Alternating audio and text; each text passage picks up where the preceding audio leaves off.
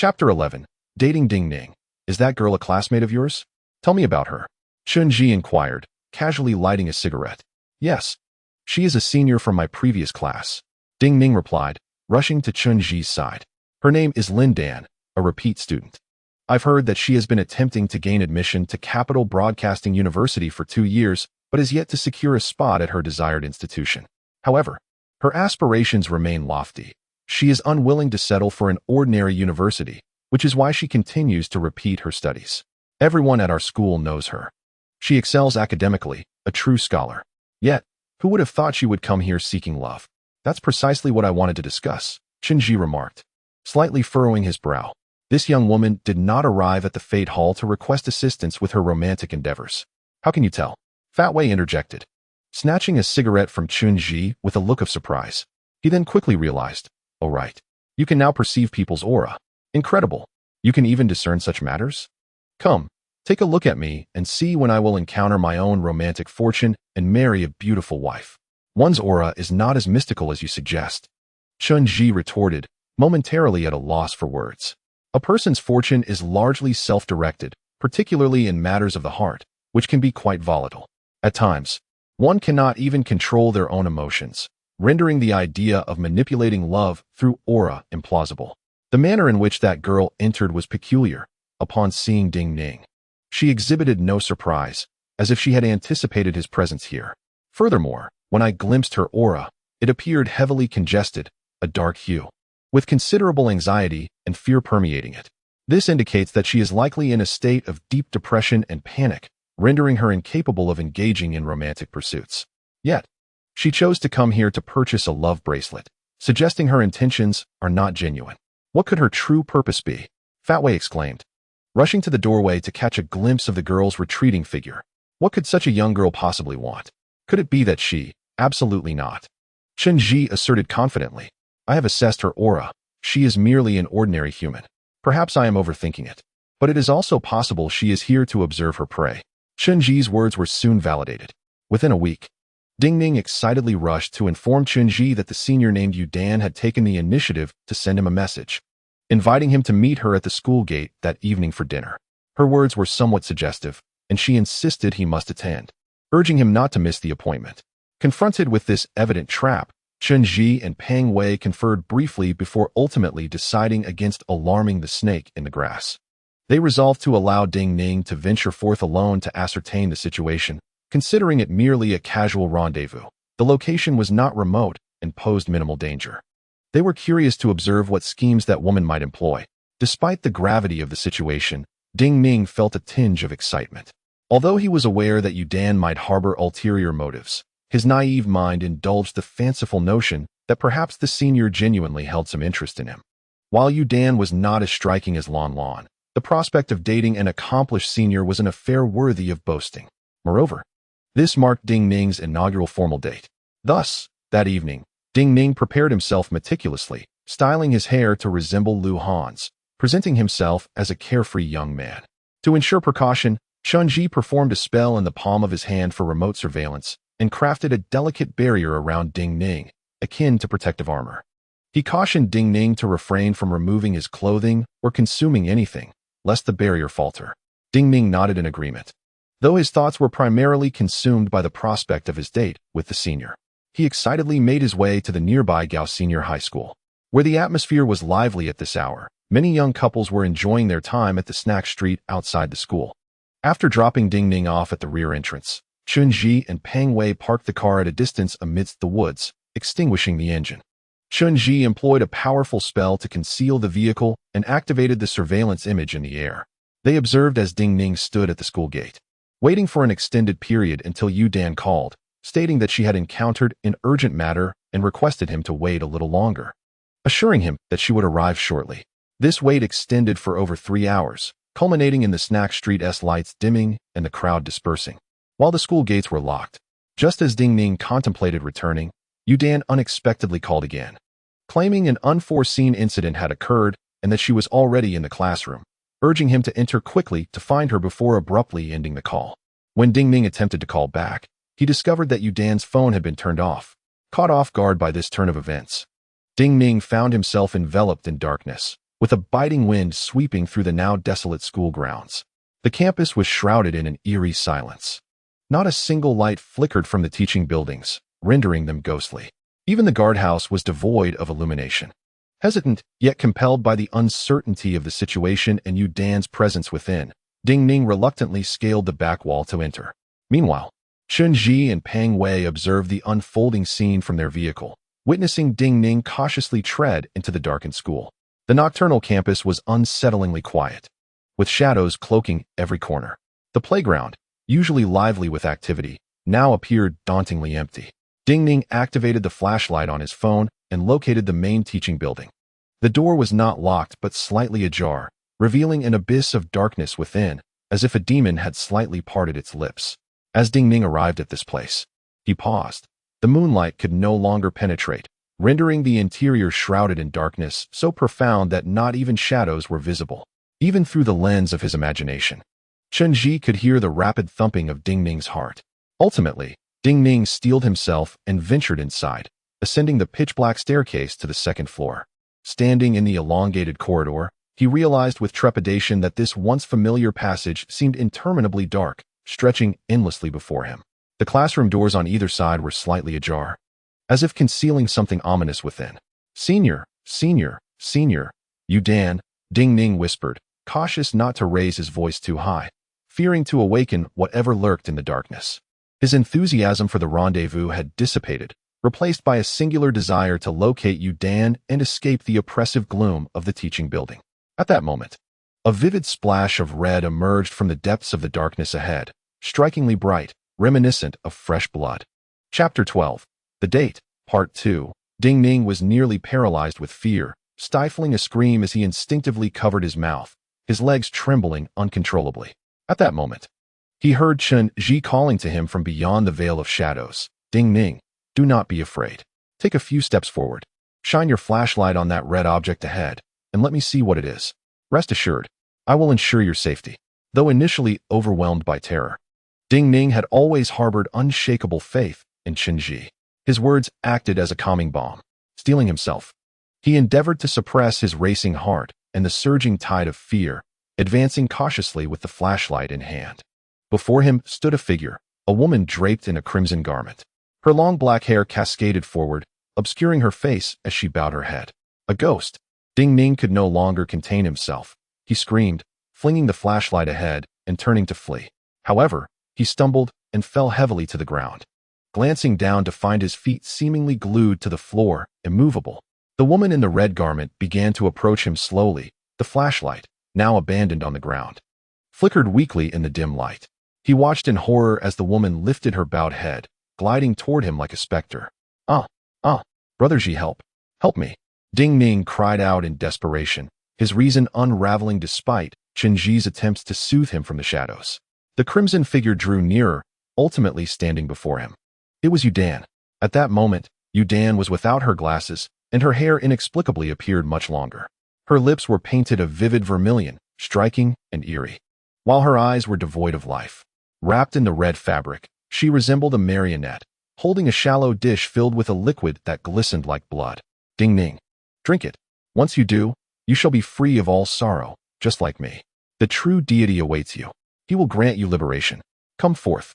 Here lies your endless amusement. Yu Dan's body swayed in an eerie manner as she gradually crouched down, extending the crimson liquid in her hand towards Ding Ning's lips, attempting to feed him.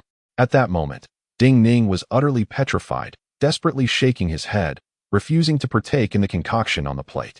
Yu Dan's strength surged at that instant. She reached out to caress Ding Ning's face, trying to force his mouth open. Suddenly, a loud crack resounded, accompanied by a burst of flames, as if Yu Dan had been struck by lightning, propelling her far away. The dish fell to the ground, splattering the bright red liquid everywhere. At that moment, a surge of energy enveloped Ding Ning, and a barrier, as exquisite as armor, materialized around him, restoring his sanity. Her spell has been broken. Ding Ning, come back. Chen shouted from outside the scene. Ding Ning heard him clearly, feeling his legs regain mobility. He immediately scrambled to his feet and began to retreat. Ding Ning, a voice, both strangely enchanting and seductive, echoed. Ding Ning's body quivered, as if thousands of insects crawled within his heart. He felt an irresistible urge to look back, drawn by the allure of something beautiful behind him.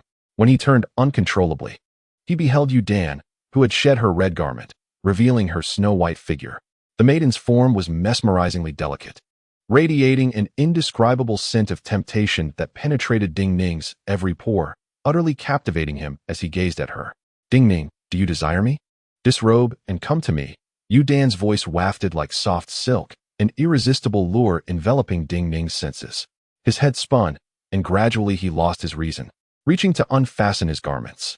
"Ding Ning, you must not remove your clothes, or my barrier will be compromised." Chen Ji's urgent shout pierced through the haze. He then commanded Pang Wei, "Hurry. He cannot hold out much longer." When Chen Ji and Pang Wei arrived at the scene with utmost haste, they found Ding Ning's upper body stripped bare, while Yudan had retrieved the vibrant liquid, prying Ding Ning's mouth open to pour it in. Ding Ning bit down fiercely, yet some of the liquid had already entered. "Break!" Chen Ji waved his hand, and a barrier propelled Yudan away, slamming her against the wall, rendering her unconscious. Chen Ji and Pang Wei rushed to assist Ding Ning, who appeared pale and grim, his teeth clenched tightly, stained crimson by the liquid. Chen Ji examined the vivid substance, inhaling its scent before turning to Pang Wei. "It's witchcraft." He silently chanted a few incantations and then blew gently onto Ding Ning's face. Ding Ning awoke as if from a deep slumber, immediately coughing and expelling the red liquid. "Cough. Brother Xiao Ji, I didn't swallow it. I kept it in my mouth." "I understand. You did well." Chen Ji patted Ding Ning's shoulder with approval, then turned to gaze at the unconscious and naked Yudan beside him. She was merely a puppet, ensnared by an enchantment woven within the school, designed to lure others in. Once one consumed this witchcraft, they would become a mere shell, eternally bound to serve the puppeteer. My heavens, the senior was truly terrifying just now. I felt as though I were overpowered by a spectral woman. Ding Ning was overwhelmed with a sense of helplessness. He had never anticipated that his first intimate encounter with a woman would manifest in such a manner. Coupled with the unsettling memories of Lan Lan, he feared that he would carry the scars of this experience for a lifetime. "Enough. Enough. You lad. Consider this a form of romantic encounter. It's far better than being entwined with a zongzi. Be grateful." Fat Wei chuckled, playfully ruffling Ding Ning's hair. "Do not fear. You are still underage. Once you come of age, I shall introduce you to the world of pleasures, and I assure you, your psychological scars will be healed." Thus, Chen Ji and Fat Wei brought the weakened Ding Ning back to the Fate Hall, along with the unconscious Yudan. After several hours of slumber in the Fate Hall, Yudan gradually awoke. When she opened her eyes and saw Chen Ji, her first instinct was to lunge at him frantically. Chen Ji gently flicked his fingers, instantly ensnaring Yudan within the enchantment. She struggled fiercely within it for some time, but ultimately succumbed to exhaustion. Then, covering her eyes with her hands, she began to sob uncontrollably. "Just kill me. I long for death. I have no way out." Chapter 13. The tempter observing that Yudan had finally calmed down, Chen Ji released the enchantment and allowed her to dress. Now devoid of aggression, Yudan was approached by Fat Wei, while Ding Ning, deeply affected by his first date, sat in the courtyard questioning his existence and reluctant to re-enter. As he watched Yudan slowly regain her composure, Chen Ji and Fat Wei began to inquire about her experiences. However, regardless of the questions posed, Yudan exhibited considerable anxiety and was uncooperative. Chen Ji decided to offer her some comfort before handing her a cup of warm water. "How did you come to wield such controlling spells? Was someone teaching you?" he asked. "Spells? What spells?" Yudan seemed perplexed by the term, her hands trembling as she clutched the teacup, her body curled against the wall. "I don't know any spells. I just want to get into university. I desperately wish to attend Capital Radio University. It has been my dream since childhood. I have worked so hard, yet I still cannot get in." Enough." Chen Ji interrupted her. "Let me rephrase my question. Tell me, what extraordinary events have transpired in your life that would cause such erratic behavior? Just now, you were clearly attempting to lure Ding Ning to the school to make him drink that red potion. Who provided you with those potions? What was your intent?" "I know nothing. I merely made a wish." After Yudan spoke, a wave of sorrow washed over her, and tears began to cascade down her cheeks. "This event transpired 6 months ago, at a time when I had just received the disheartening news of my failure in the college entrance examination. My parents urged me to enroll in an ordinary university, yet I was unwilling to concede. Since childhood, I had harbored dreams of being accepted into the Capital Radio and Television University, aspiring to become an exceptional broadcaster. However, after 2 years of attempts, I had faced rejection on both occasions, a veritable nightmare for me.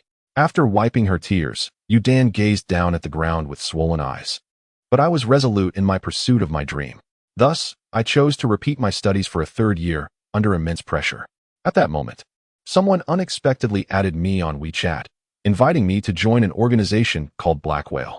This group, comprised of numerous young individuals scattered across the nation, was intriguing and vast. The person assured me that by following the directives of Black Whale, my wishes would come true. Initially, I was skeptical but felt I had nothing to lose. So I decided to participate. At first, the tasks were quite simple, such as rising early to jog, engaging in conversations with specific individuals, and forging new connections. These tasks were manageable, and I completed them one by one. As a reward, I received a delightful surprise. What kind of reward? Chen inquired eagerly. Yudan continued. Our examinations for the arts are distinct from those of other disciplines. The teacher's attitude is paramount. I have longed to join a preparatory class led by a professional instructor, who is a respected evaluator in the arts. His endorsement is crucial for my acceptance into the broadcasting university. However, he is notoriously strict, and my attempts to seek his mentorship were repeatedly declined. His private preparatory class is the aspiration of every student in this field.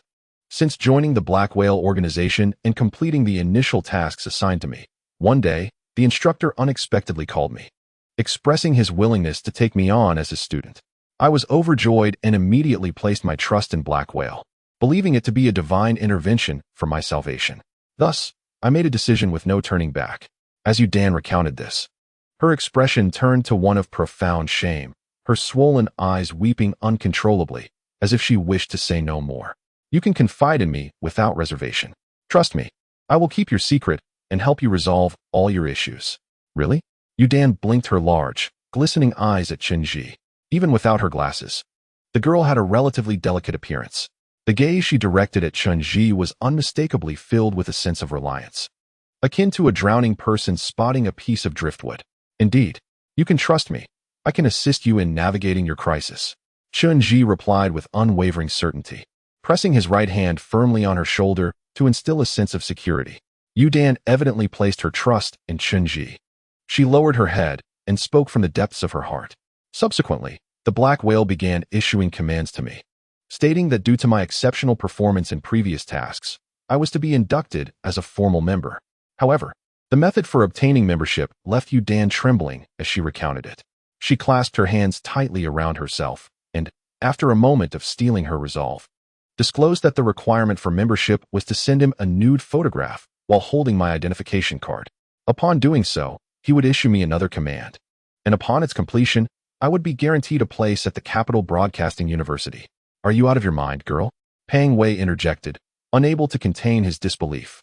Such news is broadcasted every day. It's clearly a scam. How could you fall for this? What made you believe him?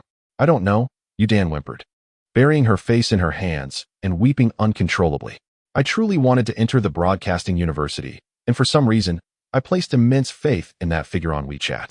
It felt as though every word he uttered was a truth, and I believed it would fulfill my desires, as he promised that all members would be protected for life. At that moment, I was utterly bewitched.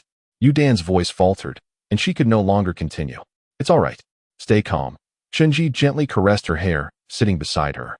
I will resolve all of this, rest assured. And then what happened? His tender gesture softened Yudan's heart, and she felt completely defenseless before him. She sensed his voice was kind and exuded a formidable strength, making him trustworthy. Unconsciously, she leaned closer to Chen and whispered tremulously in his ear. Her voice barely audible. Then I became a devil. The Black Whale commanded me to lure those boys to the school, where the objects on the ground would render them immobile. He instructed me to pour a red liquid into their mouths, and in that moment, I felt as if possessed. My strength magnified, and I was shamefully unrestrained. Yudan's face flushed crimson, and she shivered, unable to articulate further. How many have you captured, Ding Ning? Chen tactfully sidestepped the awkwardness of her confession and continued his inquiry. The 27th, Yudan sobbed in response, overwhelmed with anxiety and shame, retreating into Chen embrace as if seeking concealment from prying eyes. At first, I was terrified and consumed with guilt, so I never targeted boys I knew. But this time was different. This time, the person on WeChat specifically requested Ding Ning, so I sought him out and devised a plan to lure him. I understand. Chen comforted the trembling Yu Dan in his arms. Now, I have one question for you. Does the person on WeChat know that you have already failed? Chapter 14. Using their own tactics against them. He probably doesn't know yet. Yu Dan's body trembled nervously in Chen embrace, as if fearful of prying eyes from the outside. Each time, I would administer these liquids to the boys, who, after consuming them, would become eerily quiet, uttering not a single word and ceasing their struggles. 2 hours later, a translucent shadow would emerge, leading these boys away. A transparent shadow? Chen pondered before inquiring. Where does this shadow take them? I do not know. Yu Dan shook her head. Once the boys follow the shadow, they never return. Later, I heard that they all went missing. Are they all high school boys? Peng Wei asked from the side. Yes, Yu Dan replied, shrinking further into Chen embrace. Seemingly intimidated by Peng Wei, Chen comfortingly patted her shoulder and continued. So, your plan to capture Ding Ning has failed, and the person on WeChat is unaware, correct? Yes, Yu Dan answered softly. But every time I succeed, I have to send a message on WeChat to that person, informing them of my success. At that moment, the person would reply with an emoji, and 2 hours later, a transparent shadow would appear from outside, taking the boy away, thereby concluding my task. Understood, Chen said, exchanging a glance with Peng Wei, signaling him to pass the phone to Yu Dan. Now send a WeChat message to that person, stating that you have succeeded. Request them to come and collect the boy. Huh? Why? Yu Dan looked at Chen in surprise. Just do as I say. Trust me. I have it all under control, Chen assured her. All right. Yu Dan, now completely obedient to Chen took the phone, opened WeChat, and found an account with a Black Skull avatar named Black Whale. The Black Skull was engulfed in dark flames. Success, Yu Dan sent the message. Within seconds, the Black Skull avatar flickered to life, replying with an emoji. This will suffice. In 2 hours, the transparent shadow will appear, and the boys who drank the liquid will follow it willingly, Yu Dan said, her eyes brimming with tears as she looked at Chen I have told you everything I know. Can you truly protect me? Chen gazed at Yu Dan, his expression complex. One last question. Have you ever consumed this red liquid? I have. Yu Dan's tears fell like rain. Yet I felt nothing unusual. However, I often find myself in a state of confusion, unaware of my actions, waking up in unknown places. I no longer wish to partake in such immoral deeds. But my photo is in their possession. I must comply with their demands, or I dread to think of the consequences. Can you retrieve my photo? I wish for them to cease their torment, for I feel I am on the brink of collapse, on the verge of madness. Upon finishing, Yu Dan nervously grasped her hair.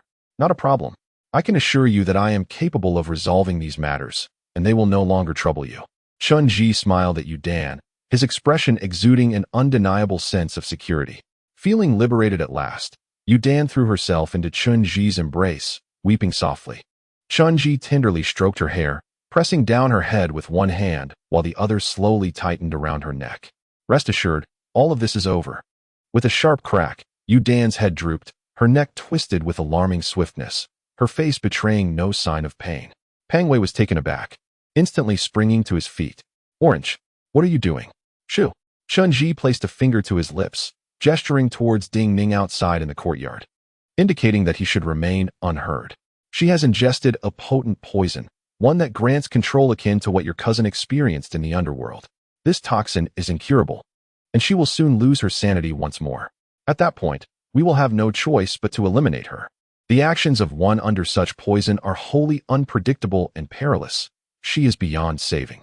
Peng Wei's face turned a ghastly pale, and he slowly lowered his head, shaking it despondently. You speak the truth. However, Orange, you have truly changed. As Chen and Peng Wei entered the courtyard, they found Ding Ning sulking alone, lamenting his unfortunate circumstances. Xiao, please don't use me as bait again. It terrified me. You cannot fathom how the senior looked. She was completely unclothed. Ding Ning's face flushed crimson at the memory, and he suddenly recalled, by the way, where is the senior? Has she not awakened yet? How is she? Oh, your senior has long since awakened, but she had no desire to see you. She has come to realize that there is no need to pursue some trivial university degree. Studying abroad is far more impressive. Therefore, She returned home early and likely will not return to school. What? She left so swiftly? In the dead of night? Ding Ning appeared incredulous, craning his neck to peer inside. At that moment, Chen restrained him. Now is not the time for such thoughts. Chen gaze turned serious as he addressed Ding Ning. Ding Ning, I have a crucial task for you. This endeavor carries some risk. But I must implore you to assist me, and refusal is not an option. Otherwise, your life may also be in jeopardy. What? What do you want me to do now? Are you planning to use me as bait again for some rendezvous? I refuse to be a pawn any longer. I am returning home. Ding Ning shook his head vigorously, ready to flee. Do not run. Pang Wei seized him as one would a small chick. You cannot evade this. It is said that one must sacrifice to gain the wolf.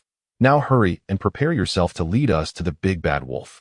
Thus, under Pang Wei's forceful coercion, Ding Ning was ushered into the house.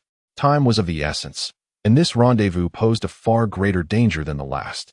Chen enveloped Ding Ning in a delicate barrier, one that was both dense and formidable, rendering it impossible for anyone to breach this protective layer and make contact with Ding Ning's body.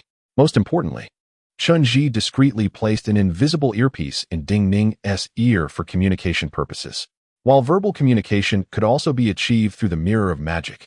The incantation was notably slow, and others nearby could overhear the conversation, which posed a significant risk.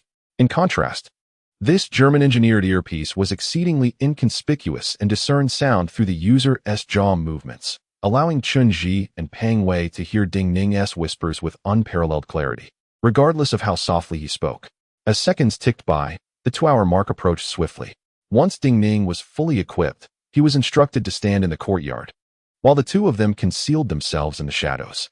Suddenly, a chilling gust of wind swept through the yard, stirring the earth beneath and plunging the temperature to frigid lows. In that moment, a translucent figure began to seep through the crevice of the courtyard door. Chapter 15. The transparent shadow. Ding Ning stood alone in the courtyard, his slender frame trembling in the icy wind, evoking a sense of pity. During the preparatory moments, Pang Wei hastily imparted to him several skills to feign ignorance, prompting him to exhibit a dazed demeanor as if under the influence of a potion, akin to the descriptions found in The Fool Next Door. Ding Ning was, of course, reluctant to comply, yet under Pang Wei's coercive persuasion, particularly after Chen solemn admonition regarding the gravity of the situation, he reluctantly acquiesced. The winter nights in northeast China were brutally cold, and the surrounding temperature continued to plummet, the biting wind lacerating his face like a knife. In the eerie silence of the courtyard, Ding Ning stood alone, sniffling as he awaited the arrival of the mysterious shadow. It would be disingenuous to claim he felt no fear. His heart raced as if it might leap from his chest. Nevertheless, he found some solace in the knowledge that Chen and Pang Wei were concealed in the grass behind him. Before long, a sinister, cold wind swept in, solidifying the earth beneath him, as dust was scattered into the air, enveloping the courtyard in an ominous gloom. As the dust settled, a hand gradually emerged from the large iron gate at the front of the yard. It was a transparent arm, devoid of bones, muscles, blood vessels, or even skin, merely a shadowy apparition stretching forth. Soon after, a transparent figure, as light as paper, began to sway through the door's opening, advancing slowly toward him. It became apparent that this was the silhouette of a boy, perhaps 16 or 17 years of age. The figure moved unsteadily, its entire form, including the face, completely transparent, rendering the features indistinguishable. Yet, an overwhelming aura of resentment emanated from this shadowy being. In that moment, Ding Ning was nearly paralyzed by fear. Initially, Chen and Pang Wei had instructed him to act a bit foolishly, a task he found challenging, but now, the need for pretense had vanished entirely. Ding Ning's veins were nearly frozen in place. Had it not been for Chen and Pang Wei behind him, he would have surely cried out and collapsed to the ground. When the shadow approached to within 2 meters of Ding Ning, it gently waved a hand as if beckoning him to follow, then turned and began to walk away. Having prepared himself mentally, Ding Ning realized what was about to unfold. So he refrained from crying out in panic, yet his calves trembled incessantly, rendering him immobile. Do not be afraid, Ding Ning. Follow him. We will be right behind you. Rest assured. Chen whispered from a few meters away in the underbrush, his voice transmitted clearly to Ding Ning's earpiece, inaudible to anyone outside. Unexpectedly, the transparent figure seemed to have heard something, suddenly turning to face them. Its previously indistinct features became startlingly clear, revealing a grotesquely contorted visage, reminiscent of a boy who had endured immense suffering, as if captured in the moment before death. His eyes rolled back, exposing a ghastly whiteness, and his mouth twisted in agony, revealing a gaping maw of crimson gums. He turned to look in the direction of Chen and Pang Wei, lunging forward with frenzied abandon, emitting a low, guttural roar. This sound was piercingly hoarse, sending a tremor through the air, chilling the surroundings even further. Had it not been for Chen protective barrier, Ding Ning would have likely been frozen in terror. Ding Ning stood there, mouth agape, devoid of any desire to scream, merely rooted in place. Chen quickly gestured for Pang Wei to be silent, then conjured a powerful spell. They held their breath in the underbrush as they watched the transparent figure lunge toward them, its distorted face unimaginably terrifying. The aura it emanated was intensely frigid. With each step it took, the ground beneath froze an inch deeper. As it reached the thicket where Chen and Pang Wei concealed themselves, it forcefully pushed aside the foliage, only to find it utterly vacant. Enraged, the transparent figure scanned its surroundings, frantically clawing at the air, yet grasping nothing. Gradually, it calmed down, and its grotesque countenance faded back to its original translucent state. The shadow turned and continued toward the gate, gesturing for Ding Ning to follow. Seeing the figure depart, Chen finally exhaled, the barrier dissipating as he and Pang Wei re-emerged from the underbrush, having successfully concealed their forms with the spell. The transparent figure was now beyond the courtyard, while Ding Ning hesitated, glancing back at Chen immediately signaled him, indicating that everything was proceeding as planned. Reluctantly, Ding Ning grimaced and steeled himself to follow the transparent figure, moving with a stiffness akin to that of an unthinking zombie, as the shadow led him onward without suspicion. Chen and Pang Wei dared not approach too closely, nor did they utter a sound. They enveloped themselves in a fierce curse barrier, trailing behind Ding Ning from a distance. Chen maintained a delicate thread of airflow connecting him to Ding Ning's essence, fearful that he might suddenly vanish. Thus, they journeyed for what felt like an eternity, traversing from the residential area to the main road, then veering towards the suburban thoroughfare, ultimately entering a secluded region. This place was indeed remote, surrounded by desolate fields where not a single resident could be found. Even the streetlights ceased to shine here. Yet, in this desolation stood a large, imposing edifice, which from afar resembled a haunted mansion shrouded in darkness. Chen recalled this abandoned building. It had once served as a school for the Korean ethnic community. However, due to its inconvenient location, most Korean children opted to attend school in the city, leading to its eventual abandonment. The school had lain in neglect for many years, with the glass in the teaching building shattered and wild grasses overtaking the ground, rendering the entire premises eerily silent and foreboding, akin to a ghostly village. As the transparent shadow approached the school gate, it suddenly flickered and vanished into thin air like a wisp of foam. Ding Ning had not anticipated arriving at this haunted place. The shadow ahead had dissipated, revealing a rusted iron gate, unlatched and ajar. He circled the entrance twice, hesitant to enter, trembling as he spoke into his earpiece. Xiaoji, I can't go in, can I? It's so dark here. What if a ghost appears? Don't worry, just step inside. Try not to speak. We will stay right behind you. Chen responded anxiously through the earpiece. It was perilous for Ding Ning to hesitate here, as it could jeopardize their entire plan. Yet, Ding Ning remained paralyzed with fear, peering inside and retracting his foot repeatedly, wavering between courage and trepidation. But I'm really scared. I don't want to go in, I want to go home. I'm afraid of ghosts. Damn it. Hurry up and get inside. Or when you come out, I'll be even scarier than a ghost. Pang Wei's voice boomed through the earpiece like thunder. Ding Ning, having been intimidated by Pang Wei previously, was startled by his booming command, which propelled him 2 steps forward into the rusted iron gate. Amidst the overgrown weeds, Ding Ning stumbled forward, navigating through the desolation of the school that had long been abandoned. The surroundings were indeed a tangle of wild grasses, the moonlight casting a mournful glow upon them. Reminiscent of the Lan Lan temple, guided by the moonlight, Ding Ning groped his way forward and finally located the main teaching building. The entrance had long since decayed, reduced to a gaping, dark void resembling the entrance to hell. When he reached this point, he hesitated once more. The moonlight could penetrate no further, and the darkness within was so profound that even shadows were swallowed. Chen could hear Ding Ning's heart pounding, and he knew that Ding Ning was engulfed in fear. Get in there now. Fat Wei let out another thunderous roar, his voice booming like thunder. Ding Ning trembled involuntarily, reluctantly taking a step forward. As he crossed the threshold, his slender form was swiftly enveloped by darkness. Xiaoji, fat brother, are you still there?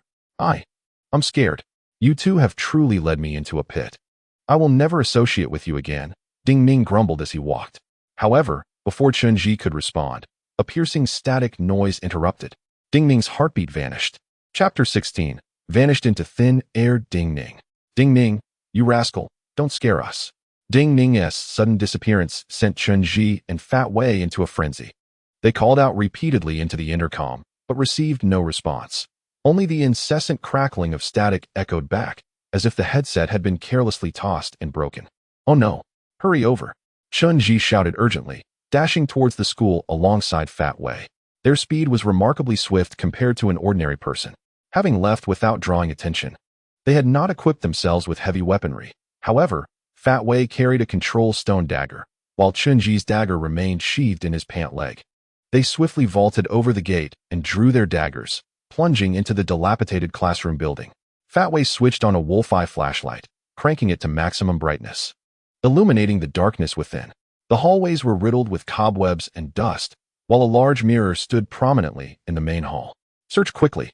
Let us split into two directions, Chen commanded, waving his hand as he and Fat Wei dashed up the stairs in opposite directions. Their extensive collaboration had fostered an instinctive synergy, and they raced through the building at incredible speed, ultimately failing to catch even a glimpse of Ding Ning. Anxiety began to set in. Beads of sweat dripped profusely from Fat Wei's forehead. What should we do? If we truly lose this kid, we will be utterly condemned. This is my fault. I shouldn't have let him take the risk. It was far too perilous, Chen murmured regretfully. Oh, spare me the useless lamentations and think of a solution, Fat Wei exclaimed, stamping his foot in frustration. This was merely a rundown school building. He could navigate its halls even with his eyes closed. Yet, where could Ding Ning have possibly gone? Fat Wei, as someone in the know, do you think there are secret passages within this school? Chen inquired. Absolutely not. Fat Wei replied with conviction. So-called secret passages are merely constructions of civil engineering. Even if they were concealed, there would be signs on the outside. This school is a sturdy, traditional building with no hidden mechanisms. Otherwise, it would have collapsed long ago. If there are no secret passages, then this religious group known as the Black Whale is indeed far more complicated than it appears, Chen remarked, closing his eyes to silently summon his energy flow. Previously, Chen had tethered the energy flow to Ding Ning's essence, but it had now been severed. Nevertheless, faint traces of the energy remained in Ding Ning's headset. Chen began to search for this delicate current, understanding it would require time. At last, the faint gust of air finally responded. They followed its direction until they stood before the grand mirror in the hall. This mirror, reminiscent of those commonly found in traditional educational buildings, served as a place for teachers and students to adjust their attire before entering school, a manifestation of the saying that one should always present themselves well. They shone their flashlight near the mirror, discovering a minuscule, needle-like invisible earpiece discarded on the floor before it. Chen picked up the earpiece and sensed the aura it emanated. Ding Ning had been abruptly seized, caught in a state of panic, unable to even cry out. Where could he have been taken in this forsaken place? Fat Wei pondered, touching the large mirror and glancing around. In such an eerie location, where could he possibly be taken? There were no exits nearby. Even if someone had been silenced and carried away, there should at least be some trace left behind. Could it be that he was truly taken by a ghost? Whether it was a ghost or not was uncertain, but the person who seized him certainly took another path. After Chen spoke, he glanced at the mirror. Under the flickering blue light of the flashlight, both his and Fat Wei's faces appeared peculiarly distorted in the grand mirror. The mirror was astonishingly pristine, akin to a still pond, while everything around it was shrouded in layers of dust. Only this mirror remained immaculate. Chen touched the surface, feeling its icy smoothness, as if it were a slab of ice. Step back a little, he instructed. Upon hearing this, Fat Wei obediently took a few steps back. I reflect upon myself. I awaken and break free. What gives rise to fire? Earth transforms to water. Chen silently recited the water-breaking incantation from memory, his hand gliding over the mirror. Suddenly, to his astonishment, His arm penetrated the mirror's surface. In that instant, a tumultuous roar erupted as the mirror shattered, releasing a torrent of water that surged forth, swiftly engulfing both Chen and Fat Wei. They struggled to maintain their balance in the water, desperately searching for an exit. However, the ferocious current offered no time for contemplation. Before they could comprehend their surroundings, they were swept into the mirror. Subsequently, their bodies hung suspended before plummeting rapidly, landing on a ground blanketed with lush grass. Fat Wei promptly executed a nimble roll, activating the flashlight to illuminate their surroundings. They found themselves still within a school. Yet this was an entirely different establishment than the one they had just left. It was another school within the mirror's reflection, where everything appeared inverted, with a complete 360-degree transformation, presenting an alternate visage. They were positioned amidst the outer grass, with the grand mirror now nestled within the thicket. The surrounding weeds had vanished, replaced by verdant foliage and exuberantly blooming flowers. Ahead stood the same teaching building, though cloaked in darkness, faint glimmers of light flickering from within. Quite strange indeed, Fat Wei exclaimed, wielding the obsidian dagger he held. He flexed his wrist, sensing that they had likely encountered yet another formidable obstacle. Is this an illusion, oranges? I'm uncertain about what lies ahead. Chen gazed ahead at the lights and remarked, since they have invited us inside, let us see whether they are human or ghostly beings. Let us proceed. With that, Chen and Pang Wei swiftly navigated through the dense grass.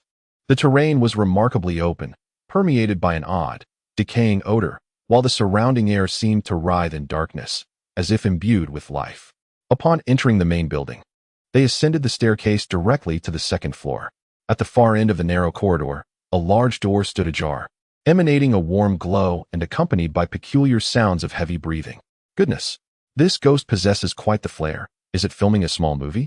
Pang Wei spat, gesturing for Chen to follow him as he forged ahead. If such an eerie scene would have frightened Chen 2 years prior.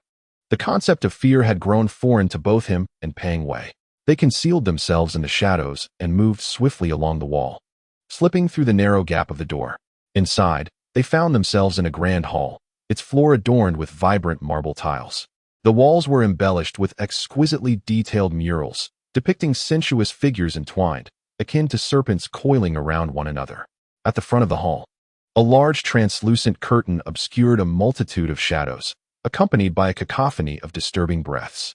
Chapter 17. The Fall of All Beings. From behind the enormous curtain, Chen and Pang Wei discerned the outlines of numerous figures, seemingly entangled in a collective embrace, producing an array of disconcerting sounds.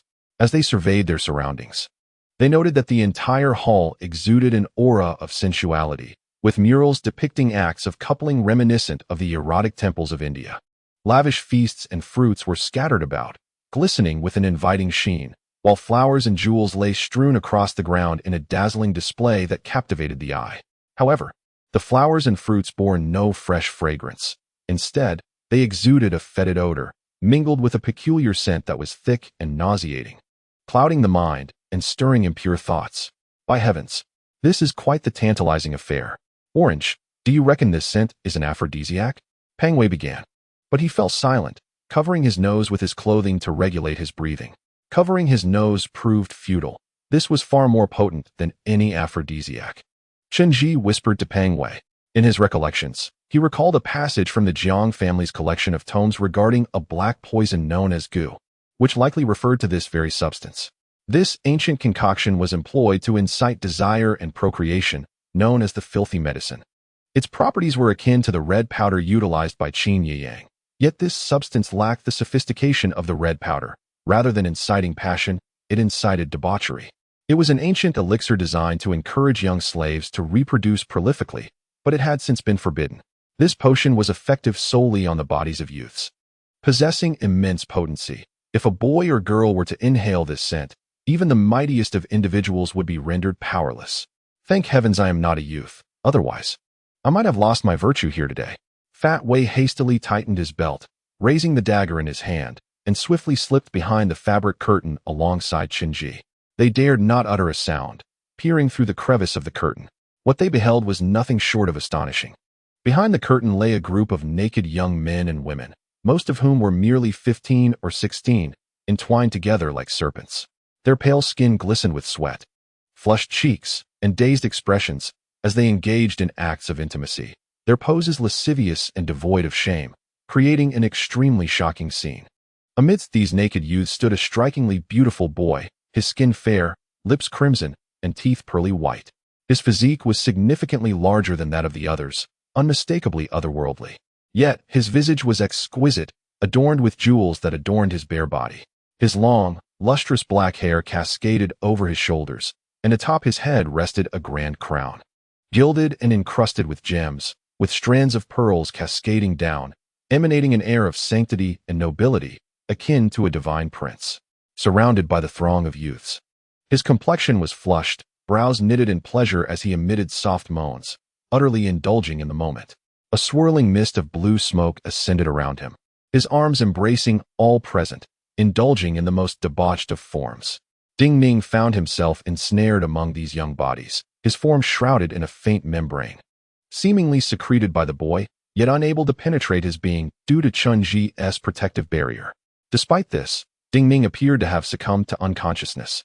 Fat Wei turned to Chen Ji, exchanging a glance that silently inquired what should be done. The situation was evidently precarious. The mass of individuals before them had clearly lost their rationality, and the larger boy at the center was undoubtedly the source of this lascivious spectacle. However, any hasty action could jeopardize Ding Ning's safety. Chen Ji signaled to Fat Wei, who promptly understood, crouching low as he crept along the wall. Meanwhile, Chen Ji traversed the curtain, advancing towards the naked youths. Enveloped in swirling smoke, they were so engrossed in their moans that none noticed Chen Ji's presence. Yet, the extraordinary boy at the center opened his eyes slightly the moment Chen Ji entered, revealing a chilling glare, a gaze unlike that of any human, nor akin to that of demigods. If one were to describe it, it resembled the eyes of a cold-blooded creature, ferocious and devoid of any emotion. With a swift motion, Chen Ji forcefully yanked the white curtain aside, the fabric falling with a loud rustle, causing the ornate beads to clatter to the ground. The entwined bodies of the naked youths were instantly startled, coiling together like snakes to hide behind the towering boy. "Forgive me for the interruption."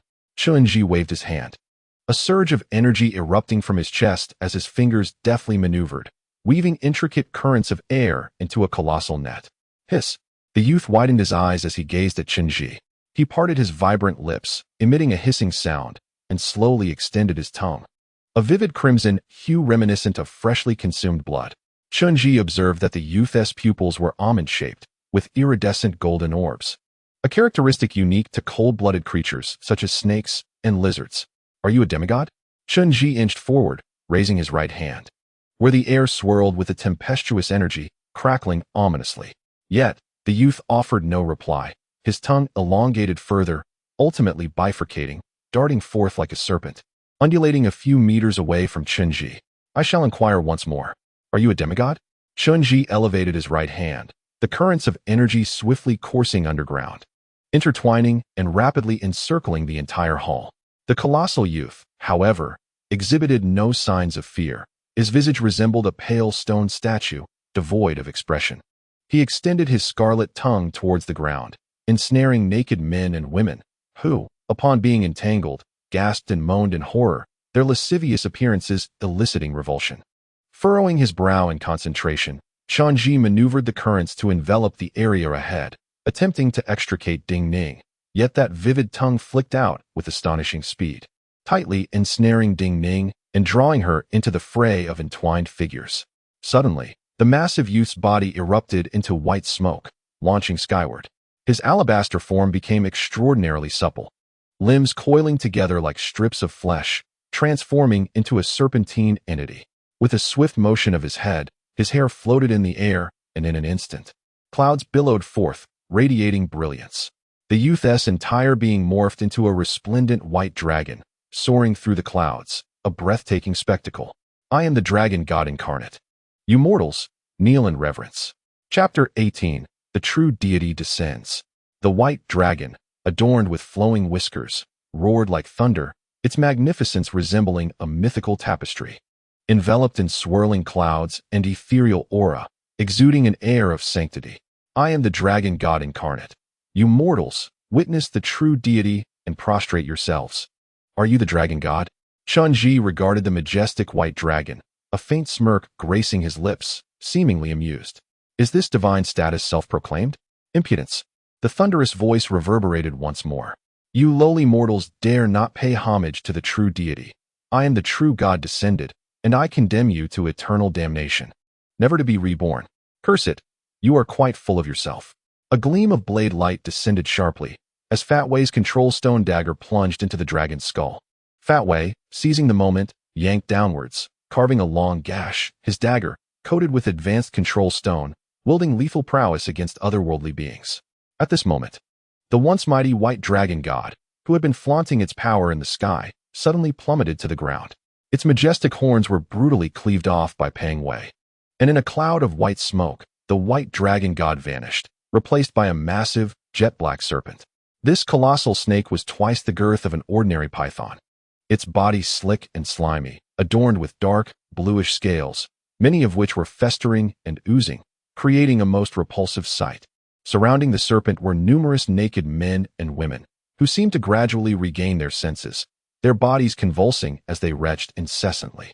Ding Ning, Chen, and Pang Wei hurried to Ding Ning's side, lifting him up.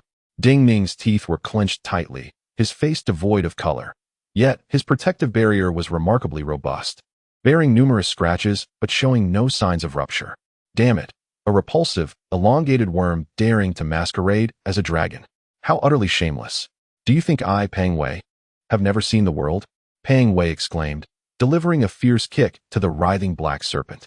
Though the serpent continued to squirm, Pang Wei seized a dagger, intending to deliver a couple of decisive strikes.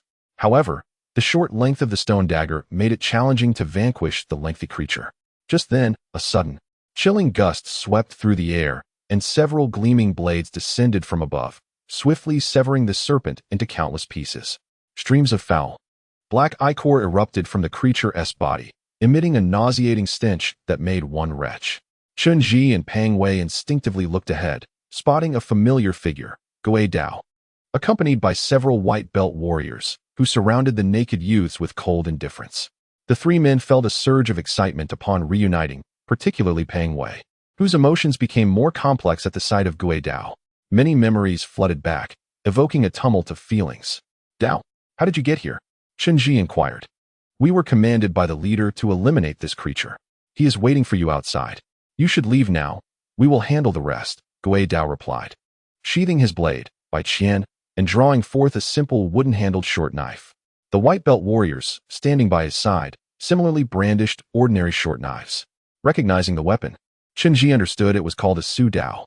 According to the organization's regulations, warriors were permitted to wield their combat knives only against foes. While they employed this type of knife against defenseless ordinary individuals, you must Chen turned to the nearly 100 young men and women on the ground, all of whom were youthful and just regaining consciousness. Some of the girls, as if awakening from a dream, gasped in shock, trying to shield their bodies. They had evidently fallen victim to a poison, as their vomit was stained with crimson. The leader has decreed they cannot be spared. Dao coldly regarded the boys and girls on the ground, his eyes betraying a hint of helplessness. All were born of parents, yet you speak of killing so casually. Your organization is utterly despicable, Fat Wei exclaimed with indignation. Noticing the warning glance from Chen, he swallowed the latter part of his sentence and turned away in silence. Let us go, Chen whispered to Fat Wei, and together they hoisted Ding Ning and made their way outside. As they stepped out of the hall, a cacophony of screams echoed from behind. The cries of young boys and girls mingled with the scent of blood, creating a dissonance that pierced the air. The warriors moved swiftly, and within mere minutes, the hall fell silent. Chen and Fat Wei did not look back as they carried Ding Ning across the lawn. Arriving at the mirror where several warriors stood guard, Chen leaned in, fully extending his body forward, and as they stepped through the mirror, they found Lord Leopard waiting outside, observing them with calmness. Long time no see, Bao Ping smiled at Chen, then turned his gaze to Fat Wei. You've returned? Yes. Fat Wei replied with a slight nod, turning his face away without further words. It is good that you have returned. There are moments in life that confound us, and it is essential to reflect on matters thoroughly. I shall seek you out in due time for a discussion, Bao Ping said to Fat Wei before turning back to Chen, who remained composed, though his brow appeared to bear a heavier weight than before. What brings you here? Chen inquired. Have you heard of anomalies in this vicinity? Close enough, Bao Ping answered with a smile. We received word of numerous youths mysteriously vanishing across various cities. Most are underage and have joined a cult known as the Black Whale, whose leader claims to be a deity. Is that so-called deity the large serpent? Chen Ji glanced back at the mirror, observing the warriors hauling away the carcass of the black snake. That is not a deity, nor even a demigod. It is likely a genetically mutated cold-blooded creature, probably aged enough to perform some rudimentary illusions, lacking both offensive capabilities and significant intelligence. It is merely a branch leader. Not the self-proclaimed supreme leader, Bao Ping replied matter-of-factly. The Black Whale organization spreads across the nation, exclusively recruiting underage boys and girls. They are growing rapidly, and I cannot allow their existence to continue. I plan to eliminate them soon, Bao Ping stated, casting a serious glance at Chen Ji with his deep gray eyes. There is something you must know. Ji Yang has betrayed us. What? Chen Ji gasped in astonishment, lifting his gaze to meet Bao Ping's deep gray eyes. Incredulous at his words. The chief warrior Ji Yang? Are you certain? Absolutely. He departed this morning, Bao Ping replied gravely, his heavy brows furrowing. Chief Chen, it is time for you to return. Chapter 19. Aftermath. The organization dispatched a substantial number of personnel to manage the aftermath of this clandestine Black Whale hideout. Following its dismantling, they commenced the daunting task of handling the bodies of the Black Serpent and the young boys and girls. This cleanup proved to be more intricate than anticipated, necessitating meticulous concealment of countless details. Every blade of grass required thorough examination to leave no trace. Naturally, the large mirror that served as the transmission conduit could not remain here. As the bodies of the youths were carried out, their once vibrant forms now appeared pale and desolate, evoking profound compassion. They were so young, akin to buds poised to bloom. Yet they withered prematurely due to a singular misstep. After a while, the Bao family's vehicle arrived. In contrast to the organization's members, the presence of the Bao family felt more amiable. Although they were also part of the underworld, their faces lacked the indifference and coldness characteristic of the organization. Appearing more human, Lao Jindo accompanied the Bao family's car. Ever since Master Bao ascended to leadership within the organization, all business responsibilities had fallen squarely on Lao Jindo's shoulders. Consequently, he found himself busier than ever, and it had been quite a while since Chen Ji last saw him. Upon reuniting with a few familiar faces, Lao Jindo was overwhelmed with emotion. Memories of the past lingered like an unshakable nightmare, entwining the hearts of all involved. The sight of Fat Wei's return brought tears to Lao Jindo's eyes. Old Jin, you're still alive. You seem quite robust, Fat Wei approached with a grin. Looking at Lao Jindo, evidently moved, grasped Fat Wei's shoulders tightly, shaking him as he exclaimed, Wei, it's just good to have you back. After that, words were scarce. Ghost Knife remained behind to oversee the cleanup, while the others boarded the Bao family's vehicle en route to the retreat pavilion. It had been ages since they last visited the retreat pavilion. The road felt both familiar and interminable. Memories of their initial arrival, when Sanzi had driven them, flooded back. Yet now Sanzi lay eternally at rest. The events that transpired were too painful to revisit, and silence enveloped the vehicle. Upon entering the courtyard of the retreat pavilion, they found the garden had undergone a complete transformation. All vibrant flowers and plants had been eradicated, reverting the overall aesthetic to a somber palette of black, white, and gray. The once lush sea of starry flowers in the backyard had been uprooted, now replaced with a vast expanse of dark gray stone slabs. Though remnants of star-like patterns still faintly lingered, perhaps a testament to the former mistress of the estate. Inside the main hall of the retreat pavilion stood an assembly of warriors. Bao Ping's status had significantly elevated, necessitating heightened security. The organization had stationed its most elite personnel by his side. In this space, Chen Ji once again encountered Asuo, the warrior he had rescued from the netherworld. Upon seeing Ji Ying, Fat Wei's fury resurfaced. His fists clenched tightly as he turned away, ignoring her presence without a greeting. Ji Ying, visibly uncomfortable, took a step back, retreating to stand in the corner with the other warriors. Upon their entrance, Asuo promptly approached them, clasping his fists together in a gesture of respect.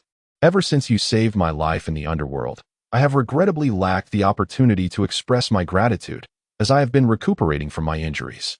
I beg your forgiveness for my apparent ingratitude, he said. After speaking, he laid his longsword flat on the ground and knelt on one knee. intending to pay his respects to Chun-ji and Pang Wei. Good heavens! Is this the etiquette of ancient times? Such formalities are no longer in vogue, Pang Wei exclaimed, rushing to assist Aso, with Chun-ji following suit to help him rise. Uncle Aso, there is no need for such formality. In our modern parlance, we say that one who roams the rivers and lakes must inevitably endure a few cuts. In our world, we must look out for one another. Who can guarantee that we will not need each other in the future? Pang Wei remarked, glancing at Ji Ying, who stood in the corner. Burning bridges benefits no one. Have you fully recovered? Chun-ji inquired with a smile, aware that Aso, due to his prolonged confinement in Fengdu City, had retained a youthful physique. However, he was of the same generation as the father of the Ghost Blade, making him an elder. Thank you for your concern, clan leader. I have completely regained my health. The organization has generously utilized precious spiritual herbs on my behalf. While my skin may not be restored, my injured tendons and bones have been healed. All thanks to your support, Aso replied hoarsely, his voice laced with gratitude. That is splendid news, Chun-ji said, taking a moment to appraise Aso.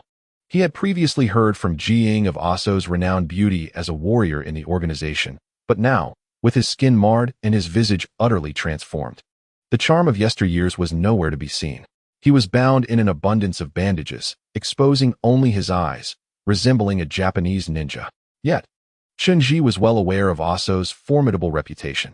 He was the only demigod red band warrior in the organization, possessing extraordinary abilities. When his magic and martial prowess were combined, he stood shoulder to shoulder with the then chief warrior, Ji Zhan, the father of the Ghost Blade. His return was undoubtedly a significant boon for the organization. Let us proceed, Bao Ping murmured, turning to ascend the stairs, with the warriors immediately following him. Aso and Ji Ying, the two red band warriors, closely guarded Bao Ping, maintaining a distance of no more than 2 meters. Upon reaching the second floor, they traversed the corridor and entered the study. The current atmosphere of the secluded pavilion was stark and desolate, devoid of any vibrant hues. The decorative items and oil paintings had been removed from the walls, and even the curtains were uniformly black and gray, resembling a military barracks.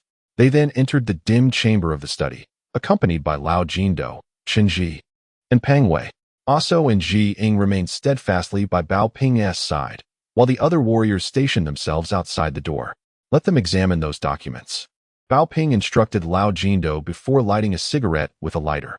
Old Jindo opened the file bag and distributed the prepared documents to everyone. It was a hefty stack of printed materials, containing an abundance of data and images, accompanied by a multitude of densely packed analytical figures, some of which were in foreign languages. Chun-ji swiftly skimmed through the information, while Fat Wei, after flipping through half, could no longer continue and tossed the materials back onto the table. These were the records of missing youths from across the nation.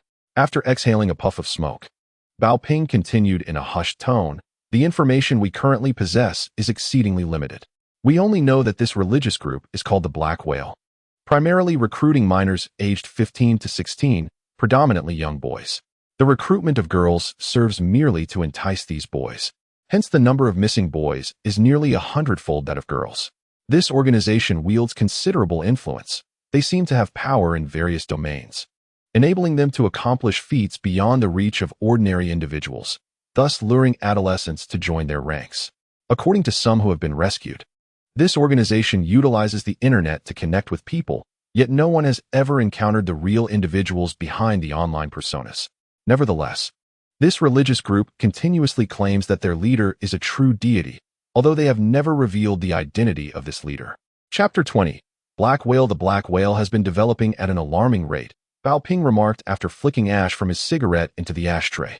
Initially, we presumed that the Black Whale was merely a private group for adolescents to vent their youthful emotions, but we soon realized it was far more complex.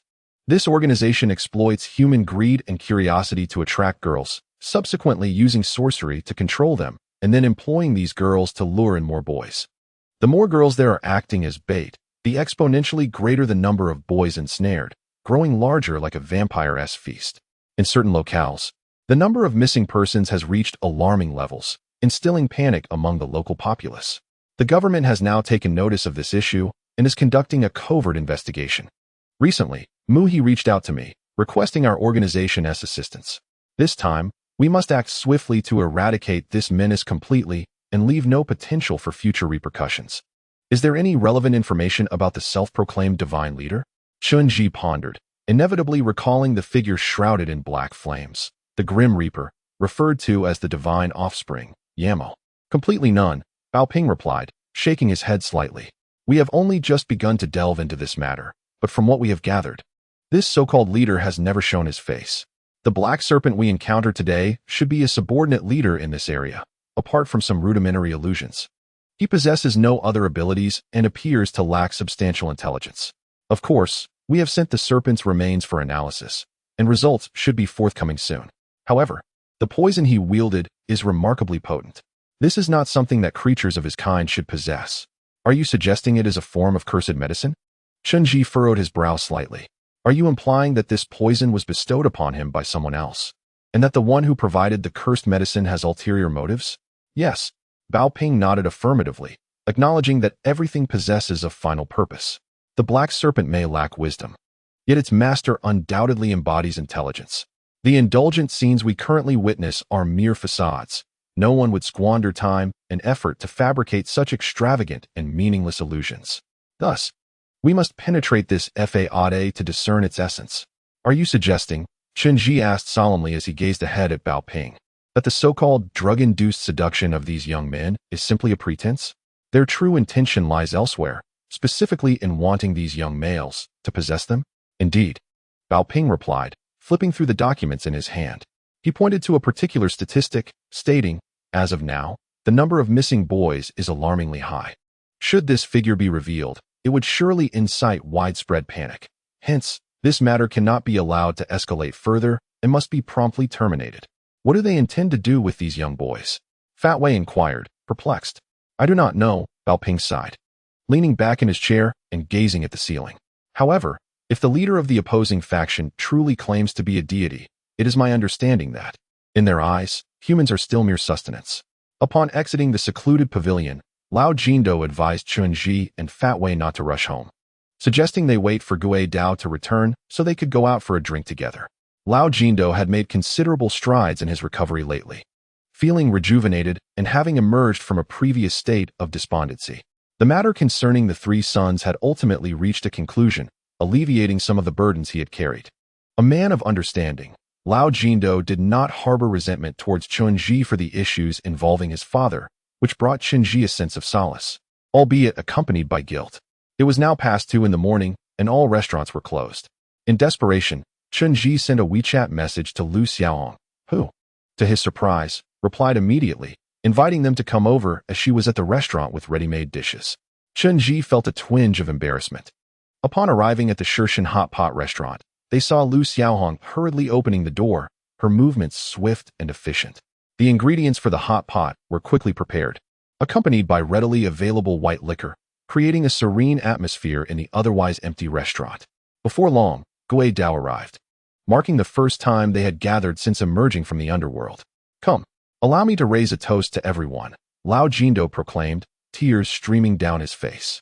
The fact that we can still come together warrants a celebration. With that, he lifted his cup and downed the liquor without uttering another word. Others were similarly moved, joining in to drink. Initially, the group was quiet, simply consuming food and drink, but soon Lao Jindo began to inquire about Fat Wei's future plans. Wei Zi, what are your intentions moving forward? If I may suggest, you should stick with us. The leopard will surely not treat you poorly. Furthermore, I have heard about your cousin's situation. I advise you not to overthink it. We who traverse this world must not draw clear lines between grievances and favors, for it can lead to self-inflicted suffering. Old Jindo has truly aged. After uttering these words, tears cascaded down his face. Everyone understood that what he truly wished to express was about Sanzi, his biological son, whose life was tragically cut short before they could even meet. Old Jean, please refrain from this display. Why do you weep incessantly like an old woman? Who would believe you're from the underworld? Fat Wei's eyes were also reddened as he poured liquor for old Jindo. I comprehend all the rationale you've articulated. If I hadn't sought clarity, would I have returned? Furthermore, vengeance belongs to the one wronged. The order to kill my cousin was given by the old leader, who has since perished. Where am I to seek retribution? Am I to unearth him from his grave? Your words are crystal clear, Wei. Old Jindo, with tears in his eyes, replied. Life is indeed bitter. At times, Individuals are powerless to steer their own fates.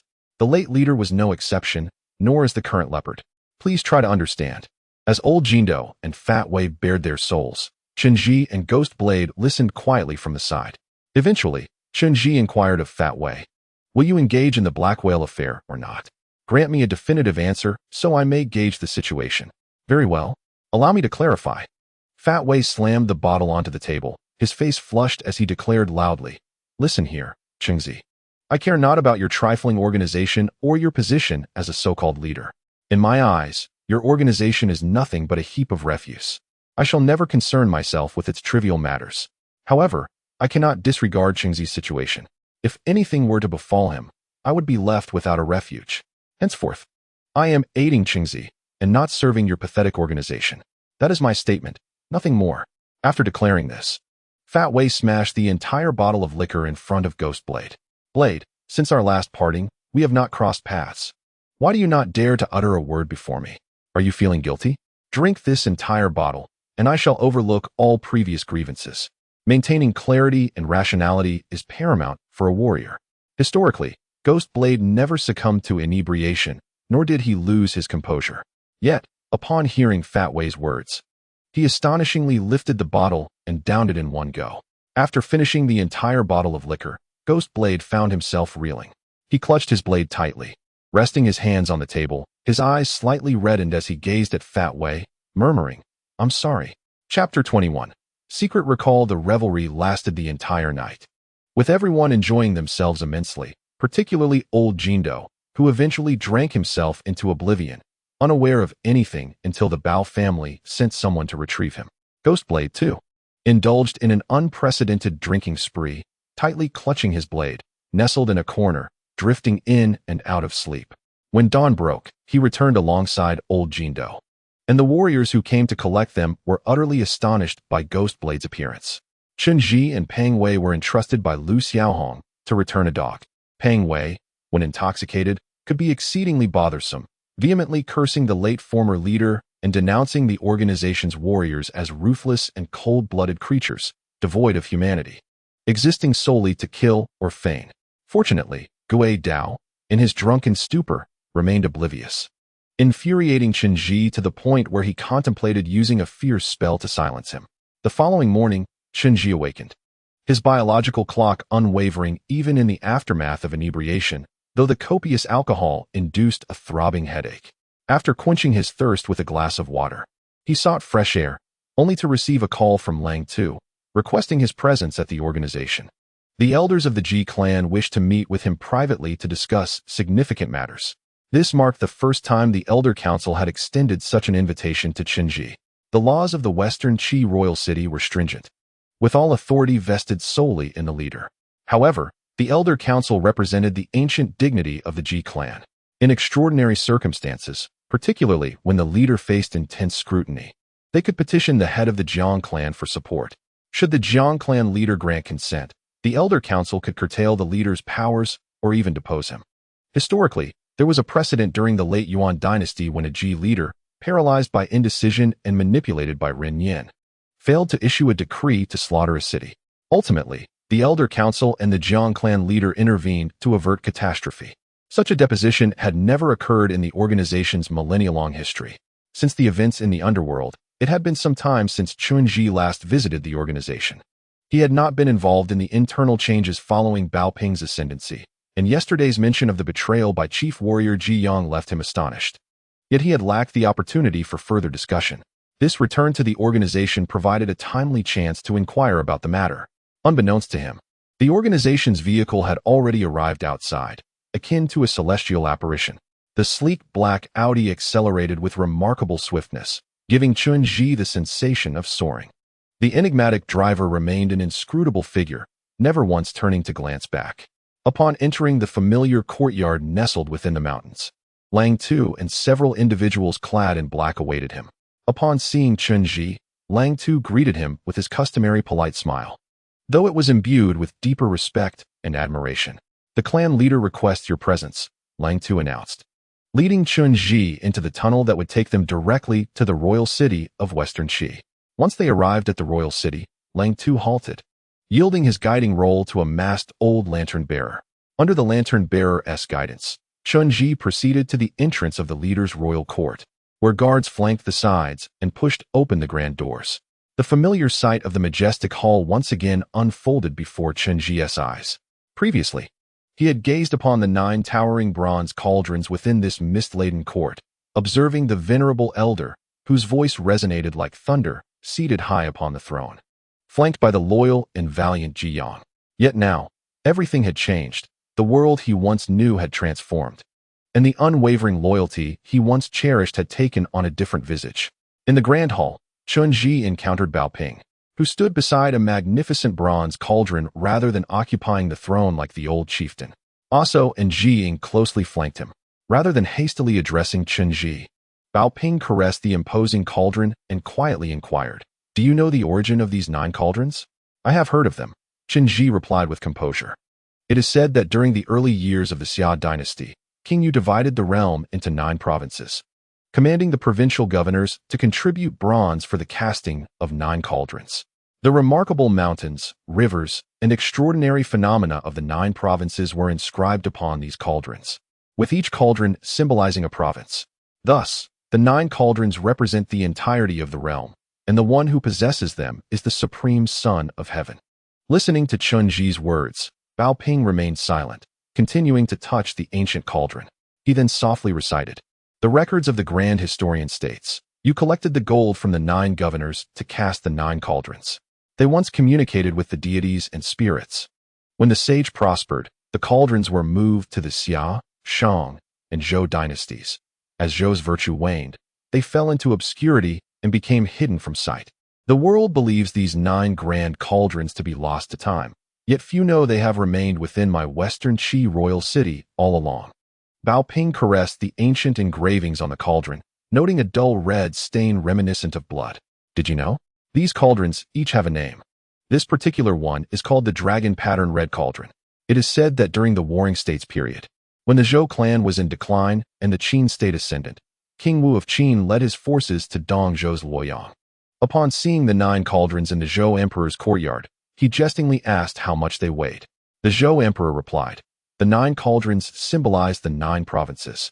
The weight of the realm is equal to the weight of the cauldrons." Believing himself immensely strong, King Wu declared that if he could lift the 9 cauldrons, the Zhou emperor should abdicate to him. However, upon attempting to lift the cauldron, he fractured his kneecap, becoming pinned beneath the dragon pattern red cauldron, and that night, he bled to death. Subsequently, the Zhou emperor commanded the Ji clan to kneel before the dragon pattern red cauldron publicly, declaring that the bloodstain should remain, a warning to all traitors. Thereafter, various states believed that the Zhou clan's fate was not yet fulfilled, and for a time, they refrained from incursions. After recounting the tale, Bao Ping gazed at the dark red stain. "My adoptive father recounted this story to me repeatedly since childhood, and I always believed it to be true. It was only after perusing the Ji clan's confidential records that I learned King Wu of Qin did not perish after insulting the cauldrons. Rather, the Ji clan dispatched assassins to eliminate him that very night. In my youth, I often watched my adoptive father seated upon the throne, perceiving him as exalted, powerful, and unafraid. Yet now I sense the weight of his responsibilities.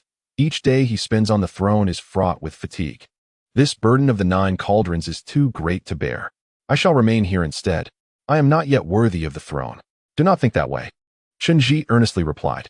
"Since the old chieftain has entrusted this position to you, he believes you will perform as admirably as he has, if not better." He then glanced ahead and inquired, "Did the council summon me today regarding Jiyang?" "Indeed." Bao Ping's eyes, deep as an abyss, turned toward Chen Jiyang publicly insulted me and left the organization without my consent. I consider this an act of treachery. I have decreed the punishment of Jiyang. First, remove Jiyang from the Ji family lineage, strip him of his surname, and revoke his status as a samurai, casting him out like the former Fu Yi Wanda. Second, the crime of betrayal is unforgivable. I have commanded a lifelong pursuit of him until his death. Exile. Not only will he lose the title of samurai, but his very surname as well. From henceforth, his honor will be utterly tarnished, a humiliation more unbearable than death for a samurai. Chen spoke calmly, his gaze fixed on Bao Ping's eyes. "Indeed, that is my command," Bao Ping replied with unwavering conviction, his voice devoid of hesitation. Understood, Chen nodded slightly. Therefore, due to Ji Yang's unique status, the Elder Council cannot accept this decree, yet they cannot alter your decision, hence they summoned me, correct? You have guessed rightly. Bao Ping smiled faintly. Enter now and listen to what they have to say.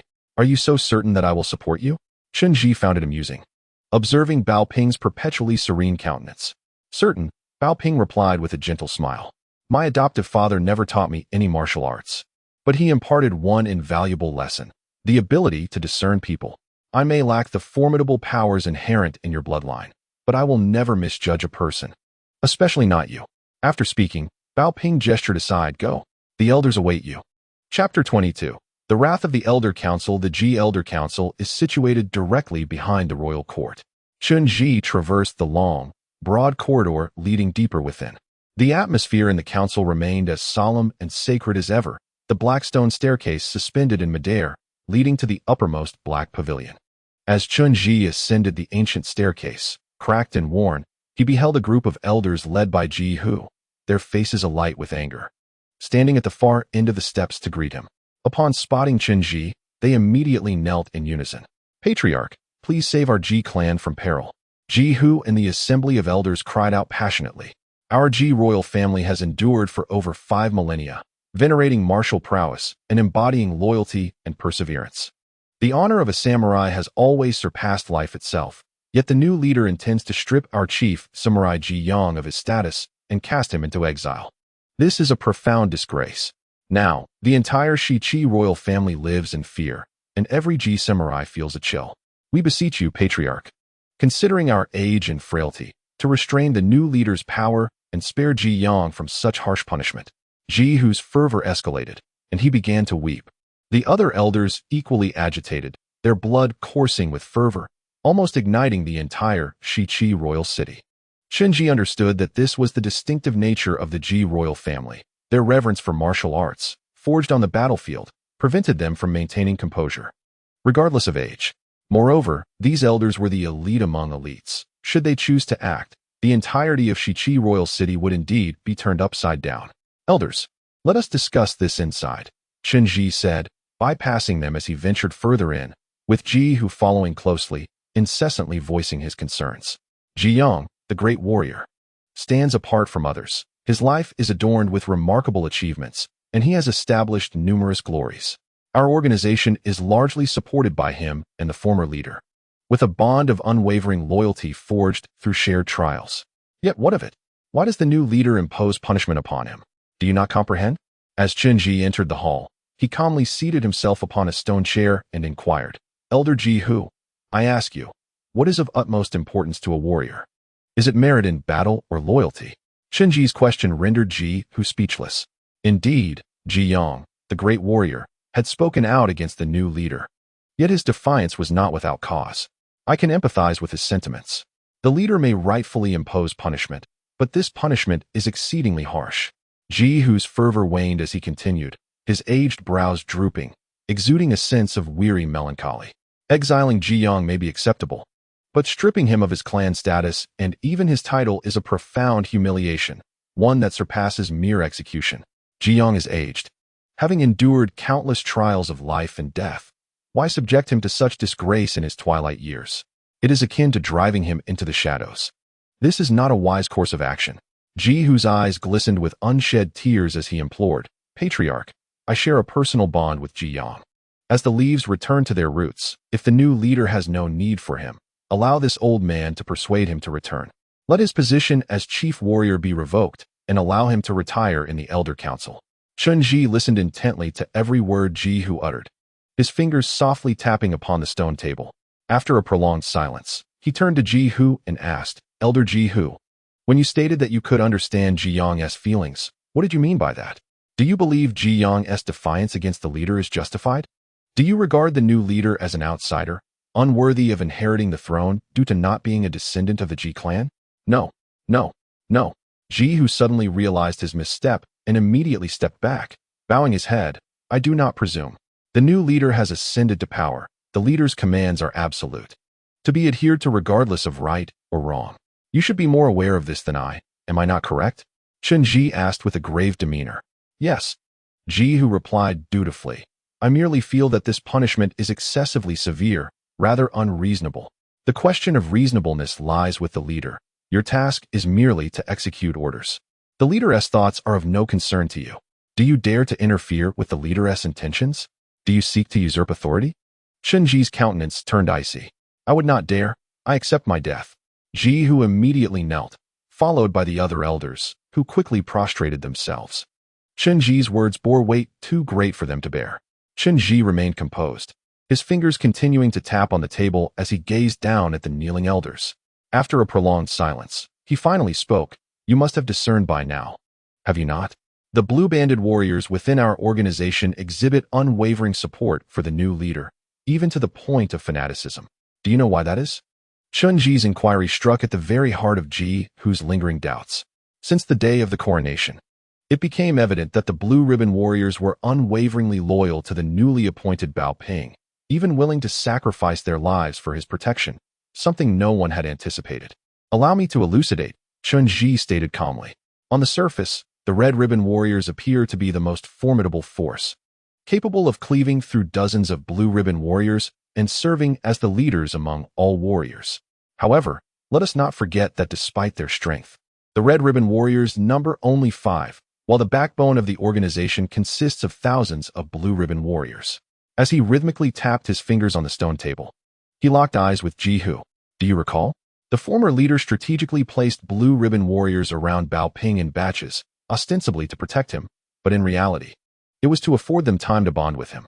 This seemingly inconspicuous approach, although appearing innocuous, harbored profound intricacies. I have observed that the individuals dispatched from the blue-ribbon warriors varied each time, effectively allowing them to rotate their interactions with Bao Ping. And all of them were elites within their ranks, commanding great respect among their peers. Throughout Bao Ping's years of undertaking missions for the organization, these blue-ribbon warriors have shared in his trials and tribulations, enduring life and death together, their bonds forged in the crucible of battle. A camaraderie that no amount of money could ever buy. Do you believe that if there were an attempt to dethrone Bao Ping, these blue-ribbon warriors would rather be shattered than fail to protect him? They would stand resolute, undaunted even in the face of the red-ribbon warriors. Or even against you. Ji-hu and the other elders knelt on the ground, captivated by Chen Ji's words, their expressions reflecting a dawning realization. Now do you comprehend? The former leader had long intended to bequeath the throne to his adopted son, a fate that was sealed over a decade ago. Chen Ji continued, gazing at the elders. As for why the former leader chose an outsider to inherit his position, I believe the reasons are clear. The times have changed. We no longer live in an era where brute force reigns supreme. The role of the organization's leader demands not just martial prowess or magical ability, but a visionary spirit and strategic acumen, qualities that Bao Ping undeniably possesses. Moreover, the organization has revered the Ji bloodline for millennia, which has engendered significant skepticism among the outsider warriors, particularly given the bloody lessons learned from past betrayals, such as that of Fu Yi and his son during the last collective rebellion. Bao Ping's ascension as an outsider undoubtedly offers a new glimmer of hope to these warriors, demonstrating that the selection process within the organization is equitable, allowing all, regardless of their origins, to aspire for greatness. This is vital for maintaining balance within the organization and ensuring its future. Elder Ji-hu, I have laid bare all that you dared not voice. It is time to relinquish your hopes. Bao Ping's ascension has long been predetermined, and you lack the means to unseat him. Indeed, the pallor of Ji-hu's face indicated a stark shift. His fervor had dissipated. Chen Ji's incisive words had thoroughly exposed the underlying discontent that had long plagued him, dismantling his fervent obsession. At this moment, Chen Ji rose to his feet, casting a stern glance at Ji-hu beneath him. He addressed the elder with gravitas, stating, Elder Ji-hu, harbor no further doubts regarding the new leader. The words you spoke today shall remain unmentioned by me, yet should there be a recurrence, I shall interpret your skepticism as disloyalty to the leader and will execute you for treason. Do not forget, the organization's unyielding laws show no mercy. The subordinate, feeling dim-witted, acknowledged, the chief's words have awakened me from my ignorance. I shall no longer entertain narrow-minded thoughts. Please forgive my transgressions. Ji-hu's hands rested upon the ground, having utterly surrendered this time. Chapter 23. The astute Grand Sorcerer. Upon exiting the Elder Council, Chen discovered that Bao Ping had already departed from the royal court. It seemed that Bao Ping possessed considerable confidence in him, not even waiting for Chen to emerge and inquire about the outcome. After leaving the royal court, Chen first returned to the grand ancestral hall of the Jiang clan to take a look. Important spirit stones were safeguarded there, protected by seals established by the ancestors of the Jiang family, making it impervious to external forces and exceedingly secure. Meanwhile, some loose spirit stones were kept close at hand by Chen. The Grand Sorcerer and I led numerous divine sorcerers, diligently chanting incantations within the grand ancestral hall. The infant-like barrier shimmered atop the hall's tower, and everything appeared as tranquil as ever. Upon seeing Chen arrival, the Grand Sorcerer was filled with excitement. "Chief, you have returned. During your absence, I have faithfully safeguarded the Jiang family's barrier, constantly concerned for your safety. For days, I have been in agony, unaware of your whereabouts." Enough, Chen interrupted. Ever since his resounding victory in the underworld, his status within the organization had soared, and in the hearts of the sorcerers, he had become a figure akin to a deity. The Grand Sorcerer and I now regarded Chen as one would a superstar, becoming increasingly effusive and overly sentimental in speech. Chen quickly waved his hand to silence him, inquiring, "Have you accomplished what I instructed?" "Indeed," the Grand Sorcerer promptly replied, eager to please. "You possess remarkable foresight, Chief." On the eve of the new leader's enthronement ceremony, the old warriors in the Elder Council indeed plotted to alter the names inscribed on the stone screen. Following your command, I immediately led the chief sorcerers to encircle that stone screen with spells, vigilantly monitoring the situation within. The old warriors found themselves at a loss, yet I sensed. The Grand Sorcerer continued, his robe's bells trembling slightly, as he covered his mouth with his dirty nails and whispered into Chen ear. "I have perceived discontent among many in the Western Qi royal city regarding the new leader, believing him to be an ordinary human unworthy of inheriting the old leader's throne. I too share this sentiment. Our Western Qi royal city boasts an abundance of talent, and the Ji and Jiang families possess noble and ancient bloodlines. How can a mere outsider preside over such matters? It is truly absurd. In recent days, the servant has devised a plan. As soon as you, the clan leader, give the command."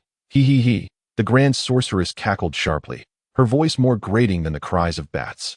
"Just a word from you, and I can unleash the dark and sinister sorcery to drain the blood and flesh from Bao Ping's body, skin him alive, and transform him into a mere hollow shell. We could manipulate him, allowing the entire organization to fall into the hands of the Jiang clan." He. Manipulate Bao Ping? Chen observed the Grand Sorceress's self-satisfied demeanor, feeling a mix of amusement and disbelief. "Skin him alive? Do you truly possess such confidence?" "Of course I do."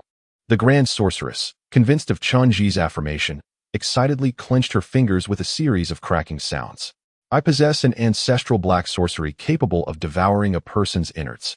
Tonight, I can release the centipedes. They will gradually approach Bao Ping, consuming his insides until he is utterly oblivious to his demise. When the centipedes nest and lay eggs within him, Bao Ping will become a mere shell of a man, and then we shall claim him." "Impressive, Anaya." Chen lifted his gaze to the Grand Sorceress, surprised by her intricate thoughts. "You flatter me," the Grand Sorceress Anaya replied proudly. "It is but my duty." "Is it?" Chen expression abruptly shifted. "Have you ever contemplated employing such methods against me?" "No, absolutely not. I would never dare." The Grand Sorceress Anaya, as if exposed, immediately knelt down. At that moment, Chen abruptly rose, glaring at the Grand Sorceress. "Anaya, do you dare to conspire against the leader? Do you wish for death?" "I would never dare. I would never dare." The Grand Sorceress bowed repeatedly, her bells jingling incessantly. Chen approached her and whispered in her ear, "Anaya, let me impart a truth to you, and engrave it in your mind. If this were not the Great Law Temple, and if the Jiang clan's protective barrier were not in place, your words would have already drifted away on the wind. Your life would have long ceased to exist. Do you think you are the only one capable of eavesdropping? Never underestimate the new leader's abilities. From this moment forth, you are forbidden to utter such words again, or even entertain such thoughts. Otherwise, I shall strip your skin. Yes, I would never dare. I shall never dare again." I spoke recklessly. The Grand Sorceress Anaya trembled with fear, bowing repeatedly in atonement. "Enough, rise." Chen waved his hand and resumed his seat. "Do you recognize this poison?" Chen produced a small glass vial from his robes, containing a vividly red and viscous substance. Ah, this is a foul drug, the lowest form of vile medicine, the Grand Sorceress exclaimed in astonishment, delicately pinching the small glass vial with her long nails to inspect it closely. As far as I know, this despicable drug is a form of foul sorcery used by the ancient gods to induce servitude in others. It is utterly contemptible, treating humans as mere livestock, and its origins are sinister and abhorrent, devoid of humanity. Even the gods disdain it. It was subsequently sealed by the great Buddhist monks and buried within the sacred stupa of Buddhism, never to be unearthed again. How could it have resurfaced in this world? Are you certain that he is sealed within the pagoda? Chen inquired. I am certain, the Great Witch replied with unwavering conviction. My ancestors were fortunate enough to participate in the ritual of entombing the foul elixir, which has been meticulously documented. This event is renowned in the annals of our illustrious history. During the prosperous era of the Tang dynasty, when Buddhism had just begun to flourish in the Central Plains, the great monk Xuanzang embarked on a pilgrimage to acquire the true scriptures, and the sacred relics of Buddhism returned to Tang soil. It was a time of great reverence for the Dharma, yet it coincided with a scandalous affair within the Buddhist community that has echoed through the ages. At that time, Xuanzang had a distinguished disciple named Bianji. He became a monk at the tender age of 15, possessing a profound understanding of Buddhist teachings, remarkable talent, and strikingly handsome features. Xuanzang held high hopes for him, intending to pass on his legacy. However, to Xuanzang's dismay, Bianji became embroiled in a scandalous liaison with the beloved daughter of Emperor Gaozong, Princess Gaoyang. This illicit affair quickly became public knowledge, and the scandal spread like wildfire, drawing derision from all corners of the empire.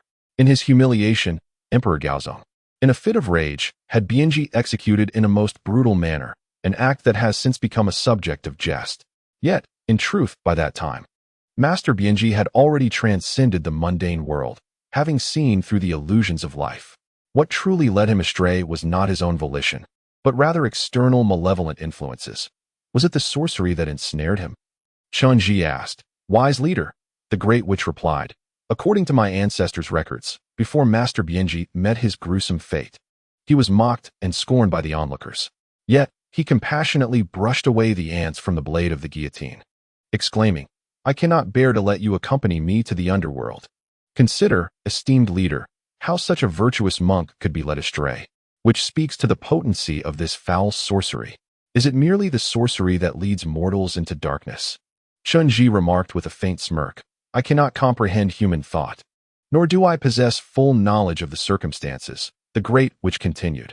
However, as recorded by my ancestors, upon learning of the execution of his beloved disciple, Master Xuanzang was plunged into despair.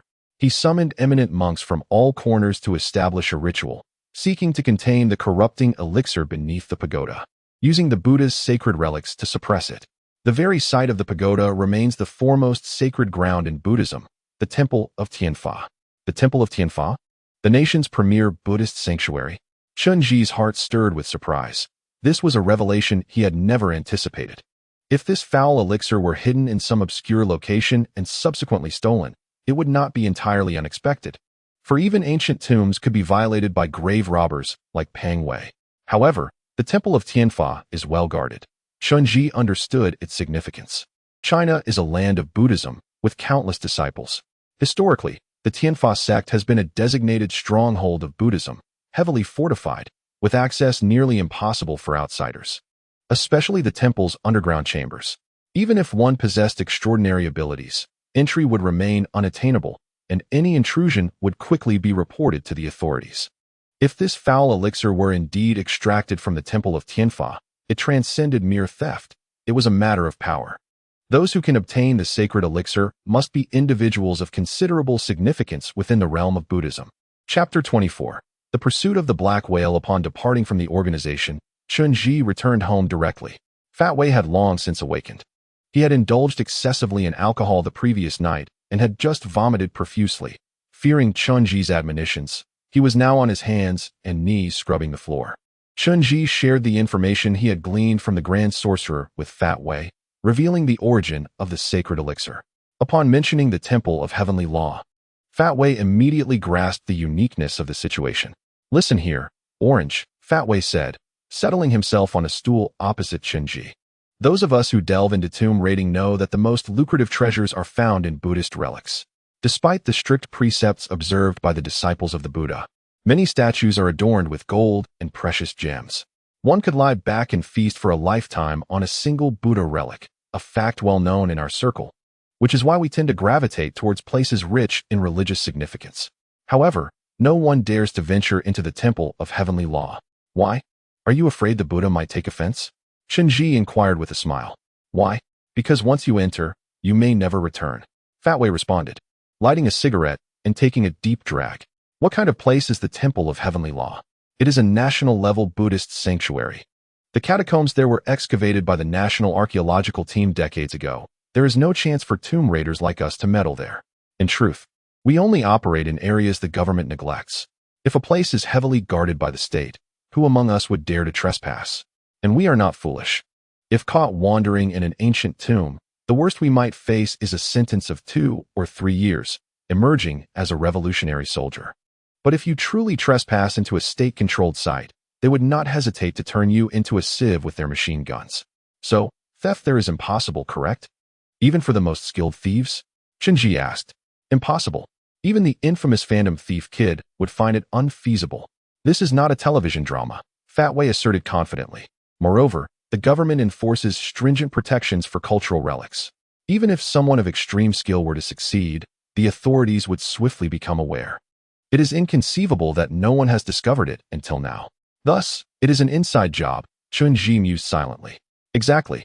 Fatway concurred enthusiastically. This is undoubtedly a case of corruption among the Buddhist disciples, pilfering from the catacombs. Furthermore, the individual behind this insider theft must hold a significant position. As far as I know, those capable of accessing the Temple of Heavenly Law's catacombs are certainly not insignificant figures within the Buddhist community. I understand, Chenji nodded thoughtfully.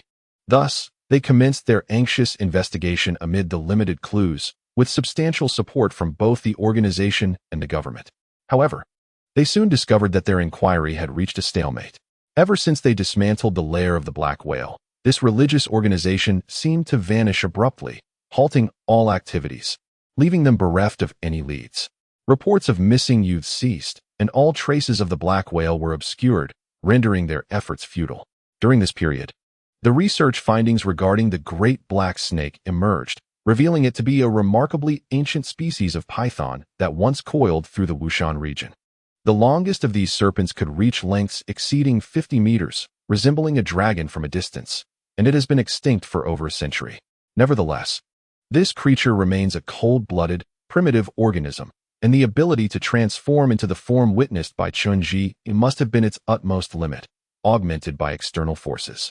Among the Research Institute's documentation was a laboratory report concerning Ding Ning. Analysis of Ding Ning's blood and adipose tissue indicated no discernible differences from that of an ordinary human. However, his fat contained a rare acidic substance that emitted a faint yet distinctive scent, imperceptible to the average human nose. This likely aligns with what the half-god Suanio Shizi Jiandi described, identifying Ding Ning as possessing a flesh that enticed demigods, thus making him an exceptional bait for their kind. Yet for 2 entire months, there were no leads in the pursuit of the Black Whale. The government grew increasingly anxious, and Bao Ping made several calls, his tone revealing an unwavering determination to succeed in this endeavor, vowing never to relent. Chenji also attempted to connect with the Black Skeleton via WeChat, but was unable to pass the friend verification process. Since then, the account had remained dormant, seemingly abandoned. Just as everyone felt at an impasse, reports of missing boys resurfaced. However, this time, the number of missing females was minimal, and they were no longer underage girls, but strikingly beautiful young women. Chenji realized that the Black Whale could no longer contain its urgency, seemingly driven by a necessity to continuously procure a substantial number of boys. The previous miscalculation on the part of the Black Whale lay in the inadequacy of the seducers.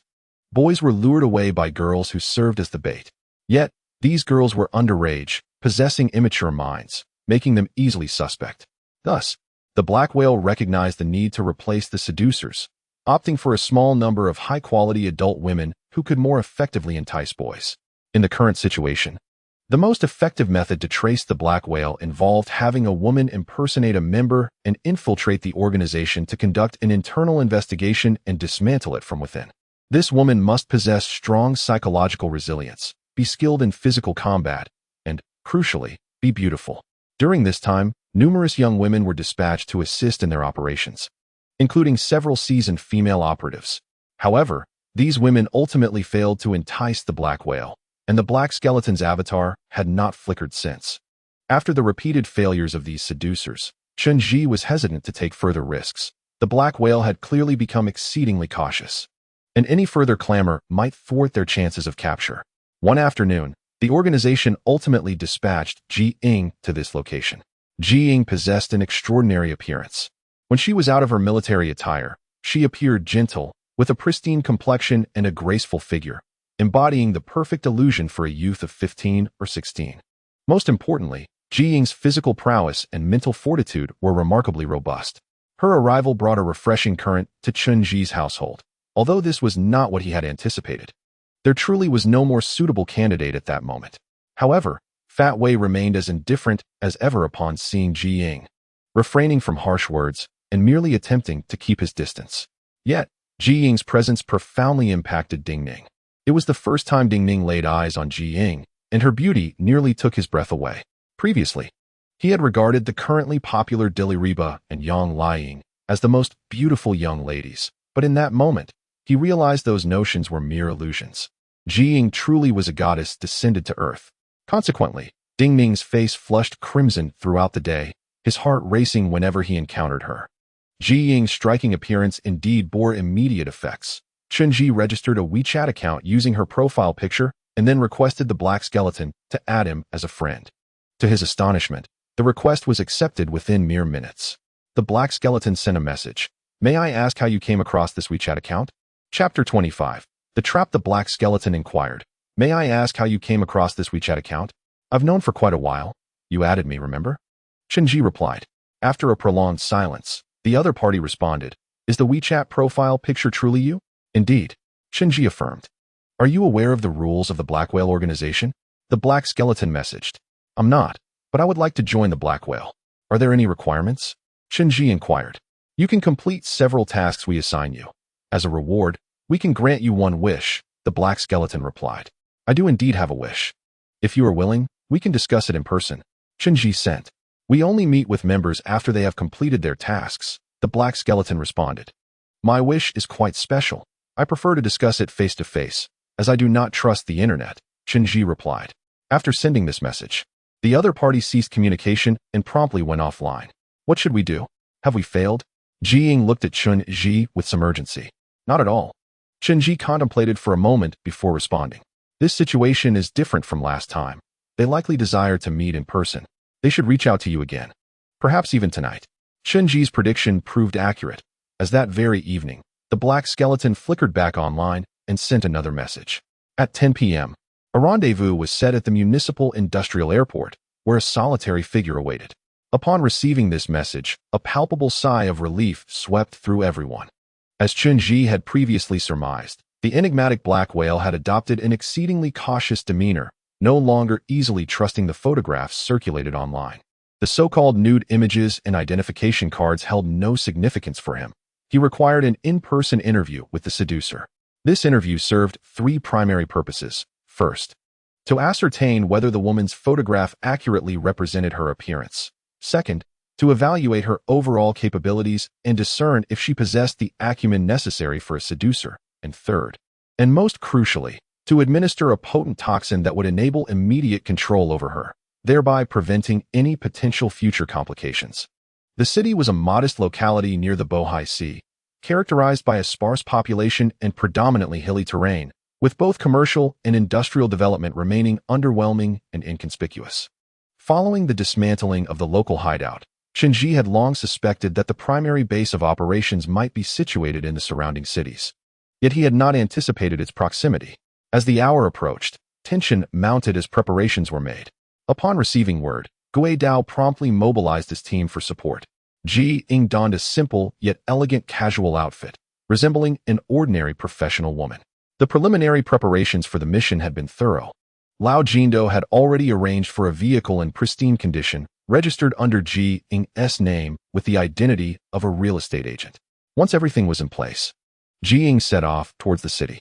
Chen Ji and Fat Wei trailed behind, cautious not to follow too closely, navigating a winding route in pursuit of Ji Ying's vehicle. Chen Ji predicted that Black Whale would be exceptionally vigilant, unlikely to reveal himself easily in public. Although the meeting was scheduled at the industrial airport, he was certain that the location would be altered, possibly multiple times, as a common counter-surveillance tactic frequently employed by kidnappers when collecting ransom. Should the individual delivering the money be followed by law enforcement, they would likely become exhausted and ultimately lose the trail. Indeed, the industrial airport served merely as a FAAD.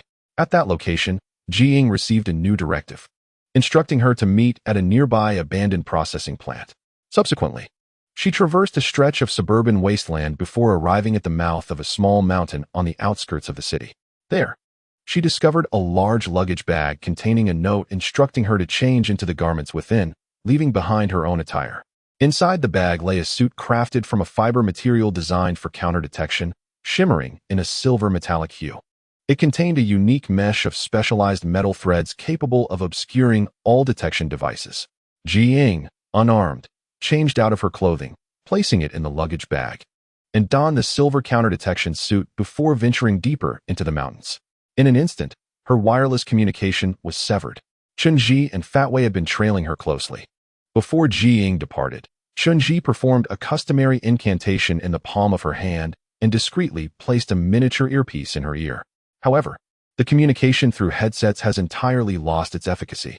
Yet, Chen Ji's illusionary technique remains effective. Chen Ji and Pang Wei, positioned at a considerable distance, observe the images within the illusion as they follow Ji Ying slowly.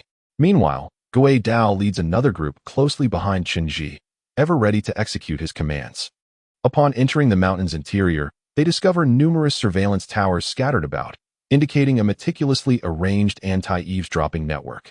Once inside, Chen Ji and Gui Dao's teams would become disconnected. Dividing forces within the mountain is a grave misstep. To mitigate any potential risks, Chen Ji instructs Gui Dao's team to remain outside the detection network, prepared to apprehend any escapees, executing immediate retribution against any resistors. Thus, Chen Ji and Pang Wei leave their vehicle outside the mountain and cast a fierce curse barrier to conceal their movements, proceeding into the mountain while tailing Ji Ying. Ji Ying traverses at a leisurely pace, deliberately adopting the guise of an ordinary woman, stumbling through the mountainous terrain. The warriors, having undergone extensive training, possess exceptional skills in disguise. Ji Ying conceals all traces of her lethal aura, presenting herself as seemingly more fragile than an average woman. Soon, Ji Ying arrives at her destination, a naturally formed cave deep within the small mountain. This cave, a dry cavern, has been refined and appears to serve as a base. Hesitating at the entrance, Ji Ying displays the fear characteristic of an ordinary woman before stepping inside. The darkness envelopes her, rendering visibility non-existent. After a short distance, the path becomes indiscernible. Yet, from the depths of the cave, a faint light emerges. An electronically synthesized voice resonates throughout the cavern, urging her to proceed. Upon receiving the directive, Ji Ying advances further. After traversing several hundred meters, the light intensifies, revealing a stark white chamber. It turns out to be a hall adorned with metal panels. At its center sits a grand sofa, and directly ahead is an enormous electronic screen, capturing myriad angles of the very path Ji Ying had just traversed. Fortuitously, Gui Dao and his team had not followed her, or else their presence would have been laid bare. "My, you are even more beautiful than in the photographs," an electronically synthesized voice emanates from the surrounding rock walls, accompanied by slight static, as the electrical currents begin to reveal a discernible pattern. Ji Ying's ears twitch as she follows the subtle currents to locate the source of the voice. Chapter 26. The Capture, Part 2. Chen Ji and Pang Wei stealthily approach the cave's entrance, possessing great confidence in Ji Ying's abilities, knowing she can safeguard herself. To avoid alarming their target, they conceal themselves within the grass outside the cave. Shielded by the fierce curse barrier, even the surveillance systems are oblivious to their presence. Chen Ji notes that while the arrangements within the mountain are indeed stringent, they predominantly consist of high-tech apparatus, devoid of any traces of sorcery. This implies that those orchestrating events here are merely a band of ordinary humans. Chen Ji and Pang Wei observed Ji Ying's situation in the dimly lit room. Ji Ying sat nervously on the sofa at the center of the hall, exuding the aura of a panicked, ordinary woman. However, Chen Ji perceived the subtle movements of her eyes, darting around as she surveyed her surroundings. Her ears twitched incessantly, a distinctive trait of warriors, honing their auditory reconnaissance skills. She was attuned to the electric hum, seeking the location of the hidden presence. In this modest town, the presence of a beauty like you is truly unexpected. How is it? Does your daily work feel tedious? Do you crave some excitement? That electronic voice clearly belonged to a man, tinged with a hint of lewdness as he chattered upon witnessing Ji Ying's demeanor. My dear, you mentioned that your wish is particularly special and not meant for the digital realm. Might you share it with me now? What is your desire? Should you choose to join Black Whale, I can assist in fulfilling any wish you have. Can you come out? I wish to speak with you face to face. This place makes me uncomfortable, and I fear my secrets may be exposed. Ji Ying timidly expressed, her voice laced with trepidation. I apologize, but we operate solely through instruments here. There are no staff on site. Rest assured, Black Whale will safeguard all your personal information. Please, tell me your wish. Any request is welcome, came the synthetic voice in response. I still prefer not to converse with machines. I just want to meet in person. If you refuse to come out, I shall take my leave, Ji Ying declared as she stood up. Wait. The electronic voice hesitated slightly before falling silent. In the ensuing minutes, the synthetic voice ceased, and Ji Ying could no longer detect the source of the electric current. She began to pace around the hall, feigning an intention to depart. After a while, the electronic voice reemerged. I can come out to meet you, but I have one stipulation. You must first drink our holy water. Fear not, this water is harmless. It is merely a rite that all members of Black Whale must undergo. Upon completion of the announcement, a small opening suddenly appeared in the rock wall beside Ji Ying, and a metallic platform emerged, bearing a transparent glass filled with a vividly red liquid. Ji Ying approached, lifting the glass to inspect its contents. Must I truly consume this? I am uncertain of what it is. Can we not discuss it in person before I drink? No, the electronic voice responded, resolute this time. Drinking this beverage is a prerequisite for joining Black Whale. Are you truly unable to come out now? I wish to see you, Ji Ying inquired again, seemingly not grasping the situation, as she turned to walk away in a particular direction. No, the rules of Black Whale cannot be altered. The synthetic voice rang out once more, the static revealing its position entirely. What if I insist on meeting you? Ji Ying suddenly smiled, a glimmer of determination in her eyes, and then leapt into the air. Ji Ying moved with astonishing speed, leaping into the air like a bolt of lightning, only to descend with the force of a thunderclap. Her right arm struck the opposing rock wall with tremendous force, causing it to crumble and disintegrate instantaneously, sending shards of stone cascading down. Behind the wall lay a hidden chamber, modest in size, only a few dozen square meters. Within stood a short, rotund man of dubious appearance, adorned with thick black-framed glasses and clad in a metallic work uniform, a headset perched upon his head. He had been conversing with Ji Ying moments prior. Behind him, an array of instruments filled the space, along with a central control console where several technicians were seated, their screens displaying the scene from the main hall. Behind them lay a concealed door, presumably leading to a secret passage, guarded by several men in black, each wielding a firearm. The sudden emergence of Ji Ying startled them all, prompting the technicians to flee in a frenzy towards the dark door. The men in black immediately raised their weapons, unleashing a barrage of gunfire upon Ji Ying, bullets raining down like a torrential storm, transforming the cave into a chaotic battleground. Yet, Ji Ying had long since vacated her position. The gunfire failed to catch even a glimpse of her shadow. Amidst the cacophony of shouts, the men in black found themselves incapacitated, their bodies crashing against the walls, their weapons sent flying.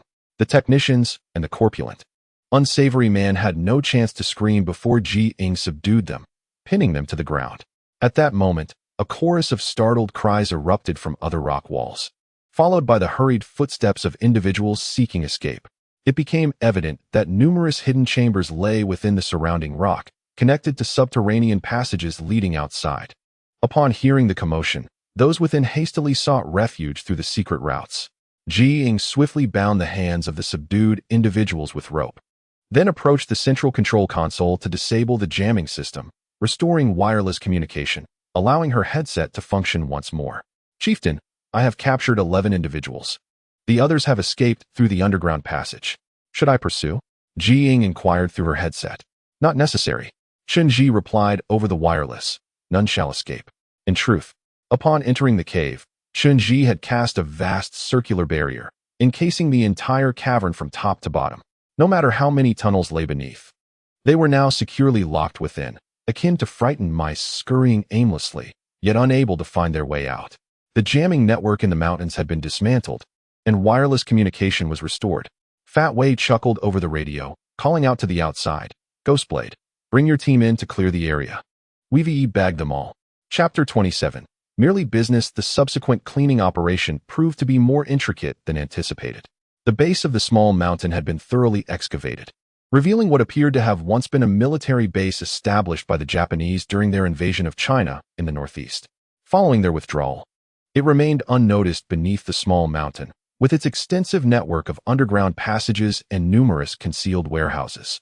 Over time, these individuals had somehow repurposed the site, transforming it into the secret stronghold of the Black Whale.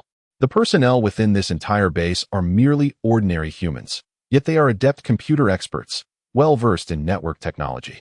Their responsibility lies in enticing young girls to join their ranks online, remotely commanding them to execute tasks, and luring boys aged 15 or 16.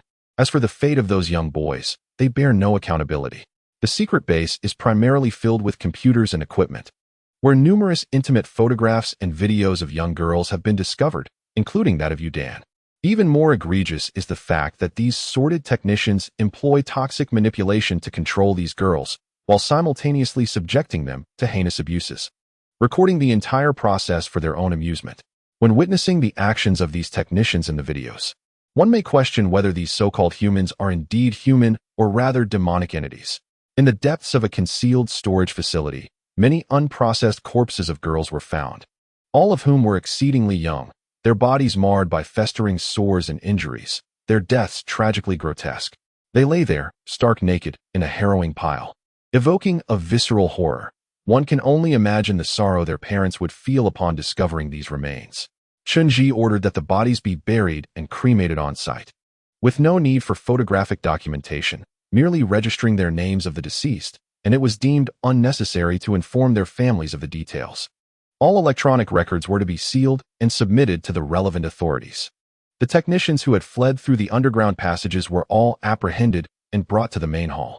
These individuals were hackers of considerable skill, capable of breaching state-secret websites to extract classified intelligence. Their leader was a corpulent, lecherous man clad in dark glasses. This man, appearing to be in his 40s, was overweight and reeked of stale sweat. His balding head glistened with oil.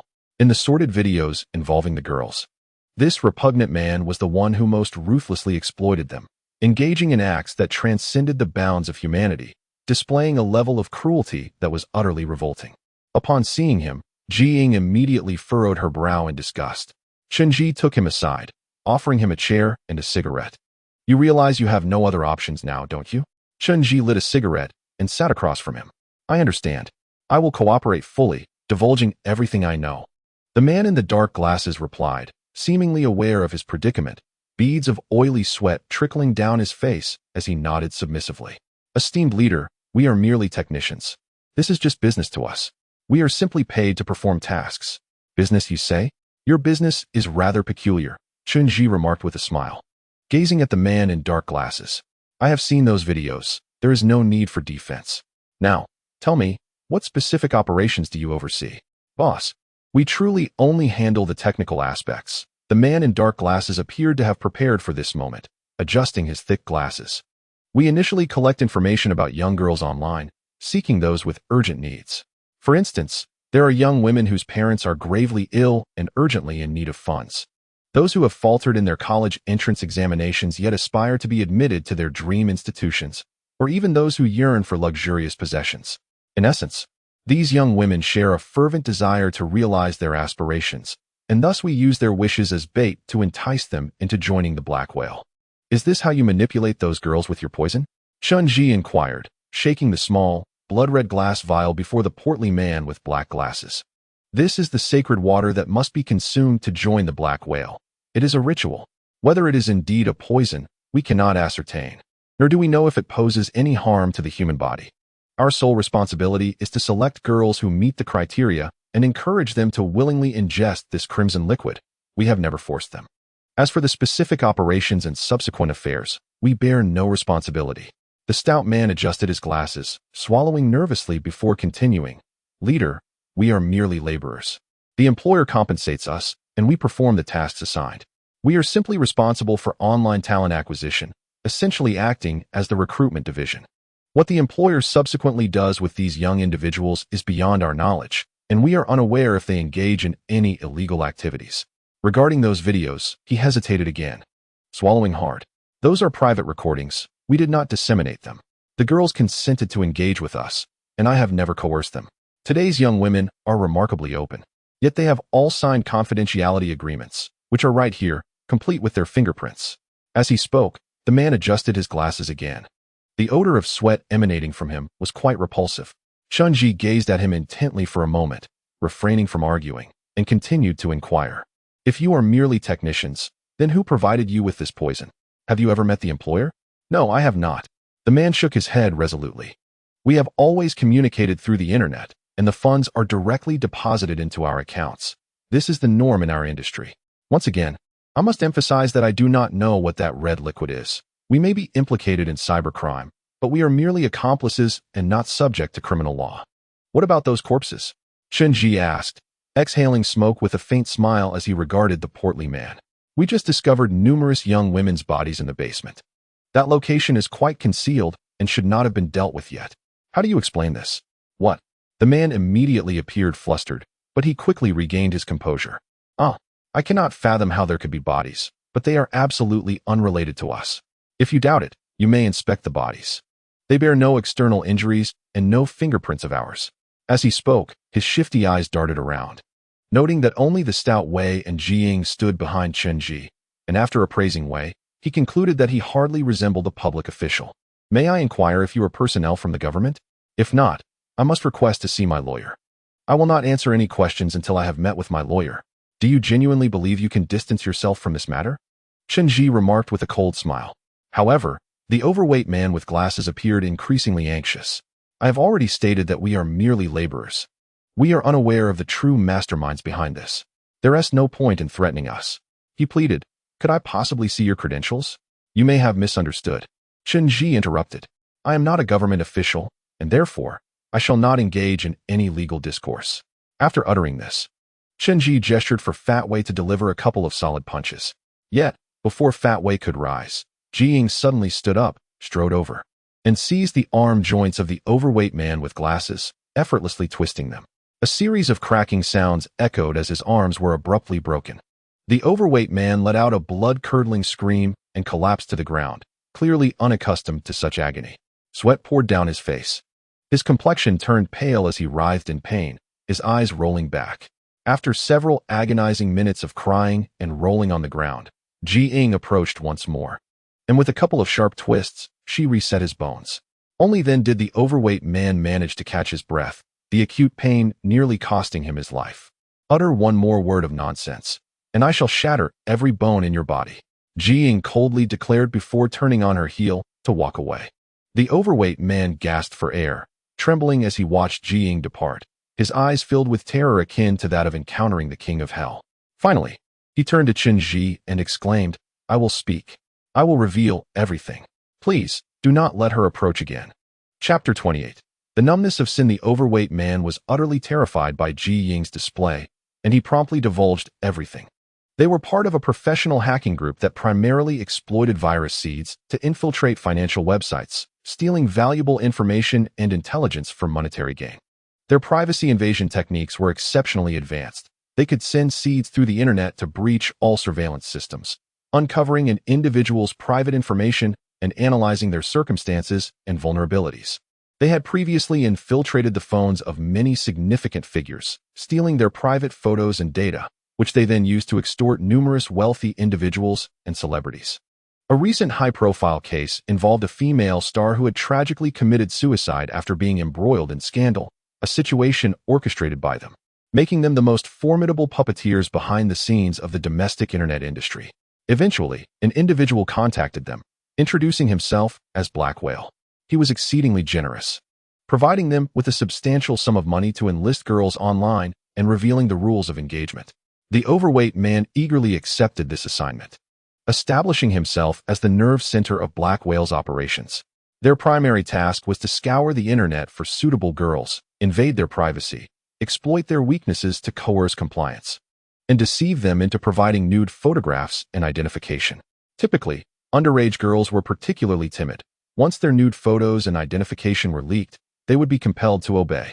Furthermore, the employer later supplied them with a potent drug, which was none other than this vile concoction. They administer a red potion to these young girls, a concoction that renders their minds scattered and induces profound debauchery, ultimately stripping them of any sense of shame or moral compass. Consequently, they manipulate these girls to entice underage boys. Some girls can lure dozens of boys in a single month, and with 100 girls, they can attract thousands of boys, thereby creating a snowball effect that leads to the abduction of numerous minors. However, once the abduction occurs, they abstain from involvement. Their process is to first have these girls seduce the boys into consuming the potion, and upon receiving a success message from the girls, they then communicate with the employer via WeChat. At this juncture, a translucent shadow appears to lead the boy away, and thereafter, they remain entirely oblivious to what transpires next. This base of operations was also provided by the employer. During this time, they have apprehended nearly 10,000 underage boys across the nation. Yet the ultimate fate of these boys remains unknown to these technicians. Is WeChat the only means of contact with that employer? Chen inquired. Indeed, the bespectacled man, still shaken after Ying had dislocated his joints, replied, he only contacted us through WeChat, which is concealed, making it impossible to trace any address. Is that so? Chen gestured to Ying, who promptly stood up and approached the bespectacled man. He, in a panic, raised his hands defensively, exclaiming, "No, don't let her come near. I'll talk. The bespectacled man, no longer daring to conceal anything, immediately confessed, I truly don't know the specifics. But once the employer instructed me to send several girls to a location he provided. This was not the first instance. I knew those girls were destined for his amusement. When they returned, they appeared dazed, remembering nothing, yet bore unsightly scars, which I didn't think much of. However, that time was different. The employer informed me to retrieve the bodies of those girls. When we arrived, we discovered it was a private club filled with various adult toys, with a rather explicit nature. By the time we got there, everyone had vanished, leaving only the lifeless bodies of the girls, their appearances grotesque. That man had played too recklessly, resulting in the girls' demise. Lacking experience in handling corpses, we had no choice but to transport the bodies back and leave them in the basement for further consideration. During that period, I kept a vigilant eye and retained the address of the private club. Upon my return, I conducted a counter-investigation and later uncovered something. What did you find? Chen promptly pressed on. The bespectacled man hesitated, fear evident in his demeanor, but after a brief pause, he continued. I discovered that the private club was owned by a Buddhist organization, never welcoming outsiders. That organization is Tianfa Temple, isn't it? Chen asked. How did you know? The bespectacled man was visibly astonished. Yes, it is indeed Tianfa Temple, the largest Buddhist sanctuary in our country. Indeed, Chen pondered silently, then continued to inquire of the bespectacled man. I have also heard that the Black Whale claims to be the true deity. Do you believe this assertion? Chen asked with a cold smile. Who would believe his nonsensical tales? The bespectacled man scoffed disdainfully. We are merely technicians doing our jobs for money. Such ghostly matters are just tricks to fool children. Who among us would take them seriously? As he spoke, he cast a pitiful glance at Chen. Leader, I have disclosed everything I needed to. I can provide you with the employer's WeChat and all the call records, but he is quite cunning. Upon hearing our report, he likely rendered that WeChat account obsolete. As I mentioned before, we are but laborers. This is merely work for us. We will be honest and cooperate with the investigation. Please let us go. Merely work? What a splendid excuse, Chen remarked as he rose to his feet. Since you deem this simply a job devoid of any moral burden, then you shall remain here forever with your work. After speaking, Chen whispered a few words to Pang Wei before departing. Pang Wei immediately stood up, seizing the collar of the bespectacled man and dragging him towards the depths of the cave like a frightened chick. The bespectacled man, terrified, cried out, "I have confessed everything. What more do you want from me? Who are you? Do you intend to handle us privately? This is illegal. What do you plan to do with me? I demand to follow legal procedures. What have I done wrong? We have done nothing. Those girls were all willing. Fear not." Pang Wei chuckled as he continued to drag the bespectacled man deeper into the cave. "I saw the little film you were filming earlier. It was quite lively. Since you are so eager to shoot little films, I shall ensure you can film to your heart's content, never to emerge again." After saying this, Pang Wei pushed the bespectacled man into the cavern, where the technicians had already been cast aside by Gui Dao. With a wave of his hand, the warriors firmly sealed the door. Inside, the technicians were driven to madness, frantically banging on the closed door, their cries echoing incessantly. After confirming with Bao Ping, Chen ordered that all computer data be removed. Then outside the cave, he disconnected the power supply, placed incendiary materials inside, and pressed the switch. With a resounding boom, the entire cave was engulfed in flames. Chapter 29. The Seeker of Buddha. After the control base in the city was dismantled, significant progress was made in the secret investigation of the Black Whale. The current data indicated that the behind-the-scenes employer was undoubtedly a prominent figure within the Buddhist Association. Chen had previously suspected that anyone capable of entering the underground palace of Tianfa Temple to retrieve the foul medicine must be an influential disciple of the Buddhist order. However, the Buddhist community is vast, with numerous factions and important figures, making it impossible to investigate each one individually. However, the scope of suspicion has now been narrowed. The entire Buddhist Association should have no connection to this matter. All clues point towards Tianfa Temple, suggesting that the principal orchestrator of this affair resides within its precincts. Tianfa Temple is revered as China's foremost Buddhist sanctuary, governed by stringent precepts and regulations. Its incense offerings attract devotees from around the globe, including many affluent benefactors willing to lavish fortunes merely to secure a place for their prayers within the temple. The state holds Tianfa Temple in high regard, designating its internal structures as key cultural heritage sites, safeguarded by armed police. The security of the underground chambers is even more stringent, impervious to any intrusion. Numerous enlightened monks dwell within Tianfa Temple, a veritable congregation of talent, with several esteemed monks recognized as registered scholars of Buddhism by the government. During this period, Chen contacted Mu He, requesting him to leverage his connections to investigate the internal affairs of Tianfa Temple and compile a list of individuals permitted to access the underground chambers. Unexpectedly, the findings were rather straightforward. The regulations governing access to Tianfa Temple are exceptionally strict. The underground chambers are classified as a state-protected site, and aside from the abbot and elder monks, no one is permitted to enter without explicit permission. Even government officials must secure the abbot's consent. The abbot Chen had previously encountered is the renowned Master Puang, referred to in promotional materials as the reincarnation of a divine being dedicated to the salvation of all. Upon investigating Master Puang's background, Chen discovered that he had entered monastic life at a remarkably young age and had studied extensively throughout Southeast Asia. His profound understanding of Buddhism and exceptional expertise are widely acknowledged. His personal records are filled with accounts of the medical foundation he established, detailing his extensive charitable work across the nation, where he has aided countless suffering individuals. He even organized a medical team that risked their lives to assist refugees amid war, garnering significant attention from international media and establishing himself as a prominent figure in the field of Buddhism, both domestically and abroad. Moreover, Master Puang commands immense respect within the Buddhist community. Having reached his 70s, he is venerated as an elder. Many followers, both at home and abroad, revere him, even viewing him as a living Buddha destined to aid the world. It is indeed hard to fathom that such a venerable figure, known for his benevolence, could be implicated in such a sordid affair. After confirming this information, Chen and his associates began to investigate Tianfa Temple. The contact associated with the chubby, bespectacled individual had already discarded his account, and Mu He dispatched cyber experts, but they could uncover no leads behind that WeChat account. Even after identifying Tianfa Temple, they were unable to procure any evidence. Mu He further coordinated with higher authorities, seeking special permission to conduct an investigation within Tianfa Temple. However, the final outcome was that due to the temple's unique status, Entry for investigation was prohibited without concrete evidence, and especially access to the underground chambers was strictly forbidden. Moreover, this matter must be investigated discreetly, ensuring that no scandal tarnishes the sanctity of such a revered Buddhist site.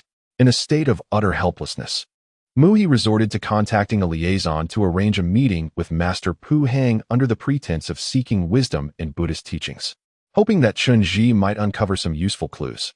This meeting proved to be exceedingly challenging to arrange, as Master Pu Hang was perpetually occupied with lectures on Buddhist doctrines and charitable endeavors.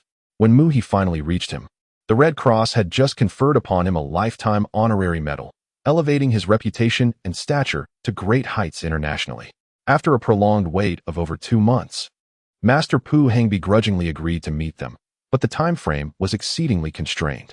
Chen Ji and his companions were required to travel to the city for the meeting, which would be limited to a mere half hour, as Master Pu Hang had to attend a press conference thereafter. Upon hearing this news, Pang Wei was incensed, lamenting the fact that these monks seemed more occupied than major celebrities. How is it that these ascetics, instead of dedicating themselves to meditation and cultivation, are attending press conferences? It is utterly preposterous. Society has evolved, and religion must pursue diversified development, Chen Ji remarked, likening the situation to the Vatican, which possesses its own banking and commercial institutions. The Pope even has a personal image consultant, for in modern society, everything is exposed to media scrutiny, and the public image of religious figures is paramount, devoid of any hint of scandal. Scandal? Pang Wei scoffed at this juncture. If we are to speak of scandals, nothing could surpass this situation. Yet I, Pang Wei, am not one to disregard the gravity of matters. I hold the Buddha in reverence. Ignorance is no excuse, and without evidence, I would not dare to speak recklessly. But if Master Pu Hang, with such a prestigious reputation and recognition from the Red Cross, were to commit such heinous acts, would that not be explosive news? Such a scandal could reach the moon, and how could he continue to feign the reincarnation of a living Buddha? At this point, Pang Wei felt a twinge of fear. Clasping his hands together, Amit Ba, I speak in jest. We who disturb the graves are hardly in a position to judge others. Let us not cast blame. Such sentiments are not unusual, Chen Ji chuckled, observing Pang Wei's trepidation regarding Buddhist principles. Throughout history, many adorned in robes, proclaiming Buddhist wisdom, have harbored the darkest of secrets. In the Middle Ages, the Catholic Church was rife with corruption. One pope had numerous mistresses and illegitimate children while severely punishing others, wielding his power to commit murder and amass wealth, creating countless injustices. This is hardly news. Goodness, it appears these monks are even more sinful than us grave diggers. How utterly shameless, Pang Wei exclaimed. Yet, upon opening the website of Tianfa Temple, he was greeted by the serene visage of Master Pu Hang, who emanated an aura of kindness and compassion. Staring at the gentle features of the venerable monk, he found it difficult to utter any derogatory remarks. Truth be told, this old monk does not appear to be a villain. Just look at his kind expression. He seems to embody compassion. I wonder, Orange, have we perhaps misjudged him? Who knows? Chen Ji also caught sight of the elderly man on the webpage, feeling a tinge of hesitation within. However, he subtly shook his head. Based on the clues we had pinpointed, he was the only one capable of entering the underground palace of Tianfa Temple. The true nature of a person's heart cannot be discerned from their exterior. Whether he is a genuine Buddha or a specter, we would ascertain upon our meeting. Chapter 30. Master Pu Hang. After finalizing the date, Chen Ji and Fat Wei swiftly embarked towards West Coast City. Renowned as a tourist destination, West Coast City is constantly bustling with visitors. Given that this task merely entailed a meeting in a public venue devoid of imminent danger, Ghost Blade did not accompany them. To avoid drawing attention, they refrained from bringing additional personnel and instead donned 2 sets of pristine, formal tang suits, presenting themselves as devout young men of Buddhist faith. Upon their arrival in West Coast City around 9 in the morning, they had initially planned to meet Master Pu Hang at 10:30. However, an urgent itinerary was added, causing them to wait for an extended period in the reception hall of Tianfa Temple until approximately 2 in the afternoon. When the assistant monk finally emerged to announce their entry, the assistant monk guided them deeper into Tianfa Temple, incessantly recounting the etiquette for their meeting. Along the way, they beheld various Buddhist relics, including stone tablets from the Tang and Song dynasties, statues of the Buddha, and even imperial inscriptions. The assistant monk advised them that Master Puhong held a prestigious position as the chief abbot of Tianfa Temple and the president of the World Buddhist Association, urging them to be mindful of their tone, to limit their inquiries, and to remember that Master Puhong, due to his advanced age and frail health, should not be rushed in conversation. Casting a wary glance at Fat Wei, who had intentionally donned a beige tang suit and styled his hair neatly to the side, the assistant monk noted his overly casual demeanor, which belied the formality of the occasion. He cautioned Fat Wei to be polite and to avoid uttering any forbidden words that might provoke Master Puhong's ire. Under the assistant's incessant warnings, Fat Wei walked with palpable tension, and after traversing several grand halls, they finally entered the reception hall of Tianfa Temple. As they stepped inside, Chen was enveloped by the rich aroma of sandalwood. The interior was spacious, adorned with a few meditation cushions, where an elderly monk sat quietly. Prior to this encounter, Chen had envisioned the meeting numerous times. In contemporary society, even the most enlightened monk inevitably carries the scent of worldly wealth. Unlike many esteemed Buddhist halls, he had anticipated Master Puhong would be draped in a crimson robe, seated in an opulently decorated hall surrounded by exquisitely carved Buddhist murals, holding an expensive Zetan Buddha statue. He might have spoken of profound dharma and moral principles, his visage radiating otherworldly nobility. Yet, Chen was determined to uncover any flaws, compelling him to reveal his true self and the ugliness concealed beneath his monk's garb. However, what Chen did not anticipate was that upon entering the room, he found no exquisite Buddhist beads or gilded statues. In fact, there was not even a hint of decorative furniture. The space was starkly minimalistic, furnished only with a few cushions and a small wooden table at its center. This table, diminutive in size, held a coarse porcelain teapot and several teacups, one of which bore a chip.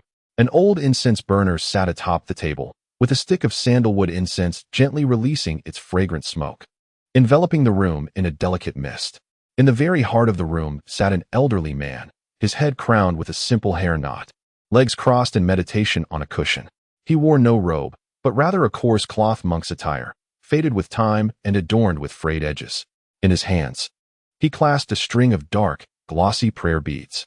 His aged face, marked by the passage of years, bore drooping white eyebrows as he sat with closed eyes in tranquil contemplation.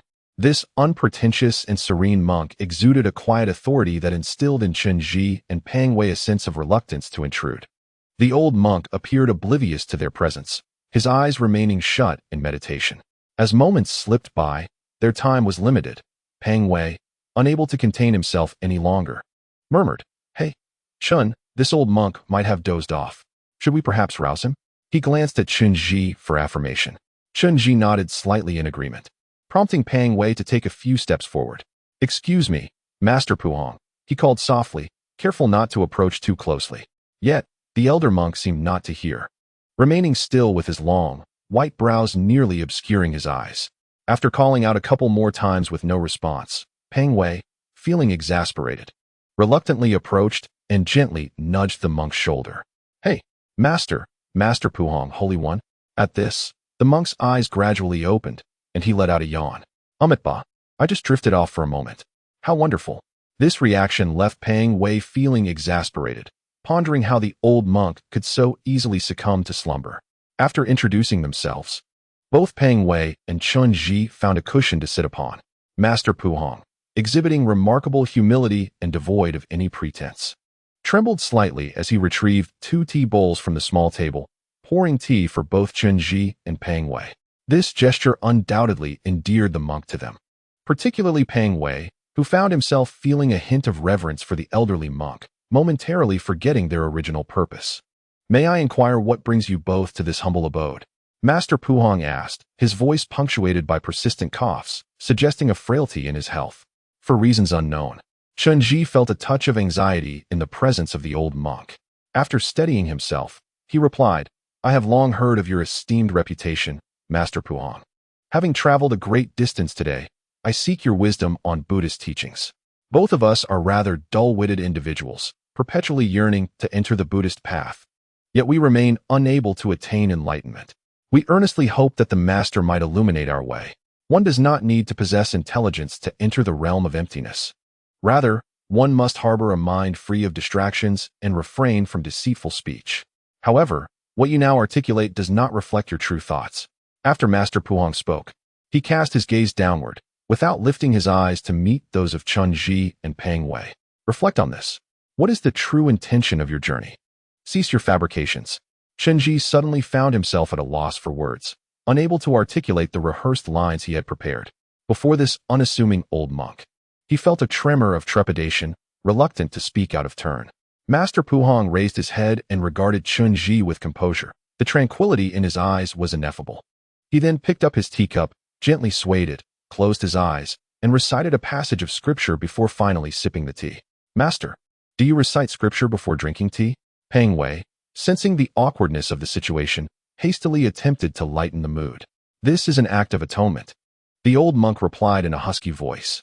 The Buddha observes a bowl of water, home to 84,000 insects.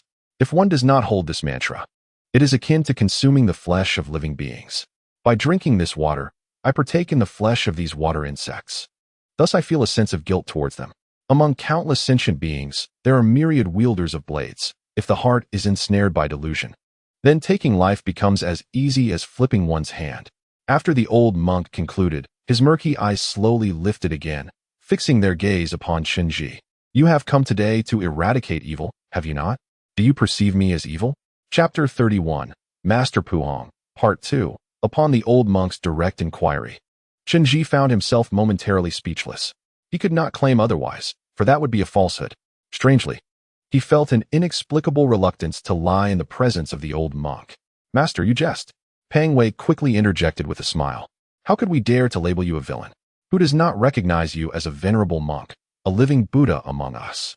Ba, I am but a humble monk. How could I be a living Buddha? Such notions are absurd. Master Puhong quietly uttered a Buddhist chant. The Buddha Shakyamuni once wished for all to remember his teachings and forget his very being, to avoid idolizing any figure. For such veneration breeds blindness and ultimately leads to sin. Yet, people continue to worship the void, burning incense and making wishes, expending fortunes to mold clay into golden idols, believing that the Buddha will fulfill their absurd desires. Perhaps this is the attachment of humankind. The world is filled with suffering, and people are greedy, unable to redeem themselves. After speaking, Master Puhong joined his hands in prayer, closed his eyes, and began to manipulate his prayer beads while reciting scriptures, falling silent thereafter. The three of them sat in awkward stillness as moments ticked by. Chen Ji had countless urges to break the silence, yet for reasons unknown, he found himself unable to utter a word. He could not gaze upon the old monk with a judgmental eye. There seemed to be an ineffable force behind this elder that rendered him hesitant and retreating. Ultimately, under the persistent urging of Peng Wei, Chen Ji struggled to quell the unease within him and inquired, Master, may I pose a question to you? Speak, replied Master Puhong, his eyes remaining closed. Fingers deftly manipulating the prayer beads, his voice tranquil. Pray tell, do you believe yourself to be guilty? Chen Ji asked, his gaze fixed upon the venerable figure, seeking a flicker of fear or alertness upon that aged, serene visage. Yet, Master Puhong's countenance remained unruffled, as if all in this world were mere ephemeral illusions, as if all time belonged solely to him. You inquire whether this old monk harbors guilt? My response is yes, I am indeed guilty. What transgression do you confess to? Chen Ji promptly followed up. The sin of delusion. Not only am I guilty, but you, I, and countless others in this world share this burden. Master Puhong continued to manipulate the prayer beads with his eyes still shut, responding with serene composure. In this world, if one is guilty, then all beings are guilty. If one is unfeeling, then all beings are unfeeling. No one can remain untainted. At this juncture, Master Puhong gradually opened his aged, clouded eyes, casting a meaningful glance at Chen Ji, then glancing towards Peng Wei. Just like this gentleman here, he believes he has desecrated graves, disturbing the peace of the departed, and has shed blood, such is his sin. Others believe that taking life for wealth is a grave transgression. Yet I contend that the heartlessness of the world drives these individuals into poverty and suffering, falling into delusion.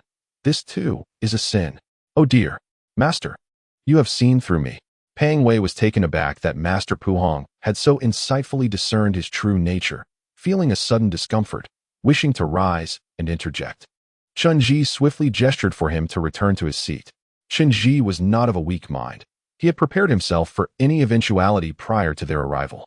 This old monk likely had investigated them before their meeting, possibly knowing much about their pasts, but that did not necessarily imply anything significant. Furthermore, even if one were to grasp the situation upon first meeting, it was not implausible. Chenji's heart-entrapping spell could achieve such a feat, allowing him to perceive another's thoughts upon physical contact, provided the other was not overly resistant. As Chenji pondered how to approach this venerable monk to establish such contact, unexpectedly, Master Puhong turned his gaze towards him and said, "Benefactor, may I inquire of you a question?" Oh, Chenji was taken aback that Master Puhong would pose a question to him, promptly responding with politeness, "Master, please proceed." At that moment, Master Puhong looked calmly at Chenji, his hands gently manipulating the prayer beads. "If you truly regard this old monk as a sinner, then you must see yourself as a punisher. Since time immemorial, those who seek to correct others must first correct themselves. If you view me as a sinner, I ask you, can you truly see your own reflection? And if confronted by delusion, can you escape its grasp?"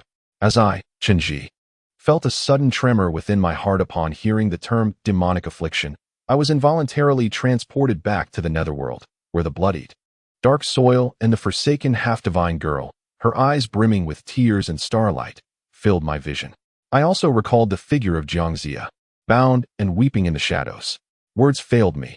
It seemed as if my body had been ensnared by a spell. Before me stood an elderly monk, devoid of any magical power, yet radiating an immense magnetic field, rendering me acutely aware of my own insignificance. I had foolishly presumed myself a judge of virtue and vice. How absurdly laughable. "Will you not answer the monk's inquiry?" the old man asked. "Allow me to pose another question." He slowly closed his eyes and placed the prayer beads upon his coarse robe. The world is filled with countless individuals. Some wield power.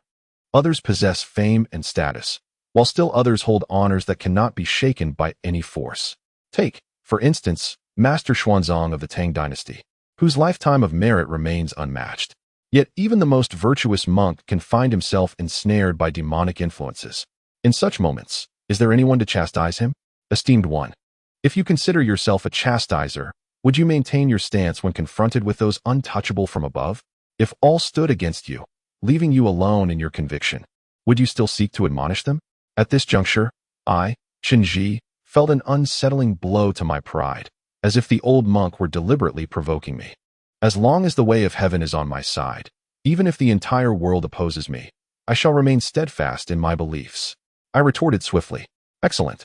Yet, the way of heaven can often be imperceptible.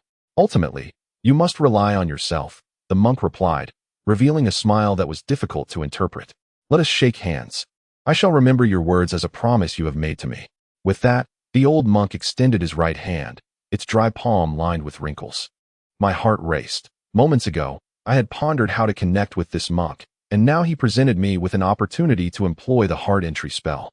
I rose, composed myself, and approached him, grasping his hand firmly while silently reciting the incantation to penetrate his being.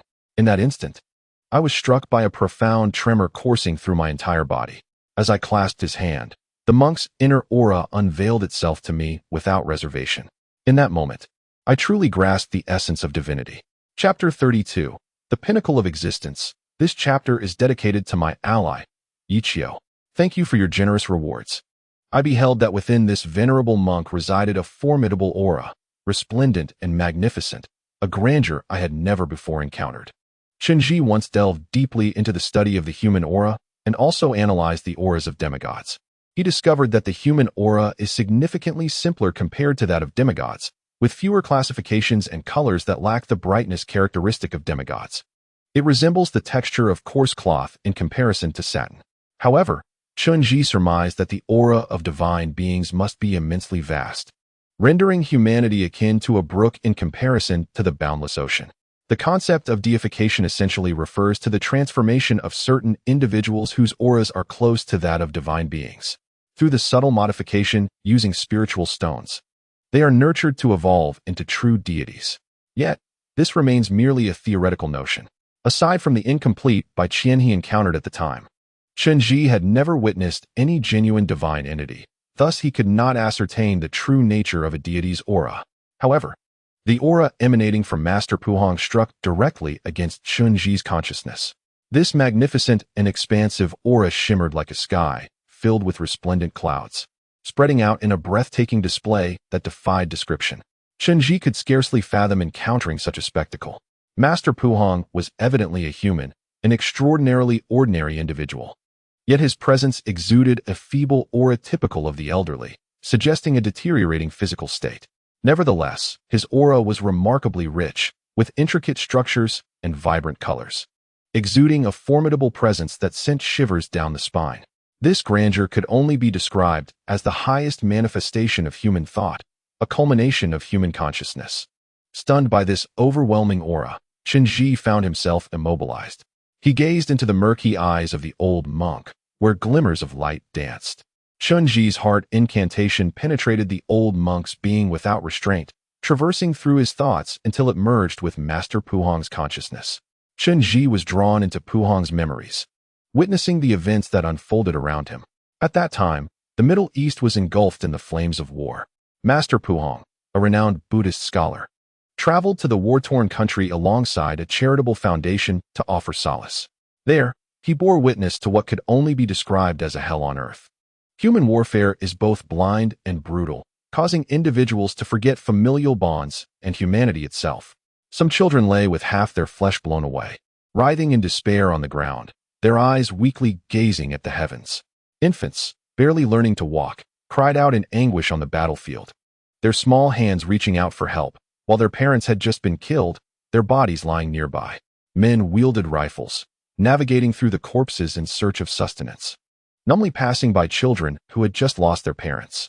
No one came to lead them away from the ruins. These souls had succumbed to despair, having lost faith in their deities. Their only desire was survival, while concepts of humanity and morality had become irrelevant. In this country, Puhong distributed copious amounts of food and undertook an act that transcended his authority. He sheltered many abandoned infants and orphans, providing them with temporary protection. However, challenges soon arose. Puhong, being a foreigner, could not remain here indefinitely, especially amid the ravages of war, where life was perpetually at risk. Many philanthropists who had accompanied him swiftly departed upon witnessing the harsh reality of conflict. As they aptly stated, "The reporters have all left. What are we still doing here?" Yet, Puhong was different. It was not that he undervalued life or feared death.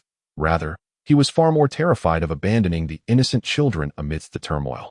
Many of these young souls had only just begun to take their first steps, incapable of even grasping a spoon. The thought of their demise without the protection of adults was unbearable for him.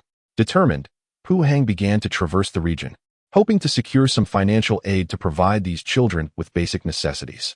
He yearned for a respite from the violence, at least long enough to relocate the children to a safer haven. This, however, was no simple task. Large international donations were typically orchestrated by foundations, and the president of the foundation that had accompanied them had already departed. Alone, Puhong found it nearly impossible to raise funds, and the notion of temporarily halting the conflict seemed utterly fantastical. News of Puhong's decision to remain in the Middle East quickly reached his homeland, prompting relevant personnel to arrive, attempting to coax and even forcibly return him. When the children realized he was leaving, they did not weep but instead gathered together, gazing at him with wide, fearful eyes, a look that Puhong would never forget. From that moment, sleepless nights plagued him. Upon returning home, he wandered aimlessly, seeking connections and support to return to the Middle East. Over time, he became the subject of ridicule, with many dismissing him as a mere seeker of fame. In a region rife with chaos where even the United Nations found themselves powerless, who was he to make a difference? It was absurd. Yet, from that moment forward, Puhong began to dream each night, haunted by visions of the children he had sheltered, their emaciated forms perishing before his eyes, surrounded by flies, a sight too harrowing to bear. Yet their large eyes continued to look upon him with hope. Unable to endure it any longer, Puhong recited prayers daily, yearning to return to the Middle East, hoping to gather funds and manpower to save those children. He would sacrifice everything, his life, his very soul, to achieve this goal. One night, as he lay awake in bed, a voice began to call to him, compelling him to descend into the temple's catacombs. As the abbot of the Tianfa temple, Puhong had long since shed any fear of spirits. He was the only one permitted to traverse the temple's underground passages. As the voice grew clearer, he followed it down the winding tunnels, layer after layer, until he arrived at an undeveloped area. This passage lay at the lowest level of the Tianfa Temple's catacombs. Due to the limitations of the era's cultural preservation technology, certain areas could not be excavated, leaving behind a sealed section, preserved through vacuum techniques by archaeologists. This is a very ancient chamber, which, according to the enduring records of Tianfa Temple, once belonged to the renowned Buddhist master, Xuanzang. It is said that numerous relics of Master Xuanzang remain within, regarded as a sacred site by generations of Tianfa Temple, forbidding entry to all. Yet here, Puhong encountered a figure cloaked in a black hood, shrouded in darkness, with black flames swirling around their form. "Are you calling for me?" Upon witnessing this clearly non-human silhouette, Puhong felt no fear. He was a man of unwavering conscience, unafraid even in the presence of specters. "You are calling for me," said the hooded figure. "I heard you summon my power, and thus I have come." After speaking, the figure stepped forward, revealing large, ethereal eyes. "I have never been to this place in the past few hundred years. It makes me uncomfortable. But for you, I have come. Puhong, do you require my assistance?" Chapter 33. A Pact with the Devil. Who are you? Upon seeing this hooded figure, Master Puhong felt as though the surroundings had frozen. He was certain the being before him was no human, for those extraordinarily brilliant eyes could not belong to a mortal. "I am Yemo." The figure retreated a step, still cloaked in darkness, seemingly discontent with the surroundings, as the black flames that enveloped him emitted white smoke. "I have borne many names. Humanity fears me greatly. They call me Yama, the god of death, yet I am the son of Fengdu.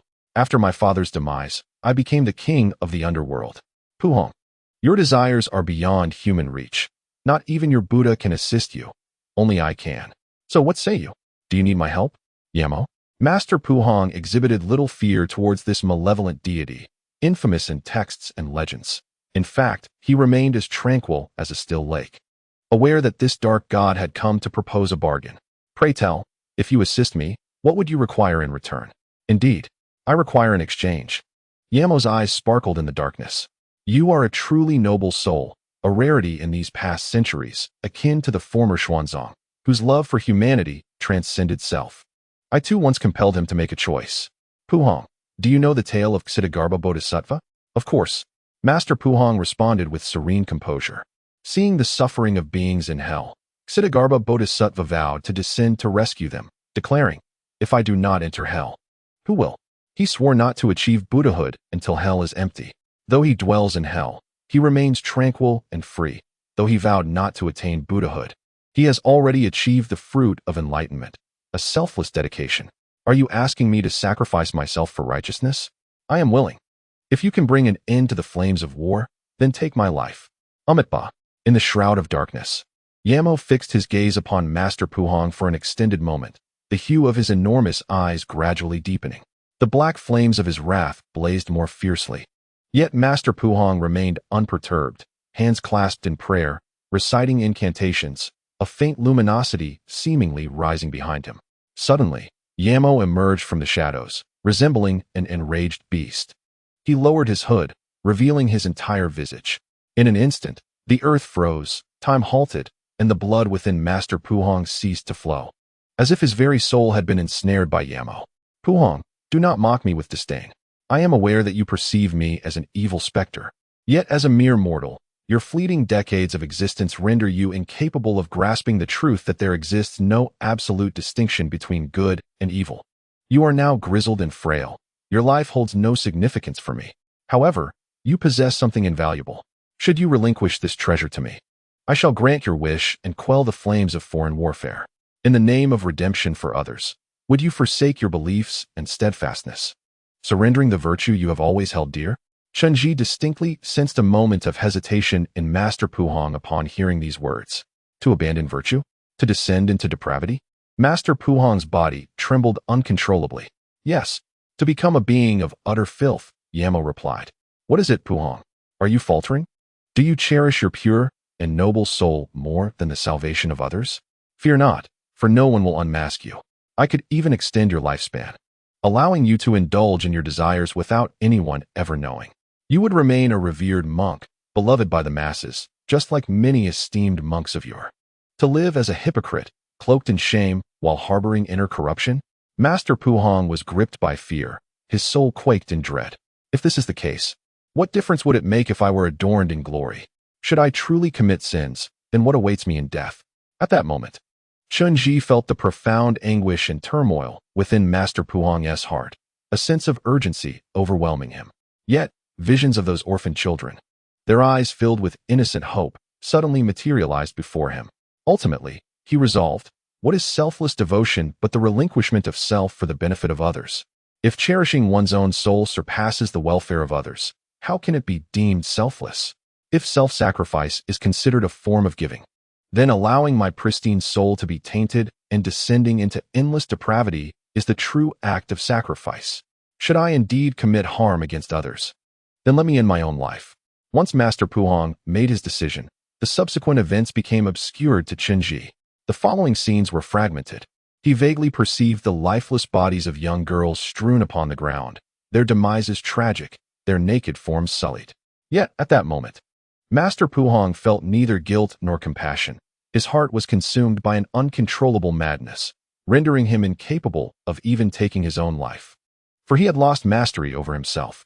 However, within the deepest recesses of his soul, in a place unseen by Yamo, the truest essence of Master Puhong still resided, the compassionate and noble monk, whose greatest wish now was liberation. Suddenly, the aura of Master Puhong receded entirely, and Chen felt as though he had been struck by an electric shock. His hand slackened, causing him to stagger back a couple of steps, distancing himself from that vast aura. As he looked ahead, he noticed the elderly Master Puhong had closed his eyes tightly, hands clasped in prayer, and ceased to utter a word. Orange, are you all right? How impolite of you to grasp someone's hand and then not move. Fat Wei, noticing the pallor on Chen face, sensed something was amiss. He tugged at Chen shoulder, casting furtive glances.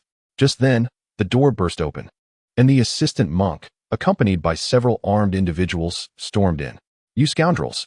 Who do you think you are to investigate Master Puhong?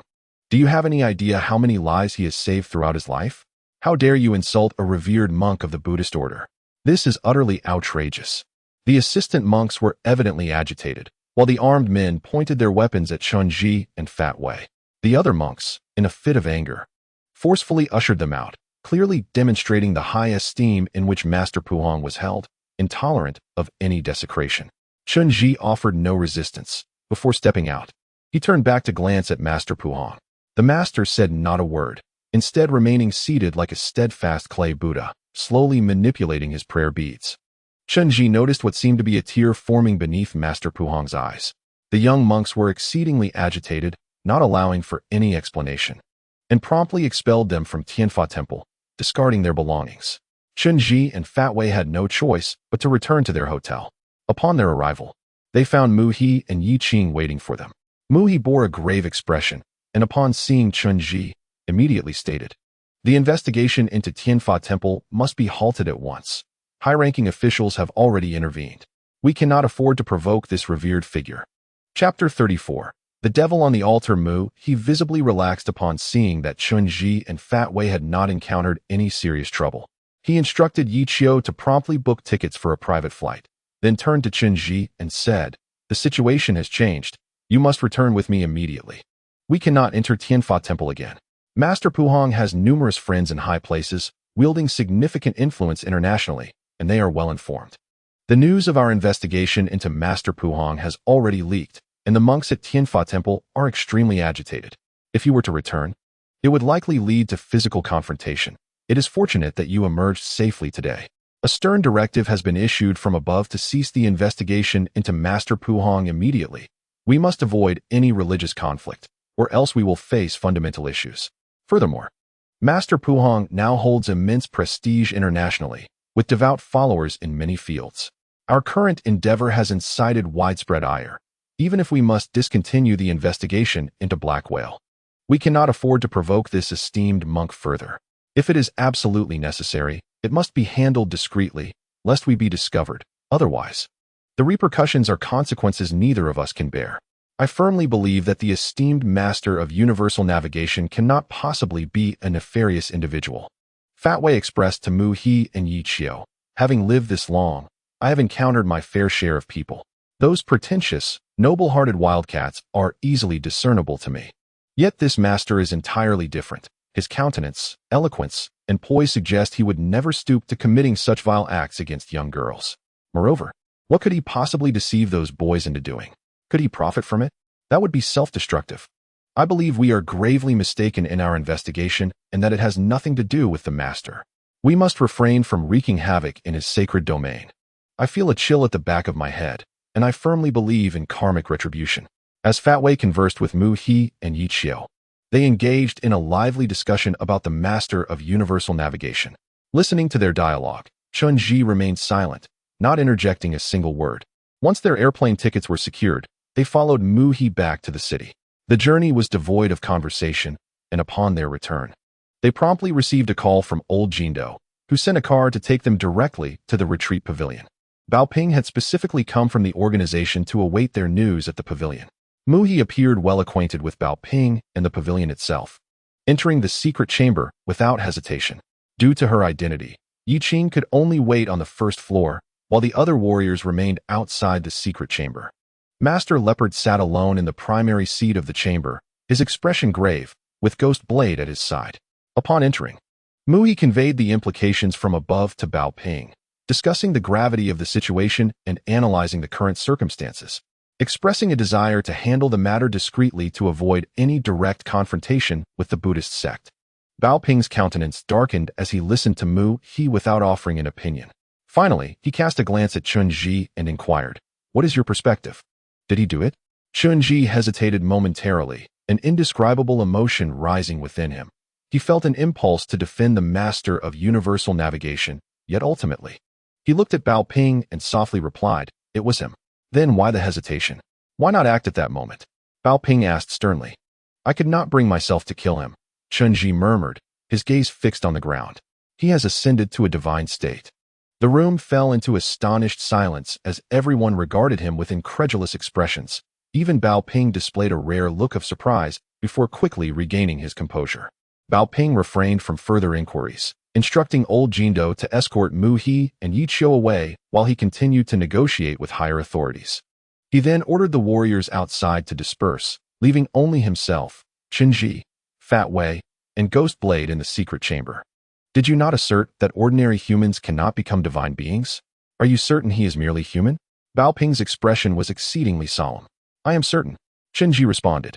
"This is not divinity in the traditional sense.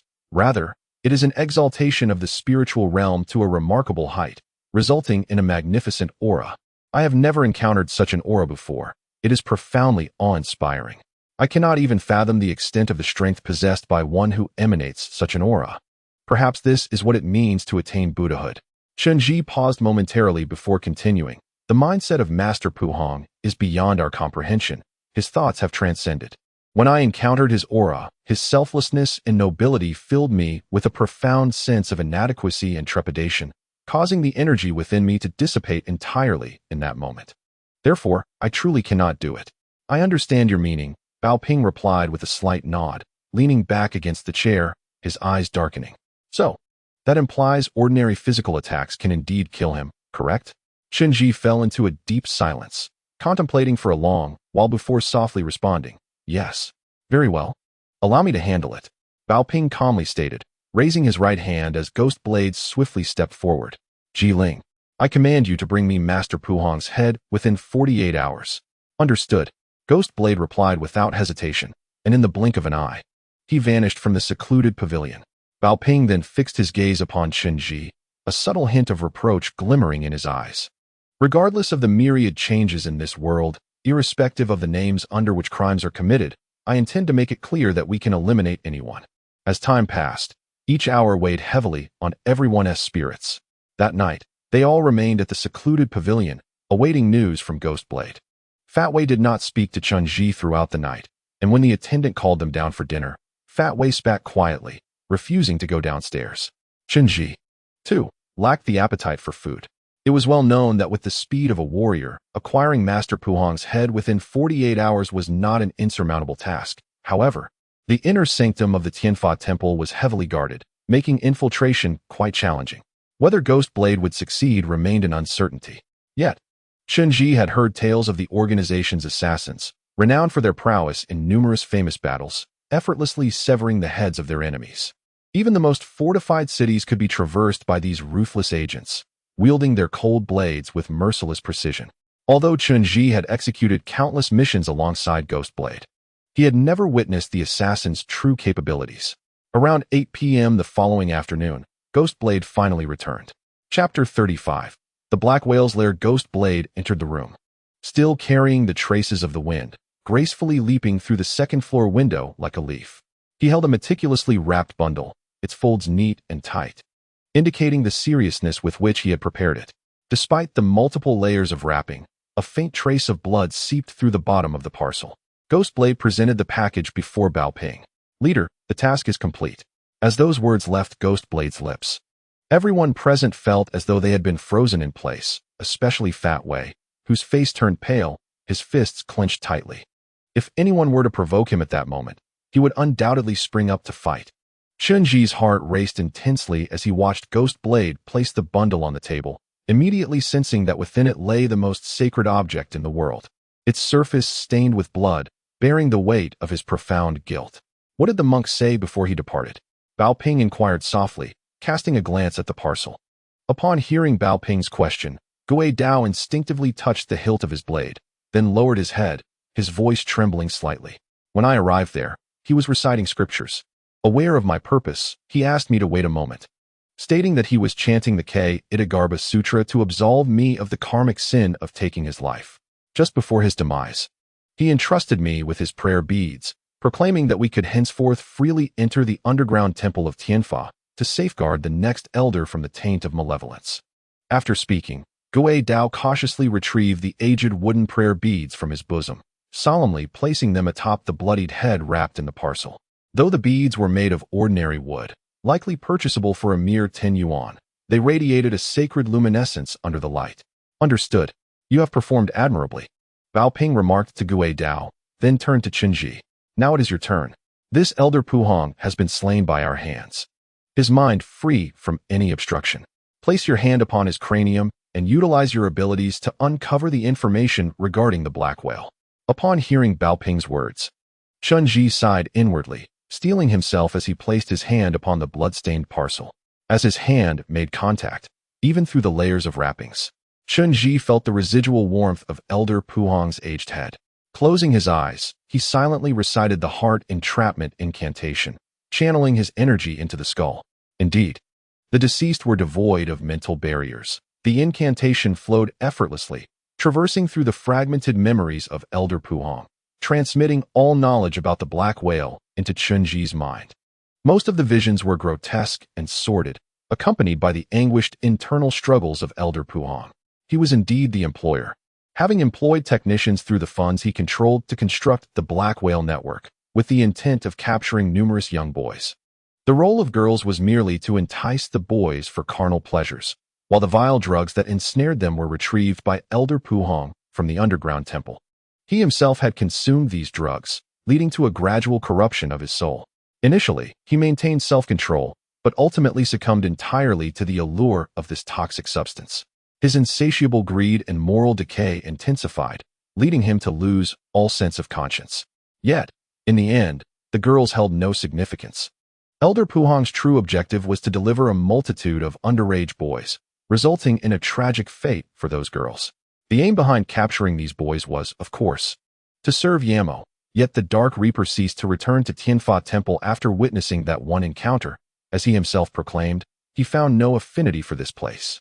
Thus, at intervals, a transparent shadow would seek out Elder Puhong, assigning him tasks and subsequently abducting the young boys. This encompasses all the knowledge that Master Puhong possesses regarding the Black Whale. Chen, utilizing the heart-seeking spell, meticulously navigates through Master Puhong's mind. Gradually analyzing the information he uncovers, everything aligns with his expectations. Master Puhong is indeed the mastermind behind this incident and the orchestrator of the Black Whale. However, the information at hand has become inconsequential to Chen. Their ultimate inquiry remains. Where precisely have those boys been taken by the transparent shadow? And what is the purpose of capturing these boys? With his eyes closed, Chen delves deeper into Master Puhong's memories using the heart-seeking spell. The human brain's recollections resemble an array of small chambers. Those filled with joy are expansive, while the chambers harboring secrets are exceedingly concealed. Chen traverses from one room to another, in search of the hidden truths. Master Puhong's memories are meticulously organized, predominantly centered on Buddhist teachings and acts of salvation. His moral integrity has compelled him to sequester his most private desires in the deepest recesses of his mind. Yet, within Master Puhong's consciousness, Chen senses a profound fear towards Yamo in the latter part of his life, an aversion that escalates to terror at the mere sight of darkness. As though he dreads Yamo's emergence from the shadows. This perplexes Chen immensely. After extensive searching, he finally unearths a memory of a summoning ritual nestled in the deepest crevices of Puhong's mind. This memory of the ritual is exceedingly vague and incongruous with Master Puhong's other recollections, appearing as a fleeting image, suggestive of a past he has strived to forget. The ritual is ancient, employing repugnant materials for its sacrificial offerings, the incantations obscure, seemingly derived from the tongues of ancient mountain tribes, knowledge unfitting for one who is a disciple of the Buddhist path. Chen perceives the sequence of events leading to this memory. One fateful night, Master Puhong found himself unable to control the demonic affliction within, and as was customary, he had the technicians bring forth several girls. On that day, however, Master Puhong appeared to transform into a fiend, ruthlessly slaying 7 girls. As their screams faded into silence, the blood splattered across his face jolted him into clarity. In that instant, his psyche shattered. He could not confront the reality of having taken lives. He loathed himself for succumbing to such darkness, for the influence of the son of Fengdu. In that moment of despair, a peculiar thought emerged. He wished to follow the transparent shadow back to discover where it had taken the boys, and then, to perish alongside that dark reaper. In Master Puhong's recollections, the sole pathway to contact Yamo was through this ancient summoning ritual. Each time the task of the tempter was fulfilled, Master Puhong would construct a ritual array using the bloody pelt of a skinned cat and herbs, reciting the incantation. At this juncture, the transparent shadow would manifest, leading the boys who had ingested the cursed potion. As the transparent shadow re-emerged, Master Puhong stealthily followed behind. He soon encountered a series of incredulous sights, and all of Master Puhong's fears of darkness stemmed from this haunting memory. Chapter 36. The most terrifying memory. Chen delving into Master Puhong's recollections, witnessed the summoning ritual he had performed. First, he captured a pure black cat with mandarin-like eyes, then skinned it alive. The bloodied carcass was impaled on a stick and placed at the center, surrounded by various herbs and a large bundle of hemp rope. He then began to chant incantations, which were exceedingly peculiar, seemingly derived from the language of ancient mountain tribes.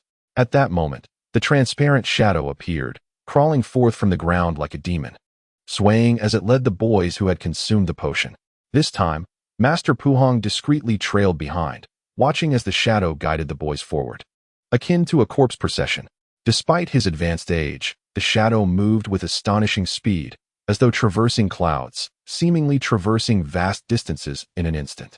They eventually arrived at a mountain shrouded in mist, where the vegetation was lush and the terrain perilous. The air was damp, enveloped in a greenish fog that blurred their vision, while a faint white film lingered on the foliage. Master Puhong followed the transparent shadow deep into the mountain, where a vast stone cavern awaited, flanked by 2 statues whose forms were enigmatic, resembling both serpents and humans, yet remaining indistinct. Master Puhong ventured inside. Within the cavern, he was engulfed by an abyss of desolation, and soon, amidst the darkness, he beheld the most horrifying scene imaginable. Chen could not discern what Master Puhong ultimately witnessed, yet he felt the terror pierce his very soul, utterly shattering him. In a frenzied rush, he turned to flee, while the darkness flickered with the eerie gaze of Yamo's enormous eyes. Amidst the swirling fog, Chen glimpsed the mountain sky, obscured by clouds, where a colossal black shadow loomed, serpentine in its movements, obscuring the heavens. Through the gaps in the mist, he perceived the creature's immense body adorned with black scales. Upon witnessing this vision, Master Puhong lost consciousness, and Chunji's incantation was abruptly severed, leaving him in a void of sight. When Chunji opened his eyes, he found everyone staring at him, realizing he had bled profusely from his nose and fainted in his chair. What did you see? Bao Ping inquired, observing him intently, while Lao Jindo hastily offered Chen Ji a tissue. I glimpsed some indistinct images, Chen Ji replied, wiping the blood from his nose, but they felt unreal. I suspect they are hallucinations born of Master Puang's fear. Otherwise, here, he paused, raising his gaze to Bao Ping.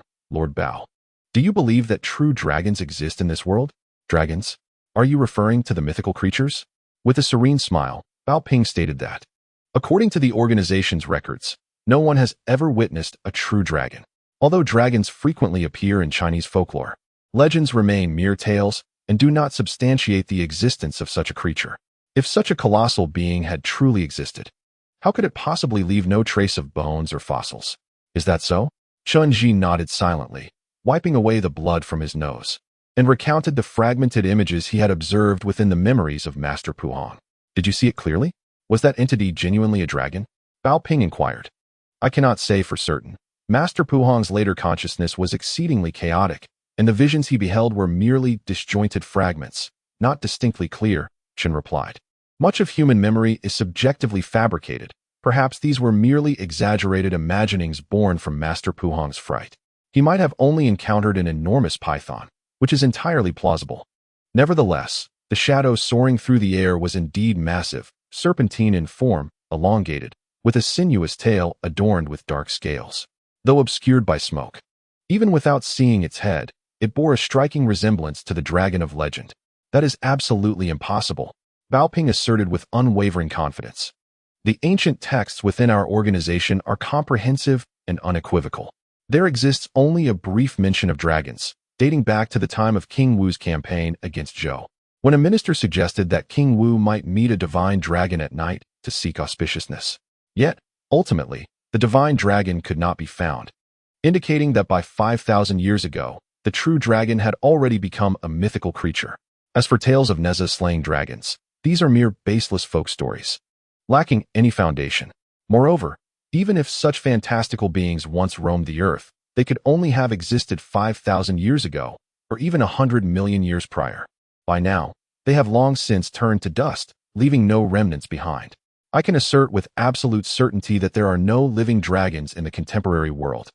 Upon hearing Bao Ping's firm conviction, Chen Ji ceased to dwell on the shadow, drawing from the fragmented images he had witnessed. They commenced an investigation into the characteristics of the mountain and its vegetation, hoping to locate the mist-shrouded mountain. The formation of mist within a mountain requires specific geographical conditions, and such terrain is quite rare. They began searching for information on various mountain ranges online, while Lao Jindo specifically called Professor Liao's studio to inquire about related geological information from the geologists. Ultimately, he identified 3 locations, each exhibiting signs of this mist. However, 2 of the mountains were relatively low and exposed, making it improbable to conceal a secret base. Guided by the previous sighting of the large black serpent, they collectively decided on one destination, Wushan.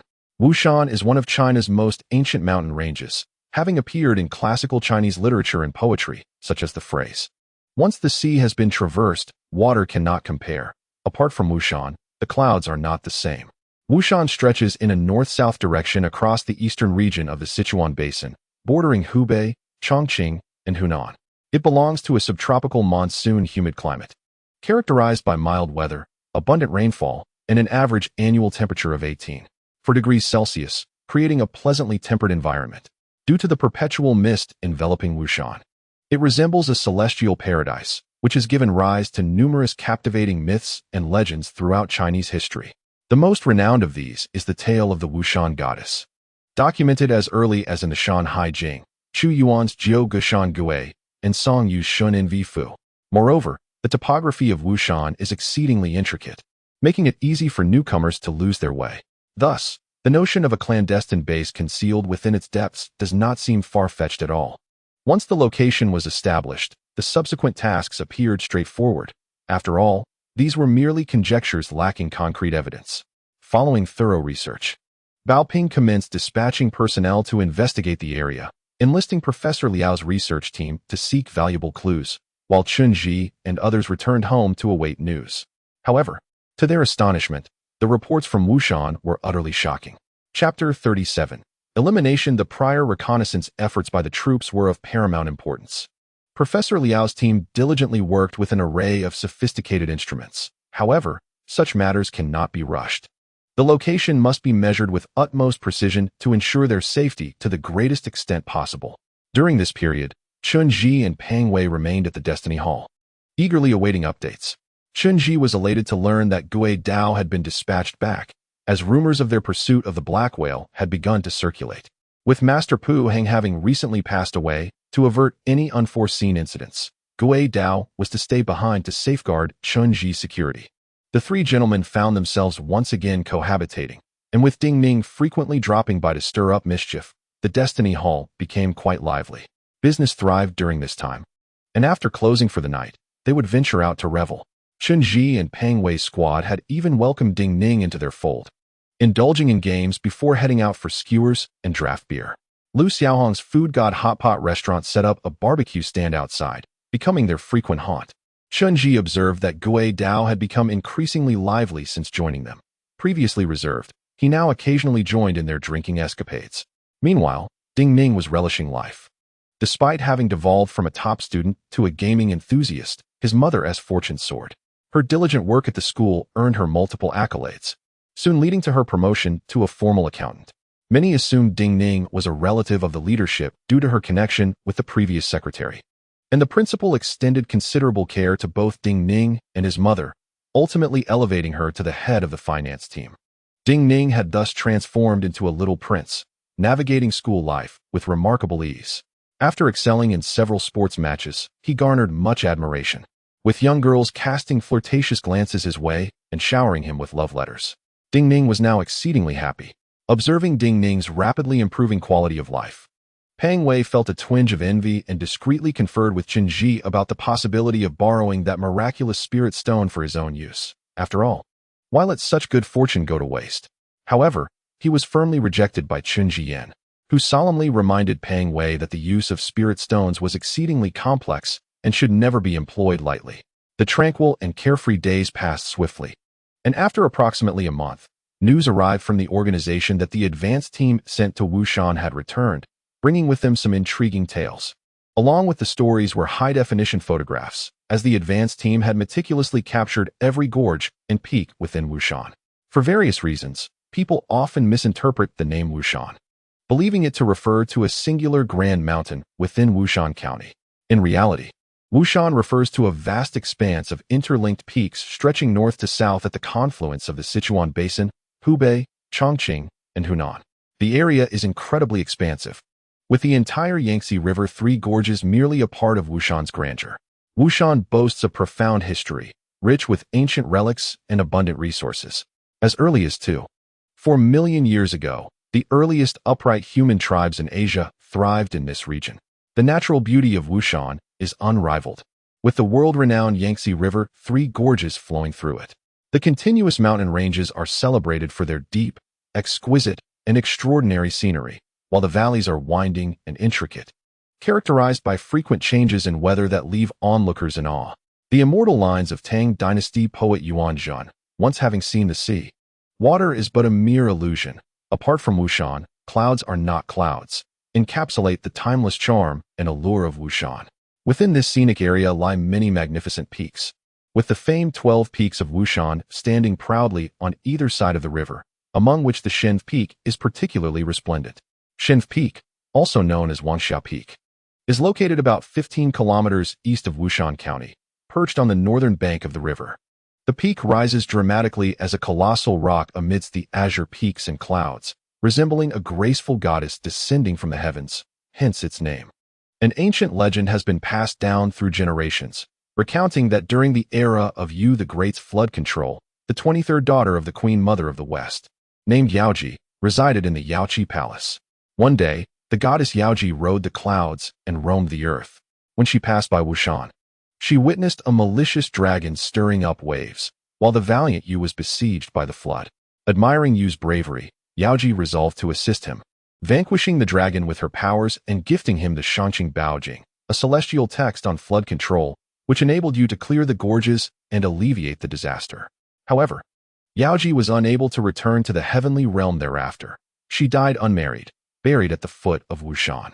During the Warring States period, King Huai of Chu dreamt of meeting the goddess while visiting Gaodang, where she offered herself as a companion. Later, Song Yu accompanied King Xiang of Chu on a journey through Yunming, composing the Shen Fu to recount this tale, portraying Yaoji as a beautiful fairy whose appearance is transformed from morning clouds to evening rain. This myth has been widely disseminated across the land of Huaxia and is quite ancient. Strangely, the Shanhaijing also contains formal records related to this legend. Furthermore, Chunji recalls that the texts within the Jiang family's library also document this event, affirming Yu the Great's historical achievements in flood control as serious historical material, despite not mentioning the goddess Yaoji. From these photographs, it is evident that Professor Liao's research team has concentrated their efforts primarily on Shenu Peak, capturing numerous images from various locations. Indeed, Shenu Peak is magnificent. With each gorge enveloped in swirling mist, the clouds thick enough to obscure the entire mountain. Deep within Shenu Peak lies a valley, shrouded in fog, characterized by its treacherous terrain, where the rising mist creates an ethereal paradise. The local populace refers to this place as Filong Valley, a site of legends where the ancient hero Yu battled a malevolent dragon to tame the floods, and where the celestial maiden Yaoji is said to have descended. However, these tales are mere folkloric myths. Had it not been for the perilous landscape and the humid climate, this place would have long since transformed into a tourist haven. Presently, Filong Valley remains an uninhabited wasteland. The advanced team has also unearthed alarming information. According to the locals, peculiar occurrences have been reported in the vicinity of Yunu Peak.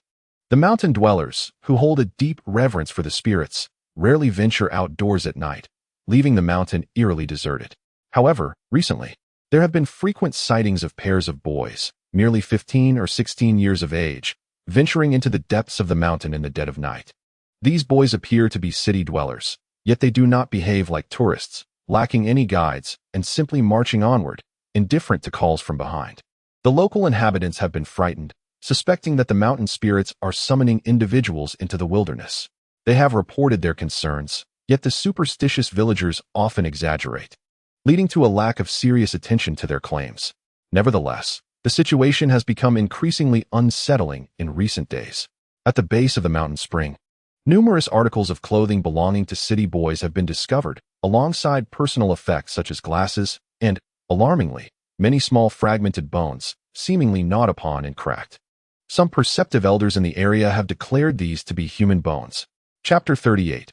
Shenu Peak. The clues before us have rendered the information quite clear. Professor Liao's team has firmly set their sights on Shenu Peak, with the advanced unit already assembled there. The most dubious location has been identified as Filong Valley, where it is reported that technicians have established a base to search for the colossal cavern witnessed by Chenji. To ensure the safety of these technicians, Muhi has dispatched numerous personnel, all specially trained and highly skilled, to assist Chenji's team in safeguarding the researchers. Chenji, Peng Wei, and Gue Dao have departed directly from the city to rendezvous with Professor Liao's research team in Wushan. Given that the entire family business of the Bao clan rests on Lao Jindo, he cannot accompany them on this mission. To ensure absolute security, Bao Ping has assigned Ji Ying to assist them, though she is currently engaged in another task and will arrive in a day or two. Bao Ping has stated that, regardless of the cost, they must sever the source of the black whale. Chenji's team had not undertaken a mission in quite some time. As they prepared their weapons before departure, a sense of ease enveloped them, reminiscent of a casual outing rather than an impending task. Perhaps it was the weight of past experiences that led the trio to feel no tension whatsoever. If their assumptions held true, the Wushan Mountains harbored minimal dangers. The region had long been sanitized by the tourism industry, rendering it unlikely for anything too outrageous to exist. It was likely that the enormous stone cave Chenji observed was merely a hidden relic within the mountains, or perhaps an exaggerated manifestation of fear conjured by Master Puang.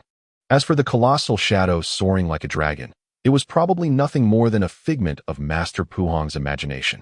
It was conceivable that its true form resembled the large black snake they had previously encountered, which had claimed the life of a comrade when Fat Wei's stone-controlling dagger struck it down, indicating that such anomalous creatures possessed a profound fear of the stone of control. Though the madman had returned to America, he left ample supplies of stone-controlling ammunition for Chunji's team, sufficient to sustain them for an extended period. The ammunition fired from their submachine guns was particularly formidable. Under such firepower, 100 of those large black snakes could be reduced to mere shreds. Thus, equipped with firearms and gear, they secured their control blades and set out for Wushan. With such conspicuous weaponry, air transport was out of the question. Through connections facilitated by old Jean Do, they ultimately opted for overland travel, embarking on a long-haul truck directly to Wushan. To avoid drawing attention, they selected a yellow sea freight truck, which rattled and clanked as it traversed the roads. After 3 days and nights of jostling, nearly inducing nausea in Chunji and Fat Wei, and with several driver changes along the way, they finally arrived at their destination, Wushan County. This county, the closest to the Wushan scenic area, had evolved beyond the scale of a mere town. Historically renowned for its breathtaking landscapes, Wushan's foothills had become a focal point for tourism development. The local populace had commercialized their residences, with an abundance of private inns catering to the many visitors who flocked here annually.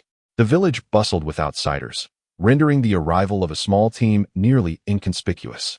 The shops predominantly served the tourism sector, and even the local children were seen selling skewers, embodying a vibrant scene devoid of any sinister undertones. As was customary, the advance team had completed all necessary preparations, securing a large farmhouse in the village nearest to the mountain entrance. This mission was arranged with utmost secrecy. Mui had dispatched numerous personnel, most of whom were seasoned special forces, robust in stature and dressed in casual yet tidy attire. While the main contingent remained in the village, a smaller faction accompanied the research team into the mountains to establish a camp. Unable to join them directly, Mui had entrusted Yichio to greet Chenji and his companions upon their arrival. Yichio informed them that Professor Liao's group had been residing in the mountains for a month, equipped with advanced wireless communication devices and stationed at a mid-mountain campsite. With a wireless transmitter installed in the valley, one could easily locate the campsite of the research team through their mobile devices, following the navigational route to ascend the mountain. With all preparations meticulously completed, Chenji and his companions were eager to commence their journey without delay. They casually hired a young guide, a local youth in his 20s, who occasionally took on guiding duties for some extra income. The villagers of Wushan had become quite affluent, and hunting in the mountains had long ceased. This lad, however, was not particularly familiar with the mountain paths, leading to a rather rocky journey that left the stout Wei quite exasperated, contemplating burying him on the spot. Fortunately, the wireless signal on their phones was exceptionally clear, and they followed the navigation diligently. After a day and a night of trekking, they finally spotted a wisp of smoke in the early morning, nestled behind a mountain gorge. It was a collection of diamond-shaped tents designated for their mountain research. A luxurious outdoor equipment style only available at a notoriously expensive German outdoor supply store, unmistakably the hallmark of Professor Liao's research team. As Chunji and his companions ventured further into the camp area, they encountered the long-absent Professor Liao. He retained his aloof demeanor, exuding an air of superiority and pride.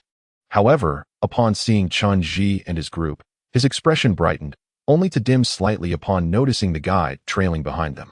Among the group, Wei was particularly concerned about Liao Tingting.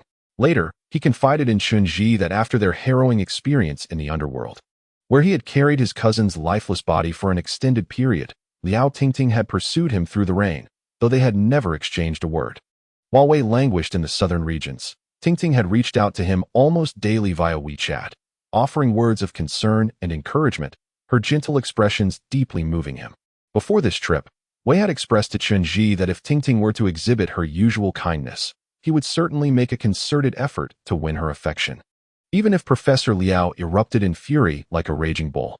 However, upon arrival, Wei was disheartened to find no sign of Liao Tingting.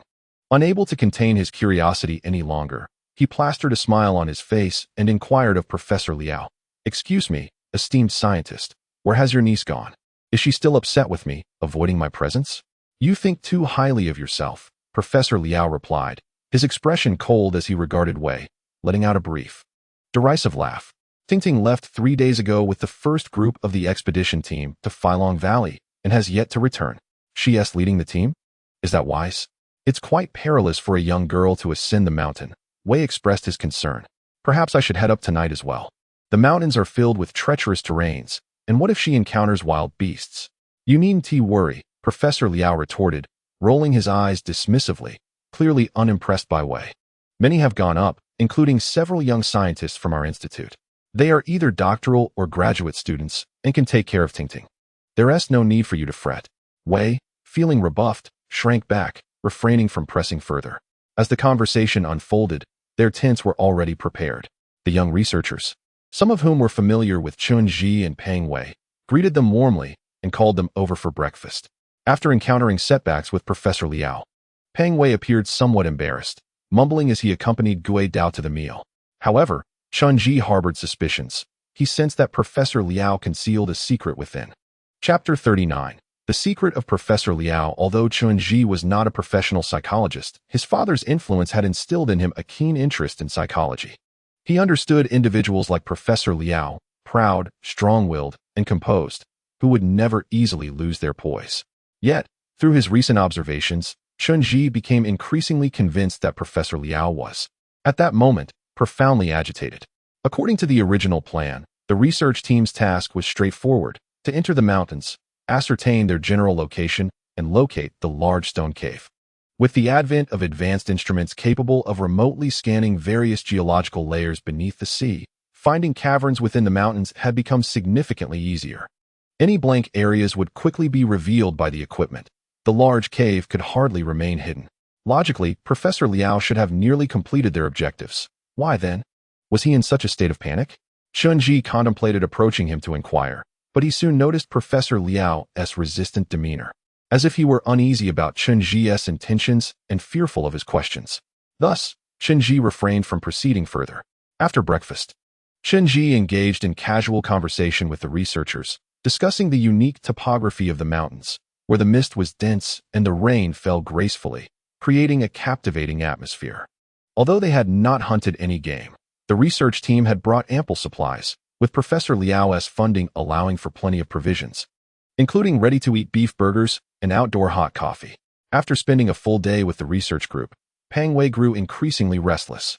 Perhaps due to his long-standing instincts honed from perilous situations, he sensed that something was amiss and was deeply concerned for Liao Ting's safety. He first went to Professor Liao's tent to plead for permission to search for Liao Ting, but was met with refusal. After several attempts, Peng Wei became somewhat frantic. "Professor Liao, please, don't take offense, but is Liao Ting truly your biological niece? Why are you so unconcerned? A young girl has been out there for so many days. Aren't you worried? Perhaps if I could speak with her, I might feel more at ease." "Absolutely not." Professor Liao firmly rejected, guarding the wireless equipment within the tent. "The mountain paths are extremely complex. Once the clouds and fog rise, no one can navigate out.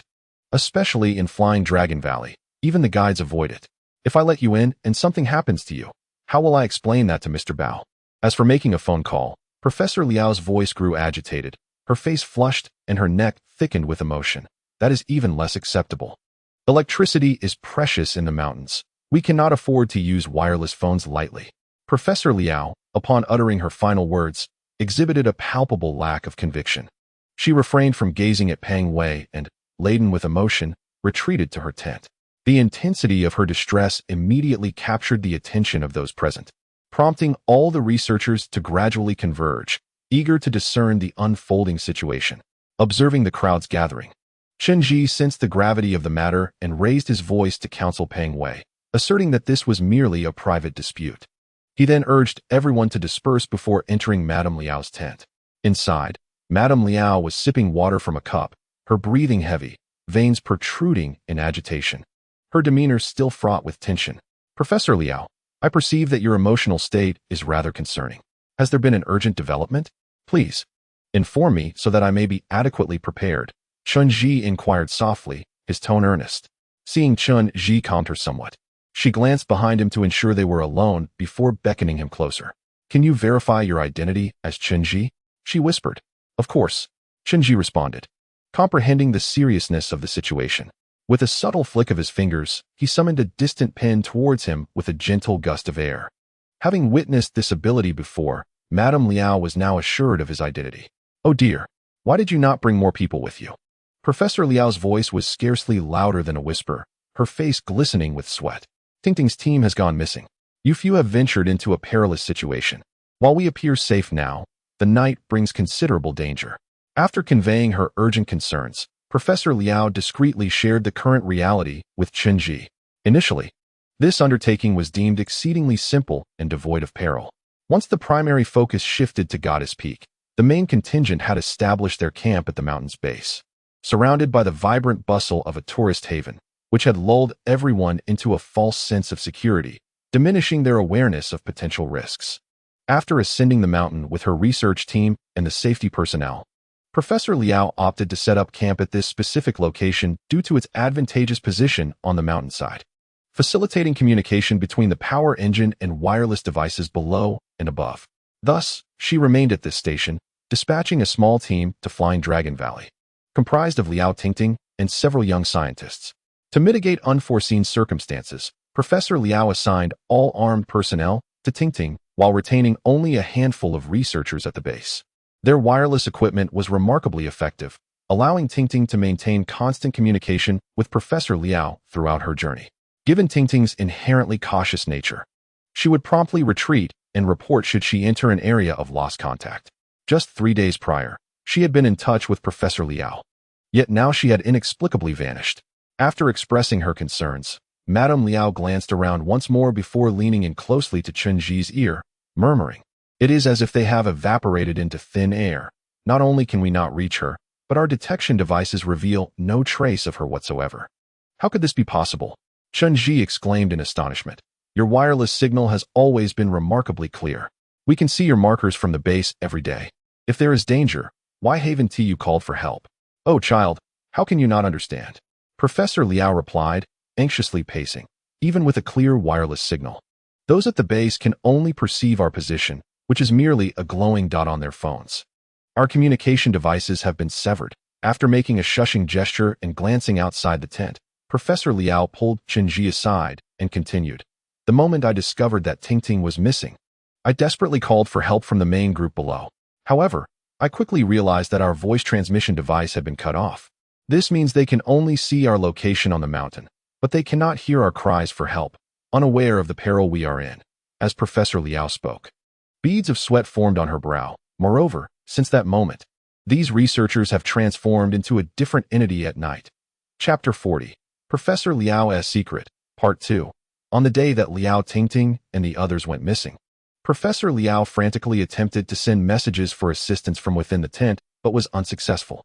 Ultimately, she discovered that the voice wireless network had been interrupted.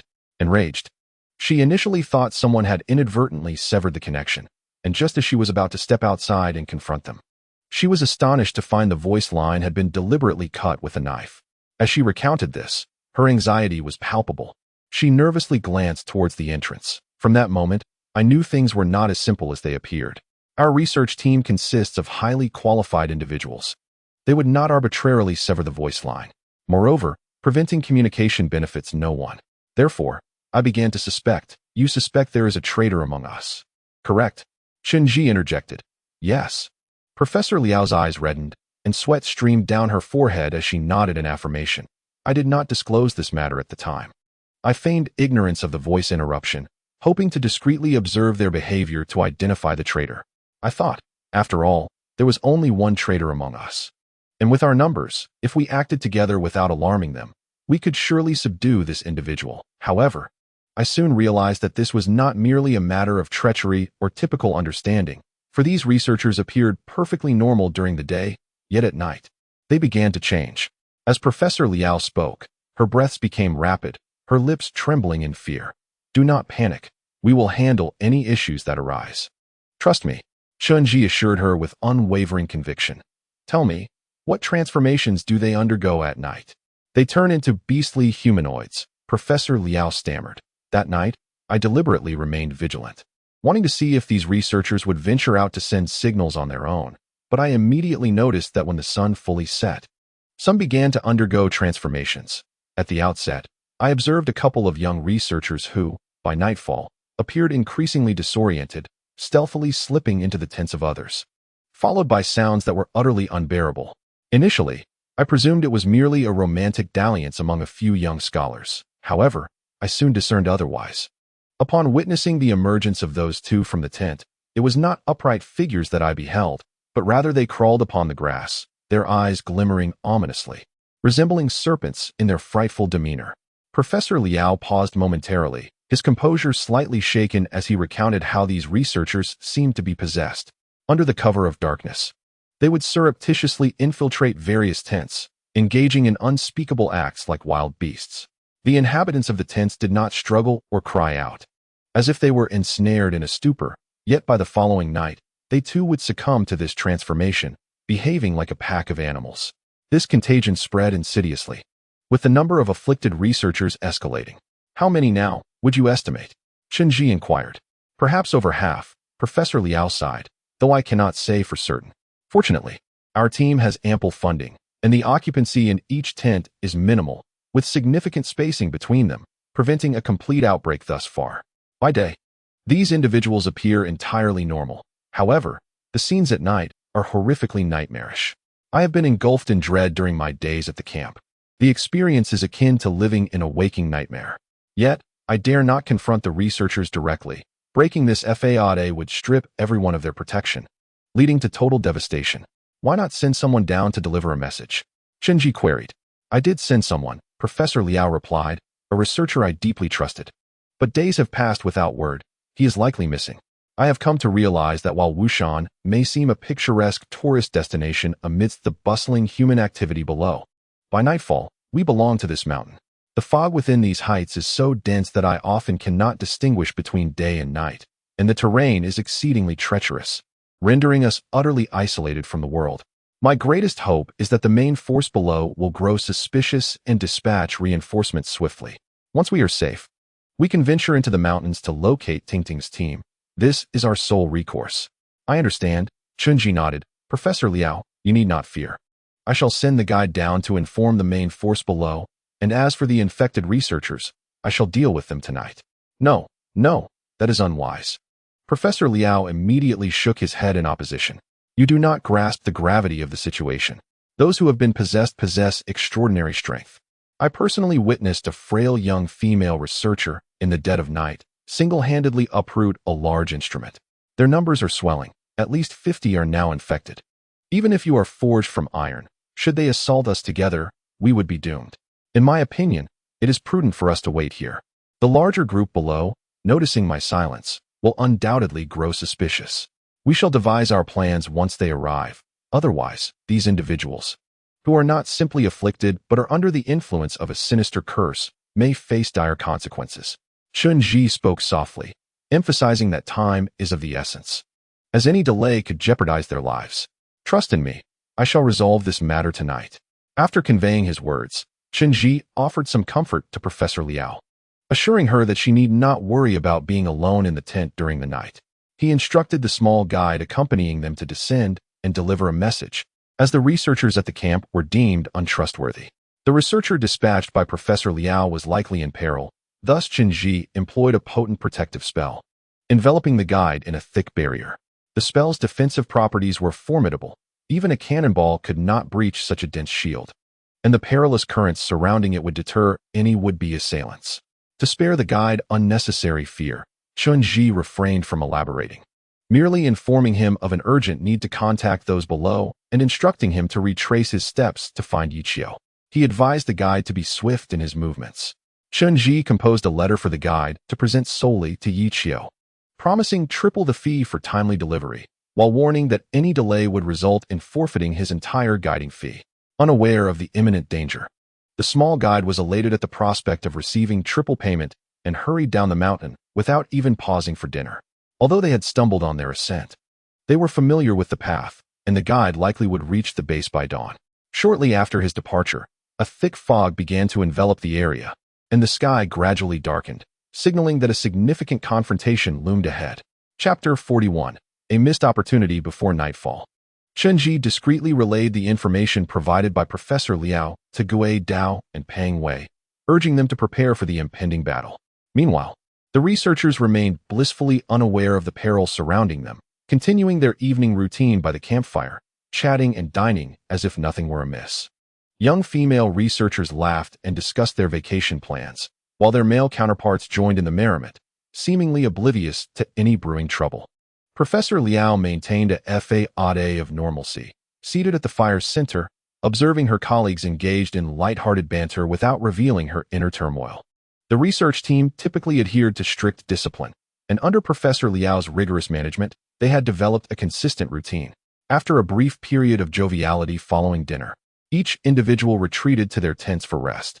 Chen and his companions feigned ongoing tasks, remaining by the campfire as they watched one tent after another pulled down their flaps and extinguished their lights, until the entire camp was shrouded in silence. As dusk gradually enveloped the sky, the night in Wushan became truly indescribable. Unlike ordinary mountains, the nocturnal ambience here resembled a realm apart. Shrouded in a pervasive mist that obscured the moonlight, rendering the moon a vague silhouette against the heavens. The stars twinkled like scattered points of light, while shadows danced behind the mist, as though phantoms lurked in the obscurity, creating an atmosphere of chaos that concealed all wickedness. Before the night fully descended, Chen ingeniously conjured a formidable barrier, encasing the entire research base within its confines, ensuring that no one could escape, nor could any external force intrude. The ghostly swordman stood sentinel outside the barrier, his long blade poised, as everyone prepared for the impending ordeal. As the night deepened, the renowned fog of the mountains lived up to its reputation, enveloping Wushan in a thick veil, rendering the surroundings indistinct. The mist billowed and swirled, with small tents resembling vibrant specks drifting through the haze, while the world around fell into an oppressive darkness. The imposing presence of the warrior was undeniable. During his previous vigil, the ghostly swordman had deterred even the wild beast from approaching for nearly 100 meters. Chen remained by the campfire, focused and attentive to the sounds beyond the barrier. Hours passed, and as the clock struck midnight, a gust of wind swept through, and Chen sensed an unmistakable restlessness in the mountains. Everything around seemed to shift, as though some unseen force was observing them. Yet he remained oblivious to the source of this disturbance. In the depths of the night, the air grew unusually humid, and an odd scent wafted through the breeze. At that moment, the ghostly swordman suddenly returned. "Is something amiss?" Chen inquired. "There's a smell of blood," the swordman replied gravely. "It's emanating from the mountain. The stench is overwhelming. This place is tainted." Pang Wei rose, furrowing his brow as he gazed towards the distant, mist-laden goddess peak.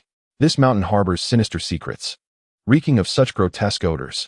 Suddenly, the ghostly swordman's ears perked up, and his blade was raised instantly. "Someone is coming."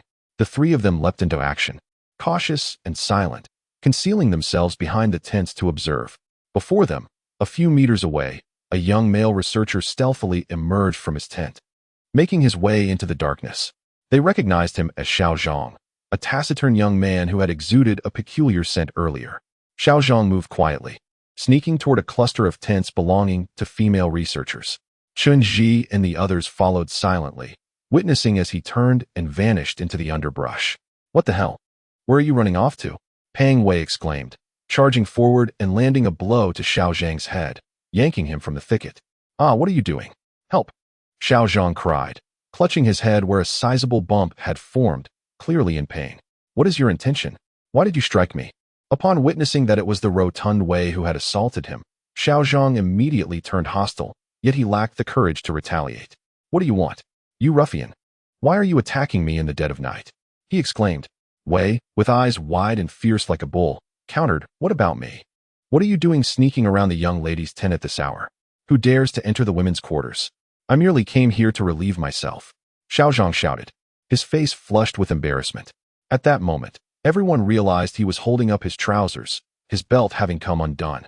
Xiao Zhang's outburst roused all from their slumber, and they hurriedly donned their garments, gathering to ascertain the commotion.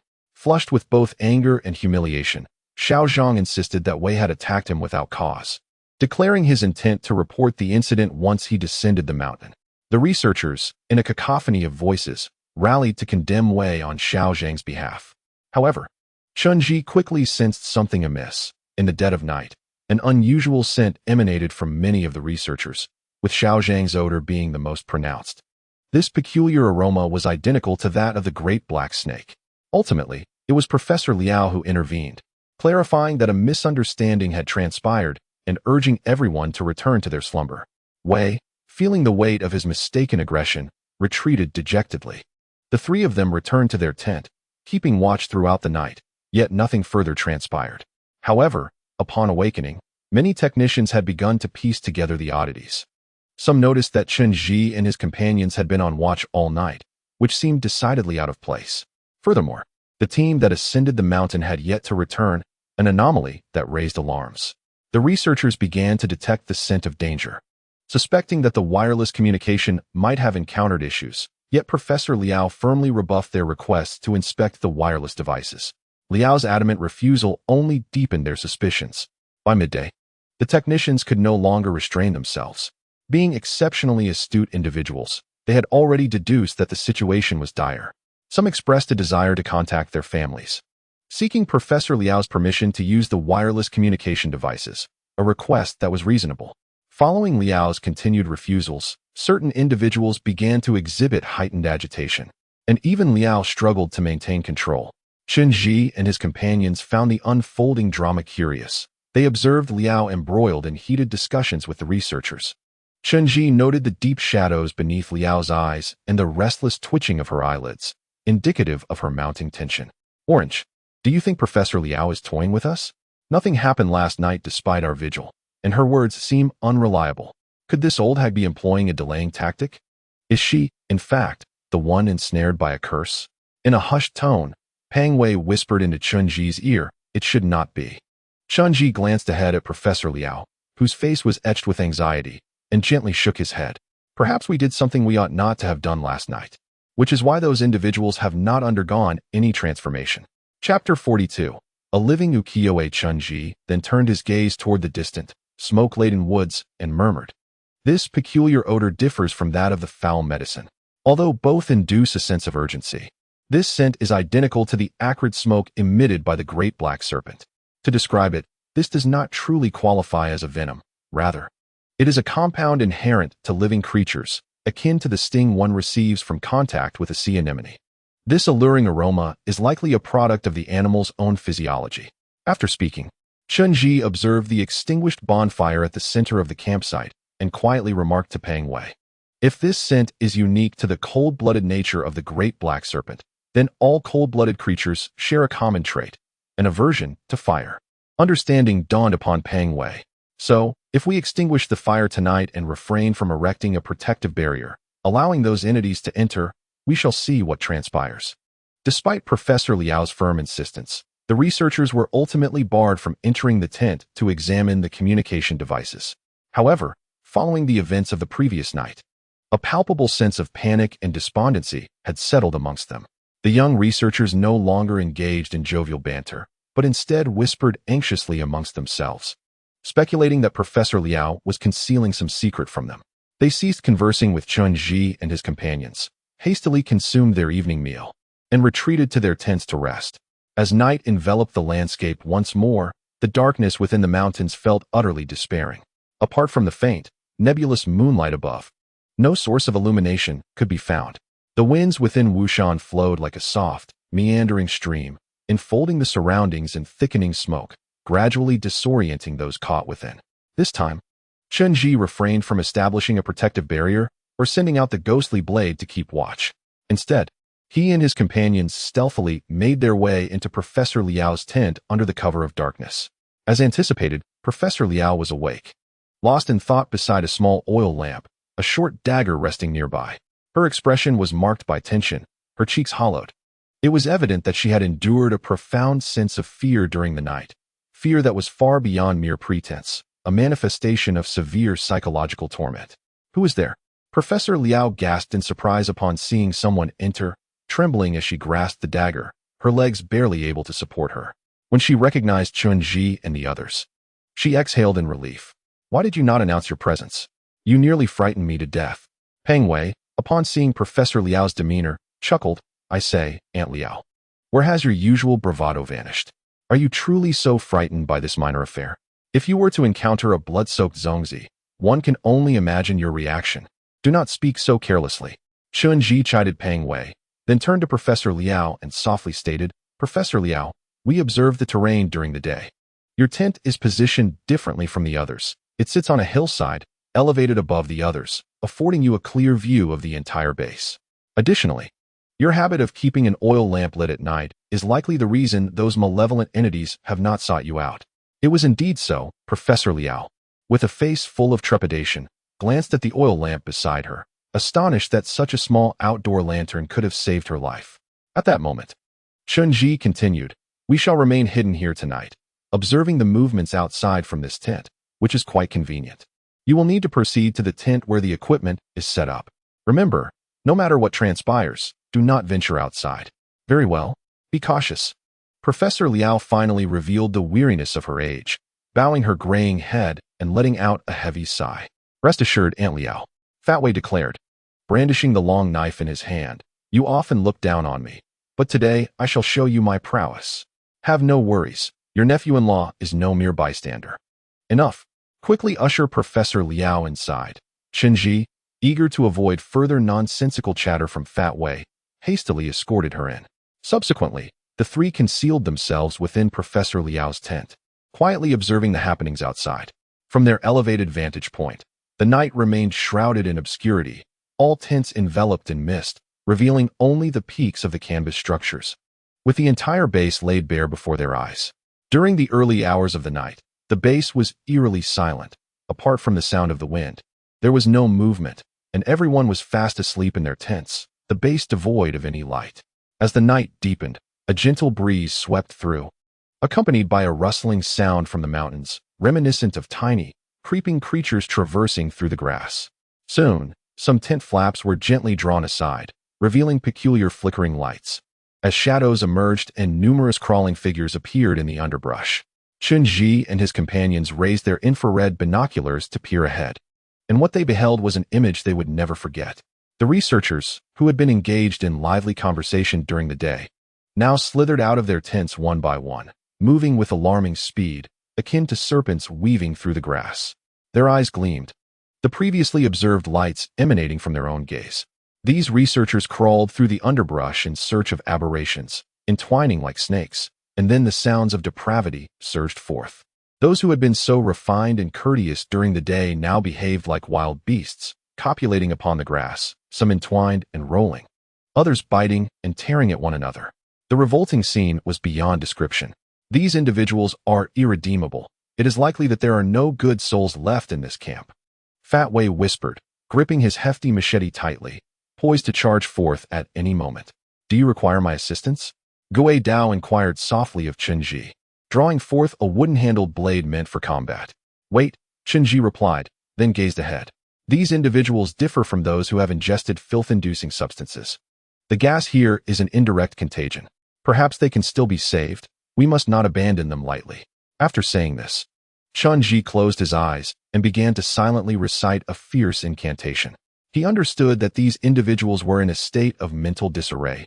Rushing out could startle them, and they would undoubtedly resist, potentially leading to dire consequences. Moreover, judging by their appearances, they seem to have unwittingly been contaminated by that corrosive gas. Distinct from the youth who have ingested the toxic elixirs, these researchers likely succumb to their chaotic state only under the cloak of night, regaining their rationality with the dawn's light. At this juncture, the most prudent course of action is to temporarily confine them within a protective barrier, akin to incarcerating each individual within solitary cells, awaiting the arrival of daybreak for further deliberation.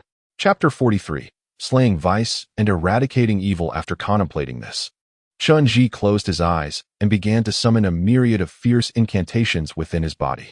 Over 50 individuals were present, each darting about in an attempt to envelop them within the barrier. This task proved to be quite arduous. A year prior, Chen would have lacked the confidence to execute such a complex containment. However, the present situation was markedly different, perhaps due to his maternal heritage. He had swiftly mastered the art of incantations and demonstrated profound insight into the spells.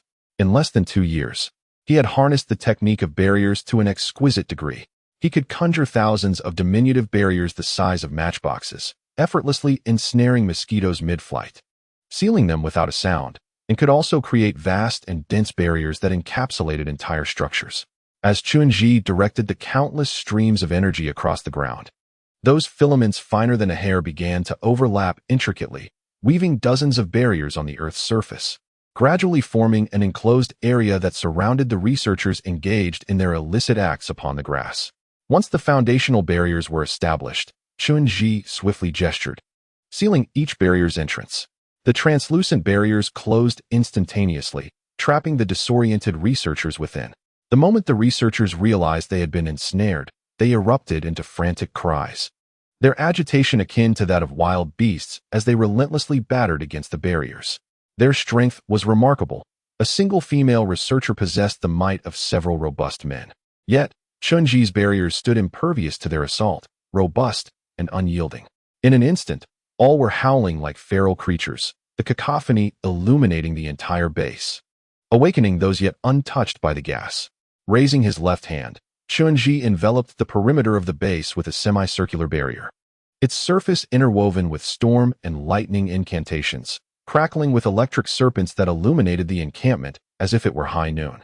The blinding light seared into the eyes of the onlookers, and in a moment, the grassland was filled with the rustling sounds of creatures attempting to flee back into the mountains. Chunji silently chanted a few incantations, and with a resounding roar, thunder crashed. Violent lightning struck the grassland, targeting the fleeing entities, which then revealed their true forms, small black snakes, as thick as coins, writhing together like large earthworms. Under the might of the storm incantation, they flailed chaotically, ultimately succumbing to the thunder's wrath, reduced to charred remains. At this moment, the situation in the deep mountains had become exceedingly bizarre. Amidst the anguished cries of the researchers, a thick fog enveloped the area, seemingly interspersed with countless shadowy figures that surged toward Chunji's barrier. These shadows struck with an unimaginable force against the barrier, producing a thunderous sound akin to a roaring tempest, sending forth a multitude of sparks in a breathtaking spectacle. The uninfected researchers were paralyzed with fear, cowering within their tents. Gazing skyward, bereft of the courage to cry out, Professor Liao emerged from his tent, his heart profoundly shaken as he beheld the overwhelming heavens above. Chunji persevered until dawn. During this time, Gui Dao and Pang Wei ventured out to slay the multitude of serpents, both large and small, leaving thousands of serpent carcasses strewn across the grass. As the sun rose, the dense fog gradually dissipated. It was only when a beam of sunlight pierced through the clouds to illuminate the earth that the frenzied researchers began to awaken. Their initial reaction was to collapse onto the ground and retch uncontrollably, followed by spasms. Some female researchers, realizing their nakedness amidst the grass, screamed in haste to find clothing to cover themselves, rendering the scene exceedingly awkward. The infected researchers lay bare upon the grass, seemingly recalling their prior actions, now confronted with the stark reality that shattered their composure. Overwhelmed by profound shame, the women began to weep uncontrollably, while the men turned crimson with embarrassment. Panic-stricken and unsure of how to proceed, they frantically searched for their garments, too mortified to speak to one another. Humans possess a sense of chastity and morality, with a limit to their tolerance for humiliation. This threshold had been utterly breached, leading to their collective collapse. Feeling the weight of their disgrace, the researchers began to spiral into madness, with some women contemplating leaping from the cliffs. In the midst of this emotional turmoil, Gui Dao suddenly leapt onto a rock. Straining to listen ahead, then nodded at Chunji, "They are coming." Moments later, a commotion arose from the thicket ahead, and a long line emerged. It was Yichio's team. Upon seeing Yichio, the burden on Chunji's heart was finally lifted. Yichio's team operated with remarkable professionalism, equipped with a comprehensive emergency medical unit capable of addressing various situations. Subsequently, the focus shifted to follow-up efforts. The psychological trauma inflicted upon the researchers was severe, with many female researchers exhibiting suicidal tendencies, necessitating systematic psychological treatment. The medical team first sought to soothe them, administering tranquilizers before transporting them down the mountain. The remaining uninfected researchers, still reeling from the night's terrors, remained in a state of extreme instability, rendering them incapable of continuing their work. The geological exploration had come to a halt, leaving Professor Liao as the sole remaining member of the research team. The subsequent search for the vast cavern would now rest solely upon Chunji and his companions. After Professor Liao liberated herself from this dreadful nightmare, the heightened tension in her mind relaxed, leaving her body in a state of exhaustion. She lapsed into a light coma for a while, and it was only after the medical team administered copious amounts of saline that she gradually began to recuperate. How terrifying it is to realize that such dreadful entities truly exist in this world, It is utterly astonishing. Once she regained her composure, Professor Liao sighed heavily. She had collaborated with Bao Ping for many years and had studied numerous ancient, peculiar creatures under his guidance. However, those were confined to the laboratory. She had heard tales of Chen Ji and Peng Wei, but to her they were merely legendary stories, their veracity uncertain. Now, having been thrust into the midst of it all, Professor Liao understood that some phenomena in this world defy explanation. Yichio had brought a considerable number of personnel to assist, and the aftermath was being addressed in phases. The staff coordinated with the medical team, transporting the researchers down the mountain in batches. On the other hand, Chunji's main mission continued unabated. After all, their purpose in Wushan was to locate the immense stone cave that had appeared in Master Pu Heng's vision. Chapter 44. The Great Mud Catfish of Wushan. Once the situation of the researchers was under control, Professor Liao began to feel anxious. Her mind had been in a state of tension, leaving no room for concern over Liao Tingting. Now, having processed the ordeal, she became frantically worried about Liao Tingting's safety and incessantly berated herself for allowing her to join the advance team on such a perilous venture. That team had been out of contact for several days, and Liao Tingting's fate remained uncertain. However, Chunji refrained from informing Professor Liao about the bloody occurrences in the mountains. At her age, she could not endure another psychological blow. Yet, Chunji understood that the journey ahead would be anything but simple. As Yichio and her team arranged for the researchers' accommodation, Chunji, Peng Wei, and Gue Dao prepared to set off towards Failong Valley. Despite the treacherous terrain and the reluctance of any guides to accompany them, the location was unmistakable, and Chunji was confident he could navigate it. Yichio also provided them with some robust young men, the finest in their ranks, each armed with a submachine gun, to accompany Chunji on their ascent. Upon learning of their intention to climb, Professor Liao insisted on joining them, refusing to heed any arguments against it. Ultimately, with no other options available, they had no choice but to allow the elderly lady to accompany them. Fortunately, Professor Liao regularly engaged in outdoor exploration, and her agility kept pace with the group. They followed the route described by the guide, and by this time, dawn had fully arrived. The mist in the mountains had dissipated significantly, revealing the winding paths, yet upon entering the uncharted depths of the mountains, the light was largely obscured by thick fog, and no trails remained visible. Nevertheless, that peculiar scent lingered in the air. Everyone had mentally prepared themselves. Each member donned a mask with a liquid inner layer. A gas-isolating mask prepared by Yichio. Simple yet practical, it proved to be highly effective, filtering impurities from the murky air and allowing for unimpeded breathing. The path up the mountain was exceedingly rugged. However, such hardships were trivial for Chunji's team, who had traversed far more perilous terrains. Throughout the day, they engaged in little conversation as they ascended rocky cliffs, finally arriving at the fabled Failong Valley just before sunset. This valley was truly enveloped in mist, and from a high vantage point, Chunji gazed down, observing the valley resembling a colossal bowl shrouded in dark clouds, its depths obscured from sight. Above Failong Valley loomed the renowned Goddess Peak. Chunji had seen numerous photographs of this peak on television and the internet, yet standing before it in reality, he was profoundly struck by its grandeur.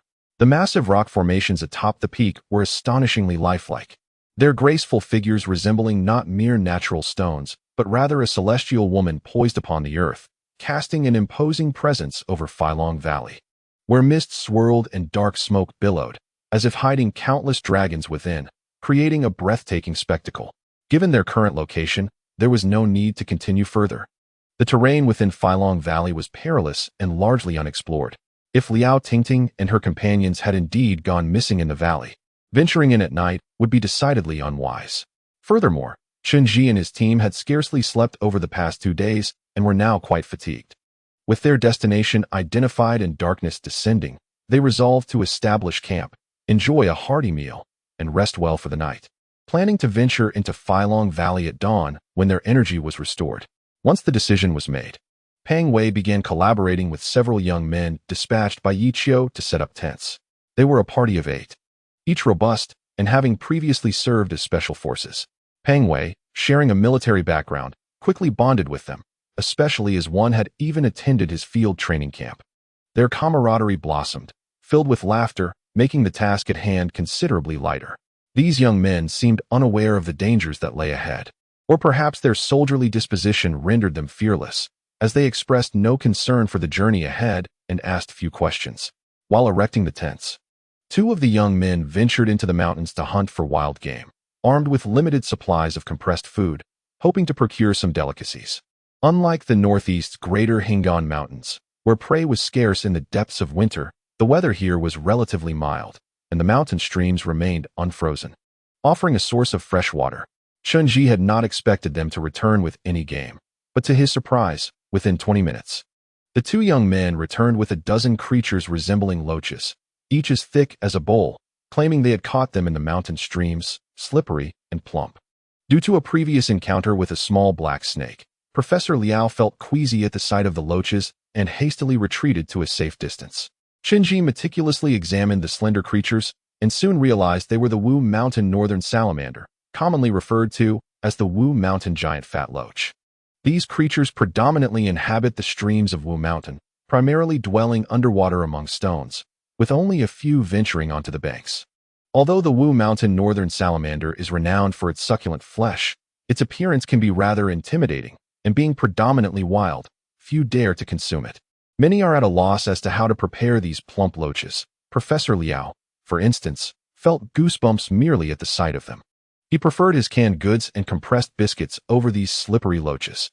However, Fat Wei, unafraid of anything, swiftly gutted the loaches using a method akin to that for roasting rabbits, threading a stick through from head to tail. He placed them directly over the flames, akin to the grilled fish served in northeast street stalls. In the mountains, lacking a wealth of condiments, they relied on some outdoor grilling powder, which, though dry, released an enticing aroma when sprinkled over the meat. The loaches hissed as they roasted, and soon the skin began to crack, revealing tender, cooked flesh within, emanating an irresistible fragrance. Having trekked the entire day, and with Chen and his companions having gone without proper rest or substantial food for 2 days, their stomachs grumbled audibly. Upon seeing the loaches were ready, they felt no need for hesitation, and each took a large fat loach to bite into. To their surprise, the wild delicacy surpassed their expectations. The loaches were meaty, crisp on the outside, tender within, and with a smooth texture, complemented perfectly by the grilling condiments. Truly exquisite. Perhaps due to their hunger, they unanimously agreed that the roasted fat loaches far outshone roast lamb. Fat Wei even joked about bringing some back for Lu Xiaoong to add a signature dish to her restaurant. As they dined, spirits lifted significantly, laughter and conversation flowing freely. Chen Ji's team had weathered many storms and had long since learned not to be anxious over a single mission. The 8 young men, brimming with youthful vigor, remained blissfully unaware of the challenges that lay ahead, their bravado unyielding. Yet, Professor Liao remained the only one with a furrowed brow, gazing with concern at the dark, cloud-covered Filong Valley beneath them. Chapter 45. The Clouds and Rain of Wu Mountain. Xiao Chun, do you not think the mist in Filong Valley is rather dense? As if a veil entirely shrouds the valley? Professor Liao remarked, his brow knitted in worry as he observed the swirling black fog enveloping the Shenlong Valley below. In our geological studies, we refer to this phenomenon as sea of clouds and sky. Such geographical features are exceedingly rare. Before ascending the mountain, I spent some time at its base, inquiring with the locals about Filong Valley. They say that Filong Valley was originally known as Shenlong Valley, a place untouched by their ancestors for generations. In contemporary times, tourism has flourished, and the entire Shenu Peak has been thoroughly developed, yet Filong Valley remains an unspoiled region. According to locals, this valley has long been considered a forbidden territory by the people of Wushan. Forbidden territory? Why is that? Chen inquired, sensing the underlying meaning in Professor Liao's words. Professor Liao continued, in truth, the name Shenlong Valley has ancient origins, passed down since antiquity. It is said that in ancient times, the topography of Wushan was quite peculiar, resembling a massive tube, with rainwater flowing in but not out, resulting in devastating floods below, causing immense suffering. When Diyu was tasked with flood control and passed through here, he encountered a fierce dragon emerging from the mist. This dragon claimed to be the ancient deity of Wushan, capable of summoning winds and rains, acknowledging itself as the source of the catastrophic floods. Thus, Diyu resolved to eliminate it and battled the dragon for 3 days and nights. Ultimately, Diyu was on the verge of defeat when the goddess Yao Ji descended from the heavens. She wielded her divine powers to assist Yu in vanquishing the dragon and gifted him the Shanqing Baijing, a celestial scripture for controlling water, which enabled him to clear the river channels and alleviate the flooding. From that moment on, the landscape of Wushan transformed, the waterways were unblocked, and Yu's success in flood management became legendary. However, the goddess Yao Ji could never return, so she remained here. I am familiar with this legend, Chen remarked. The tale of the goddess of Wushan has been recounted in Huaxia for millennia. Many poets and lyricists throughout history have celebrated this enchanting myth. Yu's flood control efforts are known to all, yet ancient storytellers often embellished the narrative, molding it into their idealized myth. Indeed, Professor Liao gently nodded. Many myths are human fabrications, and this story is indeed beautiful. However, I have heard from locals that Failong Valley has always been a damp and sinister place. According to the oral traditions of the indigenous Wushan people, the ancient deity lurks within, and this malevolent being often abducts those who wander the mountains at night. Thus, the people of Wushan have a long-standing tradition to avoid entering the mountains at night and to steer clear of Failong Valley. They say that during the late Ming period, someone witnessed a divine dragon ascending from this valley, soaring into the clouds, with human bones falling like rain across the mountains. Those bones were incomplete remnants, scattered as the dragon ascended, and the entire Wushan populace beheld this event, which is why Shenlong Valley was later renamed Failong Valley.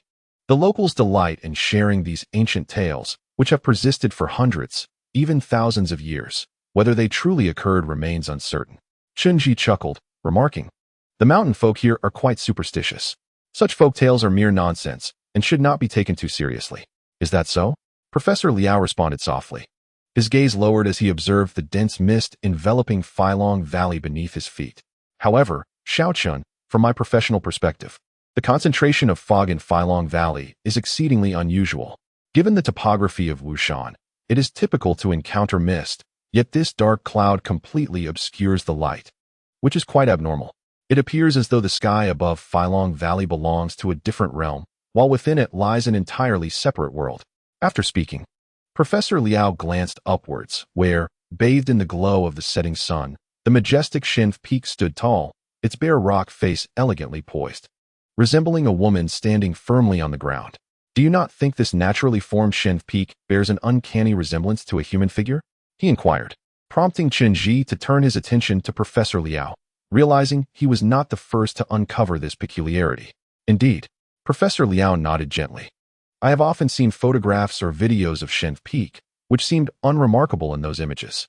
However, upon closer inspection, one perceives an almost lifelike dynamism within the stone. Strikingly realistic. My studies in biology have provided me with some understanding of human bodily movements. Although the mountain's exterior appears rugged, it is in the presence of this grand formation that one discerns a remarkable alignment with human limb dynamics. I am not referring to the minutiae of human anatomy, but rather the structure of bones and points of force. The shape of this mountain truly resembles a person descending from the heavens, standing atop the peak, with its points of pressure aligned precisely above Failong Valley, creating a harmonious dynamic. If it were a product of human craftsmanship, one might attribute such artistry to ancient hands. Yet, if it were naturally formed, it seems rather fortuitous. Perhaps it is merely coincidence, Chenji mused, squinting at the massive rock above, then chuckling and shaking his head. I have encountered many unbelievable phenomena and witnessed numerous awe-inspiring giants, but without concrete evidence, I prefer not to indulge in excessive speculation, as it can be quite exhausting. Regarding the legends surrounding this place, I would rather attribute them to coincidence, for it is these very coincidences that have given rise to such renowned scenic mountains. Would you not agree? Now, allow me to discuss something less coincidental, Professor Liao continued, gesturing toward the rugged fissures at the edge of Failong Valley. Do you see those cracks? The topography of Failong Valley resembles a great bowl, a shape that would not naturally produce such fissures. Moreover, these cracks are not the result of natural geological movement. They were inflicted long ago by immense external forces, resulting in significant damage to the rocks. Over millions of years of erosion and geological compression, they have gradually taken on this form. This suggests that within this valley, there must have once existed colossal creatures. Colossal? How large? Chenji, noticing the seriousness in Professor Liao's demeanor, could not help but ask. Could it be large creatures from the age of dinosaurs? Professor Liao glanced at the Filong Valley below and remarked thoughtfully, "What I refer to as colossal extends far beyond mere dinosaurs." Chapter 46, Clouds and Rain over Wushan, Part 2. Professor Liao's words caught Chen Ji's attention. He turned his gaze towards the edge of the Filong Valley, where the cracks, overgrown with wild grasses, appeared quite peculiar. These fissures concealed the true nature of what lay beneath. Upon closer inspection, they revealed a shattered mass of rock, suggesting the presence of an entity far larger than any dinosaur. "What are you discussing?" Fat Wei's voice interrupted their conversation. "Let us not linger on this topic for now. It's quite chilly in the mountains during this winter. Why not come over and warm up with some ginger tea?" Upon finishing his statement, Fat Wei handed over 2 cups. It turned out that someone in the group had brought along some blocks of red sugar ginger tea, conveniently shaped like sugar cubes. This ginger tea was remarkably practical, dissolving instantly in water, and served to ward off evil and dampness, ideal for consumption in the mountains.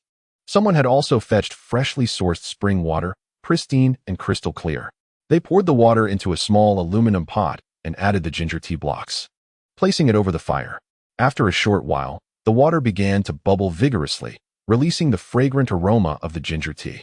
Fat Wei and the 8 young men found common ground, each with a cup in hand, gathering by the campfire to engage in light-hearted conversation. Meanwhile, Gui Dao, having finished his meal, retreated to a quiet corner with his knife to meditate. Chen Ji was aware that Fat Wei harbored concerns for Liao Tingting. However, having spent years in high-risk ventures, Fat Wei had learned to manage his emotions. In times like these, it was crucial to remain composed. Constant worry could easily lead one to madness. Yet, Professor Liao was different.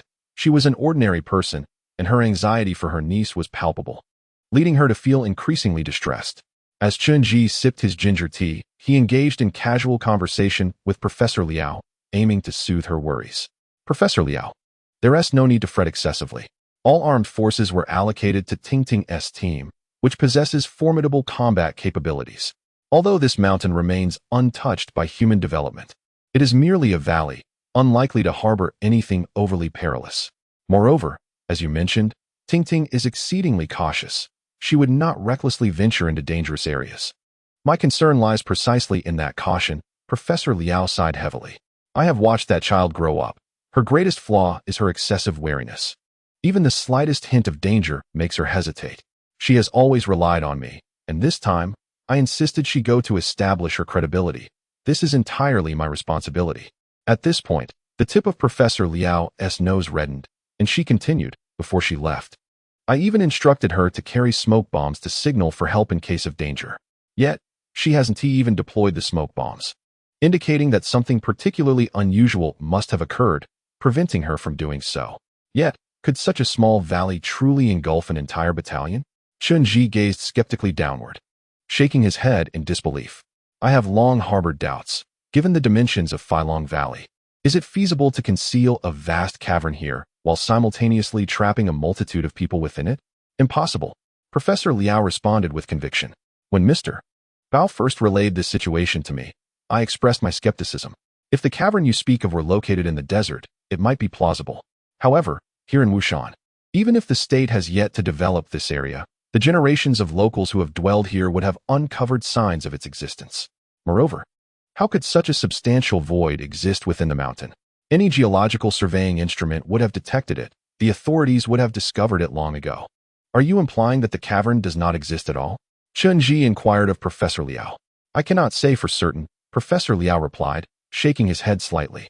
"I once believed that the cavern you mentioned was merely an exaggerated notion, perhaps even a figment of imagination.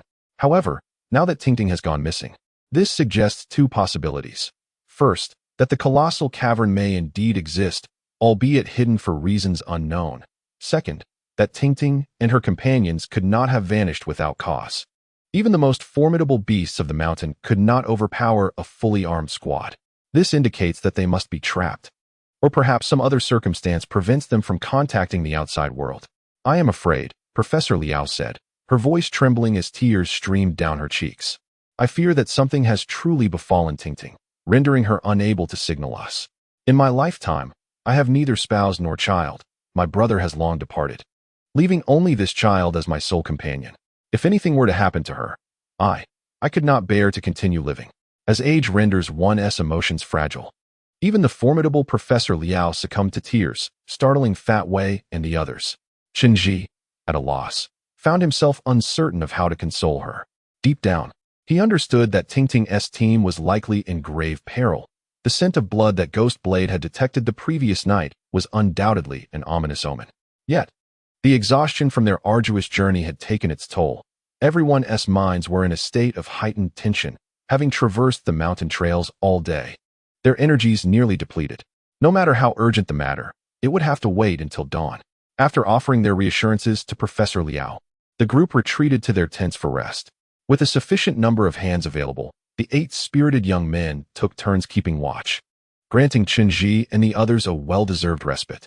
As Chen entered his tent, a wave of lethargy washed over him. 3 days without proper sleep had truly worn him out. The moment his head hit the pillow, he succumbed to slumber. Uncertain of how long he had slept, Chen sensed someone gently shaking him in his dreams. His instincts instantly kicked in, and he opened his eyes to find Professor Liao before him. Xiao Chen, wake up quickly. Ting has returned. She is here to find us. You're not dreaming, are you? Chen first reaction was to think that Professor Liao was being neurotic out of concern for Liao Ting. At this late hour, how could Liao Ting possibly be here? I am not deceiving you. I recognize that sound of the bell. Professor Liao spoke softly. Ting has always had a bell pendant on her mobile phone, made of glass, which rings loudly and has a distinctive sound. The moment I heard it, I knew it was her. If you don't believe me, listen. After Professor Liao spoke, he fell silent and gestured towards the outside of the tent. Chen immediately held his breath and concentrated, listening intently to the sounds outside. Amidst the howling wind, there indeed was the clear sound of a bell, ringing crisply. Chen quickly rolled over and shook the portly Wei, who was sleeping like a log. When they emerged from the tent, they found that Gui Dao was already standing outside, wielding a long knife and gazing down the mountainside. Below, in the misty flying dragon valley, there was a figure standing at the edge of the forest. Chapter 47. Liao Ting? There is someone there. Gui Dao pointed towards the distant woods shrouded in fog. Even in the darkness of night, aided by the moonlight, they could see that a figure stood at the edge of the forest. Everyone understood that they were bathed in moonlight, while the figure below was hidden in shadows. If they could see the person in the woods, then that person could certainly see them. It appeared that the figure was indeed holding a mobile phone, and the bell was ringing loudly in the wind. Yet, the individual showed no intention of coming up, merely standing there at the edge of the woods, their arms swaying gently as if beckoning them closer. Ting, is that you? Professor Liao's emotions surged, and he shouted Liao Ting's name, eager to descend the mountain. However, Wei tightly grasped Professor Liao, exchanging a knowing glance with Chen, cautioning everyone that there was something amiss with the person below. Wei consistently displayed remarkable calmness in critical moments. If that figure truly was Liao Ting, she should be rushing to reunite with them, or at the very least, standing in place and calling for help, rather than beckoning them closer. Moreover, her manner of waving her arm was peculiar, reminiscent of a zombie. Thus, the figure claiming to be Liao Ting was undoubtedly suspicious. Perhaps she was unable to escape, or perhaps she now desired their company within the woods. After the figure gestured once more, it turned and walked deeper into the forest. Everyone tensed, eyes fixed on the front, awaiting Chen command. Seizing the moment, Chen swiftly made a gesture to split their formation. These young men, all veterans from special forces, were well-versed in field training and adept at such military maneuvers. Subsequently, Chen, along with 3 others, led the way, while 6 young men armed with machine guns formed a protective perimeter, and 2 specifically guarded the professor. Together, they descended into Flying Dragon Valley under the cover of night. These 8 young men were all elites from the field combat team, accustomed to never submitting to anyone. Yet this time, they were genuinely taken aback. Despite their seemingly ordinary appearances, Chen and Pang Wei exhibited remarkable speed when they began to run. Upon reaching the base of the mountain, it became evident that the others were unable to keep pace. Professor Liao and her 2 youthful protectors lagged significantly behind. Gui Dao was the swiftest among them, closely tailing the figure ahead. In truth, with his speed, he could have easily surged forward and subdued the person in front. But he was mindful of the safety of those behind him, particularly Professor Liao, and thus refrained from an impulsive pursuit. However, the moment they dashed into Filong Valley, They immediately comprehended the reason this place had long been deemed a forbidden land of Wushan. This valley was an entirely different realm, as if it were a forgotten gorge lost in time. The temperature here was noticeably higher than outside, accompanied by an oppressive humidity that rendered everything dark and damp. The vegetation flourished abundantly, bearing no trace of human intervention, while the most striking feature of this area was the profusion of vines. The ground was littered with obscured plant tendrils, posing a risk of tripping, reminiscent of traversing a primordial forest from the Cretaceous period. The towering trees within Filong Valley were extraordinarily robust, their canopies lush and ancient. Vines of vibrant green spiraled around the branches, intertwining in a manner that obscured the sky above. A thick, black mist enveloped the valley, limiting visibility to a mere 2 meters, rendering it perilously easy to become disoriented. The silhouette that had entered the woods long before them had swiftly vanished, having only lingered at the edge of the forest. The oppressive atmosphere obscured any trace of her scent. The surrounding environment was humid and stifling, devoid of even the slightest breeze.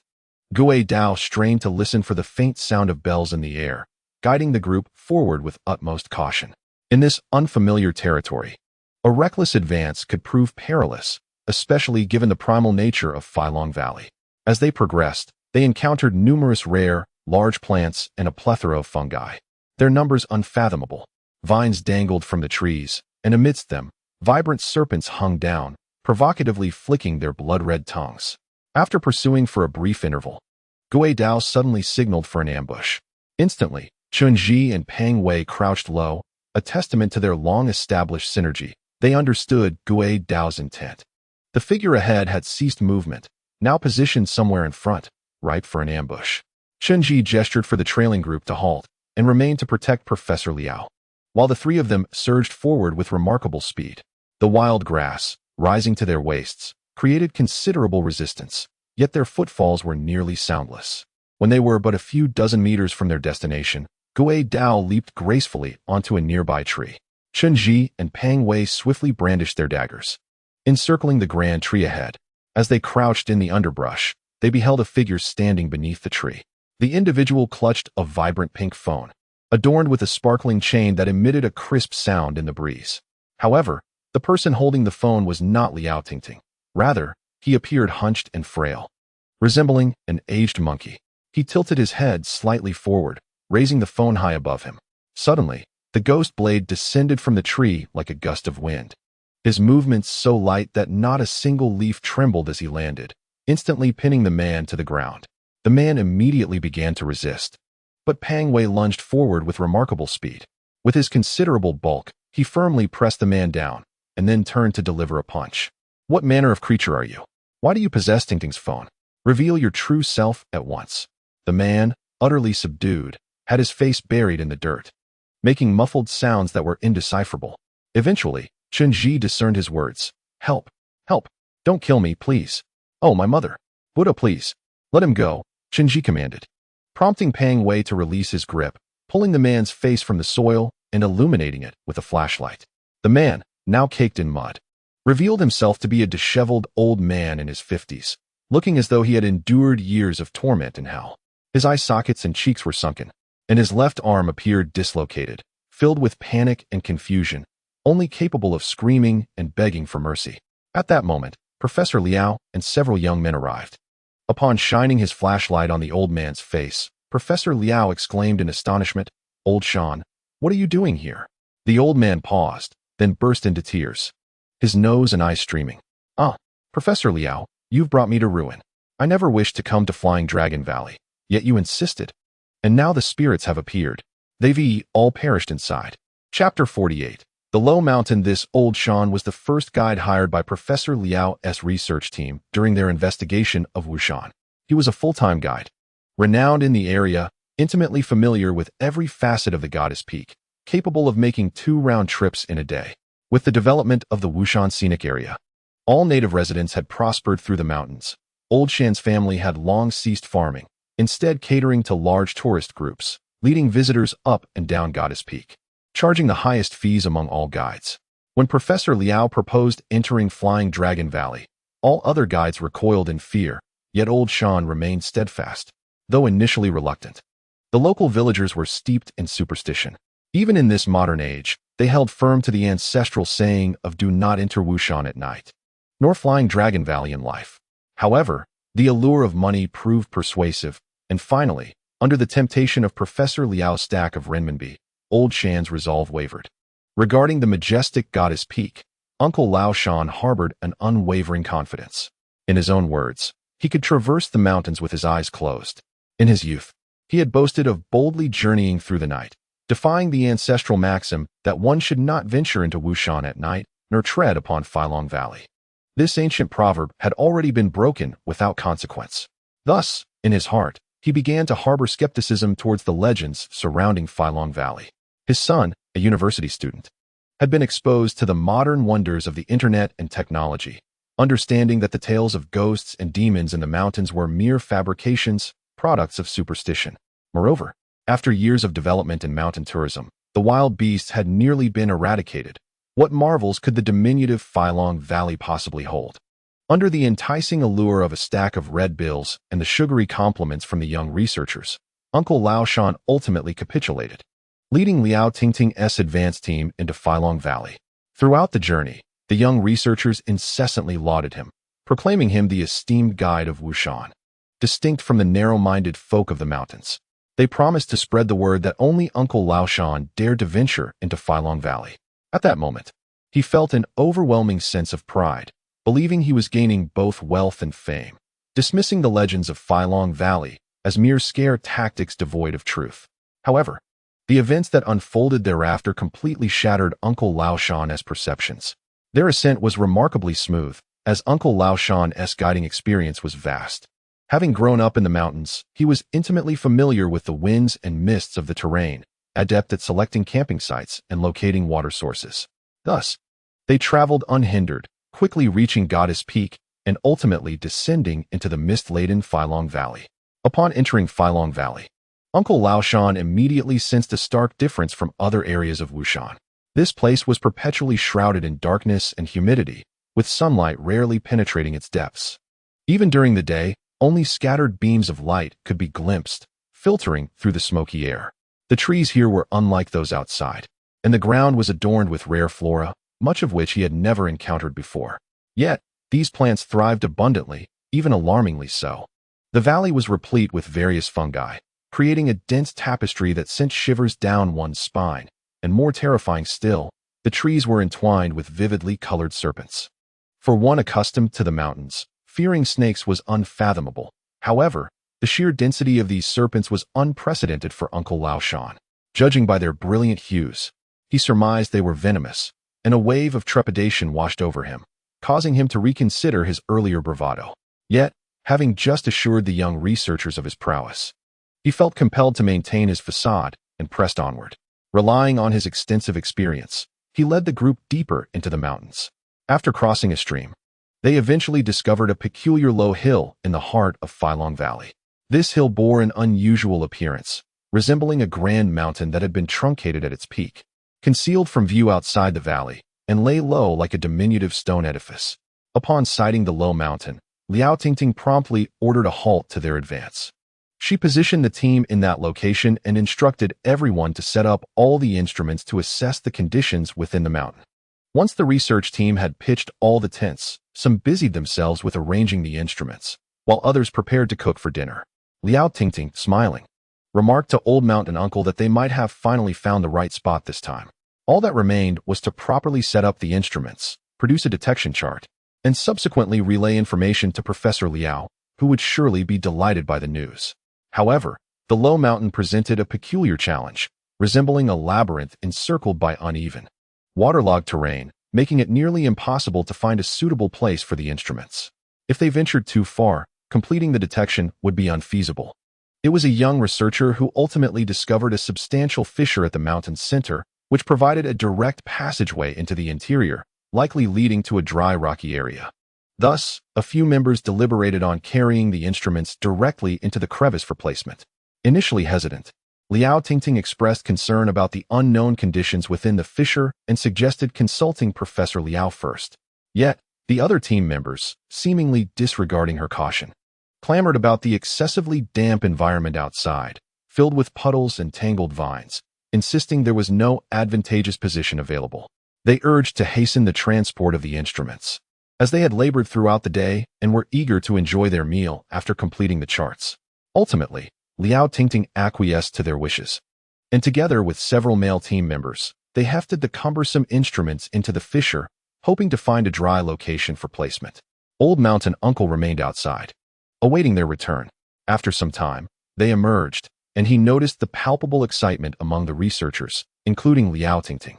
They exclaimed that they had indeed found the right place. Their joy palpable. Although he could not fully comprehend their words, Liao Tingting, upon exiting the fissure, appeared far less reserved and cautious than before, seemingly forgetting to inform Professor Liao below. Instead, she animatedly shared with the others the breathtaking beauty within the crevice, likening it to a paradise on Earth. As the researchers ignited a bonfire and began preparing their food for dinner, those who had emerged from the fissure remained exceedingly exhilarated, as if invigorated by an unseen force. They even retrieved the white liquor from the team's emergency supply box, indulging in hearty gulps. Old Mountain Uncle, having accompanied the research group for some time, understood that these researchers were not permitted to drink alcohol. The white liquor was intended solely for emergencies to elevate body temperature. However, Uncle Laozhan noticed that the demeanor of those individuals grew increasingly peculiar after consuming alcohol. Their faces flushed crimson, resembling overripe persimmons, as they accompanied the research team. Among them were armed personnel, who regarded the researchers with equal bewilderment. Liao Tingting, with a bottle in hand, proceeded to toast each of them.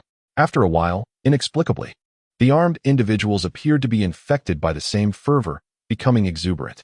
Ultimately, under their enthusiastic toasting, Uncle Laozhan found himself intoxicated. Fearing he might embarrass himself in his old age, he sought a secluded spot to rest. He had consumed a copious amount of alcohol, rendering him immobile. Yet the sounds of youthful exuberance echoed in his ears. Eventually, their excitement escalated to a frenzied state, and thereafter, Uncle Laozhan lost all consciousness. Upon awakening the next day, he discovered that these individuals had vanished. Chapter 49. The Old Sage. Upon regaining consciousness, Uncle Laozhan found himself enveloped in darkness, with not a sound to be heard. Assuming he had overslept, he hurried outside in search of others, only to be met with the shocking realization that they were all gone. The ground was in disarray, bottles strewn about, and while all belongings remained, including a smoldering campfire, the entire campsite was eerily silent, devoid of any presence. A wave of fear washed over Uncle Laozhan as he frantically called out, but his cries were met with silence. An unsettling feeling gripped him, leading his thoughts to the great fissure on the low mountain. He cautiously made his way toward it, and from a distance, he noticed something glimmering in the grass near the fissure. Summoning his courage, he stepped closer, only to discover it was Liao Tingting's phone. Gazing ahead, he beheld the great fissure before him, a gaping maw of darkness that exuded an ominous chill. Uncle Laozhan was not one to overlook the gravity of the situation. He understood that something was amiss with all the researchers missing.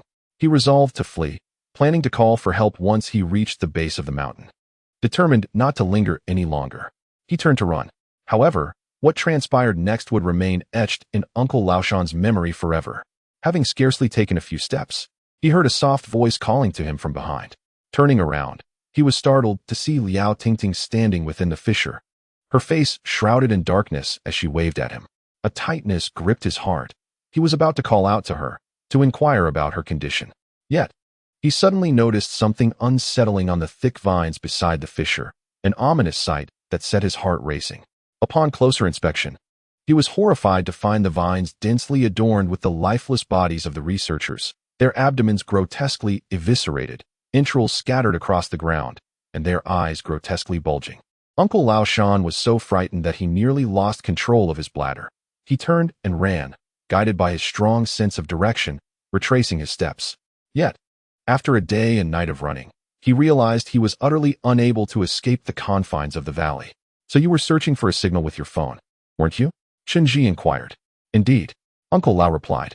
This phone is about to run out of battery, and I've been in quite a panic these past few days. I've been running everywhere, and my arm feels dislocated from the strain, yet I still can't find a signal. It's truly bizarre. Upon hearing this, Pang Wei chuckled softly. Old man, did you know? You were actually quite close to the edge of the forest just now. Why didn't you continue forward? I had no idea. Uncle Lao exclaimed, bewildered. Did I really make it out? I couldn't see anything except for endless trees. Oh dear. This is truly infuriating.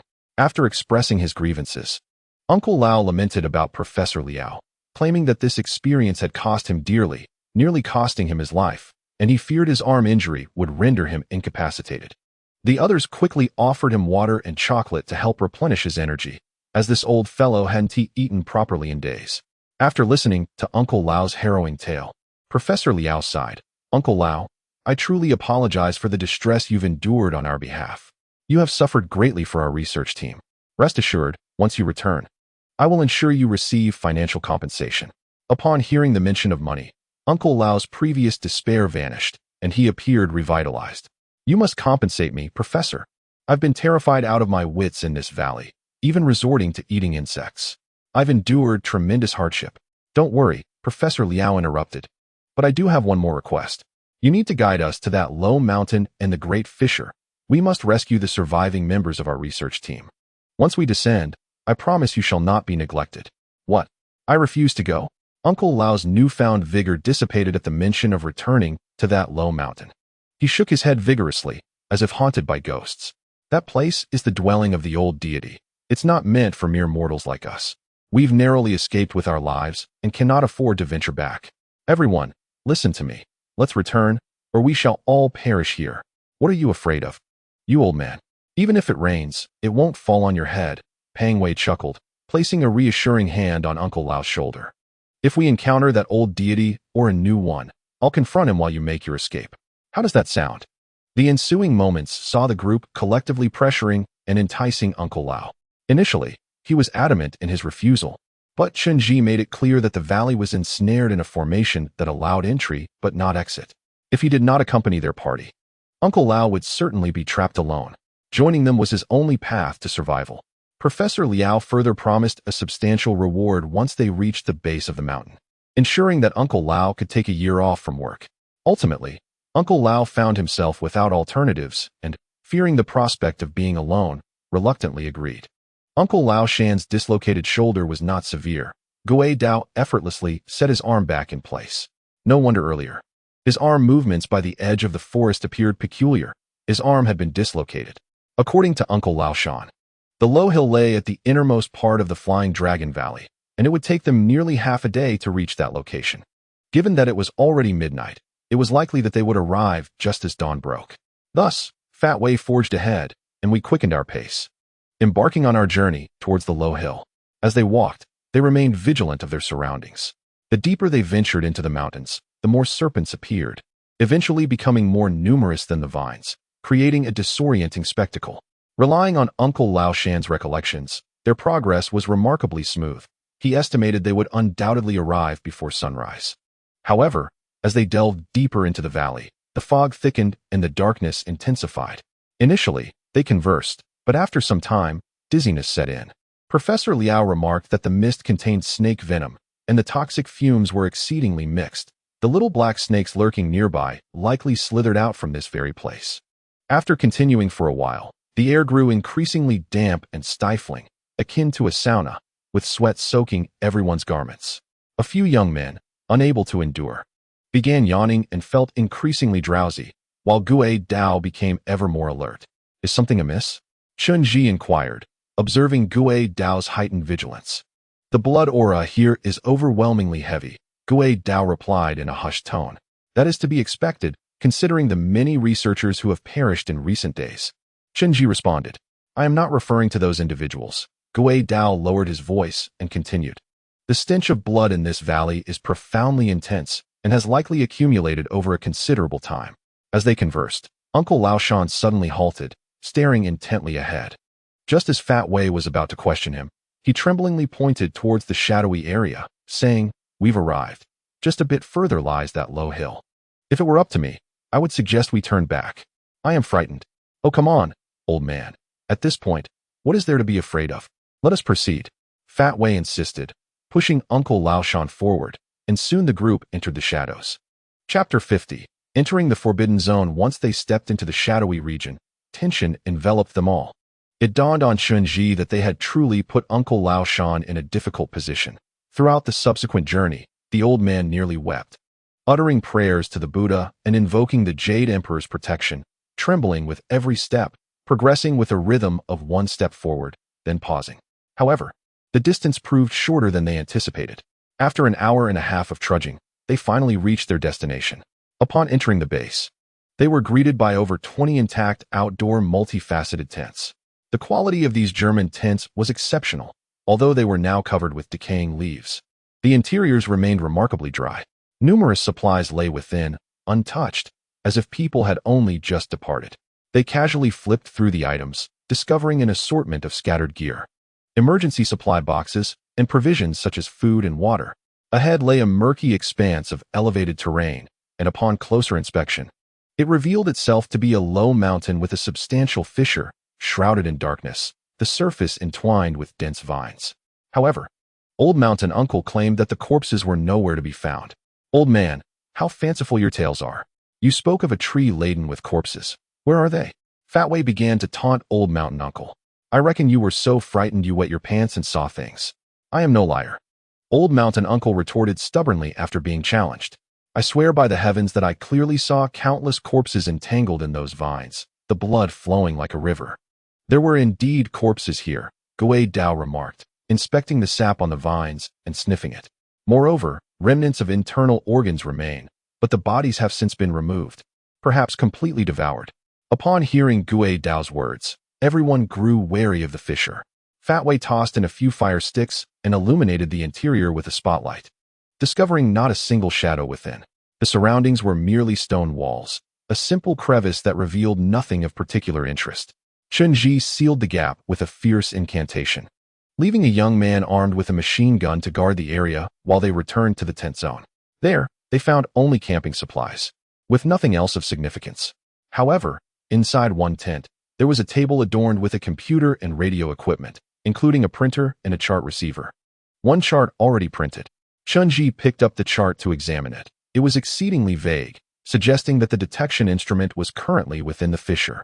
The patterns on the chart were peculiar, concentric circles with a complex structure at the center, resembling a vast labyrinth, surrounded by a plethora of dense data that Chen could scarcely comprehend. "This is a schematic of the mountain's internal area," Professor Liao stated as he entered and took the chart for scrutiny. "From the elemental data presented, it seems the interior of this low mountain has been hollowed out, with a significant presence of enzyme elements, dating back to ancient times, possibly built even before the Shang and Zhou dynasties. This aligns with our findings, yet." Professor Liao furrowed his brow as he examined the charts further. "The issue is that the blank areas depicted on this chart are minimal, insufficient to account for the vastness of the large grotto you describe. What could be the explanation? Is there an underground region yet to be detected?" Chen inquired. "I do not know," Professor Liao replied, shaking his head. "The placement of the instruments is not optimal, rendering the chart rather unclear. All will become evident when we reach the location." It was still deep in the night, with some time remaining until dawn. They would not dare enter the great fissure under the cover of darkness. It was imperative to remain in the tents for a while longer, awaiting the light of day. They discovered several first aid kits and some food within the base. After tending to Uncle Laoshan's injuries, they took a moment to rest and satiate their hunger. They dared not touch the items on the campfire, opting instead to open some unsealed compressed biscuits for a simple meal. Uncle Laoshan, truly in a bad state, devoured the biscuits ravenously, yet remained fearful, vigilantly scanning the surroundings, terrified that a monster might suddenly appear and end his life. The taste of the compressed food was rather unpleasant, leading most to refrain from indulging, with only a few sips of water being consumed. Professor Liao remained by the campfire, studying a chart intently. He pointed to a marked location on the chart, asserting that the instrument must have been placed there, as the signal emanated from this point, which was only a few hundred meters away. However, he pondered aloud about what might be found there. After making his observation, he indicated a long, shadowy shape on the chart, which appeared rectangular, resembling a bed. Fatway immediately leaned in closer, contemplatively raising the chart to the firelight for a better view. He exclaimed in astonishment, "This structure is all too familiar to me. It's a graveyard. Moreover, the owner of this grave is no ordinary individual. This shadow must be an altar. Only graves of particularly noble status would feature such an altar. It served as a place for ancient rituals. with the sacrificial offerings likely buried beneath. Are you certain? Chen inquired, glancing back at the low hill. Fat Wei did not respond directly to Chen. Instead, he crouched down, scooping up a handful of soil to inhale its scent. After taking a few steps, he collected another handful, noting that the earth was buried too deeply to assess without further digging. We need to excavate a bit to see, Fat Wei declared, retrieving a large black bag he had carried with him all along, which had led others to speculate about its contents. He produced a pair of steel pipes, swiftly assembling them before affixing a shovel-like head to the top. With the shovel secured, he began to dig with a short-handled hammer, occasionally resting a hand on the steel pipes to gauge the conditions below. After striking a total of 13 times, he suddenly exclaimed, "I found it." He then carefully extracted the shovel piece by piece, ultimately revealing a clump of damp earth. Removing the shovel head, he illuminated the area with an electric torch, revealing to everyone's astonishment that the soil appeared stained a deep crimson, reminiscent of blood. Beneath this soil lies an ancient burial chamber, and there are certainly artifacts within, Fat Wei asserted. Lighting a cigarette, he referenced the nearby chart and began to sketch the approximate outline of an ancient tomb on the ground. A central hall with 2 side chambers. This mirrors the structure of the burial chamber below, Fat Wei elucidated. Yet, the main chamber of this ancient tomb remains elusive. Chapter 51. Whose graveyard can you be sure? Professor Liao inquired, crouching down to examine Fat Wei's drawing on the ground, shaking his head gently in contemplation. I find it implausible. If indeed this were an ancient tomb, whose tomb could it be? All ancient tombs are designed for the interment of individuals. How could there be no main burial chamber? Where would the coffin be placed?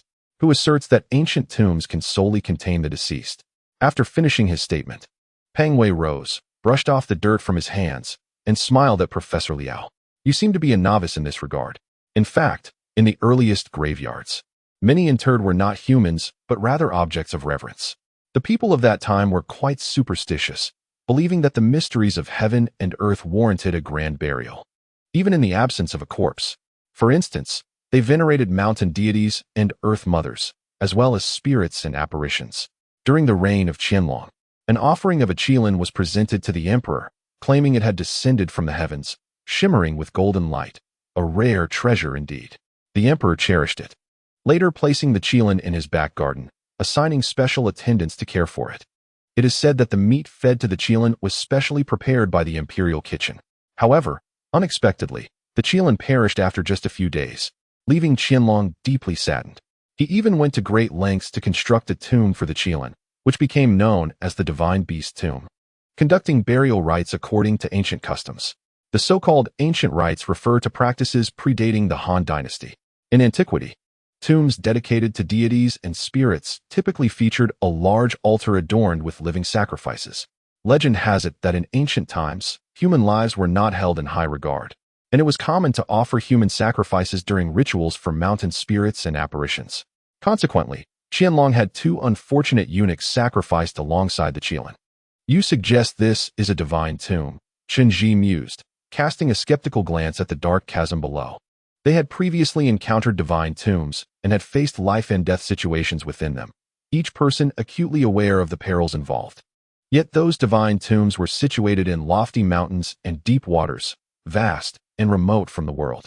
Could there truly be a divine tomb concealed within this modest Filong Valley, in a space no larger than a farmer's courtyard? I never claimed it was certainly a divine tomb, Peng Wei chuckled. Did I not previously mention that the ancients had a penchant for exaggeration? They loved to boast of encounters with deities and mythical beasts to enhance their own prestige. The qilin tomb from Qianlong's time, merely a few years later, was excavated. It is said that many human remains were discovered among the sacrificial offerings, along with numerous qilin statues scattered about. The qilin's coffin, however, was remarkably well preserved, with a pair of jade-inlaid golden qilins extracted from its hollow. Yet the excavators, driven by curiosity, wished to ascertain the appearance of the qilin, and pride opened the coffin lid. To their astonishment, they found nothing but a dog's bones, surrounded by fallen gold dust. It is speculated that officials, eager to please Qianlong, had gilded a pug to deceive the emperor. Thus, the dog did not survive long, and ironically, an extravagant tomb was erected for the dog, with living beings accompanying it in burial. This matter is well known in our circle, a veritable grand jest of the realm. What nonsense about a Qilin? Chen inquired. Do you mean to say that due to the superstitions of our ancestors, a false god's tomb was created in this mountain? I suspect that is indeed the case. Truly, we have encountered genuine divine tombs before. Where could this possibly serve as a burial site? There isn't even enough space to inter a large elephant. The locals here are constantly muttering about deities. Perhaps they are concocting a false god's tomb within. That can't be right. That can't be right. Old third uncle, bewildered by Fat Wei's earlier remarks, immediately shook his head and addressed the group. Have you forgotten? Those team members perished right here. Who but the old god possesses the power to slay them? Moreover, I have seen some of the young lads armed with firearms. Who else could have done this? The odor in the air is quite foul. Gui Dao had been fixated on the fissure since earlier, straining to hear any sounds from within. While I cannot detect any noise now, the stench of blood is overwhelming, indicating that many lives have likely been lost here. All right, let us descend and uncover the truth of this place, Tinge ultimately resolved, gesturing for everyone to return. The group took a moment to rest by the campfire, organizing their gear and weapons. By this time, dawn had begun to break, yet the depths of Filong Valley remained shrouded in darkness. Through the layer of black smoke at the summit of the valley, it appeared as though specks of light were scattered in the darkness, rendering visibility hazy and distant forms indistinct. Chun-Ji and Gui Dao circled the entire low hill, which was enclosed and seemed to consist of layers upon layers, resembling a labyrinthine structure. The most direct access appeared to be through the deep fissure, which led inward as if to the very heart of the maze. Before setting off, they advised Professor Liao to remain behind, as the peril within the low hill was too great and they lacked the energy to ensure her safety. However, Professor Liao was adamant, preferring to face death within rather than be left behind, promising to halt upon reaching the instruments where they could glean detailed data, ensuring at least one person could assist them with navigation. Chen considered her reasoning valid, thus deciding to allow Professor Liao to accompany them. Since she was determined to proceed, they urged Old Mountain Uncle to join them as well, but he resolutely refused, stating he would not enter even if the heavens fell. No amount of Fat Wei's coaxing could sway him. Hence, they reluctantly left him outside to keep watch. Once everything was prepared, Chen-Ji's group formed two lines and cautiously made their way into the fissure. As usual, Fat Wei took the lead, though this time Gui Dao stood alongside him. After advancing for a while, they noted the fissure narrowing, and upon traversing several dozen meters inward, they indeed spotted bloodstains on the ground, along with deep scratch marks on the stone walls, which appeared quite peculiar. The crevice was not particularly long. After approximately 20 minutes of traversing, they arrived at the end. Before them lay an expanse of open ground, roughly 200 to 300 square meters in area. At the center of this clearing, they first beheld a grand stone altar, towering around 5 to 6 meters high and extending several meters in length. Beneath the altar, intricate carvings depicted auspicious clouds and a myriad of beasts. Rendered in a somewhat primitive style, their forms abstract and indiscernible in age. The altar itself was predominantly a deep crimson hue, emanating a peculiar odor, and was marred by numerous congealed blood clots, evoking a chill in the heart. Chapter 52. The isolated gate. This altar was indeed the sacrificial platform that Fat Wei had mentioned. The color of the blood suggested that the sacrifices had occurred many years prior.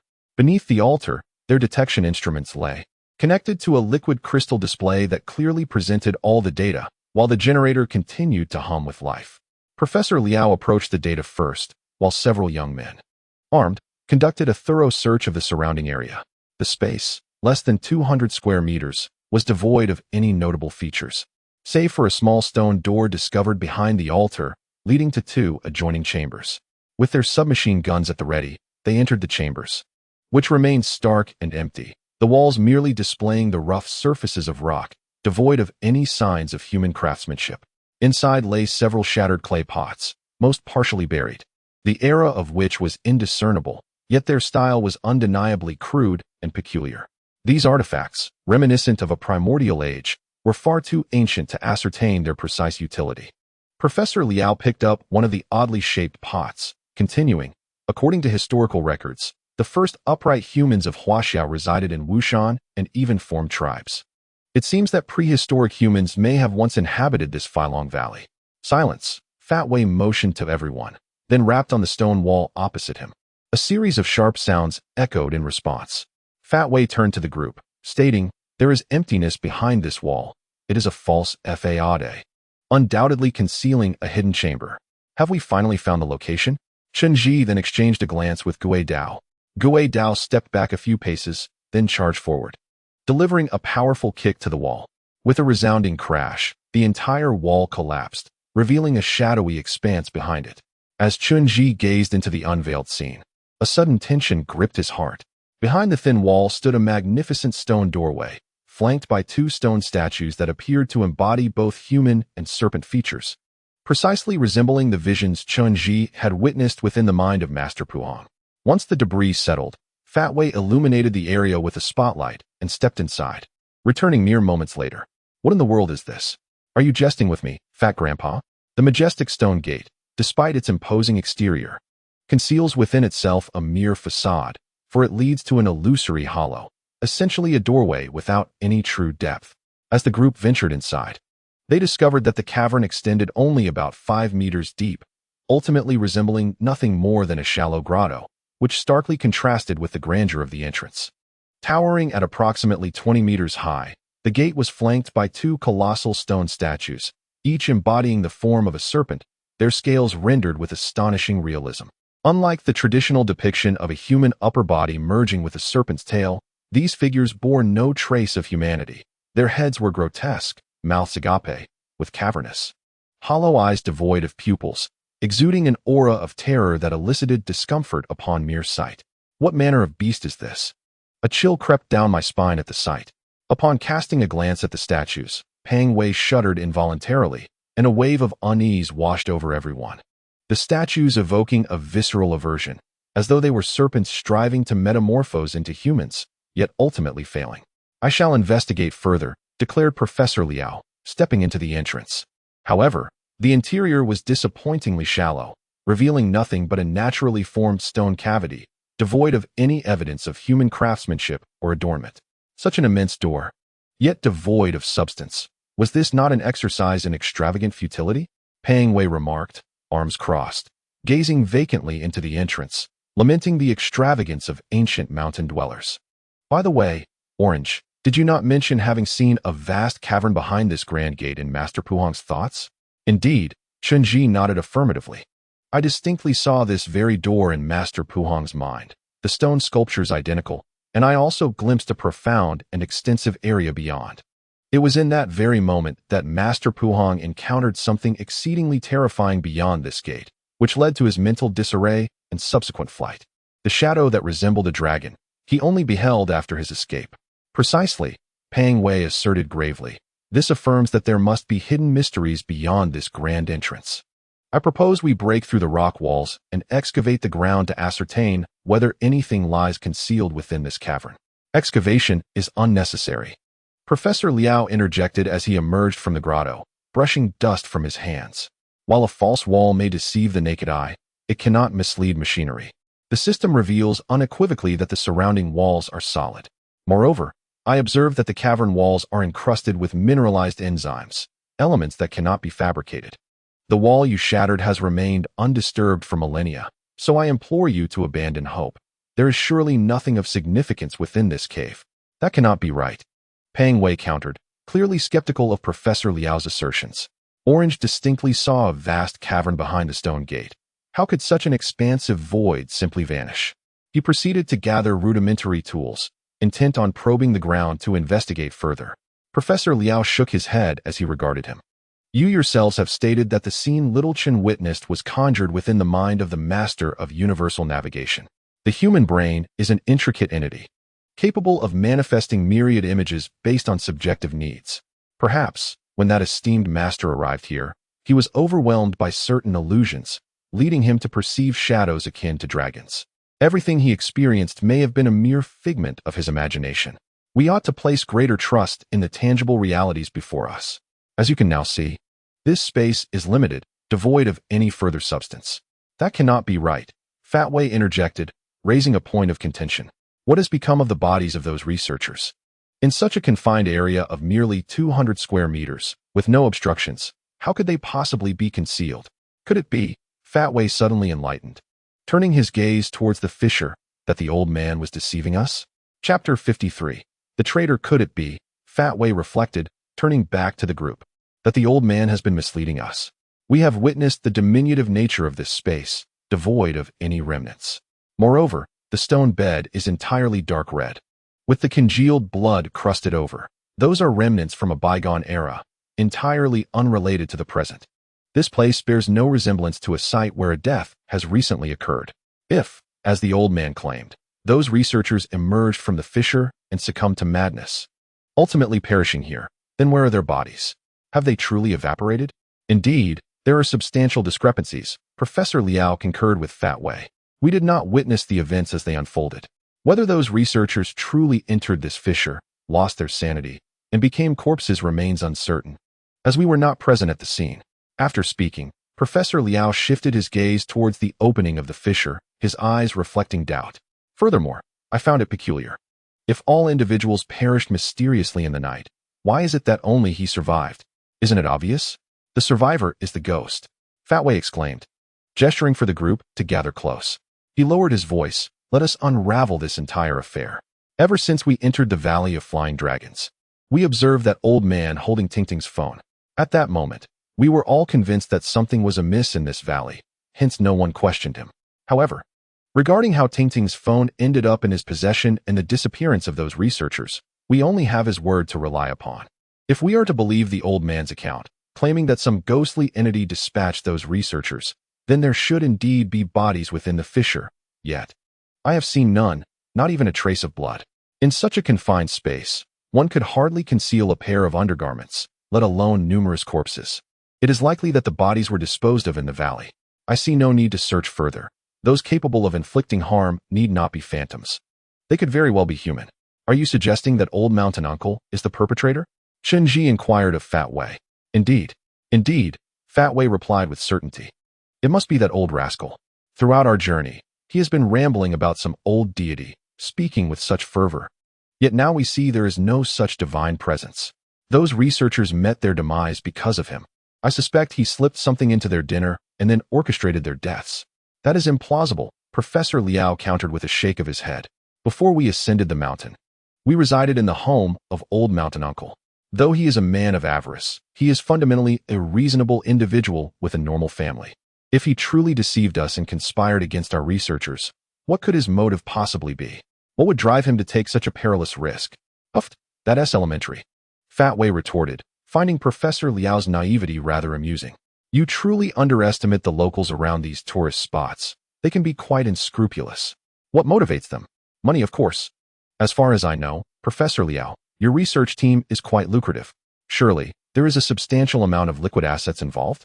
Perhaps that old man was driven by greed, drugged their dinner, murdered them, and now feigns supernatural occurrences to deceive us. Chen listened attentively to Fat Wei's words, pondering for a moment before shaking his head. The team includes numerous armed personnel who differ greatly from the researchers. They are vigilant and not easily dealt with by an old man.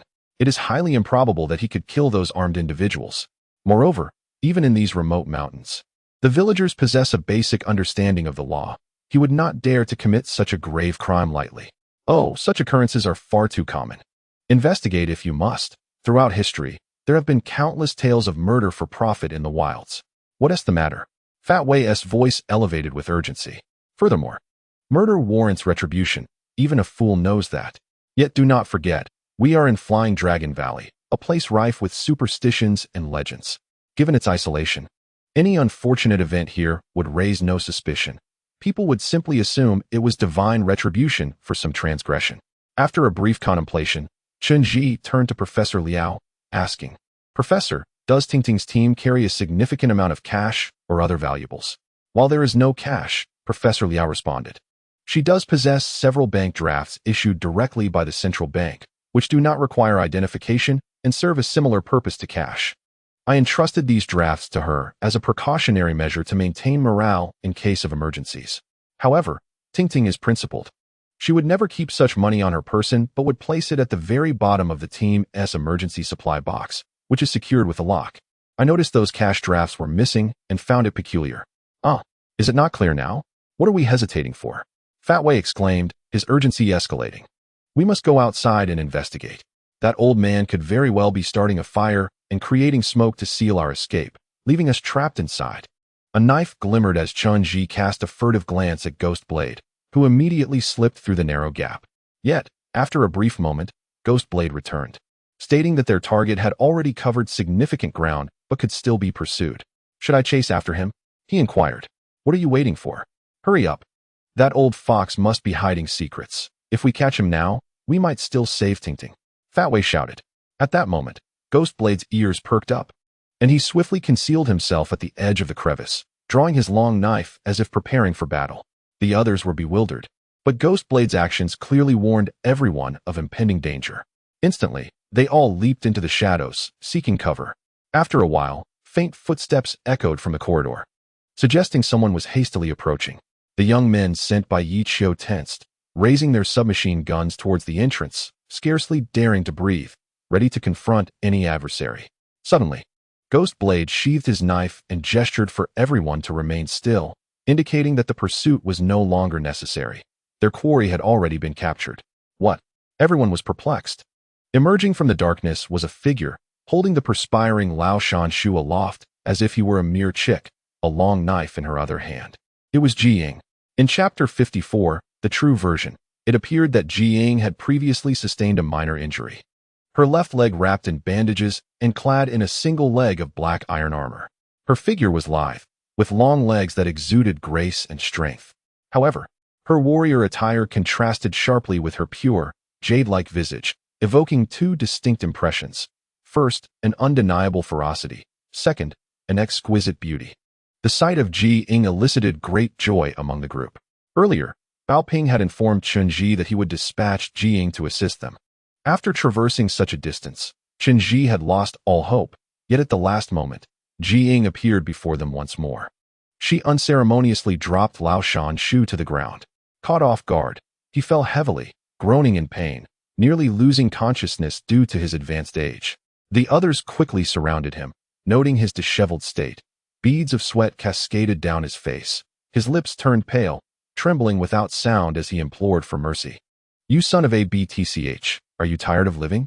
Fatway demanded, delivering two sharp blows to his head before grasping him by the collar and lifting him up. Speak. Where have those researchers gone? Did you lead them to their doom? I didn't. I wouldn't dare. How could I commit such a heinous act? Lao Shan Shu stammered, trembling as he attempted to wriggle free from Fatway's grip, only to be seized once more, resembling a rabbit caught by a bear. If you don't tell the truth, do you truly wish to meet your end?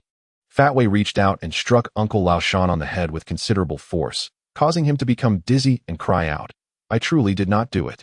How could I dare to kill anyone? Moreover, if I were responsible for their deaths, how could I possibly escape? Even if I could flee, what about my entire family? My home is right in the town.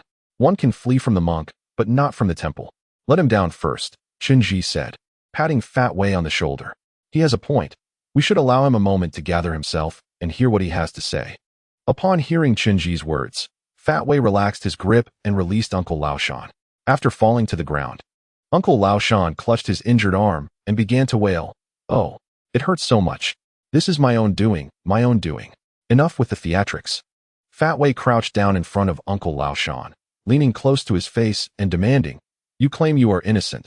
Then tell me, why did you run away? Weren't you supposed to be on lookout for me outside? If you weren't feeling guilty, why did you flee? I am sorry for you all. Uncle Lao Shan stammered as he shifted uneasily, retreating a few steps to hide behind Chen I was simply too frightened. I knew the situation was dire in that gap, and I thought for certain you would not make it out. Once the old god emerged, I wouldn't be able to escape either. I didn't want to be your downfall, so I made the desperate choice to run. As for the previous researchers, they were all intellectuals. If something happened to them, it would attract attention. Even with the bravado, I wouldn't dare harm them. You must believe me. I truly did not commit any heinous act. After speaking, Uncle Lao Shan began to feign tears, his face awash in snot, appearing somewhat pitiable. At that moment, Professor Liao crouched down, observing Uncle Lao Shan's swollen face. Uncle Lao Shan, tell me the truth to spare yourself further suffering. You claim that the disappearance of those researchers has nothing to do with you, so I must ask, what happened to the banknotes in my trunk? Did you see that money? I did not see it. Uncle Lao Shan's voice faltered, his eyes darting nervously around as he struggled to respond. You scoundrel! You won't speak the truth until I apply some pressure, will you? Fat Wei charged forward, raising his hand as if to strike him, exuding a frightening aura. Please, please. No. Uncle Lao Shan, visibly terrified, quickly hid behind Chen. I took the money. I am guilty. In that moment, I was consumed by greed. But I truly did not harm anyone. I was just afraid of what would happen when others returned and questioned me, which is why I fabricated that story. Look at me. Even with 2 lives, I wouldn't dare to kill. The money is with me. I will return it to you now. After saying this, Uncle Lao Shan pulled out the crumpled bank notes from his pocket, which were covered in dirt, trembling as he handed them back to Professor Liao. What we seek now is not the monetary gain, but rather your candid truth. At this moment, Chen crouched down, gazing coldly into Uncle Lao Shan's face, and inquired, "What truly transpired in Filong Valley among those researchers? How much of what you have said is genuine? Now, I implore you to divulge the details." Uncle Lao Shan lowered his head in contemplation and then heaved a heavy sigh. "Well, at this juncture, I shall speak the truth to you." The sequence of events unfolded as follows. On that day, when we arrived at the foot of the low mountain, Captain Liao Tingting intended to signal Professor Liao below. However, as they could not find a suitable place to set up the equipment, she ventured into the crevice with it. When Liao Tingting and her team eventually emerged, they appeared exceedingly exhilarated, though I cannot ascertain the precise reason. They even opened the spare box and retrieved some liquor, neglecting to secure it afterwards. I observed that the bottom layer of the spare box contained numerous bank promissory notes, which I recognized as being quite valuable, akin to currency. At that moment, greed ignited within me. Seizing the opportunity while they were intoxicated and distracted, I stealthily extracted some of those notes and concealed them upon my person. Rather than partake in their revelry, I sought refuge in a secluded spot, devising a plan to discreetly remove the promissory notes. I resolved to bury them in the forest and mark the location, after which I would return to the base. Even if they awoke the next morning to find the notes missing, they would not be able to implicate me, for their inebriation and the chaos of many hands would provide them with ample doubt, but no evidence. Once I solidified my plan, I dashed out to find a suitable place to bury the notes, pressing a stone atop to mark the spot. However, upon my return, I was horrified to discover that everyone had vanished. I was truly terrified, and I noticed a considerable amount of blood near the vines of the crevice. It was clear to me that they would not be emerging. Thus, I hurriedly attempted to flee, yet I was oblivious to the fate of the researchers. However, Liao Tingting's phone was indeed found on the grass. I ran about in desperation, but to my dismay, I could not escape Filong Valley. As Uncle Lao Shan recounted this, he touched his tears. In truth, I did not intend to flee. Rather, I wished to unearth the promissory notes while you were unaware, for there would be no opportunity to retrieve them upon departing with you. Consider this. Without you, I would be utterly trapped in Filong Valley. So why would I abandon you to escape on my own? Uncle Lao Shan's narrative was both reasonable and, from his demeanor, appeared to be sincere. Upon hearing this, Chen slightly nodded in acknowledgement. Very well, yet I have a question to pose. There exists a flaw in your previous statement. You are exceedingly certain that those individuals will never emerge, yet you have not witnessed any corpses. How can you be so assured? Did you truly see Liao Tingting within that crevice? To conclude, I wish to assert, even if my health falters, I shall persevere. Rest assured, I shall not succumb. The book club for the mysterious tomb has been established, and the flame army has been formed. Military ranks have been assigned within the club, and all are welcome to join the group at 535-422-468, where everyone can hold their own rank. The top 10 fans are encouraged to message me privately to obtain ranks of general or above. Starting tomorrow, anti-piracy chapters will be distributed. For those who consider reading pirated versions, I urge you to reflect upon the author's sentiments and to return to the legitimate work, as the pirated text will be incomplete from tomorrow onward. Chapter 55. The Bystander Effect. Did you truly see Liao Tingting in that crevice? Chen inquiry left Old Mountain Uncle momentarily dumbfounded. His conscience was evidently troubled, and he stammered, attempting to concoct an explanation, but words eluded him. However, upon the mention of Liao Tingting, Fat Wei began to lose his temper. He drew a dagger from his shin guard and pressed it against Old Mountain Uncle's neck, a murderous intent emanating from his countenance. Old man, you better tell me the truth, or I swear I can end your life right now and leave you here for a century, turning to mush without anyone ever knowing. As Fat Wei spoke, he applied pressure, leaving a faint crimson mark upon the old man's throat. This terrified old mountain uncle, who quickly grasped Fat Wei's arm, pleading, "Spare me, brother. I will speak. But you must promise not to kill me." He cast a sidelong glance at Tinge, seeking his assurance. "Speak," Tinge replied, his voice calm as he looked into old mountain uncle's eyes, motioning for Fat Wei to release him. Sobbing, old mountain uncle buried his face in his hands. "I am no longer a person. After I buried those bank drafts in the ground, I hurried back to the camp. I saw that the ground was littered with their discarded bottles, the scent of liquor permeating the air, yet all the people were gone. I thought they must have drunk too much and wandered into the low hills. I was frightened and wanted to search for them. So I went to that crack in the low hill. It was pitch dark around me, and I could see nothing. Just as I was about to turn back, something struck my head, startling me. I looked down and saw it was Liao Tingting's phone. I picked it up and gazed forward. Oh my heavens! I was terrified to behold Liao Tingting wedged in the crevice, seemingly trapped by something. She shook her head in agony, unable to cry out, reaching out for me to pull her free. I was so close to her at that moment. I could have grasped her hand and gently pulled her out. Yet suddenly, doubt crept into my heart. I thought, isn't it convenient that she is stuck there? I pulled her out, but she would certainly inquire about the whereabouts of those bank drafts. At that moment, I thought it would be less troublesome to resolve it once and for all, allowing her to perish inside cleanly. Thus, I released my grip. Liao Tingting's expression was one of acute urgency, as if she had just escaped from within. Her forehead was drenched in blood, and her pleading eyes remained etched in my memory. To my astonishment, in the mere seconds I hesitated, a translucent figure suddenly squeezed through a crevice, seizing Liao Tingting and dragging her back into the darkness. I was so terrified that I gasped and turned to flee, and from then on, I knew nothing. Damn it, I'll kill you. Pang Wei suddenly lunged forward, forcefully pinning Uncle Laoshinshu to the ground, his hands gripping the man's throat with lethal intensity. Pang Wei's strength was immense, and combined with his weight, Uncle Laoshinshu's eyes rolled back as he teetered on the brink of death. Pang Wei, calm down. Chen Ji and Gui Dao hurriedly grasped Pang Wei's arms, pulling him away. Meanwhile, Uncle Laoshinshu, terrified and disoriented, scrambled about in a panic.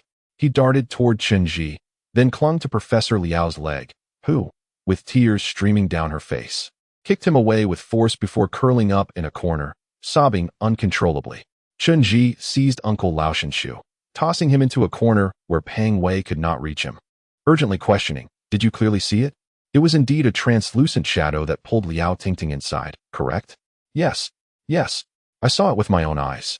Uncle Laoshinshu, trembling like a frightened child, hastily replied. That translucent figure was terrifying, like a ghost, but it appeared as a youth of about 15 or 16, and in an instant, it dragged Liao Tingting away. Translucent figure.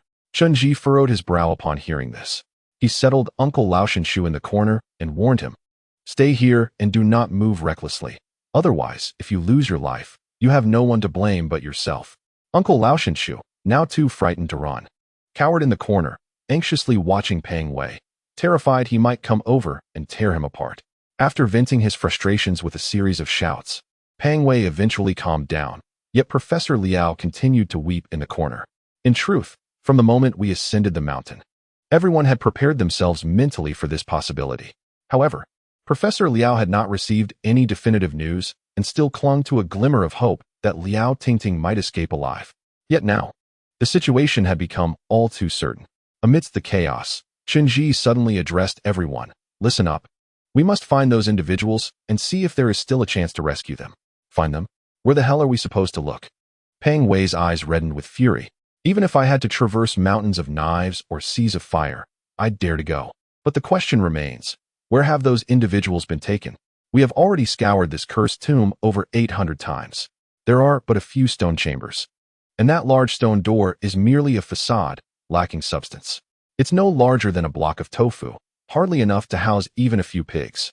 Where are we to search for Tingting and the others?" "Certainly, there exists a passage, an invisible one," Chen Ji continued. "Do you all recall how we entered that abandoned school in the city through a large mirror? The interior revealed an extraordinary realm, where creatures that captured boys and girls seemed remarkably adept at crafting interdimensional passages, concealing themselves within alternate spaces, accessible only through specific routes." Passage. Where on earth is there a passage now? Not even a mirror remains. Wait a moment. It is likely that Tingting and the others have long since vanished into thin air. Fat Wei, agitated, spoke to Chen, while Professor Liao had completely lost his rationality and hope, sobbing in a manner that was quite disconcerting. Let us take a risk. Chen turned back to address everyone. I once witnessed a dark ritual performed by Master Pu Hong to summon a transparent shadow, yet I remain entirely ignorant of the specifics of this rite. It is an alien ritual, rather ruthless in its methods. However, I took care to memorize the items required for the ceremony, all of which I possess within my bag. We shall take this chance and attempt to summon that transparent being. What substance this entity embodies remains an enigma, and I cannot predict its intentions upon emergence.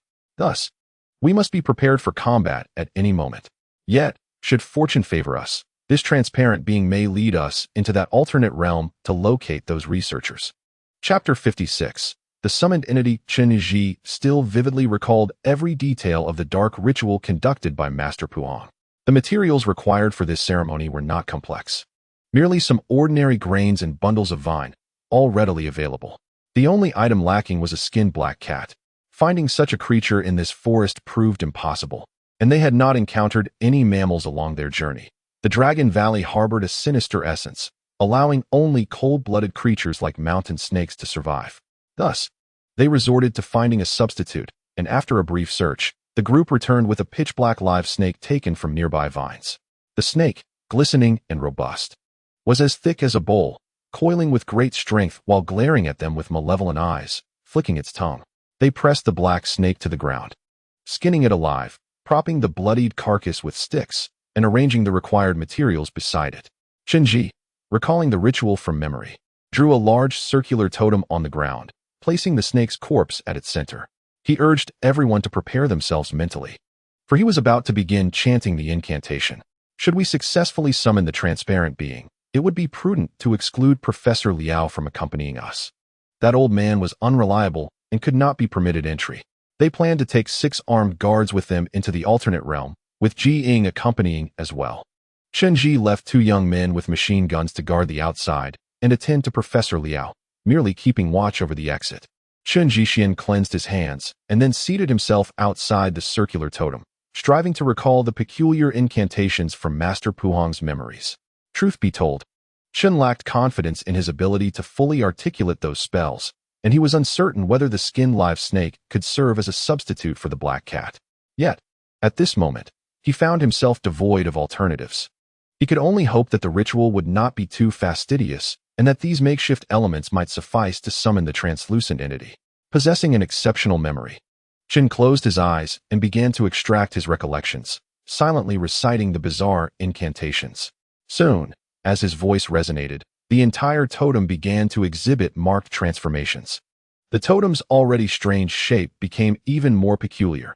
As the incantations unfolded, the blood from the snake's carcass gradually flowed onto the totem, seemingly more potent than cat blood.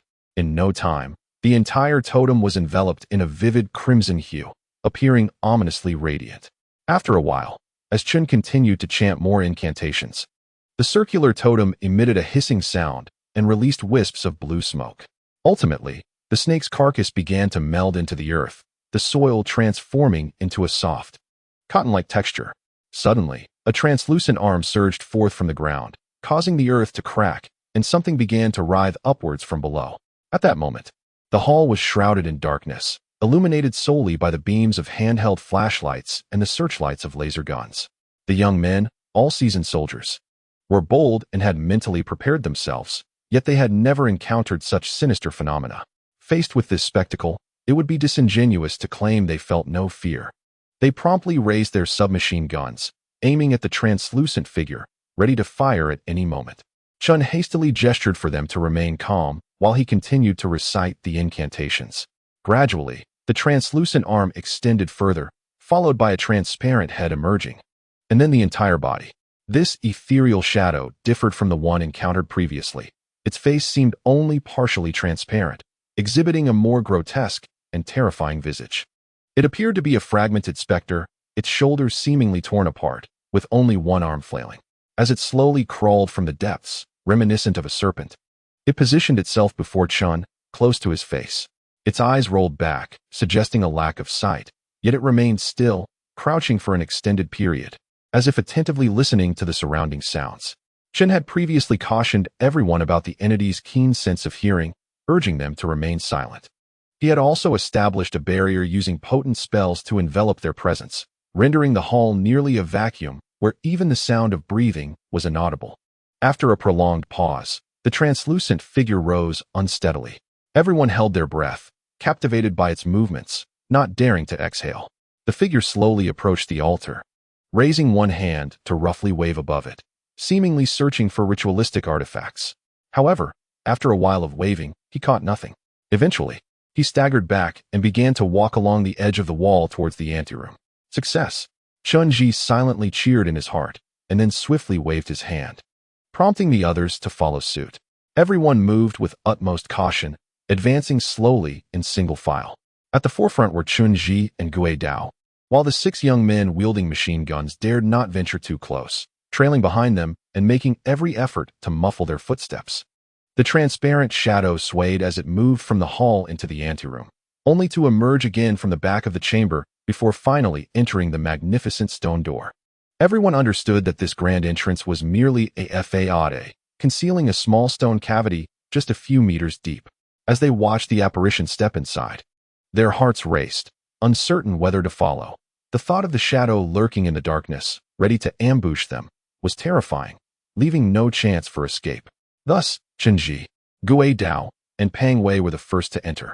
They shone their flashlights inside, searching for the shadow's position. And then they witnessed a miracle. As the transparent figure entered the stone cave, the rock face ahead began to soften dramatically, resembling cotton. Once the shadow had burrowed in, it vanished completely. Having faced countless trials, the trio was devoid of fear, and they quickly followed suit, diving into the stone wall.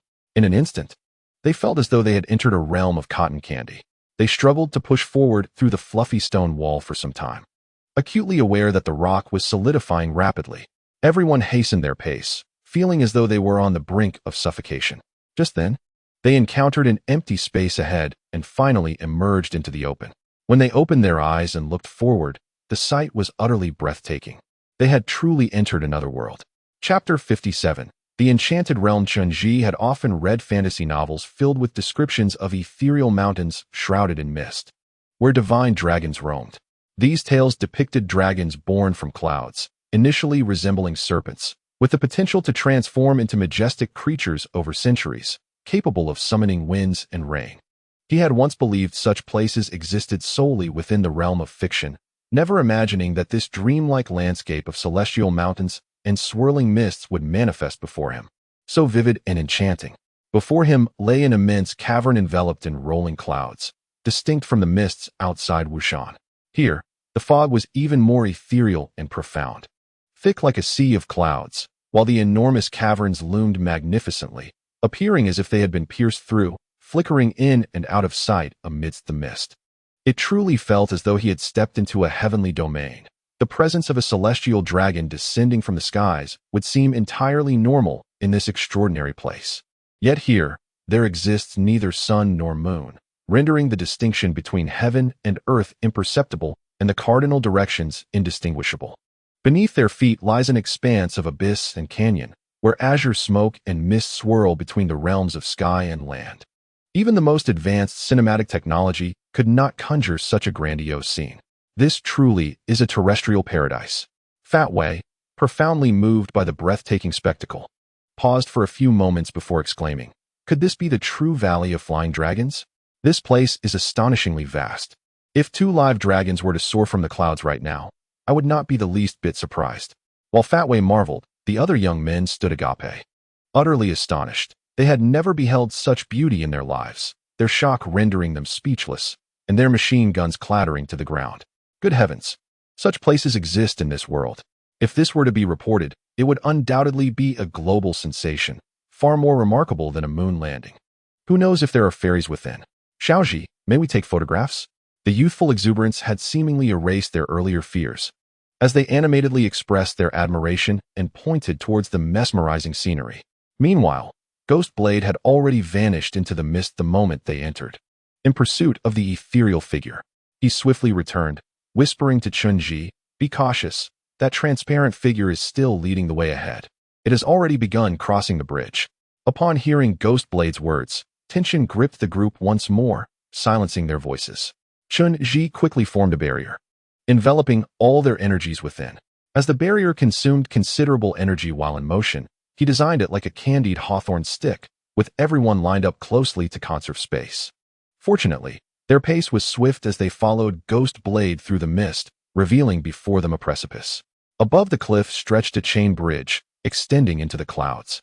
Its distance obscured. Chen Ji had encountered such suspended chain bridges in the underworld. They were slender and swayed precariously, devoid of any handrails, posing a grave risk of slipping into the abyss below. From a distance, they observed the transparent shadow already traversing the center of the chain bridge, its form seemingly weightless, as if it were adhered to the chains, swaying and moving with remarkable speed. However, the team, upon sighting the bridge, began to frown. Fat Wei, in particular, cursed vehemently. Damn it! What bad luck, another one of these. For individuals of average weight, crossing such a bridge would be an insurmountable challenge. The balance required to navigate this chain bridge was tremendous, likely achievable only by gymnasts or acrobats. For robust figures like Fat Wei and his companions, this indeed posed a formidable obstacle. To prevent losing track, Ghostblade was the first to exit the barrier. His body was remarkably light, allowing him to hold his breath for an extended period. His nimbleness was certainly on par with that of the transparent figure ahead. He gracefully leaped onto the chain, which hung motionless in the air, unnoticed by the transparent figure. Ghostblade crouched low, swiftly trailing behind, maintaining a distance of several meters from the figure, until they both vanished into the mist. After a while, Chen Ji observed a gentle sway at the far end of the chain bridge, realizing that Ghostblade had successfully followed the transparent figure to its destination. With a sigh of relief, he retracted the barrier, and at that moment, Fat Wei began to devise a strategy for everyone to cross the chain bridge. Good grief. These celestial beings show no consideration for the struggles of us mere mortals. Constructing this flimsy bridge so narrow, what on earth is it even for? Fat Wei grumbled as he rummaged through his bag for rope.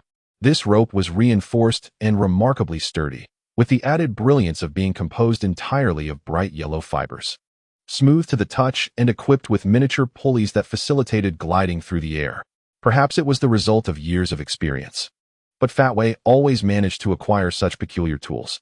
He secured the rope to his limbs and then hung upside down from the chain bridge, utilizing the momentum to propel himself forward. The others mimicked his actions, forming a line and inching ahead. However, as soon as they stepped onto the bridge, it began to sway like a swing above the abyss. Chen Ji and Fat Wei were accustomed to such perilous maneuvers. Their past experiences had fortified their mental resilience. In contrast, the 6 young men were visibly apprehensive. Few would dare to crawl backward over a cliff. After climbing several dozen meters, they were drenched in sweat. While climbing, Chen Ji concentrated on maintaining a barrier beneath the 6 young men for their safety. 2 of them actually fell from the air, but fortunately landed on Chen Ji's barrier, leaving them utterly petrified. The chain was exceedingly long. After traversing the clouds, they still had a considerable distance to cover, effectively scaling a mountain. By the time they finally reached the opposite shore, the young men were utterly exhausted. Ghostblade and the transparent figure had long since vanished from sight, and the gun-toting youths could barely move, collapsing onto the ground, lacking even the strength to breathe. One of the young men, named Xiangzi, was the most robust among the 6. During his time in the Special Forces, he had earned a reputation as a formidable soldier, precise and ruthless in shooting, target practice, and breakouts, making even thugs retreat in fear. Before ascending the mountain, Yiqiu had repeatedly urged them to heed Chen Ji's guidance, emphasizing that Chen Ji and his companions were no ordinary individuals. Xiangzi felt a profound sense of discontent, pondering how they were all of similar age and questioning who among them was truly superior. He believed Yiqiu had elevated them too highly. Now, as he gasped for breath, he gave a thumbs up to Chen Ji and Fat Wei. Brother Xiao Ji, Brother Pang, today I must concede. You truly are legendary figures. Upon hearing praise, Pang Wei immediately swelled with pride, gathering the ropes while chuckling. This is merely the beginning. Young man, once we emerge, I shall treat you to a drink and regale you with tales of our glorious past. Suddenly, a thunderous roar erupted, causing clouds to churn and the ground to tremble, as if some colossal entity were ascending from the misty mountains beyond. Chapter 58, The Enchanted Realm, Part 2, Quick, hide. Ji Ying, who had remained silent throughout the journey, abruptly leaped to the forefront of the group, drawing her long blade and shielding her companions behind her. Panic ensued as everyone crouched in the underbrush, the deafening roar escalating to a level that felt as though it could shatter one's very heartbeat. All fell silent, prostrating themselves on the ground. Chen, at the front of the line, found his face perilously close to the earth. In that moment, he could distinctly perceive the enchanting sense of this ethereal world, mingled with a potent aroma of fresh blood wafting from the soil. Concealed in the grass, the group dared not move, their eyes fixed on the source of the thunderous sound. They beheld the clouds above, once pristine white, now swirling into ominous shades of gray. The tumultuous motion of the clouds was immense, accompanied by the reverberating thunder, as a colossal mass of air surged downwards from the mist, crashing to the ground like a titanic wave. In an instant, the realm was shrouded in a dense fog, obscuring everything within its grasp. Chen observed the massive cloud gradually assume a peculiar shape, reminiscent of a dragon's form, soaring through the sky and landing with an awe-inspiring flourish akin to a dragon's tail. It bore a striking resemblance to the shadow he had envisioned within the mind of the master of navigation. Once the swirling mass of clouds began to dissipate, the group stood in astonishment, gazing at the roiling heavens above, utterly captivated. This place is no ordinary realm. What was that just now? It resembled a dragon. Good heavens! It produced a sound more thunderous than any storm, Pang Wei exclaimed in wonder. That was not a dragon. It was a memory vortex of air currents, Chen explained, observing the clouds retreating into the distance. The aerial mist possessed a form of memory, akin to the phenomena found along the Pacific coast, known as biomimetic air currents. These currents, accustomed to the trajectories of specific movements, establish a fixed cyclical pattern. For instance, if a particular location frequently witnesses aircraft passage, the air currents in that region will develop corresponding trails. This constitutes a habitual memory pattern. What we witnessed in that cloud's memory is significant, indicating that this place once harbored magnificent, colossal beings capable of soaring through the skies. Moreover, it suggests that such creatures existed for an extensive duration before their demise, leaving behind potent traces of their air currents, which remain breathtaking to this day. If such a formidable creature truly existed, it would be utterly terrifying. One might even liken a whale to a mere tadpole in its presence. Fortunately, it has perished, otherwise, its sudden appearance could have sent anyone into a panic. Upon hearing Chenji's words, Fat Wei gazed thoughtfully at the horizon. Orange, do you believe there could genuinely be dragons in Filong Valley? Chenji shook his head in response. Dragons, being mythical beings, cannot be confirmed to have existed without tangible evidence. Their physiological structure is simply too extraordinary.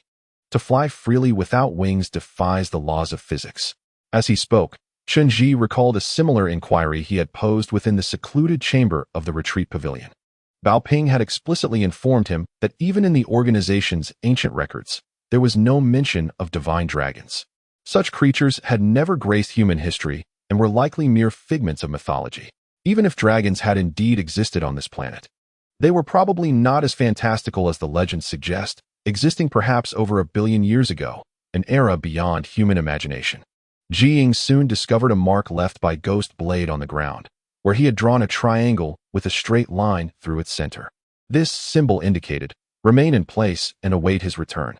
Ghost Blade was exceptionally swift and likely followed closely behind the invisible man. His agility was not a cause for concern. Rather, the present company posed a greater danger, as they were exceedingly exposed.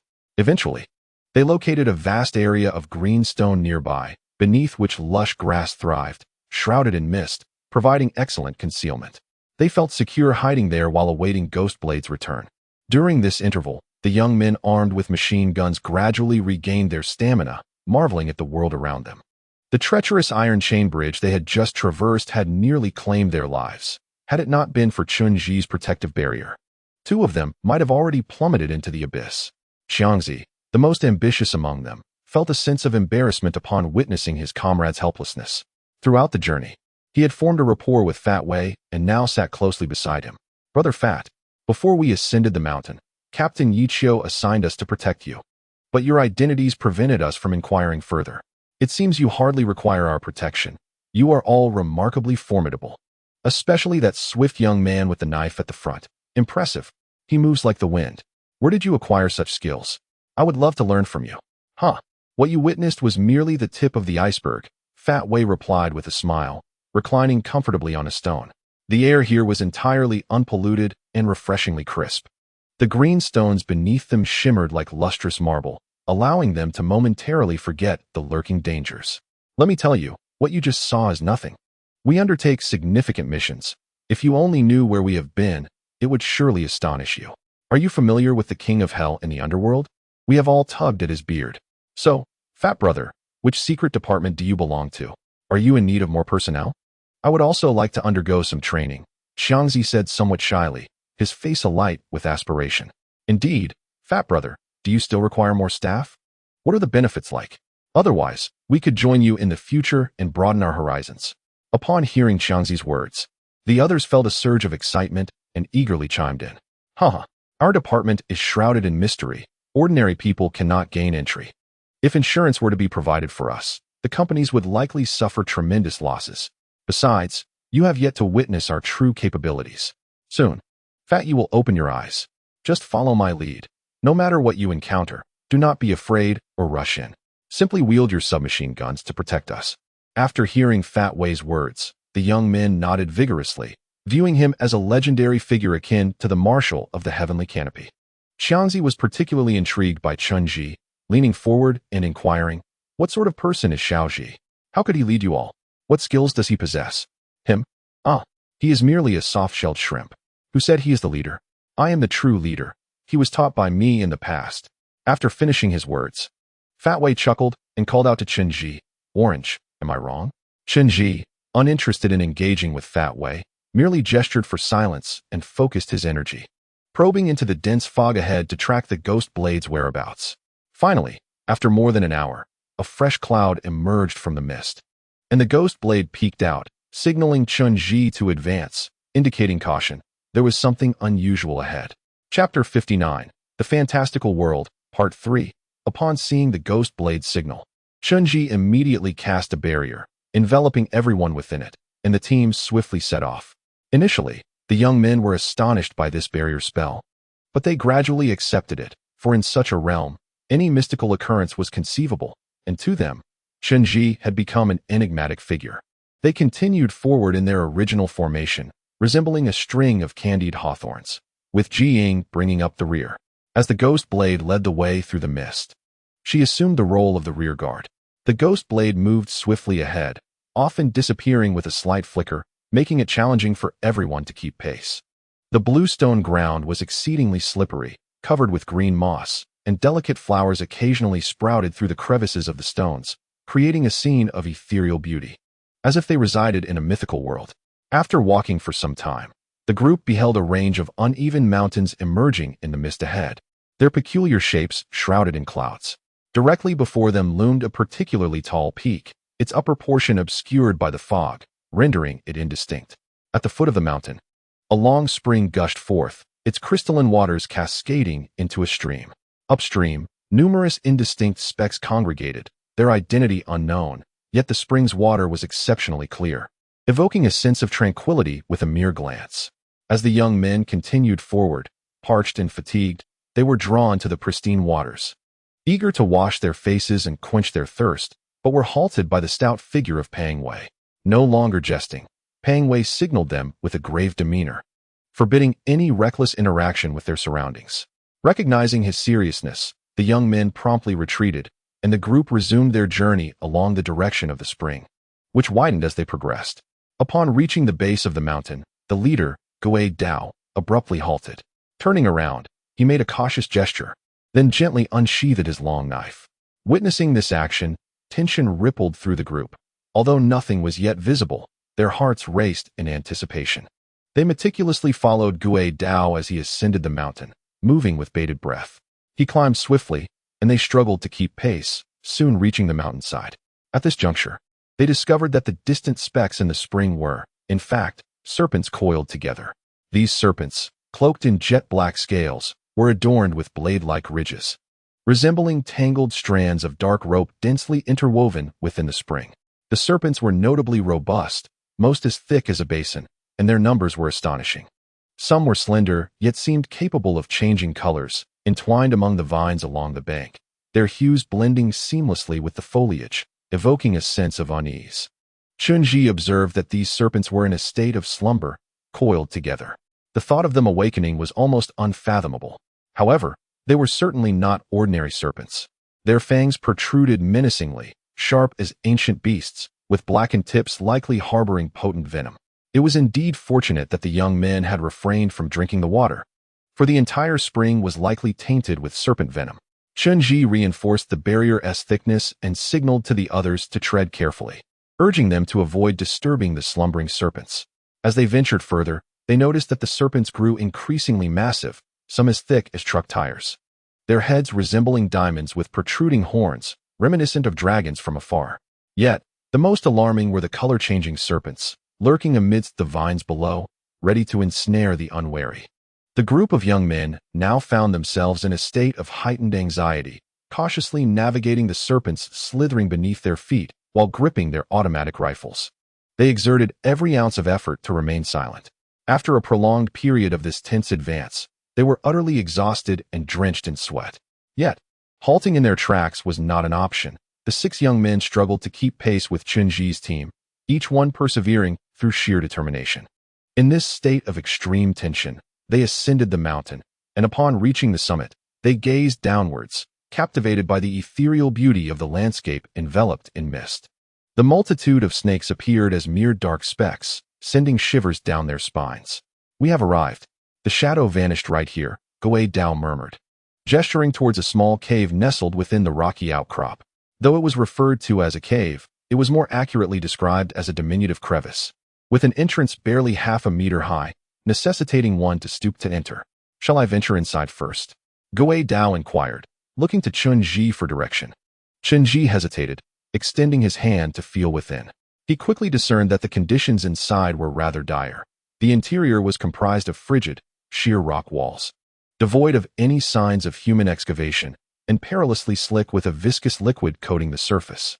The absence of any prior instrumental exploration rendered the prospect of entering exceedingly hazardous, and the thought of becoming trapped, unable to advance or retreat, ultimately suffocating within, loomed ominously in his mind. After contemplating for a considerable time, Chen shook his head and asked Goei-Dao, "Are there any alternative entrances?" "None," Goei-Dao replied. "This mountain is sealed. The transparent shadow I glimpsed earlier vanished here in a flash. There are no other openings.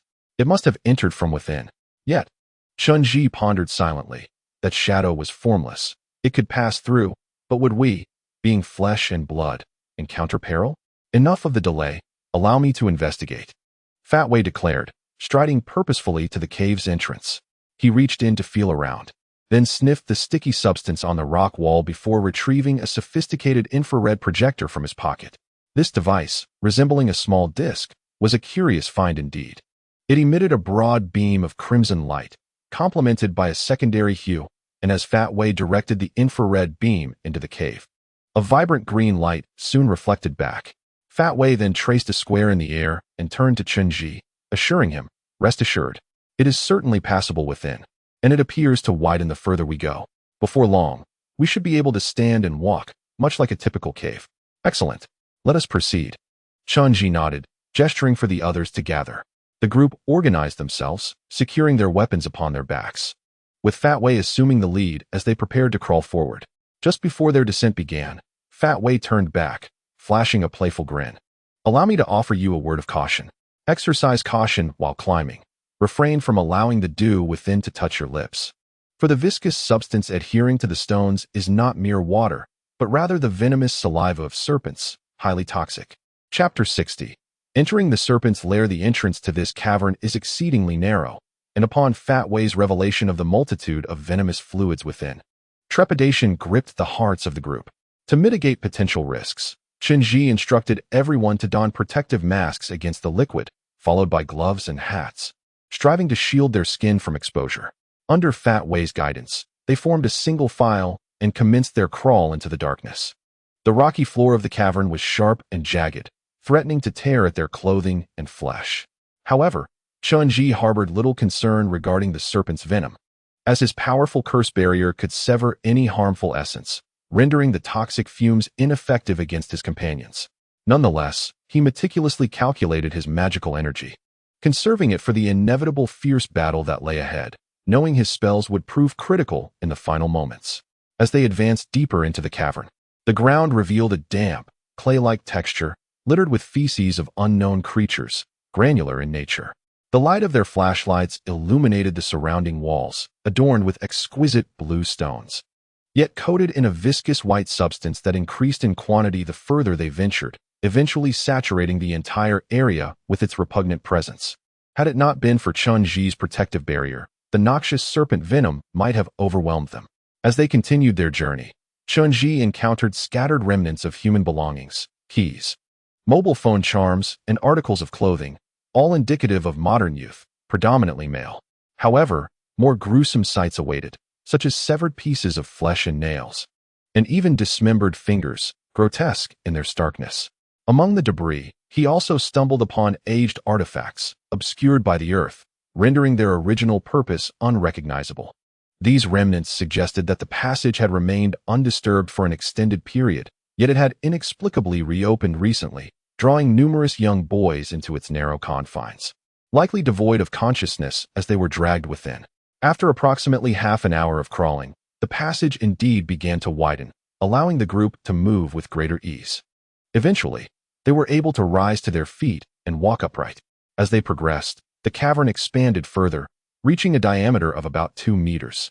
All illuminated their flashlights ahead, revealing an enlarged underground serpent nest, where the blue stones were encrusted with slime, and the floor was carpeted with excrement. The air thick with an unusual odor. A striking feature of this place is the multitude of branching cave openings. The tunnels intertwine like serpents, creating an intricate labyrinth where one cannot discern the way. Here, the concept of getting lost is rendered moot, for once enveloped in this maze, one loses all sense of direction. Observing the complexity of the terrain, Chen-Ji acted promptly, leaving a stream of airflow at the entrance to guide their return.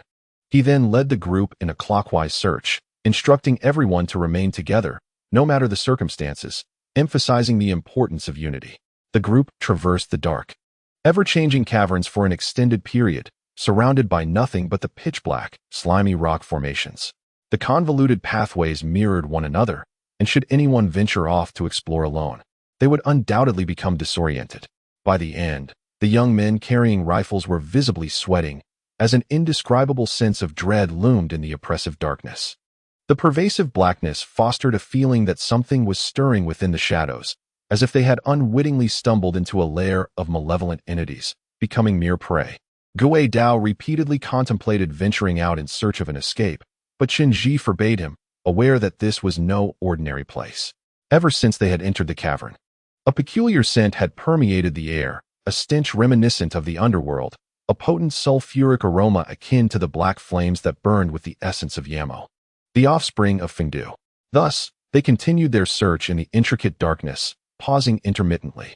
Just as their strength began to wane, a faint sound emerged from the depths of the obscurity. It seemed to be a woman's voice, delicate yet elongated, though barely audible and indecipherable. The entire group felt a shiver run down their spines, cold sweat trickling down. In such a place, the presence of a woman was utterly unnatural, and the chilling tone of the voice, intermittent and disjointed, evoked the essence of a ghostly apparition. The young men, momentarily bewildered, hastily raised their machine guns, prepared to unleash a barrage into the darkness ahead. Chen-Ji, however, waved his arm, urging them to maintain their formation, and they proceeded forward in a line, cautiously following the elusive sound. As they moved closer, the voice became clearer. It truly was a woman's call, resonating with the words, "Fat brother, where are you?" Recognizing Liao Tingting's voice, Chen-Ji felt a jolt of surprise and quickly turned to look at Fat Wei, who was now sweating profusely, clearly agitated. "You all stay here.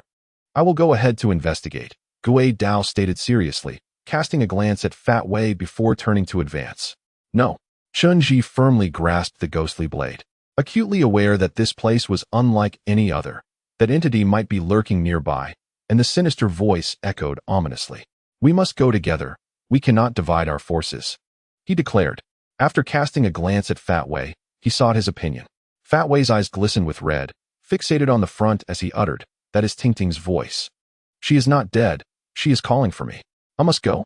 With that, Fat Wei deftly secured the heavy blade on his back and swiftly advanced forward.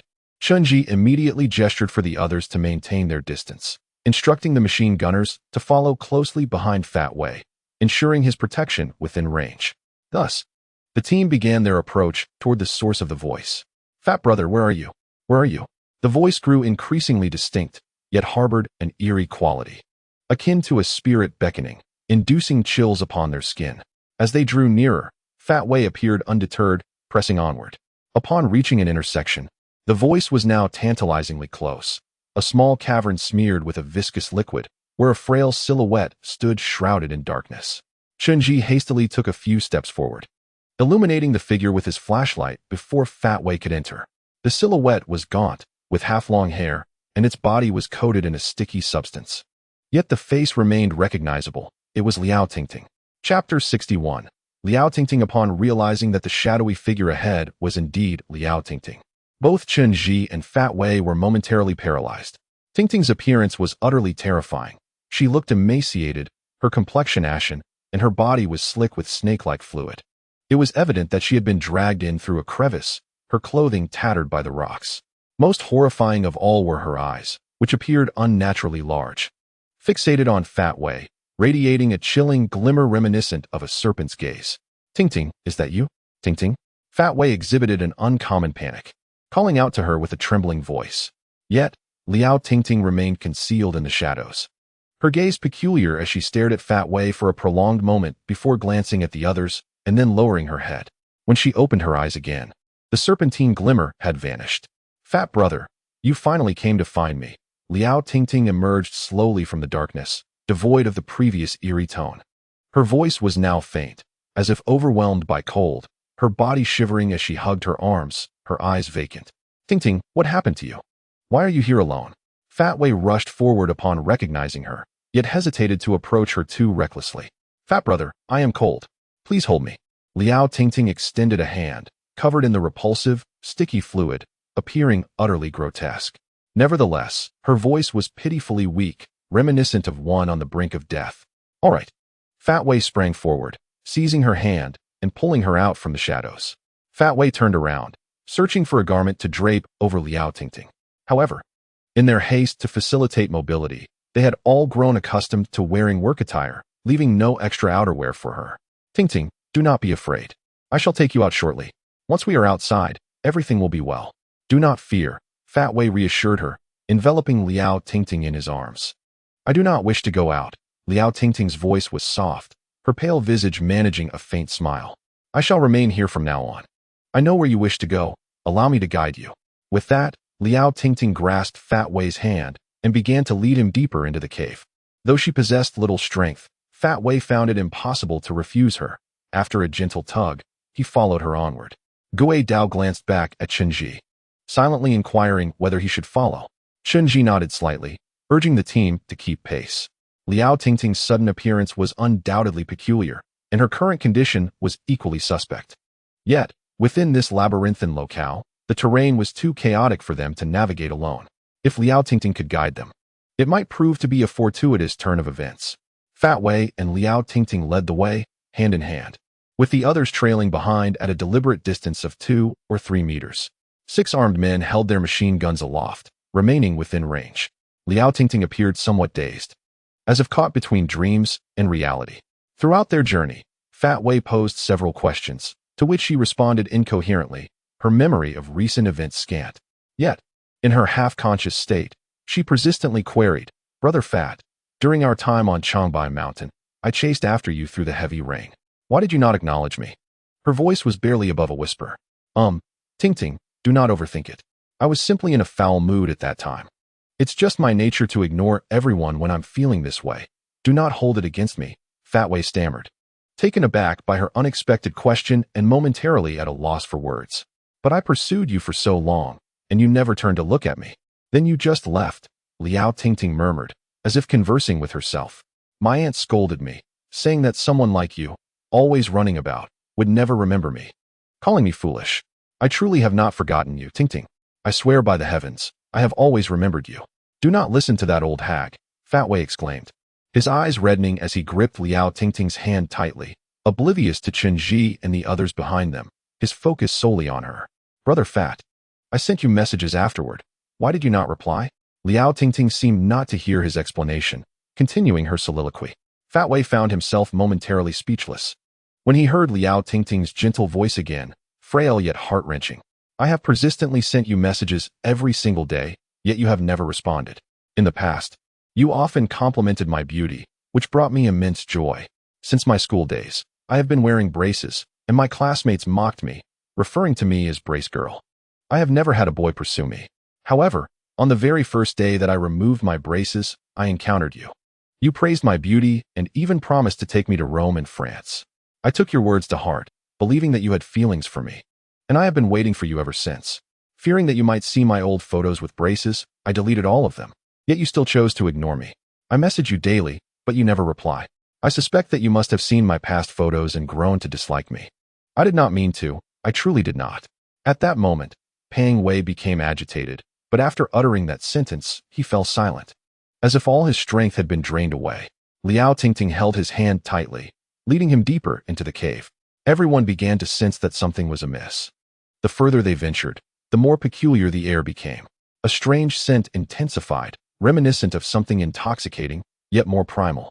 They could even see emerald green mist swirling around them. Pang Wei, we cannot proceed any further. Chen called out from behind, but Pang Wei, who was ahead, seemed oblivious, continuing to be pulled along by Liao Tingting, whose pace was unnaturally swift and her body moved with an almost serpentine grace. The others realized the dire situation. Gui Dao rushed forward, attempting to pull Pang Wei back. Yet, the ground beneath them suddenly shifted, immobilizing everyone as it moved swiftly, akin to a rapidly ascending elevator, leaving them no chance to halt.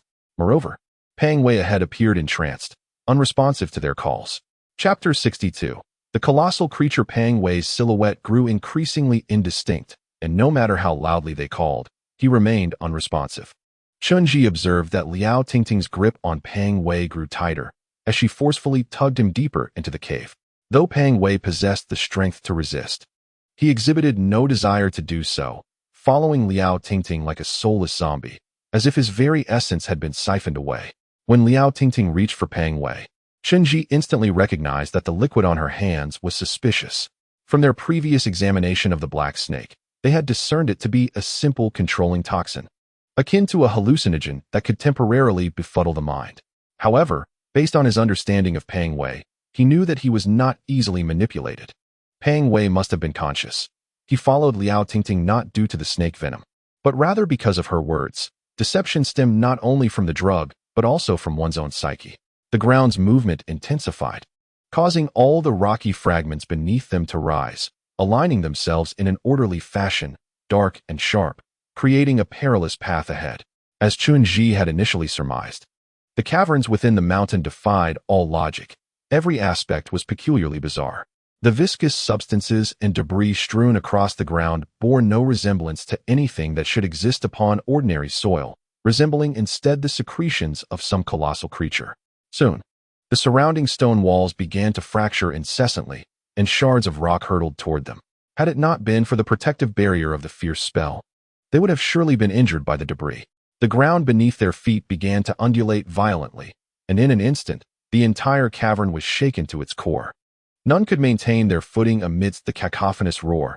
The 6 young men wielding machine guns were all toppled to the ground. Chen shouted to them, urging calmness and instructing them to grip the rocky fragments tightly. The stones beneath them began to unfurl, akin to a state of congestion, gradually transforming into a dark crimson hue, each piece glinting with a sharpness reminiscent of blades. The terrain convulsed beneath them, and they clung steadfastly to the rocky shards, moving in tandem with the heaving ground.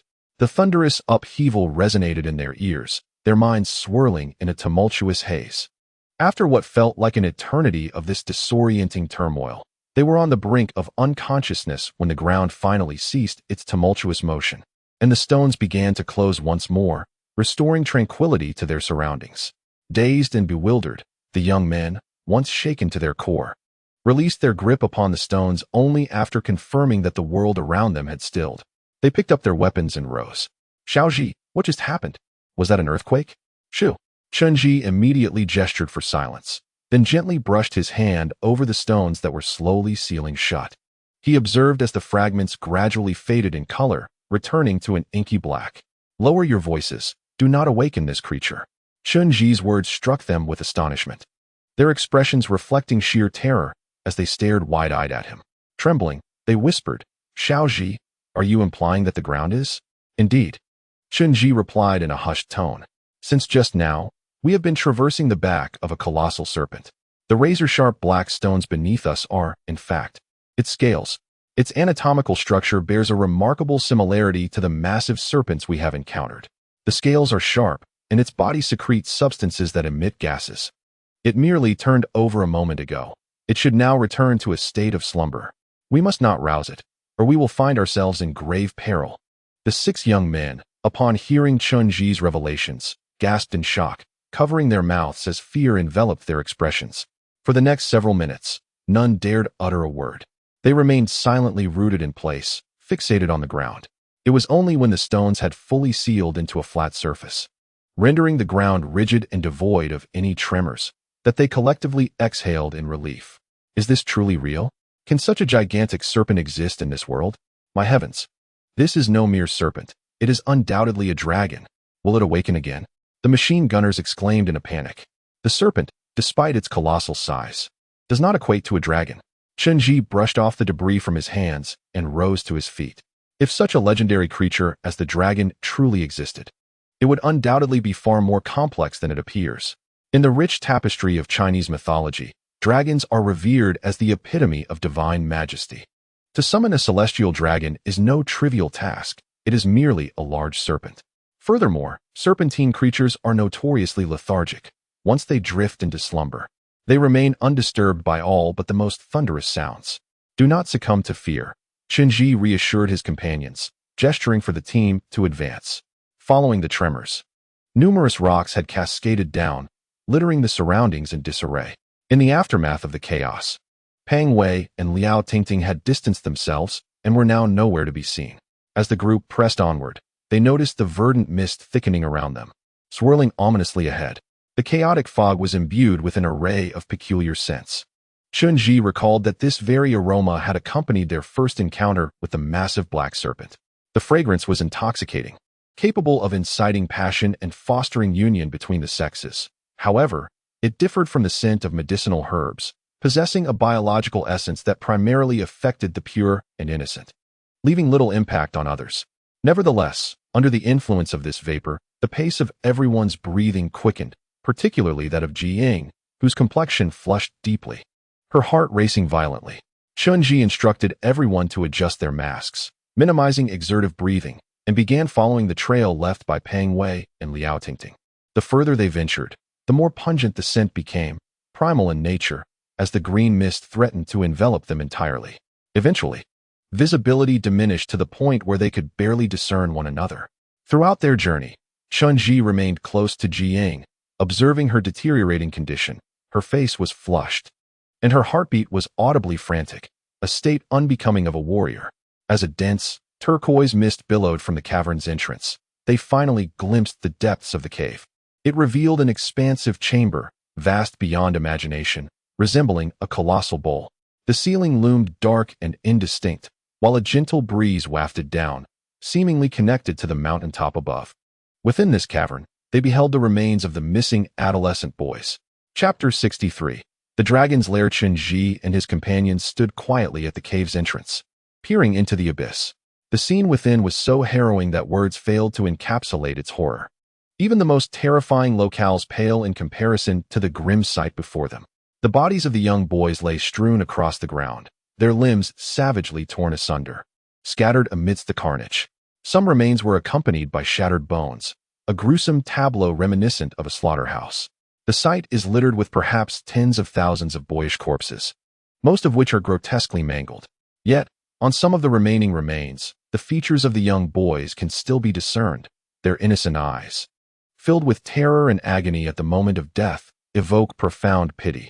If their mothers were to witness such a scene, it is likely they would succumb to madness. The ground is soaked in an overwhelming amount of blood, congealed into a thick layer of clotted plasma. a sight that is utterly repulsive. Yet it instills a sense of dread regarding the horrors that unfolded here. The sight of these young lives extinguished so tragically has left an indelible mark on the souls of all who behold it. 6 young men, wielding machine guns, forge ahead, their legs quaking uncontrollably, veins in their foreheads throbbing, teeth grinding audibly in fear as they step over the bodies of the devoured. They navigate cautiously around the heaps of corpses, which are so numerous that one cannot distinguish one from another, nor can they trace the whereabouts of the missing researchers. However, as they venture deeper, they notice a faint, reddish ethereal glow meandering through the air, sporadic and inconspicuous. Yet, for Chen, adept at manipulating air currents, it becomes immediately apparent that this is a disintegrated wall of airflow. The delicate, rosy currents were once a cohesive form, resembling a wall of air, left behind by an unknown hand, now fragmented due to the passage of time.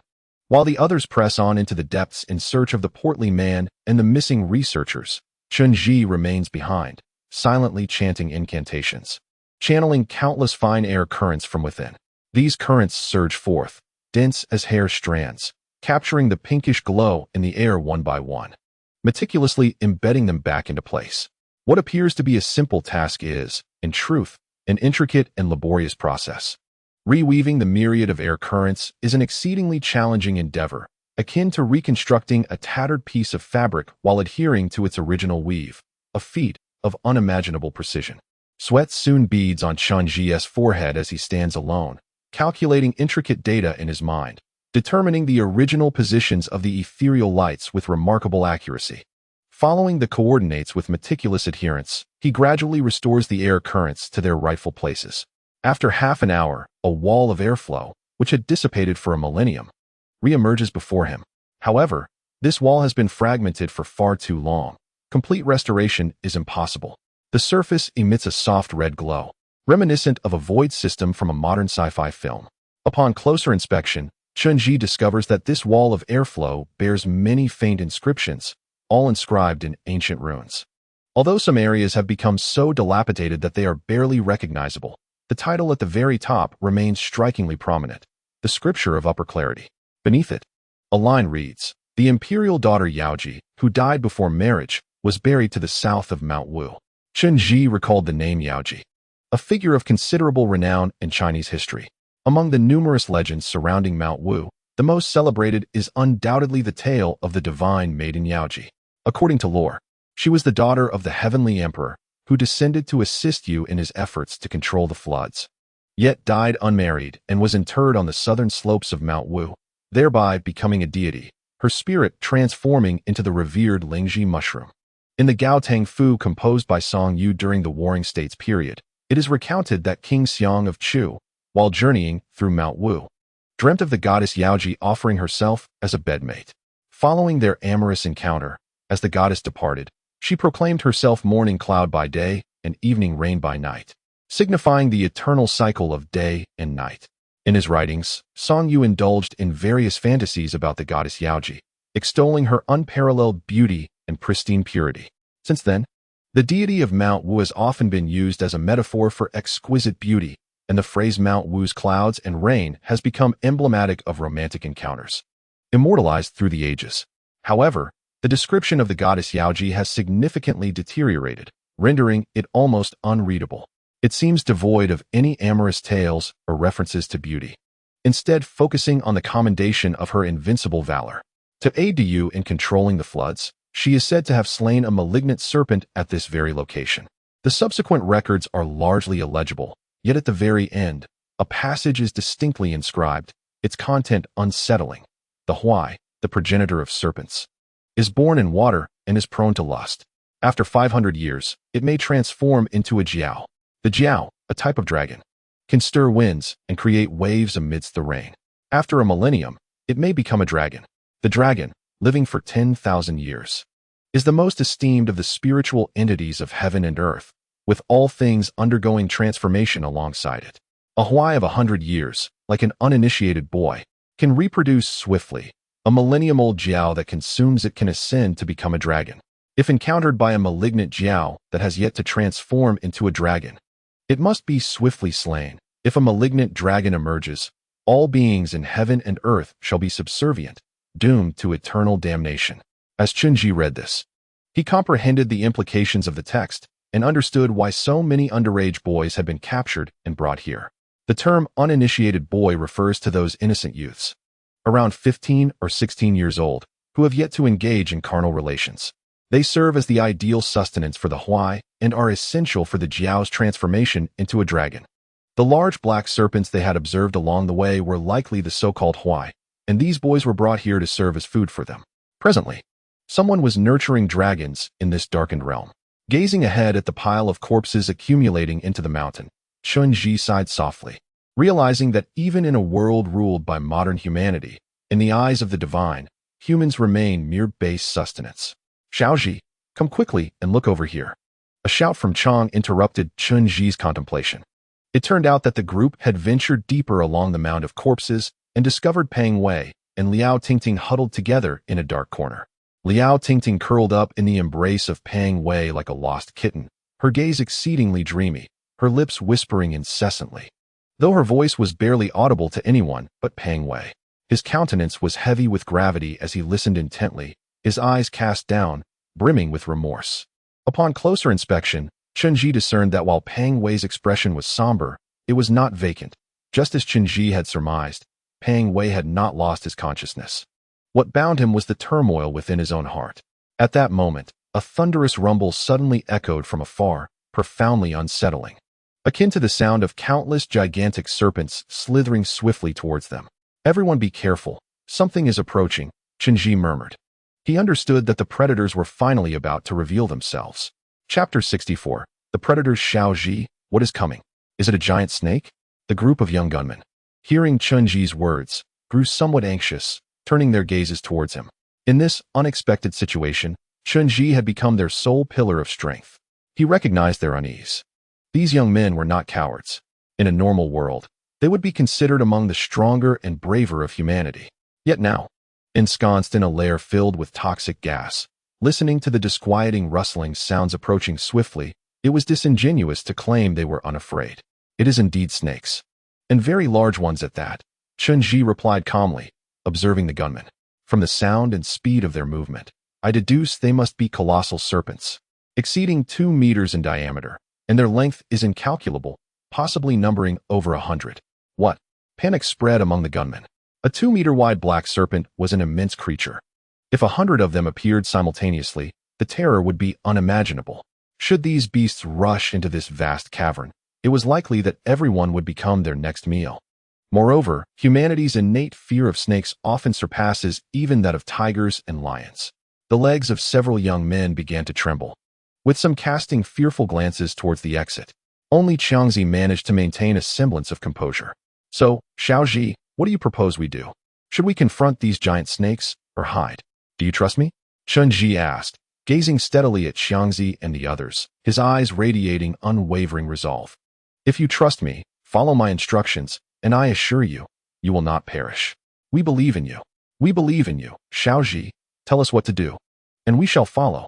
The gunmen, upon hearing Tinge's assurances, surrounded him like sailors spotting a guiding lighthouse in the tumultuous sea.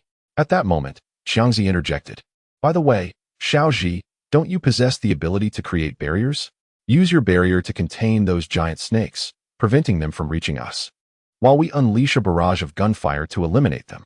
Indeed, Xiaoji can employ magic to conceal us all. The young men suddenly realized the gravity of the situation and voiced their agreement. However, Tinge shook his head, his piercing gaze fixed upon them as he spoke softly. I cannot employ a barrier. Those serpents are far too massive. Containing them would require an immense amount of magical energy, which I cannot afford to squander. Moreover, I cannot conceal you. On the contrary, I must expose all 6 of you completely. What? The young men could hardly believe their ears. Doesn't that mean we will become snake fodder? If so, we might as well confront them head-on. Indeed, we still possess firearms. Since death is inevitable, we might as well fight. The gunmen were filled with adrenaline, and the rustling sounds from afar grew increasingly ominous, driving them to the brink of madness. Their eyes ablaze with fear. Yet, Tinge remained remarkably calm, as if time itself had come to a standstill around him. We cannot use machine guns, Tinge asserted, shaking his head. The noise would awaken the creatures beneath us, leading to dire consequences. Furthermore, I have studied these colossal serpents. Their distinctive black scales not only secrete a peculiar gas, but also possess formidable defensive properties. Bullets from a machine gun would merely pierce their skin like nails, inflicting minimal harm while inciting their fury. In such a scenario, you would be devoured in an instant, suffering a most gruesome demise. What then shall we do? The ominous sounds drew ever closer, the serpents seemingly poised to invade the cave. The gunmen, driven to the brink by the external clamor, were drenched in sweat, their terrified eyes darting around in desperation. There is but one solution, Chen replied, his voice steady despite the impending peril. As I mentioned earlier, you must remain here, motionless. We shall handle the rest. These great serpents undoubtedly have blind spots, a physiological characteristic of cold-blooded creatures. Upon entering, they will first consume the corpses on the ground. Even if they detect you, as long as you stand still, they will not devour you. However, remember this, even if a serpent coils around you, its fangs biting into your face and its scales tearing at your flesh, you must not scream. Otherwise, you will be consumed immediately. Are you suggesting we become bait? Chang exclaimed, his eyes wide with disbelief. Yes, Chen replied emphatically. I would not deceive you. You are far too weak to contend with those massive beasts. This is your only means of survival. You must divert the serpents until the opportune moment, at which point we will engage in battle. Will we truly survive? Can we endure if those serpents ensnare us? The other young men appeared visibly apprehensive after hearing Chen words. And those serpents are so enormous. Can you truly defeat them? The serpents are not my primary target. My true adversary lies elsewhere. I must conserve my strength for the confrontation ahead. And you must lure the enemy out. Trust in me. Chen concluded in a tone that brooked no dissent. With me here, you shall not perish. After Chen concluded his words, he flicked his wrist, conjuring 6 luminous currents that he cast onto the ground in 6 conspicuous spots. Instantly, these currents coiled into a radiant circle, just spacious enough for an individual to stand within. At that moment, Chen softly uttered, "They are coming. Trust me, go." Following this, he took a step back, swiftly vanishing into the shadows, and the ghostly blade flickered away. Fat Wei and Liao Tingting, who had been concealed in the dark corners, were now left with only 6 young men in the vast hall. The 6 young men exchanged anxious glances, their nerves frayed, as the unsettling sound of crawling became deafening. Under such intense pressure, their minds could scarcely think. There was no time for contemplation. They hastily followed Chen command, finding their respective positions. Suddenly, a booming noise erupted, as if the surrounding rock walls were fracturing, causing the immense cavern to tremble, enveloped in swirling smoke. An indescribable sense of overwhelming pressure descended upon them, threatening to shatter their hearts. In unison, they looked upward, their hearts racing in terror, as they beheld countless massive serpent heads emerging from the darkness above. Chapter 65. The Predator, Part 2. Upon witnessing the colossal serpent heads rising from the shadows, the 6 young men truly began to tremble. They were no strangers to peril. Although they lived in peaceful times, as special forces soldiers, undertaking dangerous missions was routine. They had faced life-and-death situations before, but they had never anticipated such profound fear when confronted by such gigantic creatures. In the presence of these colossal beings, humanity felt utterly insignificant. Chen instructions had been distinctly clear: stand still and do not move, to attract the attention of the great snakes without provoking them. Even if the serpents ensnared them, their scales slicing through flesh, they were to remain absolutely still. The 6 young men, filled with youthful vigor, had nothing left to lose. In moments of extreme fear, they found themselves surprisingly bold, casting aside their firearms at their feet, steadying their legs, and standing motionless, eyes closed, bracing for the worst. The massive black serpents possessed triangular heads, distinctly unlike ordinary snakes. Some had developed sharp horns atop their heads, their eyes glowing ominously in the darkness, their black scales quivering incessantly. In the dim light, the enormity of their bodies was awe-inspiring, resembling that of dragons. These great serpents slowly coiled overhead before descending, each with a diameter exceeding 2 meters, their forms merging seamlessly with the darkness, rendering their lengths indistinguishable. A chilling aura emanated from their bodies, an oppressive cold that was beyond description. The 6 marksmen stood in the most conspicuous positions within the hall. Inevitably, some began to tremble slightly. They dared not look up, striving to avoid the gaze of the great snakes. At that moment, the colossal serpents remained utterly silent in the air, their thick, crimson tongues flickering provocatively before the faces of the gunmen. It was evident that they had detected the presence of these men. As the red tongues struck the faces of the gunmen, immediate bloodstains marred the youthful visages. Subsequently, the massive serpents began to slowly coil around the young men's bodies. Their weight was substantial, and the black scales glimmered with a razor sharpness that scraped the flesh upon contact. The gunmen were soon drenched in blood, engulfed in a profound state of terror and agony. Yet, the primal instinct for survival took precedence. A singular conviction crystallized within their minds: endure. As long as they remained silent, survival was within reach. After encircling the 6 gunmen for a while, the serpents indeed lost interest in their quivering prey. Cold-blooded creatures possess little affinity for motionless victims. They are far more drawn to lifeless corpses, having once struggled against their fate. It was not long before the serpents opened their gaping maws and began to devour the bodies strewn upon the ground. A harrowing scene unfolded. As these serpents did not chew, they simply engulfed the boys' corpses whole, the muscles in their jaws contracting momentarily before swallowing them down. One after another, they consumed the boys' remains, akin to devouring chunks of meat, leaving dismembered limbs scattered about, a sight both chilling and heart-wrenching. The gunmen had long ceased to confront the gruesome spectacle. They shut their eyes, refusing to witness the carnage. Though their bodies were thoroughly stained with the spattered blood, the cavern transformed into a veritable hell on earth. After more than an hour had passed, the serpents appeared to have satiated their hunger, their elongated bodies coiling languidly upon the ground, filling the cavern with over 100 massive black serpents.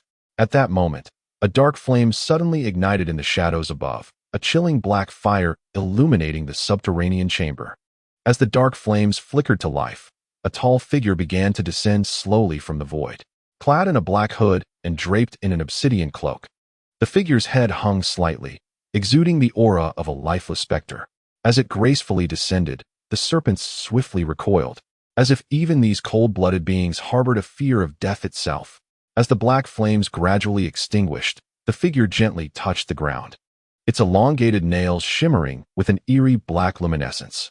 Extending its hands, it slowly lowered the hood, revealing a man's visage. This man appeared to be in his 20s, with raven-black hair and large, deep-set eyes that glimmered like stars in the night, a striking embodiment of semi-divine beauty, yet surpassing the divine in perfection. His eyes bore a hint of crimson, and his pallid complexion was imbued with a sense of death, resembling a living corpse. On his forehead, a circular totem was etched, an ancient symbol carved directly with a sharp blade. The congealed blood had turned a deep shade of black, rendering this otherwise flawless visage eerily grotesque. He was none other than Yamo, the son of Fengdu. Yamo slowly surveyed his surroundings, his brilliant eyes shining luminously in the darkness. It was evident he had spotted the 6 gunmen positioned around him. After a fleeting flicker of his radiant gaze, Yamo began to approach Qiangzi, who stood to the left of the cave. The horrific scene of the giant serpent devouring a corpse had been too ghastly for him to bear, and he had averted his eyes, staring blankly at the ground. Yet, Qiangzi was palpably agitated, his flesh marred and bloodied by the snake's embrace, his veins bulging. Fists clenched tightly as he struggled to contain the fury and anxiety surging within him. As Yamo reached Qiangzi, he regarded him as one might appraise an object. His voice was jarring and sharp, causing Qiangzi's body to tremble in response. "Look at me," Yamo commanded once more, placing a slender hand upon Qiangzi's head. Instantly, beads of sweat cascaded down Qiangzi's face as he fought to avert his gaze, desperate to escape Yamo's penetrating eyes. However, the force exerted by Yamo was irresistible. With a firm grip, Yamo seized Qiangzi's head, forcibly turning his face towards him. His enormous eyes locked onto Qiangzi's, chilling the air around them as if it had frozen solid. "Tell me where he is hidden." Yamo's voice pierced through the air, sharp enough to shatter eardrums and send shivers down one's spine. Qiangzi quivered, nearly collapsing under the weight of the overwhelming pressure. In that moment, he could no longer restrain himself. He swiftly grabbed his submachine gun, and with a roar of fury exclaimed, "Damn you! I will fight you!" The gunfire erupted, bullets raining down upon Yamo. Each round struck him, perforating his black cloak, leaving it riddled with holes, emitting wisps of white smoke. Yet, Yamo remained utterly unmoved. his colossal eyes twinkling with stars, devoid of any emotion, neither panic nor anger, as he gazed at the trembling Xiangzi, who now held the gun with shaking hands. Looking down at what was once a source of his confidence, Xiangzi found his weapon had become as useless as scrap metal. The bullets had embedded themselves into Yamo's form. His cloak now a tapestry of bullet holes, yet no blood flowed. The projectiles seemed to vanish into nothingness. Yamo's body floated ethereally, resembling a specter devoid of substance, while his hand remained firmly clasped upon Xiangzi's head. A series of sharp, high-pitched laughs emanated from within Yamo, and his elongated fingers gradually morphed, the blackened nails sharpening into cruel hooks. Veins bulged beneath his skin, exuding black smoke, transforming his hand into a vicious claw that latched onto Xiangzi's forehead, causing blood to stream forth. In the throes of excruciating pain, Xiangzi struggled fiercely, his hands clawing upwards in a desperate attempt to break free from Yamo's grasp. Yet, he could not even grasp the hem of Yamo's garment. Ultimately, his eyes rolled back in despair, revealing the immense agony and terror that emanated from them. "Xiaoji, help! Save me!" Xiangzi cried out with his last vestige of strength. His piercing plea echoed throughout the vast hall, lingering in the air for what felt like an eternity. Yet the darkness remained eerily silent, devoid of any response. Overcome by utter hopelessness, Xiangzi, feeling utterly drained, gazed upwards, where serpents writhed and coiled menacingly towards him. The sight of the bloodied Xiangzi thrilled them, their crimson eyes widening as they bared their razor-sharp fangs. The 5 other gunmen stood frozen in place, paralyzed by Yamo's deathly aura, helplessly witnessing their companion's impending doom at the jaws of the snakes. In that moment, the dark cavern transformed into a veritable underworld of despair. "How does it feel? He did not come to save you. Are you despondent?" Yamo rasped, his voice dripping with disdain. "You wretched humans are always reluctant to embrace death, perpetually struggling in your final moments. Do you see now? Your so-called hope is a mere illusion. He dares not show himself, for he fears me." With that, Yamo twisted Xiangzi's head roughly, yanking him up by his hair as though he were a mere chick, thrusting his bloodied head towards the gaping maw of the serpent. Devoid of any strength to resist, Xiangzi lay convulsing, numbly witnessing his own head being devoured by the monstrous serpent, its fangs sinking into his neck. Just then, a swift flash of steel descended, severing the great serpent's head cleanly, which then tumbled to the ground with a dull thud. In a tempest of wind, fire, and thunder, the colossal serpent's body was cleaved into countless segments. Xiangzi's body crumpled, falling alongside the dismembered serpent, the weight of its carcass rendering him unconscious. At that moment, the ghost blade descended gracefully from the heavens, his long sword held horizontally, radiating a brilliant white light, instantly vaporizing the serpent's blood from the blade. The other great black serpents, startled by the ghost blade, writhed their massive forms, circling around him. Cold-blooded creatures possess a keen sense of danger, and they could sense the formidable aura emanating from the ghost blade. These serpents flicked their crimson tongues provocatively, their eyes glinting with malice, yet they dared not approach him. All of this transpired in an instant, shattering the previously frozen air. Yamo remained rooted in place, casting a glance at the severed serpent's head on the ground before raising his enormous eyes to regard the distant ghost blade. His resplendent eyes betrayed no emotion, and curiously, the corners of his icy lips curled upwards slightly. "Huh, a human warrior, how utterly tiresome," Yamo remarked in a shrill voice. With a mere wave of his hand, a radiant halo materialized on the ground, forming a circular barrier that isolated the ghost blade from the ensuing chaos. Then Yamo ceased to pay heed to the ghost blade, instead directing his gaze forward, where a glimmer of starlight flickered within his eyes, hinting at a trace of excitement.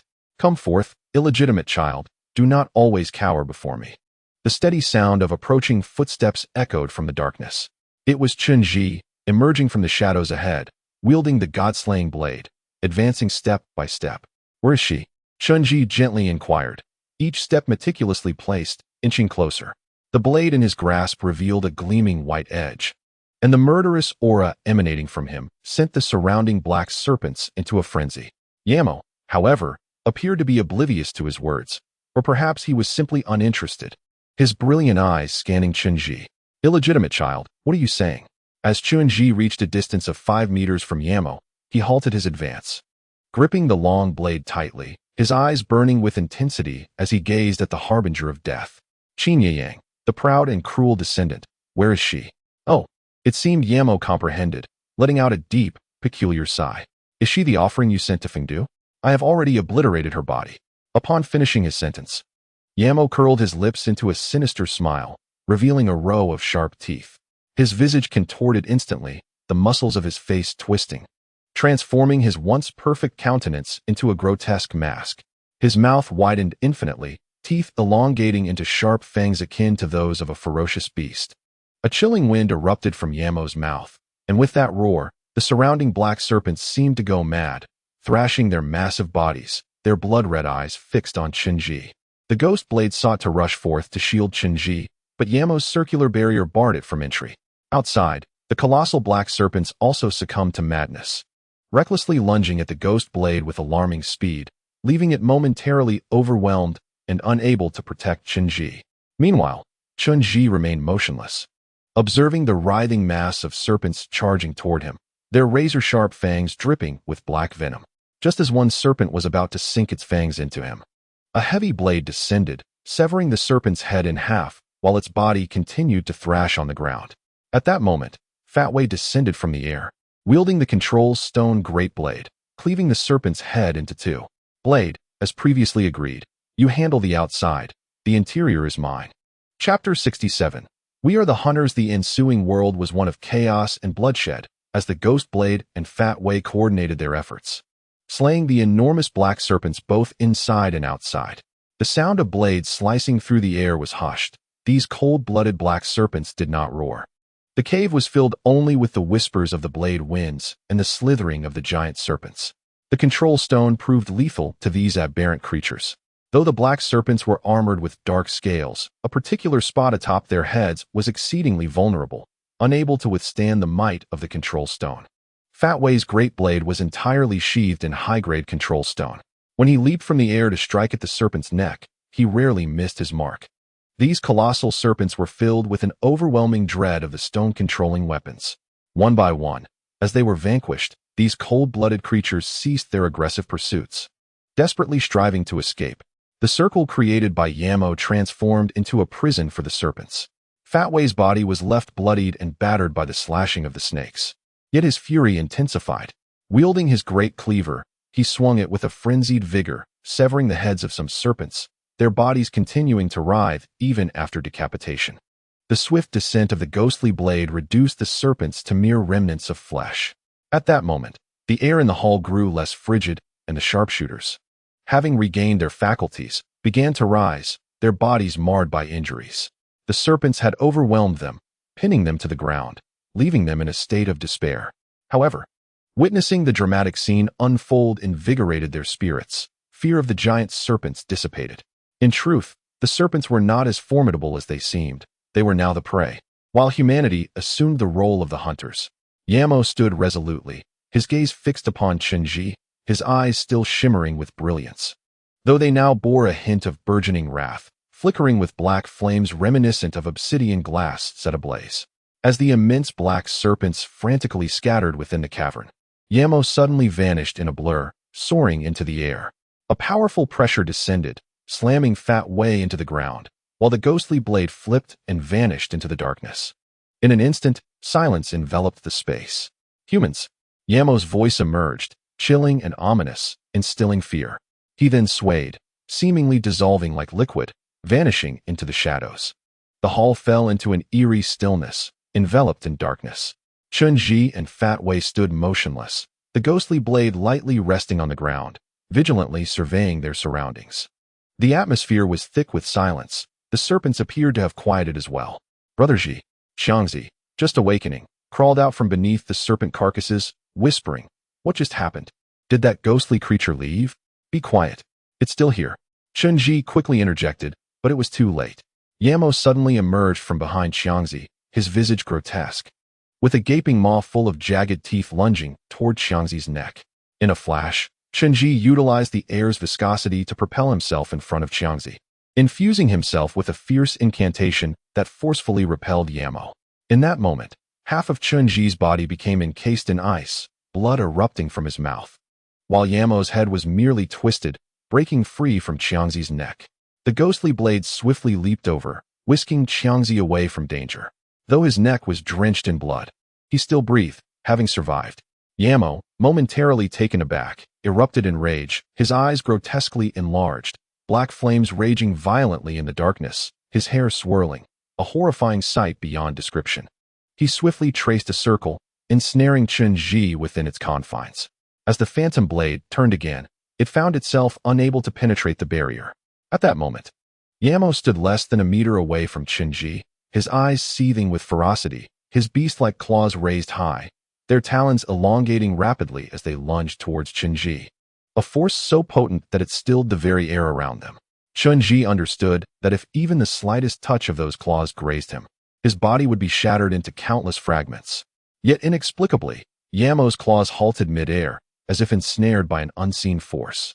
It was then that Chen Ji slowly rose to his feet, blood staining his lips, veins throbbing upon his forehead. He extended his hands, gripping Yamo's shoulders tightly. The cold emanating from Yamo rapidly coursing through Chen Ji's arms, freezing him at the chest. So you enjoy instilling fear, do you? Chen Ji's unflinching gaze met Yamo's, his voice chillingly calm. Allow me to enlighten you on the true essence of terror. As he spoke, a surge of energy surged above him. An explosive mass of power ready to erupt, illuminating the sky and enveloping everything beneath its radiant flow. It was the offensive force of the Jiang clan's sorcery, the god-slaying spell. For millennia, the Jiang clan's offensive incantations had been incomplete, their ancestors possessing only fragments of the divine sealing scriptures, rendering their assaults less than potent. This rendered the Jiang clan perpetually on the defensive. However, through explorations in the celestial fox tomb and the underworld, Chen Ji had meticulously gathered the complete incantation. Now, he wielded not a mere fragment of the sealing spell, but the Jiang clan's most ancient and formidable power, the grand god-slaying spell. Yamo immediately sensed the peril. He struggled to break free from Chen Ji's grip, attempting to retreat swiftly, but soon realized he was utterly immobile. The ground beneath him began to shimmer with the ethereal patterns of a barrier, a perfect circular confinement. From the moment Yamo appeared, Chen Ji had been silently weaving this barrier beneath the surface. It consisted of 3 layers, each reinforcing the other, with every stream of energy meticulously calculated and intertwined with the precision of a hair's breadth, conforming to the binding array. Countless threads of energy combined to form an impregnable barrier, as intricate and flawless as a work of art. Once ensnared within, even divine beings could not escape. At that moment, the barrier on the ground erupted into a myriad of energy lines, resembling countless tails that ensnared Yamo's form, binding him firmly in place. Chen Ji's hands gripped Yamo's shoulders tightly, the air crackling with electric energy as lightning flickered around him. His hair danced amidst the tempest, his countenance radiating an aura of lethal intent that instilled dread. Yamo ceased his struggles, regaining his human visage, a smile creeping onto his lips as he gazed at Chen Ji. The woman you delivered to me in the ghost city of Fengdu was quite remarkable. How does it feel to exchange her life for your own? In that instant, a thunderclap echoed from above, and the god-slaying spell instantaneously reduced Yamo to mere dust. The body of Yamo gradually faded away, yet a smile lingered on his face. Chapter 68.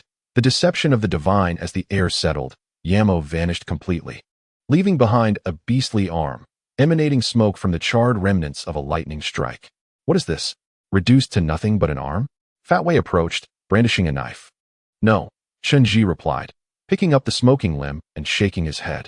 It's a corporeal projection, a common trick of the gods to conceal their true selves. Much like by conferred, they can transform a part of their being into a manifestation, appearing in various places. The true Yamo never set foot here.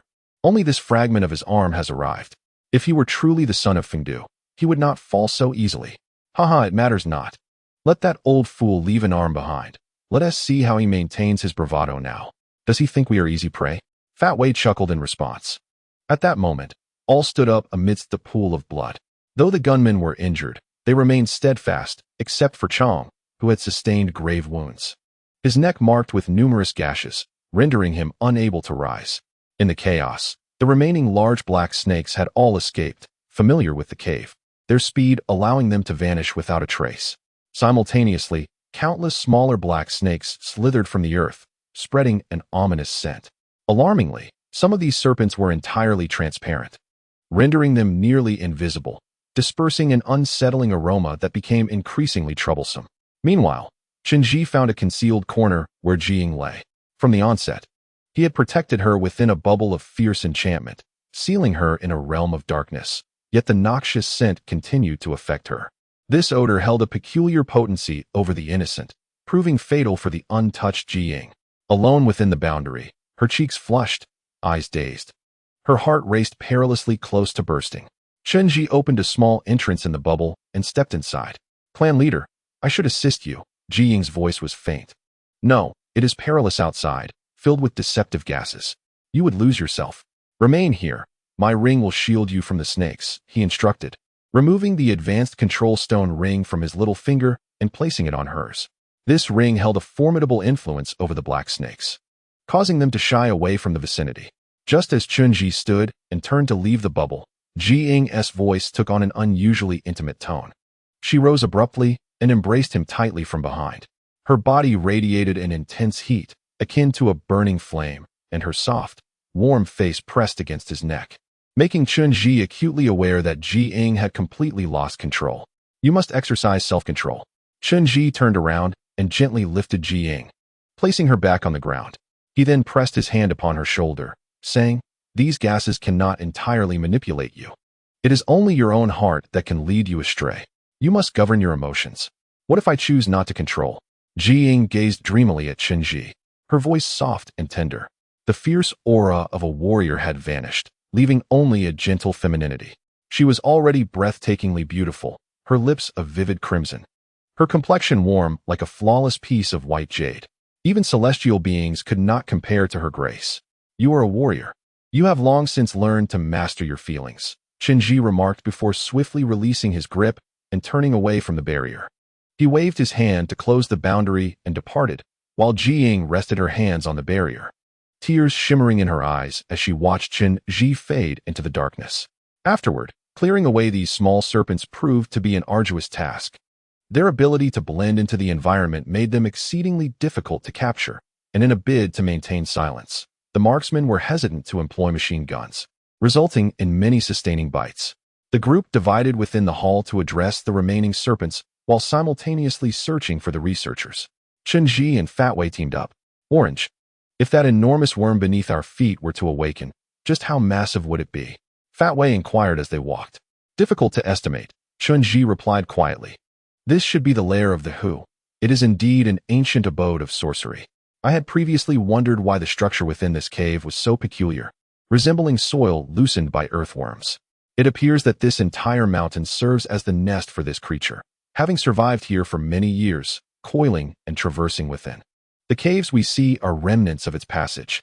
If it were to awaken, it could indeed rival the size of this mountain. A serpent as large as a mountain? Goodness, it seems we may have encountered a dragon, Fat Wei remarked, seemingly undeterred by the creature beneath them as he wiped the blood from his large blade and prodded the ground. There may have indeed been dragons here, but the one beneath us is certainly not one. Chen smiled faintly. If what lies below were a true dragon, do you think we would have the opportunity to be here? Yamo has captured so many boys to this place merely to nurture the Hu into dragons. Yet the creature beneath us is no longer a Hu. It has likely transformed into a massive Jiao. If it possessed the potential to evolve into a dragon, Yamo would not need to expend such effort in raising Hu here. Moreover, a creature that has lived this long must possess intelligence. Since the moment we entered, this Jiao has likely been aware of our presence, yet its choice to remain concealed signifies its desire to avoid entanglement in this conflict. In the brief span of our conversation, the small serpents on the ground had been eradicated. Following the recent victory, the marksmen seemed invigorated, each exhibiting valor and no longer fearing the cold-blooded creatures that crawled about. Now, the ground was strewn with the remains of various serpents alongside the tragically disfigured bodies of the boys. What shall we do with these children's corpses? Are we to carry them out one by one? This is indeed a monumental task. Fat Wei lowered his gaze upon the incomplete corpses and inquired. No need. Let them remain here, Chen replied nonchalantly. Perhaps it is better for their parents to remain unaware. Xiaoji, come here quickly, they are here. Several gunmen shouted from the depths of the cave, their voices brimming with surprise. Chen and Fat Wei hastened over, discovering that deep within the cave lay numerous researchers, entangled in snake scales, resembling grotesque blood gourds, enveloped in a slimy membrane, all in a state of unconsciousness. It appeared that a great serpent had stored them here, yet had not consumed them. Everyone hastily peeled away the mucus, slapping the faces of these individuals. With their efforts, the researchers exhaled a breath, their breathing still intact. Chen recognized that the condition of these researchers was dire. They needed to be evacuated immediately for medical attention. Now that everything had concluded, Chen and Ghostblade simultaneously turned their gaze to a corner nearby, where Liao Tingting stood, her eyes filled with helplessness as she regarded everyone. Chapter 69. Fat Wei's Dilemma. With everything now resolved, only one question remained. What should be done with Liao Tingting? Tingting, come here, walk with us. Fat Wei extended his hand towards Liao Tingting, beckoning her from the shadows. However, she remained rooted in darkness, her eyes wide with fear and panic. Unlike before, she was now vigilantly observing Chen and Ghostblade. Tingting, do not be afraid. Look at me, come over, Fat Wei persisted, his hand still outstretched. A gentle smile gracing his face, his voice filled with affection. At that moment, Chen approached. Fatty, Chen placed a hand on Fat Wei's shoulder, hesitating briefly before lowering his voice to a whisper in his ear. I have already sent a breath of air, wrapping around her wrist. She no longer has a pulse. What you see now is Liao Tingting's corpse. I do not know what she has become. I could choose not to touch her, but you must not take her outside. It is too perilous. Come here, Tingting. Fat Wei appeared not to hear Chen words, his expression imbued with warmth, as if countless rays of sunlight illuminated his face, momentarily dispelling the darkness. Liao Tingting seemed swayed. She wobbled her frail body, slowly advancing towards Fat Wei, yearning to grasp his hand, but halted abruptly upon noticing Ghostblade take a step forward, his long blade unsheathed. Tingting, do not look at them. Trust me, I can protect you, Fat Wei declared. After which he retrieved the control stone large cleaver from his back and thrust it beside Ghostblade, the sharp blade gleaming menacingly, unleashing an aura of lethal intent that forced Ghostblade to retreat a step. The atmosphere grew palpably tense. The gunman began to withdraw, astonished by the unexpected turn of events. Should a confrontation arise between Fat Wei, Ghostblade, and Chen they were left uncertain as to whom they should support. For Fat Wei's demeanor at that moment was truly intimidating. Chen was exceedingly anxious, acutely aware that Fat Wei had never truly relinquished matters concerning the underworld. The death of his cousin had forever been a thorn in his heart, and as a result, Chen felt an overwhelming sense of guilt towards Fat Wei. In the current predicament, Liao Tingting was undoubtedly behaving strangely and could not be taken out. Yet, if the Ghost Blade truly attempted to slay Liao Tingting, Fat Wei might very well fight to the death alongside them. As time trickled away, Liao Tingting stood there, her eyes brimming with tears, trembling and gazing helplessly at Fat Wei. Her expression was genuine, not feigned. It emanated from the depths of a despondent girl. She neither advanced nor retreated. Tingting, fear not. I shall protect you. This time, I will not allow anyone to harm you. Fat Wei's voice was fervent, and Chen noted the redness in his eyes. Seeing Liao Tingting still hesitating, Fat Wei quickly stepped forward to grasp her hand. However, the moment his fingers brushed against her, she recoiled as if jolted by electricity. Liao Tingting swiftly retreated into the shadows, her movements remarkably agile. In truth, she crawled back into the darkness like a startled serpent, her hands pressed into the dark soil, her eyes fixed intently ahead. No longer did she resemble the helpless, pitiable girl. Her pupils gradually expanded into an olive shape, glowing with an orange-yellow light, transforming into a pair of serpent-like eyes. Subsequently, Liao Tingting's visage turned icy, as if another spirit had suddenly seized control of her body. She regarded Fat Wei and began to cackle, the laughter chilling and ghostly, creating an unsettling atmosphere in the darkness. This woman is already dead. Let her remain here to accompany me. Before I regret it, you must leave swiftly and not disturb my beautiful dreams. At that moment, her voice resonated with a deep, masculine timbre, unsettling to the core, reminiscent of a voiceless creature attempting to mimic human speech. Then, Liao Tingting twisted her neck at a sharp 180-degree angle, her orange-yellow serpent eyes locking onto Chen Jiang's illegitimate son. I heard your words from below. Do not underestimate me, although I am not a divine dragon. I am far older than your ancestors. Should I wish, I can devour you ungrateful bastards at any moment.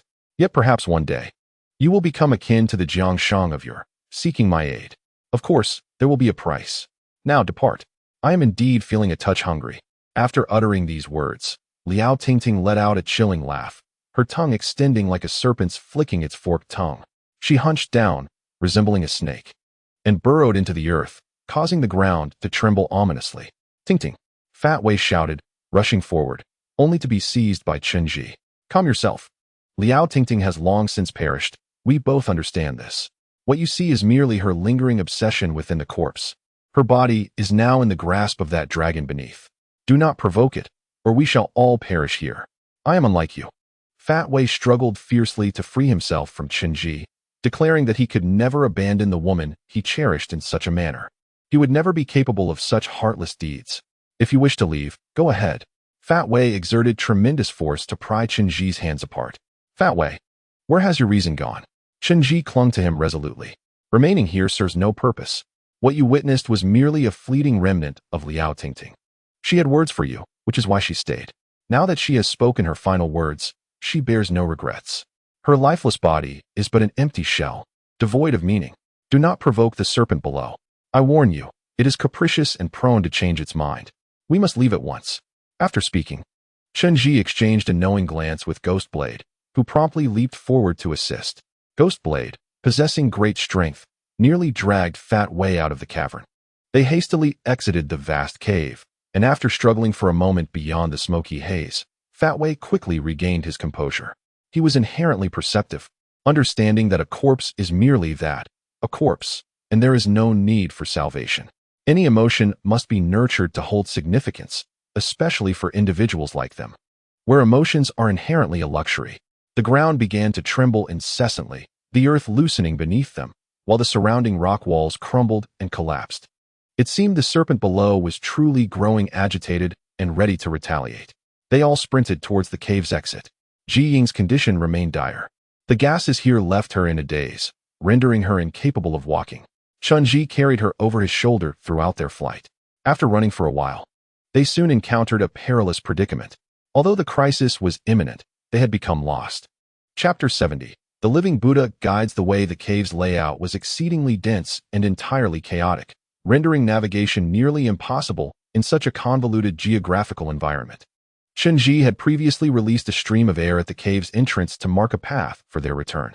However, the situation within the cave was ever-changing, devoid of any stable direction.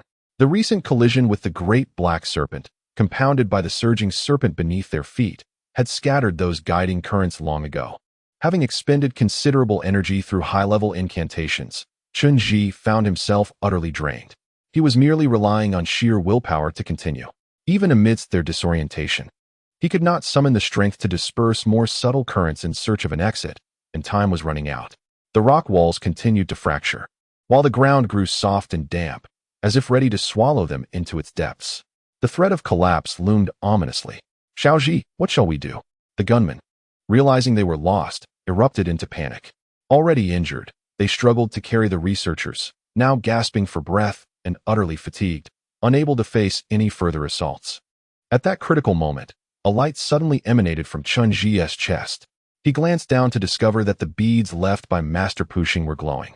At that moment, Chen Ji was unaware of the psychological underpinnings that compelled him to carry the string of prayer beads. Perhaps, following the passing of Master Puong, he was engulfed by a sense of guilt, or perhaps he had long believed that this relic could prove invaluable, prompting him to take it along on his journey. In the midst of the chaotic and dark cavern, the beads suddenly emitted a mysterious glow, resembling a radiant band of light that shimmered incessantly upon Chen Ji's chest. He retrieved the beads and directed their light forward, and then, a miracle transpired. The dark ground ahead illuminated with a series of glimmering footprints. These footprints were deeply imprinted, each step glowing faintly, as if an elderly man, unsteady on his feet, was leading the way. Follow those footprints, Chen Ji urged eagerly. Instantly, everyone surged forward. Although the sight before them was astonishing, they had little time to contemplate, as the ground beneath them had become as soft as quicksand, threatening to engulf them at any moment. They quickened their pace, racing after the luminous prints. The footprints advanced steadily, though they appeared unsteady, guiding them with unwavering resolve. After a considerable distance, the footprints abruptly halted. As they peered ahead, the glowing imprints began to disperse, their light ascending into the air and coalescing into the ethereal image of an aged monk, whose benevolent visage gazed upon them. Chen instantly recognized the figure. It was Master Puhong. Clad in a resplendent robe, radiating an indescribable sanctity, he joined his hands in prayer, a serene smile adorning his face. He humbly bowed to all present, then turned to Chen, offering a gentle nod before his form flickered and dissolved into light. Once the image of Master Puhong faded, the group noticed that in front of them lay a narrow exit. They hastily rushed towards it, squeezing through, only to be met with the thunderous sound of the earth collapsing behind them, dust billowing as if a colossal force churned from beneath, shaking the mountains and plunging everything into chaos. They crawled swiftly through the rocky crevices, each person propelled by an instinct for survival, heedless of the sharp stones that scraped their skin. As they emerged, one by one, from the narrow exit, a breath of fresh air enveloped them, revealing once again the ethereal realm of mist and clouds that awaited beyond the mountains. Upon leaving the mountains, they did not linger. At this point, Jiying had returned to her normal state. Chen commanded everyone to divide tasks, each person bearing the researchers as they sprinted down the mountain, not pausing for a moment. Behind them, the mountains trembled continuously, the streams bursting forth, signaling an imminent collapse. They raced down the mountain path with all their might, each individual running as if their lives depended on it. Just as they finally escaped the mountain's grasp, a thunderous roar erupted from behind, shaking the very heavens and earth. Subsequently, countless fragments of stone cascaded down the mountain, stirring up a whirlwind of dust, and in that moment, the earth trembled violently, creating an extraordinarily awe-inspiring scene. A colossal shadow emerged amidst the haze, grand and magnificent, swirling through the mist, its scales shimmering like jewels. From a distance, it resembled a gigantic dragon. The outside world opened up before them as they retraced their steps. Upon returning to the entrance, the surface of the rocky wall had become remarkably soft once more. Just as Chen had previously stated, the ancient dragon did not intend to keep them there. As they emerged, breathless and burdened with the researchers, they finally caught sight of Professor Liao and the two armed guards. A collective sigh of relief escaped their lips. They had returned to the realm of the living. Exhausted, they collapsed onto the ground, unable to move. Outside the rocky wall, Professor Liao and the two guards had been anxiously waiting for their return. While time inside had passed more slowly than in the outside world, a full day and night had elapsed. Seeing their weary forms, the guards rushed to assist them. Professor Liao was overjoyed to see the researchers alive, but her happiness was short-lived as she soon realized that Liao Tingting was missing. Her first instinct was to check on Pang Wei, who, at that moment, could not bear to meet her gaze. Professor Liao immediately understood the gravity of the situation and began to weep uncontrollably, nearly fainting from sorrow. Given the circumstances, there was little that could be done to comfort her. After a brief respite, Chen ordered everyone to leave the area without delay.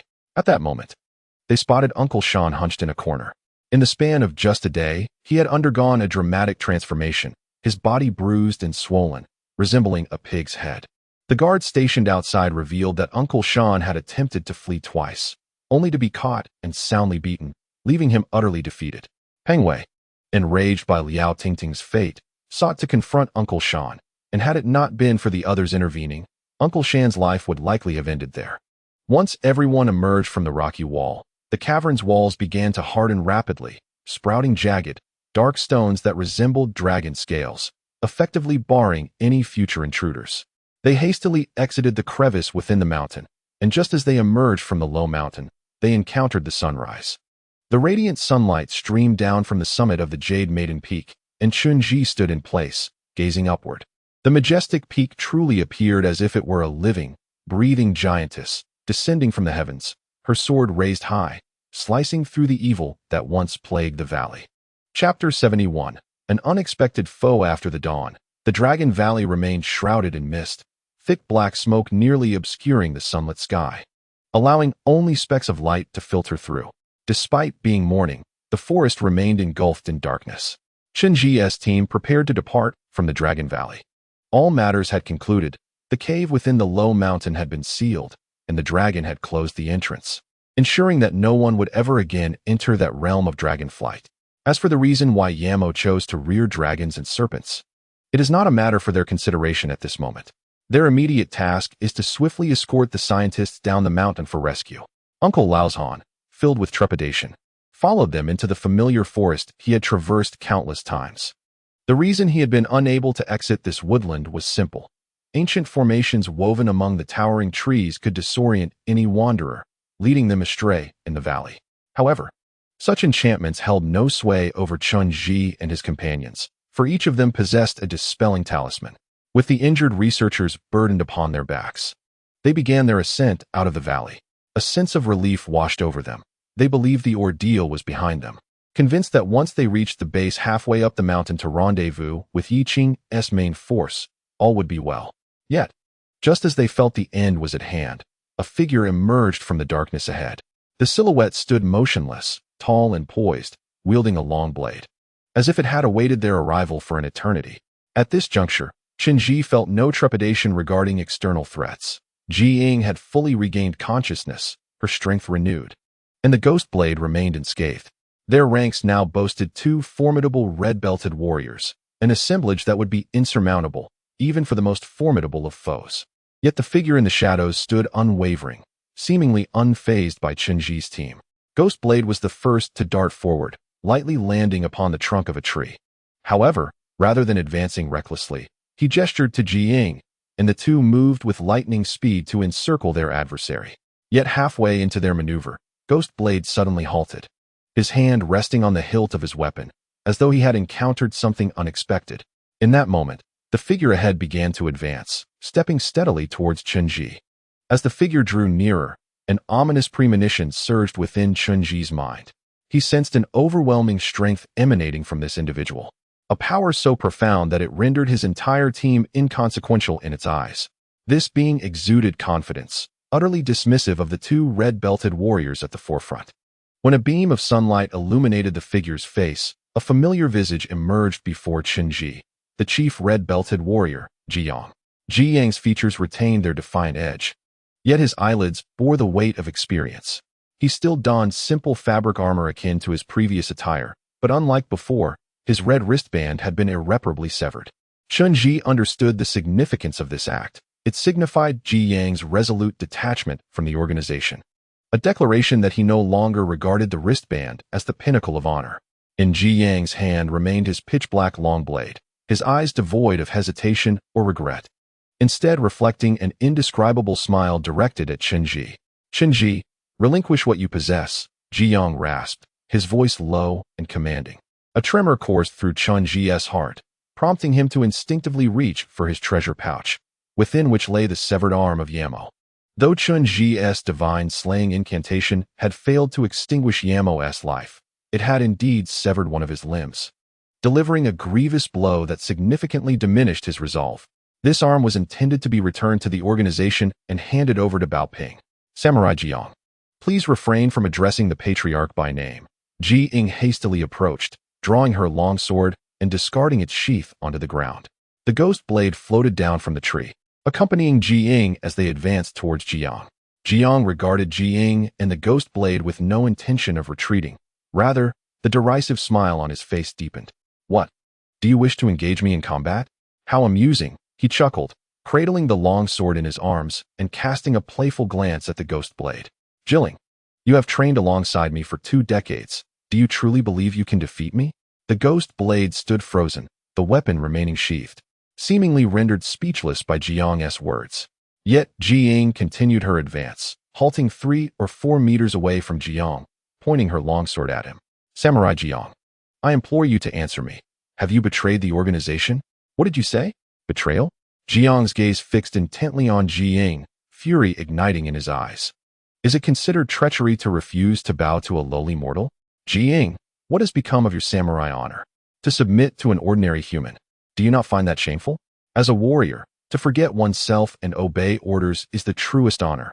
I have never questioned this, Ji replied, raising her cold gray long sword against the wind, the breeze whistling past the blade with a chilling resonance. Great Samurai Jiang, as your junior, I have longed to seek your guidance. With that, Ji Ying leapt towards a nearby tree, balancing momentarily on the trunk before propelling herself into the air, soaring directly above Jiang. In that fleeting moment, time seemed to freeze. Ji Ying lifted her sword, her cultivated energy enveloping her arms, emanating a force potent enough to obliterate all in its path. She swung her blade downward, akin to the sun plummeting from the sky, aimed directly at Jiang's head. A sharp, ringing sound reverberated through the air, the clash of metal. Energy dissipated as Ji Ying suspended in midair, her longsword striking against Jiang's hilt. Remarkably, he did not draw his weapon, merely using one hand to counter her assault.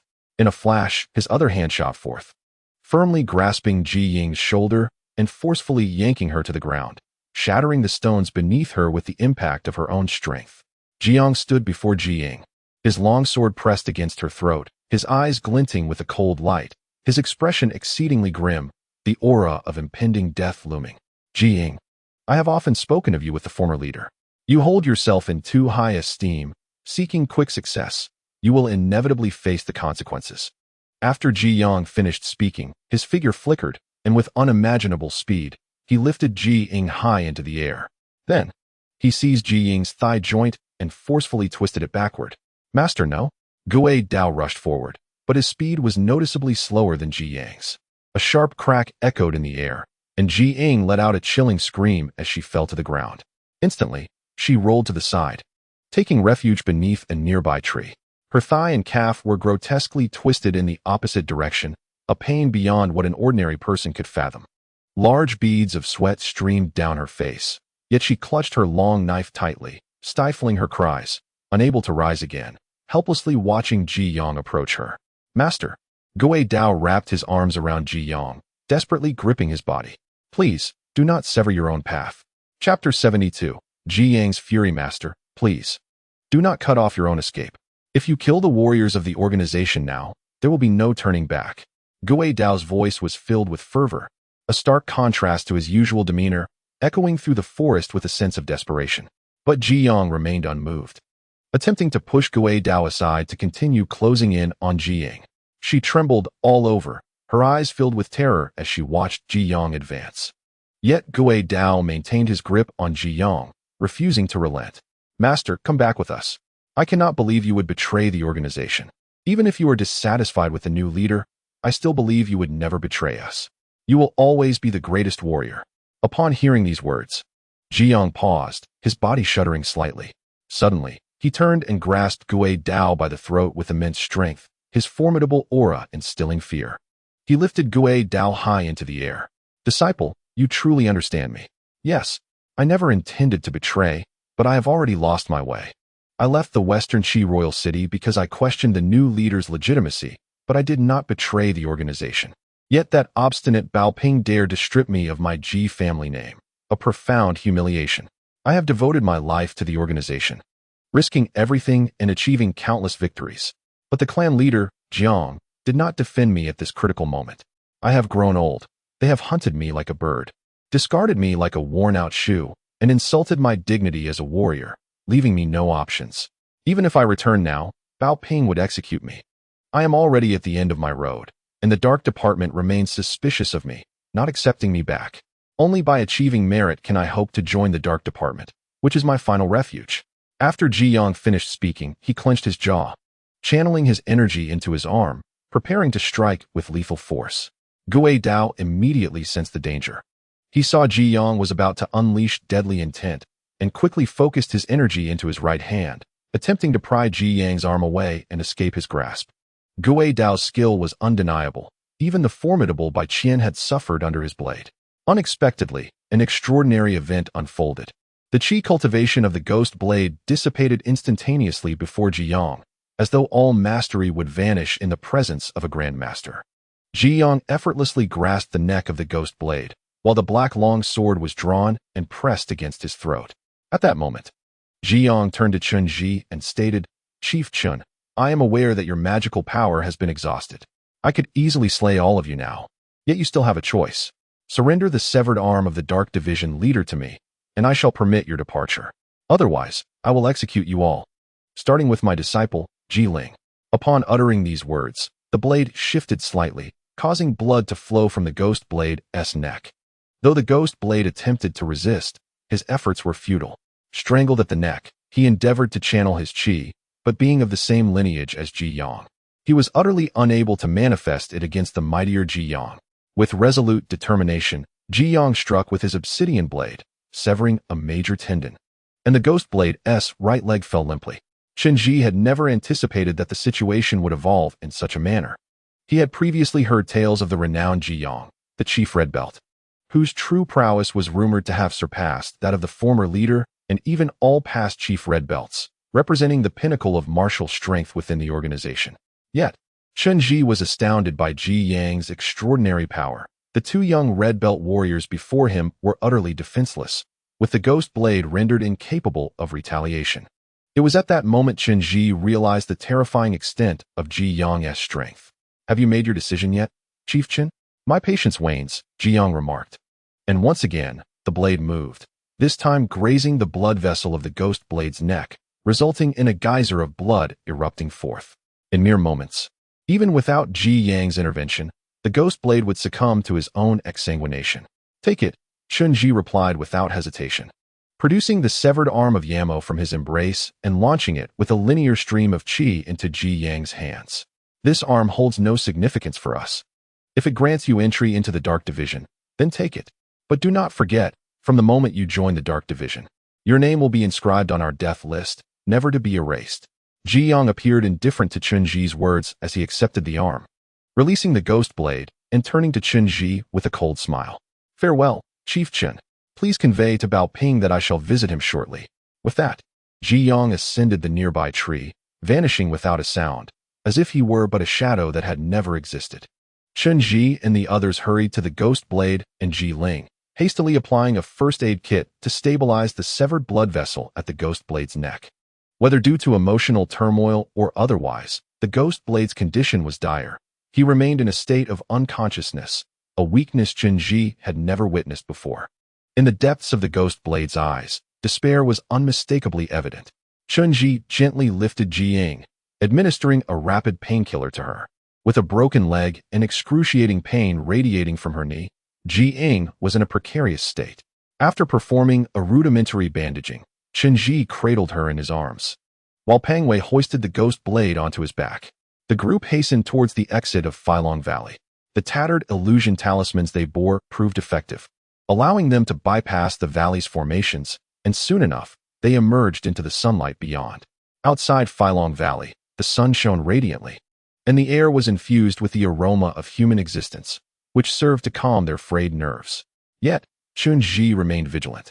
Acutely aware that they could not withstand any further disturbances, they descended directly from Yunnu Peak, navigating swiftly through the dense forest, yet there was no sign of Ji Yang, leading them to believe he would not return.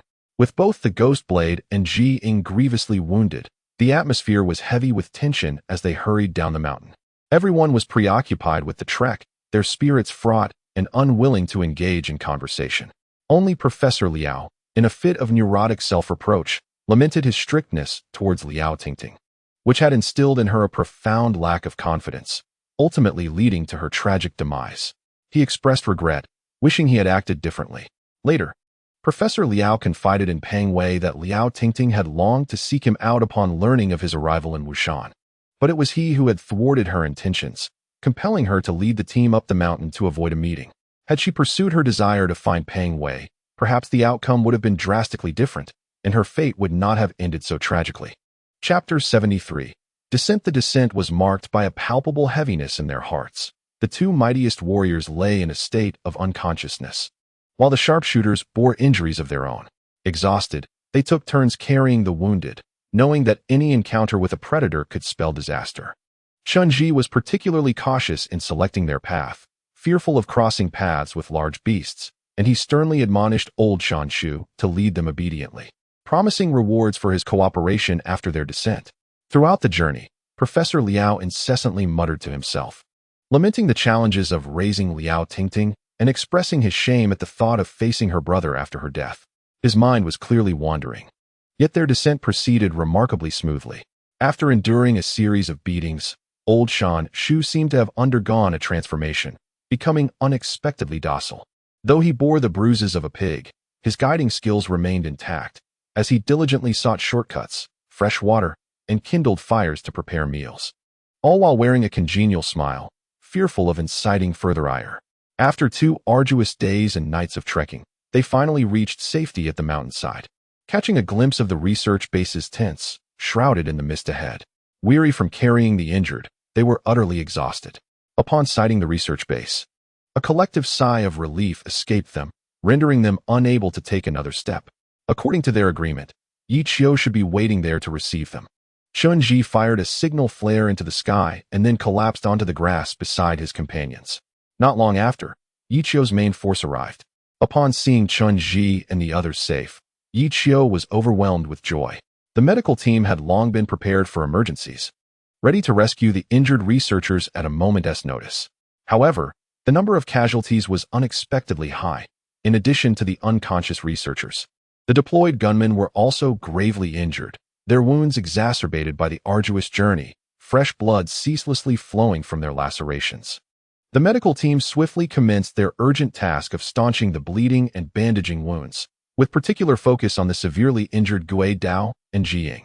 Despite having received treatment, Gui Dao's throat, wounded deeply, began to bleed anew.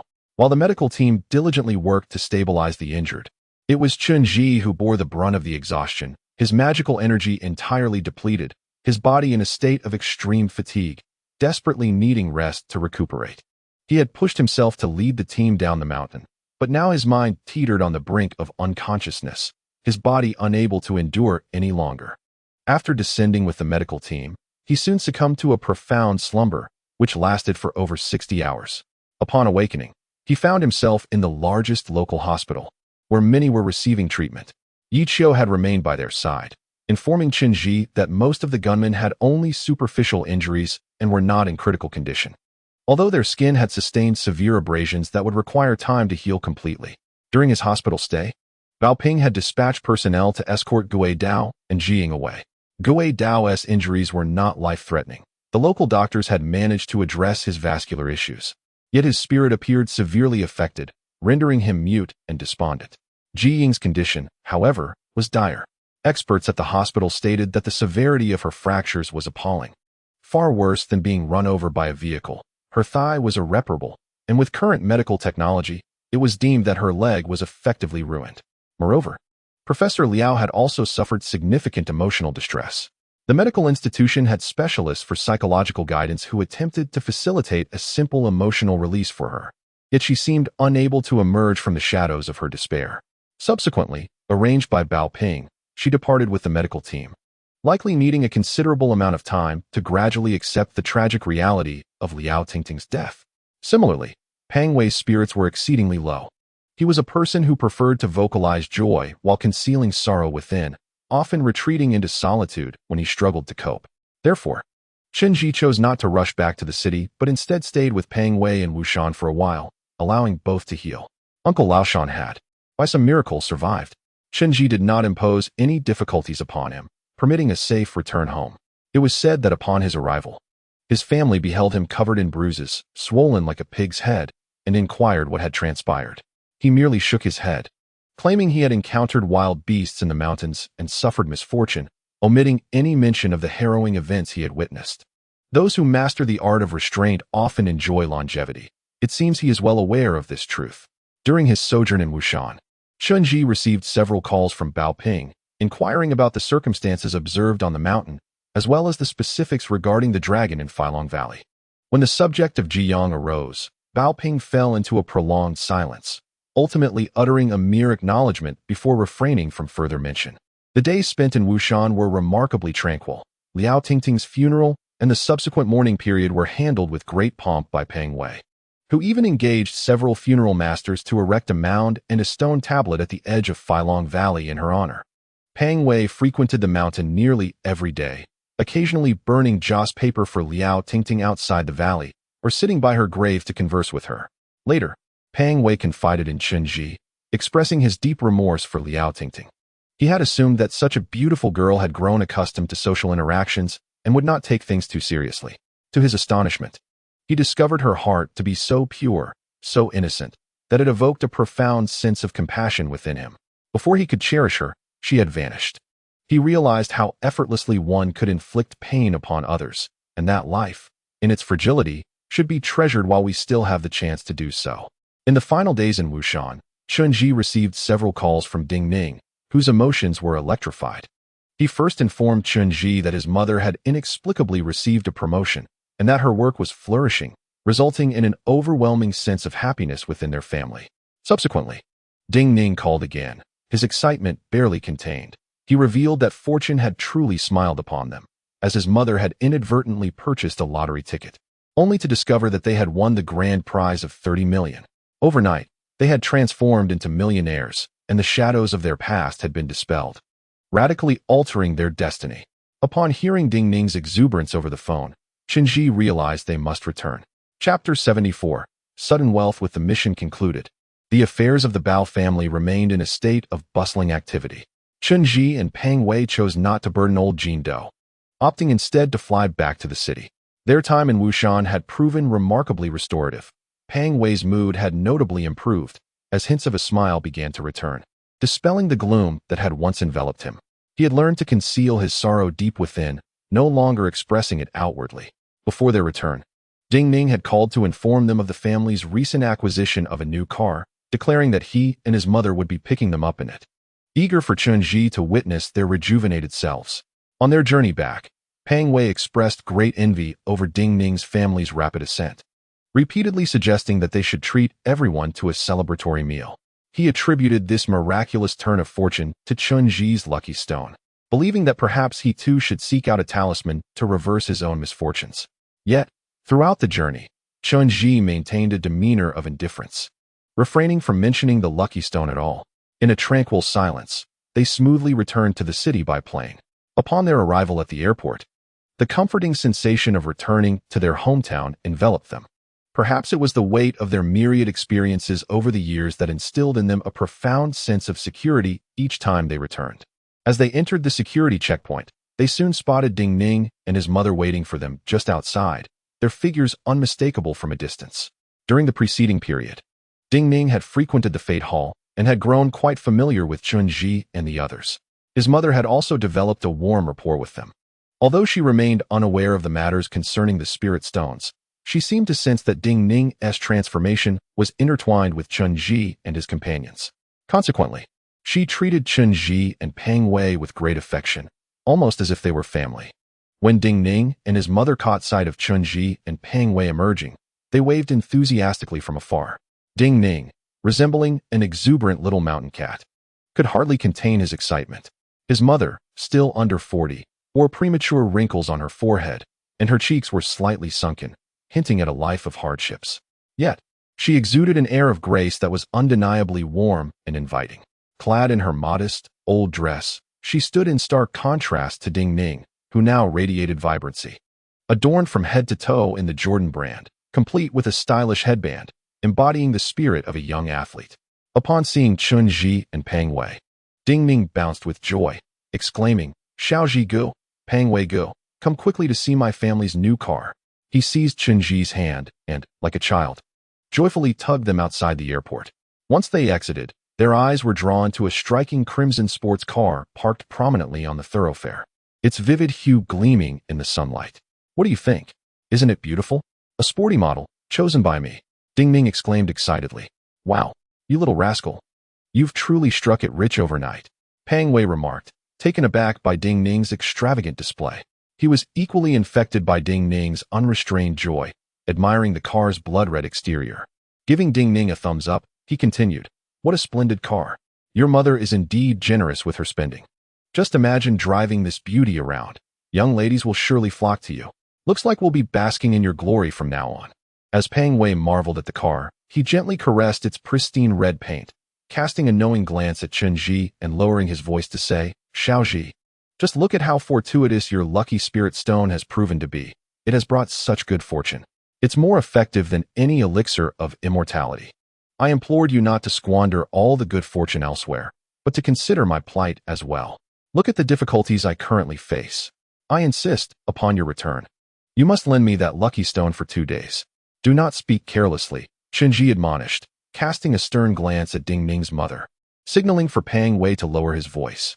However, Ding Ning's mother seemed entirely oblivious to their exchange. With utmost courtesy, she opened the car door and invited them inside.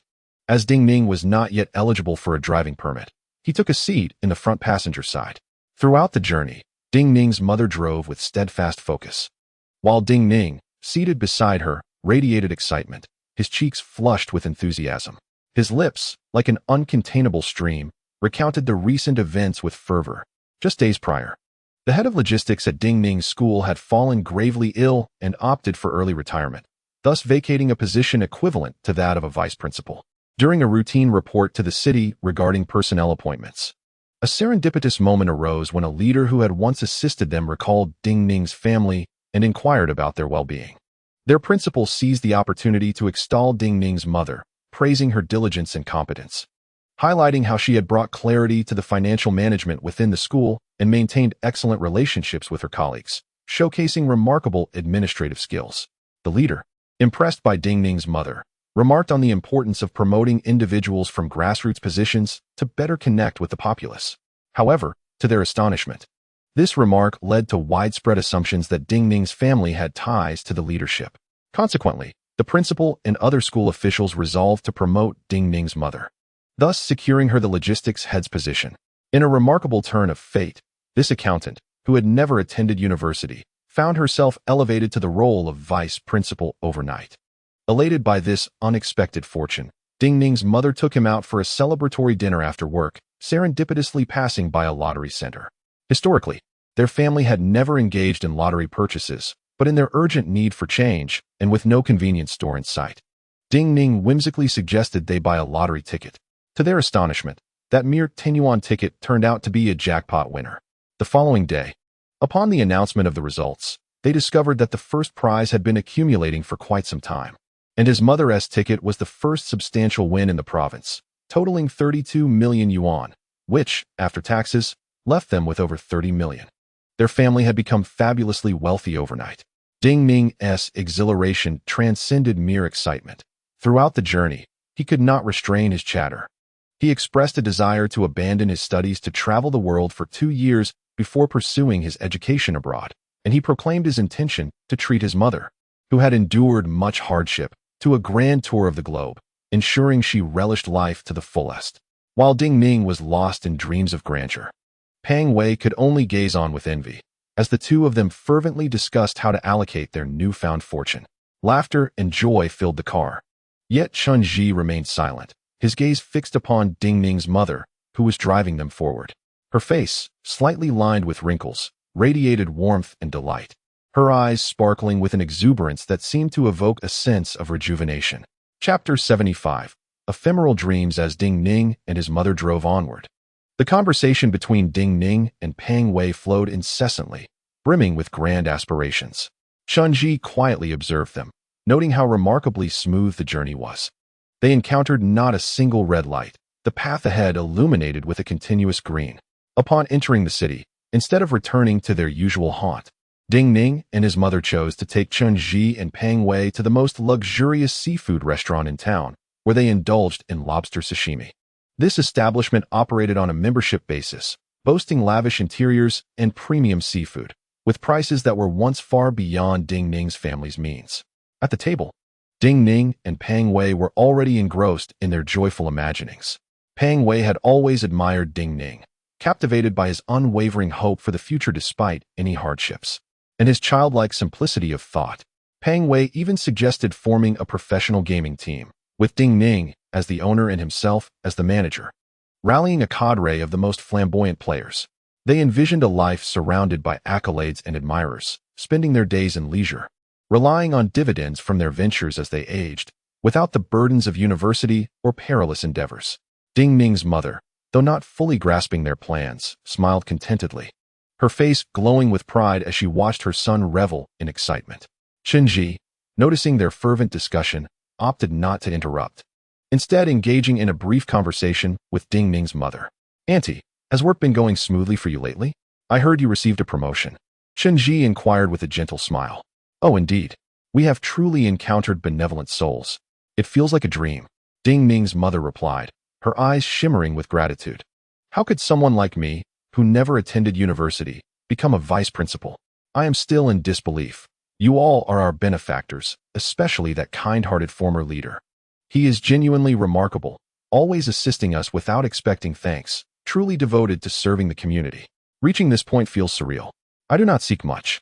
If I can live a tranquil life, I have no further desires. Have you thought about how to utilize this newfound wealth? Chen continued.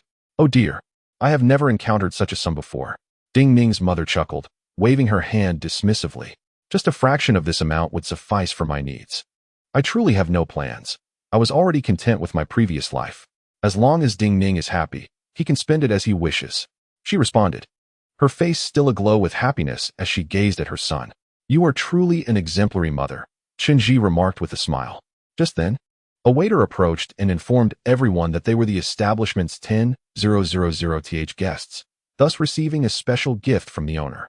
Not only was their meal complimentary, but the owner had also generously provided a bottle of exquisite sake for their enjoyment.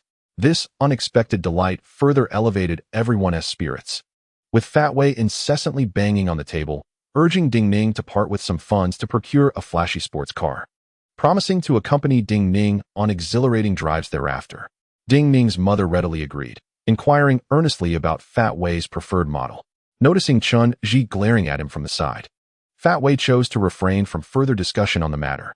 They uncorked the bottle of sake, which indeed possessed a unique flavor. After savoring a few glasses, they all began to feel a pleasant lightness. As the merriment continued, Chen seized the opportunity to leave the private room under the pretense of visiting the restroom.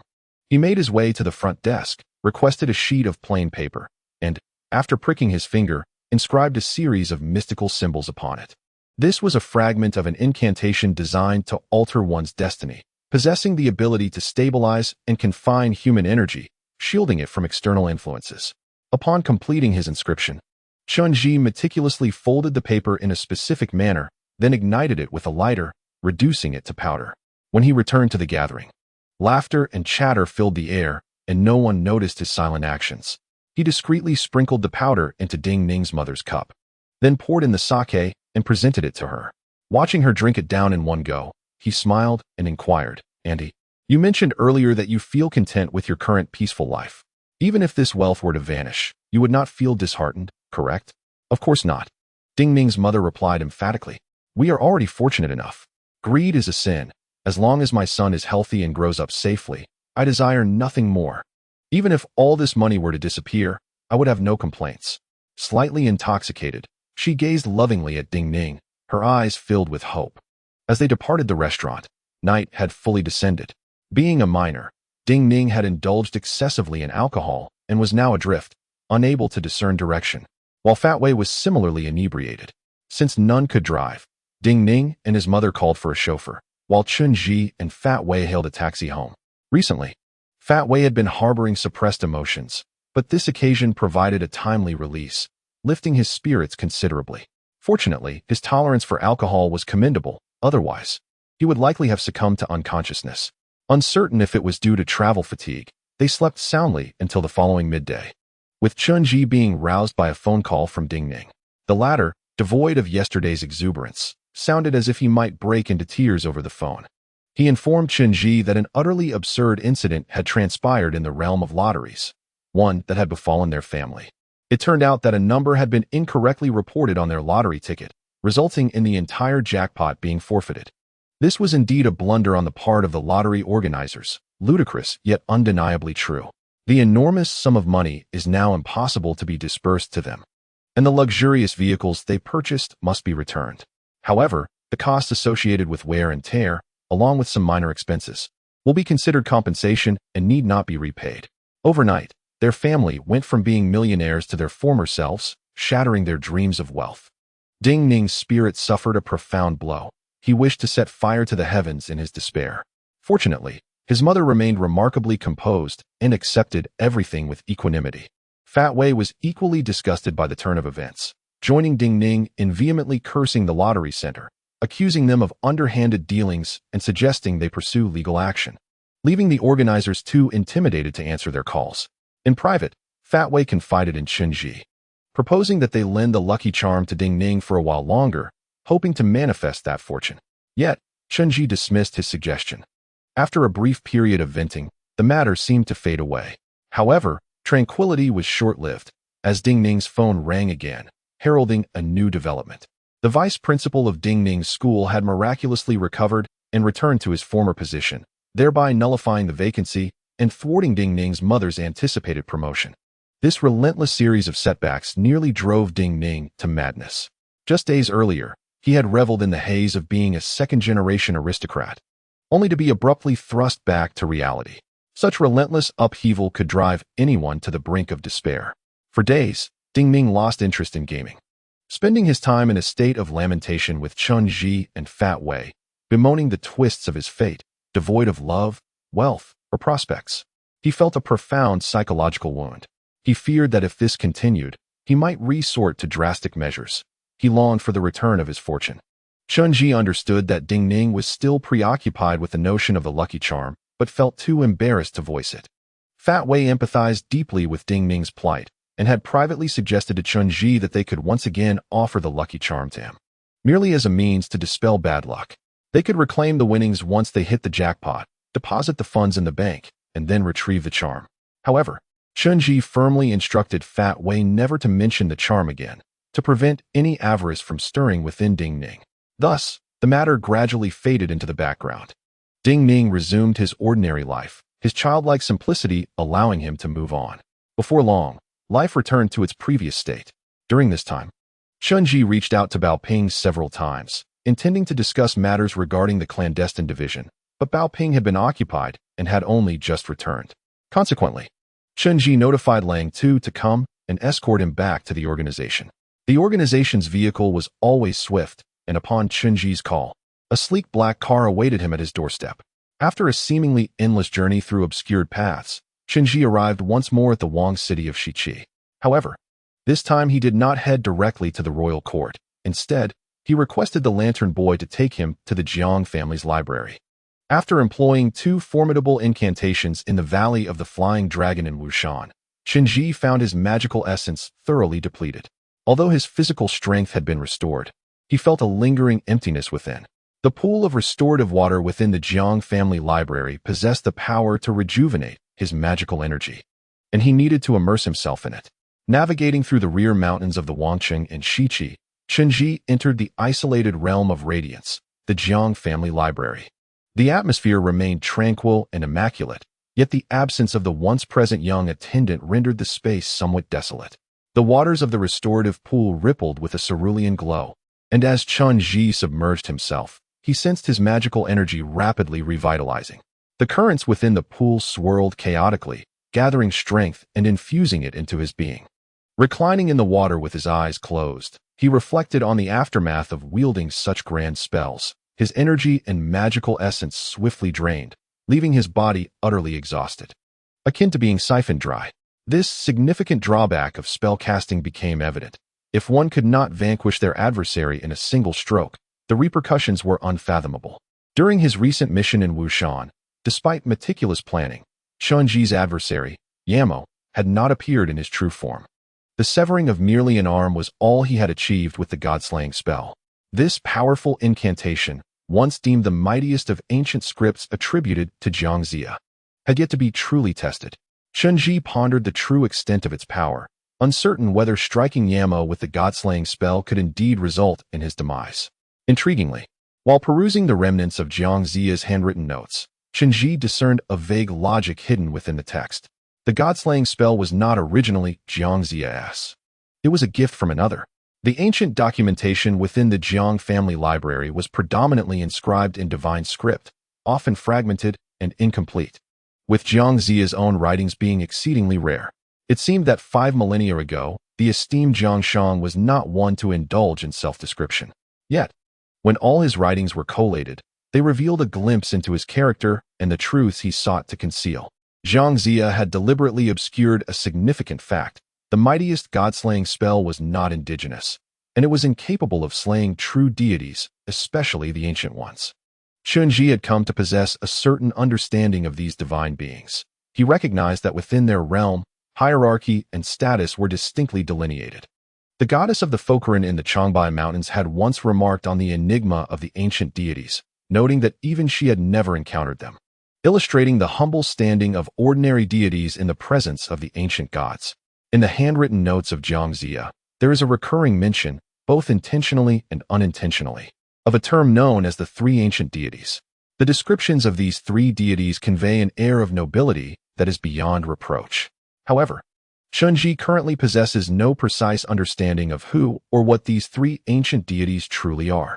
Yet, from Jiangxia's attitude towards the Fengdu underworld, it appears that the deities residing within the ghost city of Fengdu might indeed be one of the three ancient deities, while the identities of the others remain utterly elusive.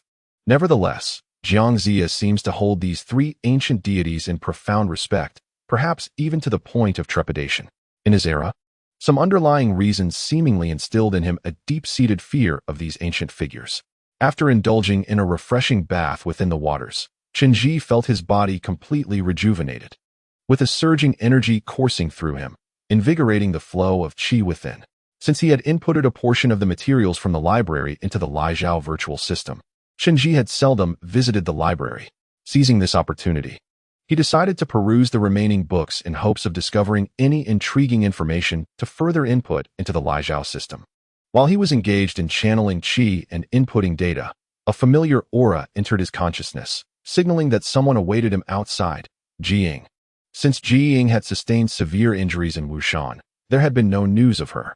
Chen was confident that her injuries were manageable. Although the local hospitals reported the situation as dire, the medical capabilities within their organization far surpassed those outside. Given Jiying's esteemed position within the organization, she would undoubtedly have access to spiritual remedies for her recovery, ensuring she would not be left incapacitated. However, since her return, she had not reached out to Chen, and even the ghost blade had gone silent, which was somewhat surprising. Chen promptly made his way from the library towards the rear mountain, drawn by Jiying's distinctive aura. After walking several hundred meters into the depths of the mountain, he arrived before a grand tree, the very spot where he had once invoked the rejuvenation rebirth spell, leading Jiying to admire the blossoms adorning the tree. To his astonishment, he found that the once withered tree had miraculously come to life, blooming anew. Delicate white petals drifted down like fragments of jade, carpeting the ground below. Jiying reclined beneath the tree, clad in a pure white garment, her soft, flowing hair cascading elegantly over her shoulders, with her gray longsword resting beside her, presenting a scene akin to a beautifully rendered painting. Her enchanting eyes gazed at Chen, revealing a hint of hidden melancholy as she spoke. "Chief, please forgive me. I have been plagued by a demonic affliction these past days." Chapter 77. The most beautiful woman. Shichi Royal City, an ancient metropolis nestled within another realm, resembles a gem caught in the interstice of time, entirely forgotten by the modern world. Yet, it continues to chronicle the splendor of 5 millennia past, along with countless untold truths of history. Now, all that remains of its former glory is the ancient mystery of crumbling walls and the eerie remnants scattered throughout the dark ruins. Within the rear mountains of Shichi Royal City, desolation reigns with barren vegetation and dead trees, the atmosphere thick with a sense of lifelessness. It is likely that this mountain once thrived, but all has succumbed to the long slumber of history. However, since the onset of spring this year, an inexplicable transformation has quietly taken place in the mountains behind us. Some ancient, withered trees have begun to revive, sprouting tender green buds, and their branches have reclaimed their vibrant greenery, blooming into clusters of resplendent flowers. These are varieties long thought to be extinct, as rare as celestial trees, their petals unfurling like jade, exuding an ethereal beauty.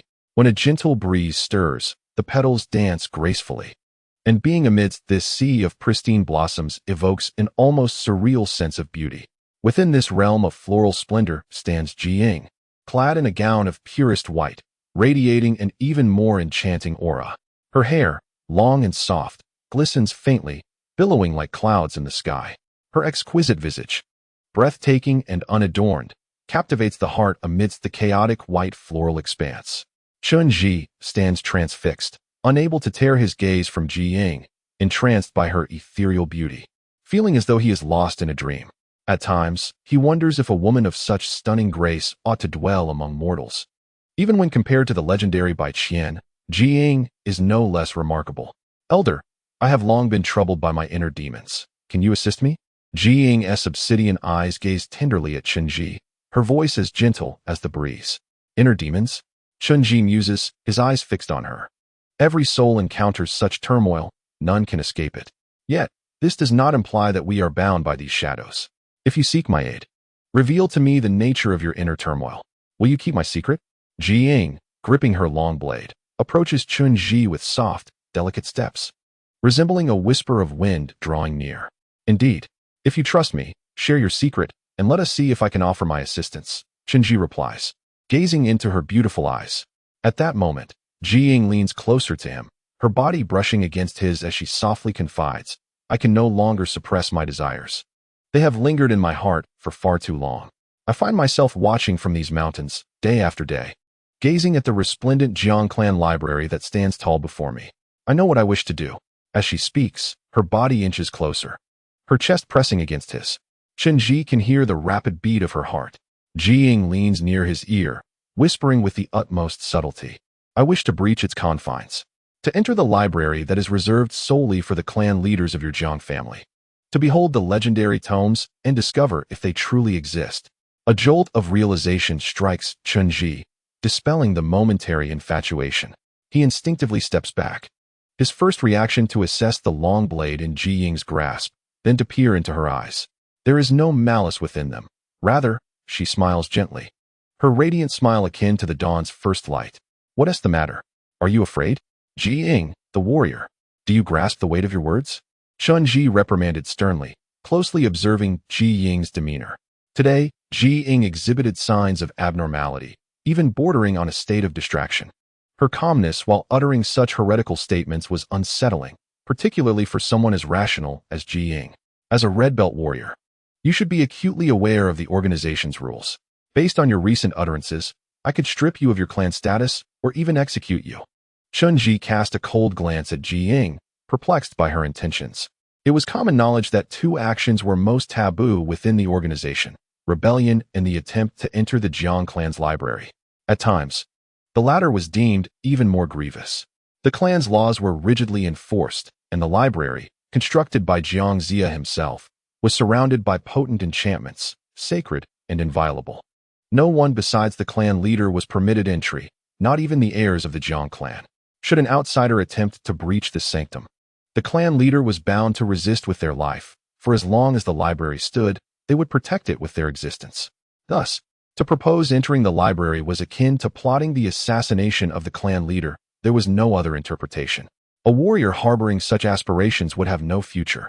Even a mere thought of it, if discovered, would lead to severe punishment or even death, something Jiying understood all too well. I shall pretend I did not hear what you just said. Do not ever mention it again.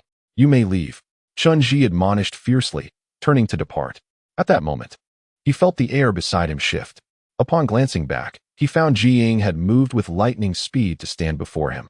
She grasped his arm, her face inches from his, her eyes clouded with emotion. Her crimson lips parted gently before him. Clan leader, I have a true inner demon I wish to reveal to you today. I have always. Jiying's voice, soft as the breeze, trailed off as her lips brushed against his. I have always loved you. After uttering this confession, her lips met Chenji's. They were tender, conveying a warmth that enveloped him. Her long hair danced like a gentle zephyr against his cheek, exuding a unique floral fragrance. White petals fell around them, transforming the world into a realm of purity. Chenji stood frozen, as if struck by lightning, his hands motionless at his sides. Once the petals settled, Jiying stepped back, the warmth of their kiss lingering on her lips, her cheeks slightly flushed, radiating an indescribable beauty in the reflection of the white petals. Jiying's dark, luminous eyes remained fixed on Chenji, silent and expectant. He understood she awaited his response. Chapter 78. Chenji's inner demon deep down. Chenji realized he could never provide Jiying with the answer she sought, nor could he deceive her, for that would be the gravest insult. Jiying, in truth, I too harbor demons within my heart. After a prolonged silence, Chenji lifted his gaze and smiled gently at Jiying, adding, my inner turmoil is far more profound than yours. Perhaps I shall never be free of it in this lifetime. Thus, Jiying, I cannot fulfill your desires. Upon hearing Chen Ji's words, Ji Ying's crystalline eyes, akin to dark obsidian, shimmered momentarily with tears. Her nose turned slightly red as she bit her lip. Yet ultimately, no tears fell. Why? Are you still blaming me for matters concerning the underworld? I was merely following orders, Chen Ji replied, though not for the reason you surmise. Ji Ying, seemingly undeterred, stepped forward, her teary gaze fixed upon Chen Ji. Could you perhaps reveal to me the nature of your inner demons? Perhaps I could lend you my support. No, Chen Ji calmly shook his head, his face betraying no hesitation. You can never confide in me? Perhaps I could truly assist you. I could stand by your side, ensuring your safety. I would do anything you require, Ji Ying implored, her emotions surging. Impossible, Chen Ji replied firmly, shaking his head solemnly at Ji Ying. At least not now? Ji Ying immediately lowered her head, her eyes shimmering with tears, filled with disappointment and sorrow. The wind tousled her hair, and she gently shook her head, lacking the courage to speak further. Chen Ji looked down at Ji Ying's enchanting visage, offering a faint smile before extending his hand. However, I can grant you another wish. Come, I shall take you inside to see. To where? Ji Ying's eyes widened in disbelief as she gazed at Chen Ji. Could it be the Jiang family's library? Indeed, Chen Ji affirmed with a smile. It is the very place you have longed to enter, the Jiang family's library. For 5 millennia, the Jiang family library has stood as the most enigmatic domain within the royal city of Shiqi, harboring numerous ancient secrets unknown to many. More importantly, it houses those coveted ancient texts. These volumes contain the most primal formations, incantations, sorcery, and martial arts of ancient China, left unaltered and remarkably intact. Worth their weight in gold. The ancient tomes of spells are treasures coveted by all shamans. The great shaman Ni once conspired with fellow shamans to gain entry to the Jiang family library, nearly facing execution at the hands of Chen Ji. For the warriors of these organizations, entering the Jiang family library has been a lifelong aspiration. The martial arts manuals depicted in wuxia novels are not mere fabrications. For those training in martial arts, precise guidance is paramount. A commendable martial arts manual can determine a warrior's destiny. It is whispered among warriors that the 4 volumes of the martial arts scriptures by the Venerable Bodhidharma, along with all the most confidential materials concerning martial arts throughout history, are hidden within this library. It is said that to peruse the scrolls within the library would elevate one's martial prowess to unparalleled heights, rendering them unmatched across the realm. The warriors even whispered in private that the legendary chief Red Belt warrior's extraordinary prowess stemmed from the fact that generations of the Jiang clan leaders had secretly guided them into the Jiang clan's library, allowing them to peruse numerous invaluable ancient texts. Thus, Ji Ying's physical techniques became so sublime that even deities would shy away. Upon hearing Chen Ji's invitation, Ji Ying's voice trembled slightly. She was uncertain of Chen Ji's intentions and wary of whether he was testing her resolve. Chief, is what you just said truly the case? Please do not jest with me, Ji Ying said earnestly. Trust me, come along. I shall take you inside. Chen Ji extended his hand toward Ji Ying, a gentle smile gracing his face.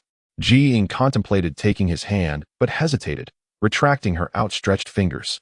However, the clan's long-standing regulations explicitly state that the chief is never permitted to bring outsiders into the library. Then consider my actions a redefinition of those rules. As the current leader of the Jiang clan, I shall establish the regulations henceforth. And do not forget, my surname is Chen, not Jiang. Upon finishing his words, Chen Ji smiled and clasped Ji Ying's hand, leading her toward the library. Throughout the journey, Ji Ying remained silent. Chen Ji could hear her heart racing fiercely. Her grip on the long sword was tight, her emotions in turmoil. She felt she ought not to proceed, yet she was reluctant to abandon the opportunity. Chief, you will not regret this, will you? Ji Ying inquired softly, following closely beside Chen Ji. Among the organization's warriors, talent flourishes through generations. Yet there is only one leader of the Jiang clan.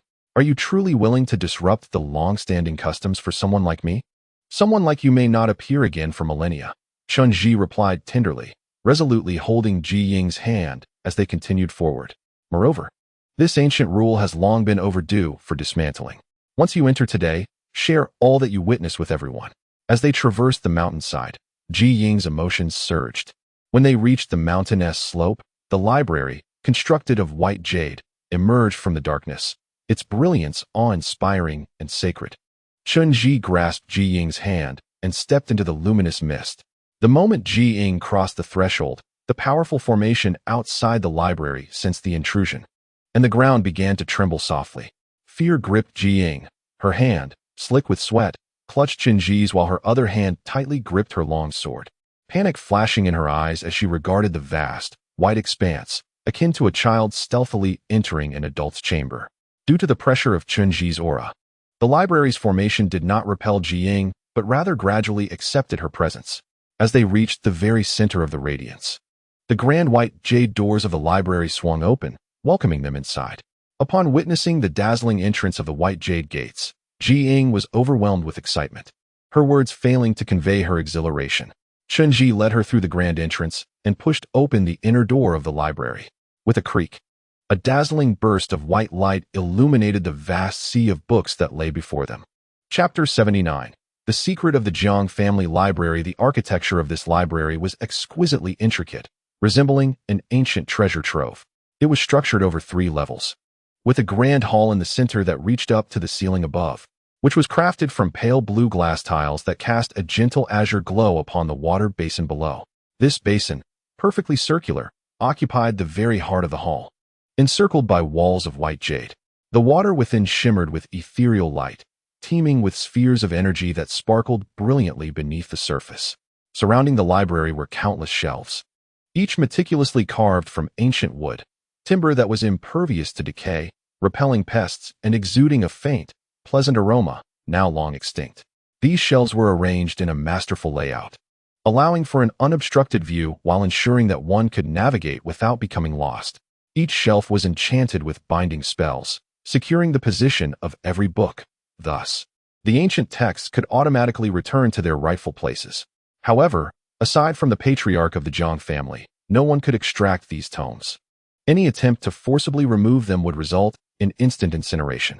The collection within the library was astonishing in both volume and variety, encompassing an unparalleled wealth of knowledge, be it astronomy, geography, the wonders of mountains and rivers, the movements of dragons and beasts, or the mysteries of deities and spirits.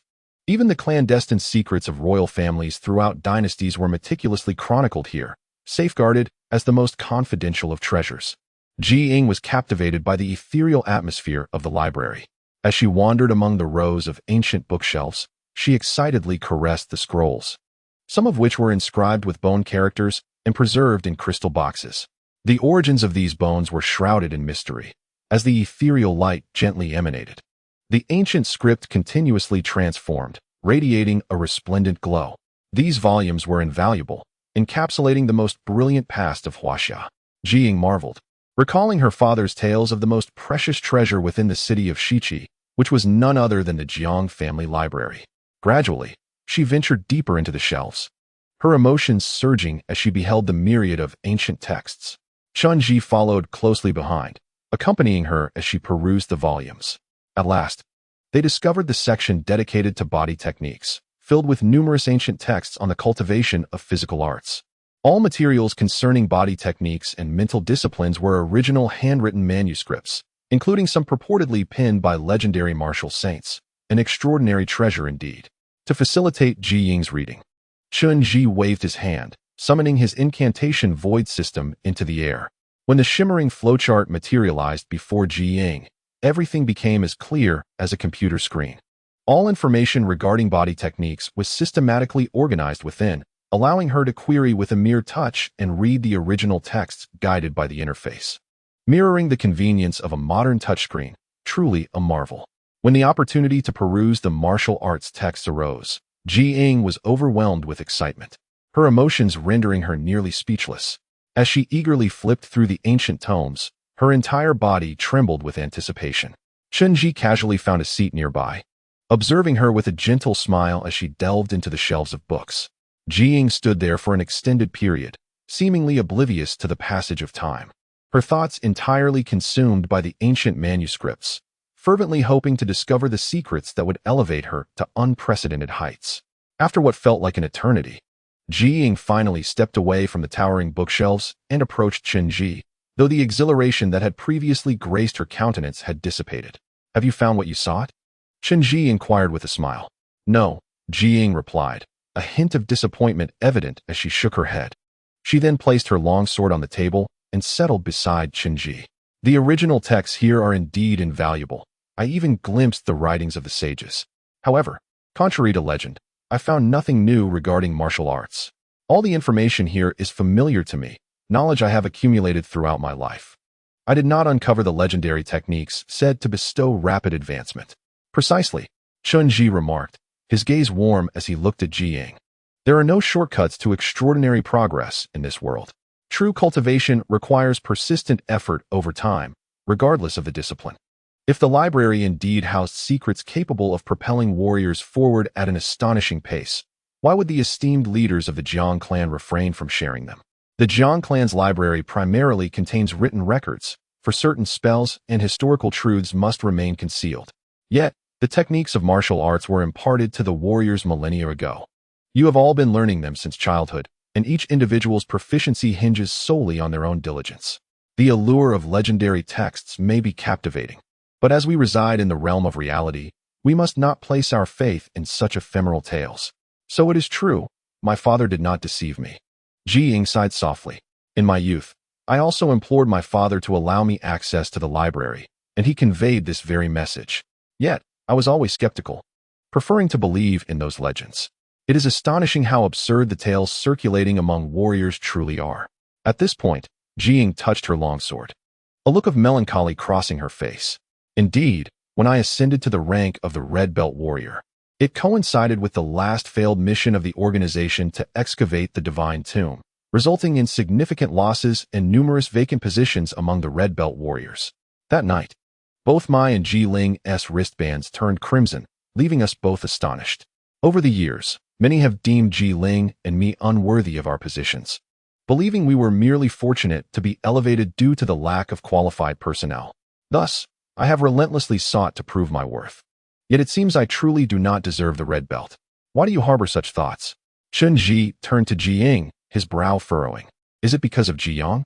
At the mention of Ji Yang, Ji Ying involuntarily shuddered, then gazed at Chen Ji, nodding gently, her voice barely above a whisper, yes. Ji Ying subsequently lowered her head, overwhelmed by a profound sense of despondency.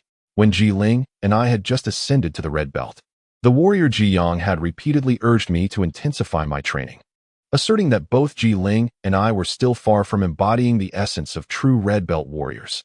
I had heard tales of several formidable red belt warriors, led by Ji Ling's father, whose prowess could shake the very heavens and earth. However, I had never encountered them in battle, and I harbored some naive notions that I was already sufficiently strong, believing Ji Yang to be somewhat hyperbolic, until that fateful day when Ji Yang shattered my leg, illuminating the stark disparity between us, an abyss of difference. When Chen Ji heard Ji Ying's lamentations, he remained silent for an extended period. Finally, he gazed into her eyes and earnestly inquired, Ji Ying, allow me to pose a question. Ji Yang has always been your leader, and you may hold him in reverence. Did you truly exert your utmost when you faced him? Chapter 8. The true red belt warrior. Upon hearing this question, Ji Ying's brow furrowed slightly, and she bowed her head deeply, seemingly engulfed by shame. Tribe leader, I regret disappointing you. It was never my intention to concede to Ji Yang. I fought with all my strength. At the moment he struck me, the disparity in our capabilities became painfully evident. I was no match for him, and I truly dread the thought of facing him again. Ji Ying's voice dwindled to a whisper. Each word she uttered weighed heavily with the embarrassment of vulnerability, an arduous admission for a warrior. Do not be so quick to dismiss yourself, Chen Ji said, looking earnestly at Ji Ying. You are still quite young, and this is an unavoidable weakness. Yet, as you mature, your physical prowess will undoubtedly reach its zenith. Regardless of the circumstances, the mere fact that your wristband has changed color signifies that you are indeed a genuine red belt warrior. I may not possess extensive knowledge of martial arts, but it is my understanding that a warrior, upon reaching a certain level, attains the physical limits of humanity. From that point onward, mastery relies predominantly on perception. You possess such insight, and furthermore, you embody resilience. As Chen Ji spoke of Ji Yang, he hesitated momentarily. I have heard of him before. They say he is a legendary figure among warriors, akin to the father of the Ghost Blade. Yet, I did not anticipate he would be so formidable. If he has indeed betrayed us, it would indeed be a significant loss for the organization. After concluding his thoughts, Chen comfortingly ruffled Ji Ying's hair and then cast his gaze downward towards the ground. In truth, I am the one who is weak. I am unlike you. You have grown up here, intimately familiar with everything this place encompasses, and you are all remarkably strong. This world remains exceedingly foreign to me. Everything feels cold and unwelcoming. And I often sense that I do not belong in this Western Qi royal city. During a recent span of time, I too have experienced fear and have doubted myself countless times, yet I have soon realized that such feelings of fear are utterly devoid of meaning. Thus, I began to feign strength, confronting every challenge without flinching. However, as I maintained this facade for an extended period, I became oblivious to the essence of fear. I believe many individuals gradually cultivate their resilience in a similar manner. Ji Ying had been quietly listening to Chen Ji's words, and before long, she found herself leaning against his shoulder, gently grasping his hand, and tenderly expressing, "If you are willing, I would gladly remain by your side forever. I will strive to become as formidable as Ji Yang, and should we encounter danger again, I shall ensure no harm comes to you." Ji Ying's breath was gentle, and Chen Ji's aura did not resist her presence.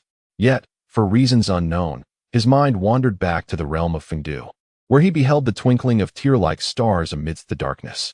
After departing from the library, Chen Ji proceeded directly to the royal hall. According to their agreement, Bao Ping should be awaiting him there.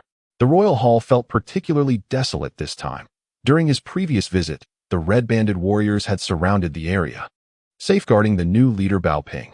However, the Ghost Blade and blue-banded warriors were absent, leaving only a Su standing there. Bao Ping remained beneath the large cauldron, clad in military attire like the other warriors, engaged in conversation with a Su. Upon noticing Chen Ji's entrance, a Su promptly saluted him politely and stepped back, creating space for Chen Ji and Bao Ping. Bao Ping first glanced at Chen Ji through the haze and then offered a gentle smile. "You're back. How is your recovery?" "I'm fine. I suffered minimal injuries this time," Chen Ji replied with a subtle nod, assessing Bao Ping. He appeared as composed as ever, yet weariness lingered on his youthful face, and the depth of his deep gray eyes seemed to have intensified, hinting at an elderly soul beneath his youthful exterior. "Have the test results for the snake eye samples I brought back arrived?" Chen Ji inquired. After their return from Wushan, the snake samples collected there had been sealed and sent promptly to the organization for analysis. Ordinarily, this task would have been the responsibility of Professor Liao's research team. But following the tragic demise of Liao Tingting in Wushan, Professor Liao's mental state had deteriorated significantly, leading to a complete loss of control. Furthermore, his research team had sustained considerable damage during this mission and would undoubtedly require a period of recuperation. "The samples you retrieved have been sent to several foreign experts, but the results are rather disappointing," Bao Ping stated, leaning against the large cauldron and shaking his head gently. "The foreign experts are not well versed in the study of ancient Chinese fauna and possess little understanding of ancient Chinese civilization. Upon dissecting the snake, they discovered that its internal structure is entirely distinct from that of typical serpents. Firstly, this snake possesses a certain level of intelligence, even capable of interpreting language. Moreover, they can grow to a substantial size, but most importantly, they belong to a category of metamorphic beings." Metamorphic creatures? In Chen Ji's mind, there seemed to linger a memory of this term. The concept of metamorphic beings is a virtual one. Some genetic experts once envisioned an ideal creature while altering animal genes, which included the notion of metamorphic beings. Metamorphosis, in this context, refers to the ability to undergo self-evolution under certain environmental influences. This evolution can occur within the same organism and at an astonishing pace, reminiscent of the ascension of divine beasts in digital realms. Though it may seem preposterous, theoretically, it holds validity. Metamorphic beings can evolve from primitive forms to advanced life, potentially reaching the realm of mythical creatures, with their intelligence evolving in tandem, possibly surpassing that of humanity. Viewed from this perspective, the physiological structure of this serpent aligns remarkably with the legendary growth process of dragons. The viper transforms into a dragon after a millennium, and the serpent, in its juvenile stage, is indeed a precursor to the dragon. However, whether such a being, upon maturation, can command the elements like the legendary dragon remains uncertain. As Bao Ping spoke, he habitually reached for a cigarette from his pocket, but upon noticing the large cauldron nearby, he refrained. This serpent held no significance. Experts asserted that even if the hypothesis stood, it would entail a protracted process. Even if young boys were to nurture them for a century, they would not instantaneously metamorphose into divine dragons. I do not believe Yamo possesses such patience. Thus, his capture of humans to rear these vipers must serve another purpose. Chapter 81. Yamo's intent. When the purpose of Yamo's nurturing of vipers in Wushan was broached, Chen remained silent for an extended period. For reasons unknown, both he and Bao Ping harbored an indescribable and profound enmity towards the dark faction, primarily fueled by the affair concerning Qin Yang and Chen Ji's own unspoken inner demons. Yamo's current intentions likely mirror my own, Chen Ji murmured. We are destined to clash with the dark faction. In anticipation of the final confrontation, we are both eager to amass greater strength, with the ultimate trump card being the key to victory or defeat. During my last visit to the underworld, I observed the remnants of war, although the corpses were ancient. The battlefield's visage remained intact. The instigator of that conflict was likely Yamo himself, who, following his father's demise, obliterated the underworld with but one objective: to ascend as the next lord of the underworld. Do you aspire to divinity? Bao Ping remarked with a cold laugh. Having witnessed his aura up close, do you find it plausible? Chen Ji chuckled softly. Indeed, he is formidable, yet his aura has become fixed. When I encountered him in the underworld, his presence approached that of the divine, but proximity to divinity is not divinity itself. That is a fundamental distinction. Nonetheless, his power cannot be underestimated. During our encounter in Wushan, I only utilized the god-slaying incantation, striking at his arm's avatar. Not necessarily. Bao Ping's gaze shifted to Chen Ji, his eyes shimmering with a deep gray light. After my succession, I perused numerous historical records of the royal family from the western Qi city, which chronicled many exploits from the era of King Wu's campaign against Zhou. The records are remarkably precise, devoid of any exaggeration, and they unequivocally state one fact: deities can indeed create countless avatars, yet the divine offspring cannot. What the divine offspring frequently does, in moments of peril, is to substitute vital organs for his own body, thereby exchanging one life for another, akin to a gecko shedding its tail. Thus, what you witnessed in Wushan was indeed him. Are you saying? Chen Ji gazed incredulously at Bao Ping, his heart racing. Yes, Bao Ping replied with a slight smile. What you encountered in Wushan was the very essence of Yamo, and that arm of his was severed by your own hand. Therefore, Chief Chen, you ought to possess a bit more confidence. You have significantly wounded Yamo. Upon hearing this, Chen Ji felt a sudden surge of tranquility within him. He had been plagued with anxiety over the events in Wushan, as he had underestimated the power of the god-slaying incantation, leading him to believe he had lost this time. Although he had once witnessed Jiang Zia embodying the god-slaying incantation to cleave the corpse of the underworld deity, that vision was not his own, and he lacked confidence in his ability to wield the god-slaying spell. However, it now appeared that the Jiang clan's god-slaying incantation could indeed instill fear in the bloodlines of the divine, even compelling the son of Fengdu, Yamo, to steer clear. At this moment, Bao Ping beckoned to Chen Ji, guiding him towards the inner chambers of the royal court. Since the demise of the former chief, Bao Ping had not ascended the throne but had instead placed a large black leather chair amidst the 9 great cauldrons, where he now sat. Surrounding this grand chair were numerous seats, reminiscent of the hall in the secluded pavilion. As Chen Ji and Bao Ping settled in, Bao Ping lifted a teacup from the table, blowing gently on the steam. Chen Ji noticed he was still drinking the blood crystal of the hound. Did you truly behold that colossal jiao? Does it really exist? Bao Ping inquired softly, stirring the tea. Upon mentioning the giant jiao in Wushan, Chen Ji's brow furrowed. The situation was quite urgent at that time, and I did not engage it directly. However, I could sense its aura. Although it was not the legendary divine dragon, it was ancient and immensely large. If it were to thrash about, it would surely disrupt the region, yet it refrained from attacking us. I surmise it did not wish to partake in our conflict. That is indeed fortunate. Bao Ping nodded. It is wise to cultivate friendships whenever possible. If not, one should avoid creating enemies. For now, we must simply deal with the dark faction. Deal with the dark faction? Chen Ji raised his gaze to Bao Ping, observing the calm demeanor with which he uttered those words, revealing no hint of turmoil. At this juncture, Bao Ping noticed Chen Ji's scrutiny and smiled at him, a gray light rising in his eyes as he meaningfully remarked, Have you considered what the true catalyst was behind the last rebellion of the warriors? Upon hearing Bao Ping broach this topic, Chen Ji's mind immediately began to ponder. He had long been contemplating this very question, as he had witnessed the grim fate of those treacherous warriors firsthand. The blood-soaked earth had left an indelible mark on his memory.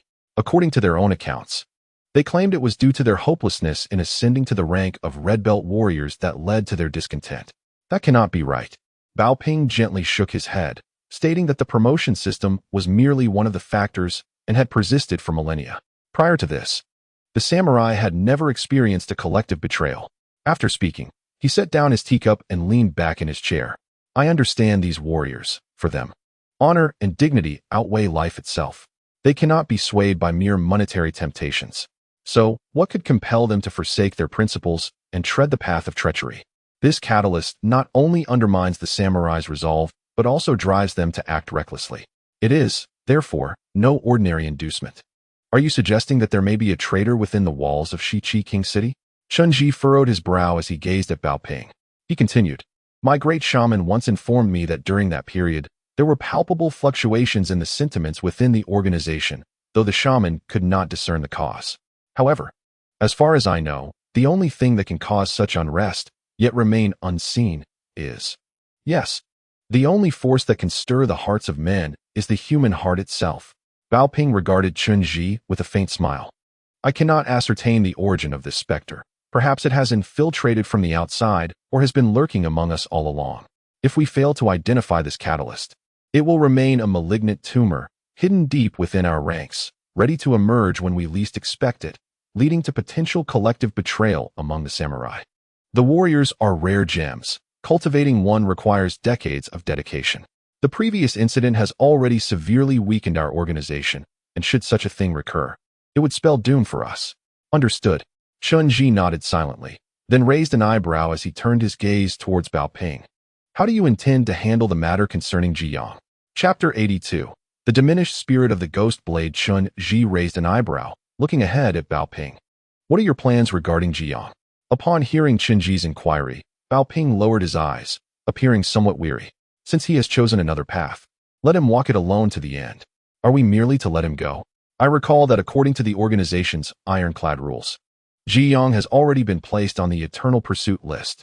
Regardless of where he may flee, we must pursue him relentlessly. Chen Ji watched Bao Ping, awaiting his reaction. He is no longer one of us. Let him be. Bao Ping seemed disinterested in the topic of Jiyang, dismissively waving his hand to indicate he wished to speak no further on the matter. After leaving the royal hall, a Su followed Chen Ji outside. He informed him that since returning from Wu Mountain, the ghost blade had become exceedingly despondent, refusing to communicate with anyone, and had even ceased visiting the royal hall. The samurai whispered among themselves that the ghost blade had suffered grave injuries in the battle at Wu Mountain, rendering his muscles and bones incapacitated, and that his qi could not be summoned in Ji Yang's presence, thus unworthy of being a warrior. Bao Ping had previously sought the organization's shaman to examine the ghost blade. However, the examination revealed no physical ailments.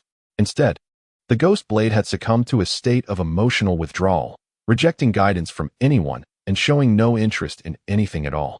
Aso hopes that Chen Ji will visit Ghost Blade and, if possible, engage in conversation to help unravel his emotional turmoil. After bidding farewell to Aso, Chen Ji proceeded to the residence of the warriors, which is conveniently located nearest to the royal court for the sake of protecting the leader. Following the lantern boy, Chen Ji turned a corner at the southeastern edge of the royal hall and walked straight ahead.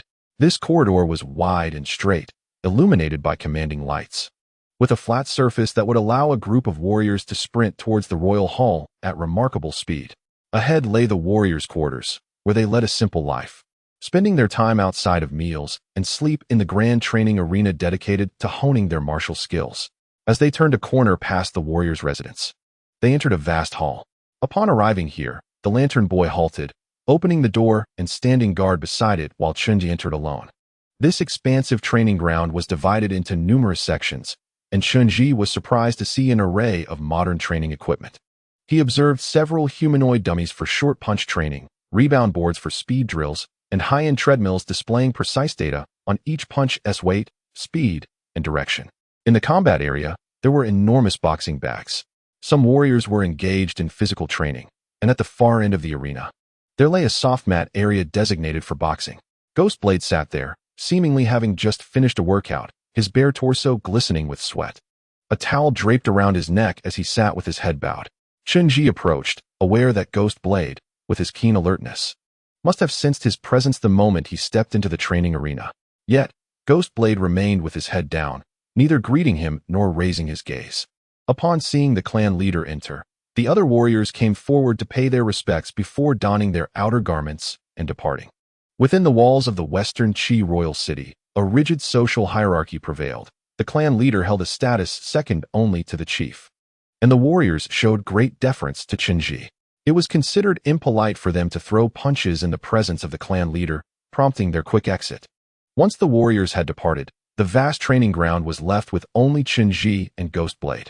Ghostblade still did not lift his gaze, merely wiping the sweat from his brow with the towel before unwrapping the cloth bindings on his arms, which had been loosened by his sheer strength.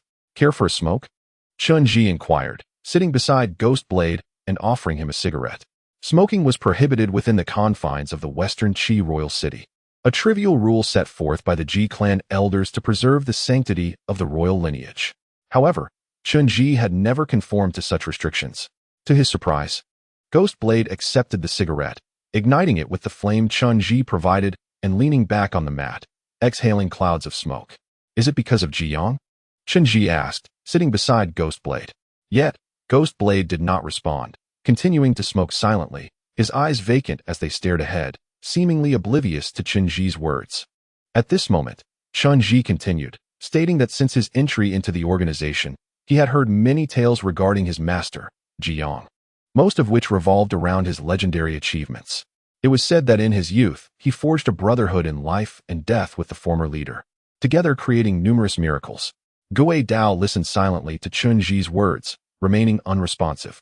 Noticing Gui Dao's lack of reaction, Tinge continued to speak to himself, asserting that all things must eventually come to an end. Regardless of the glories they once created, their era had long since passed. There was no need to dwell on the past or obsessively strive to comprehend the thoughts of others. If he were truly worthy of respect, then there would be no need for doubt.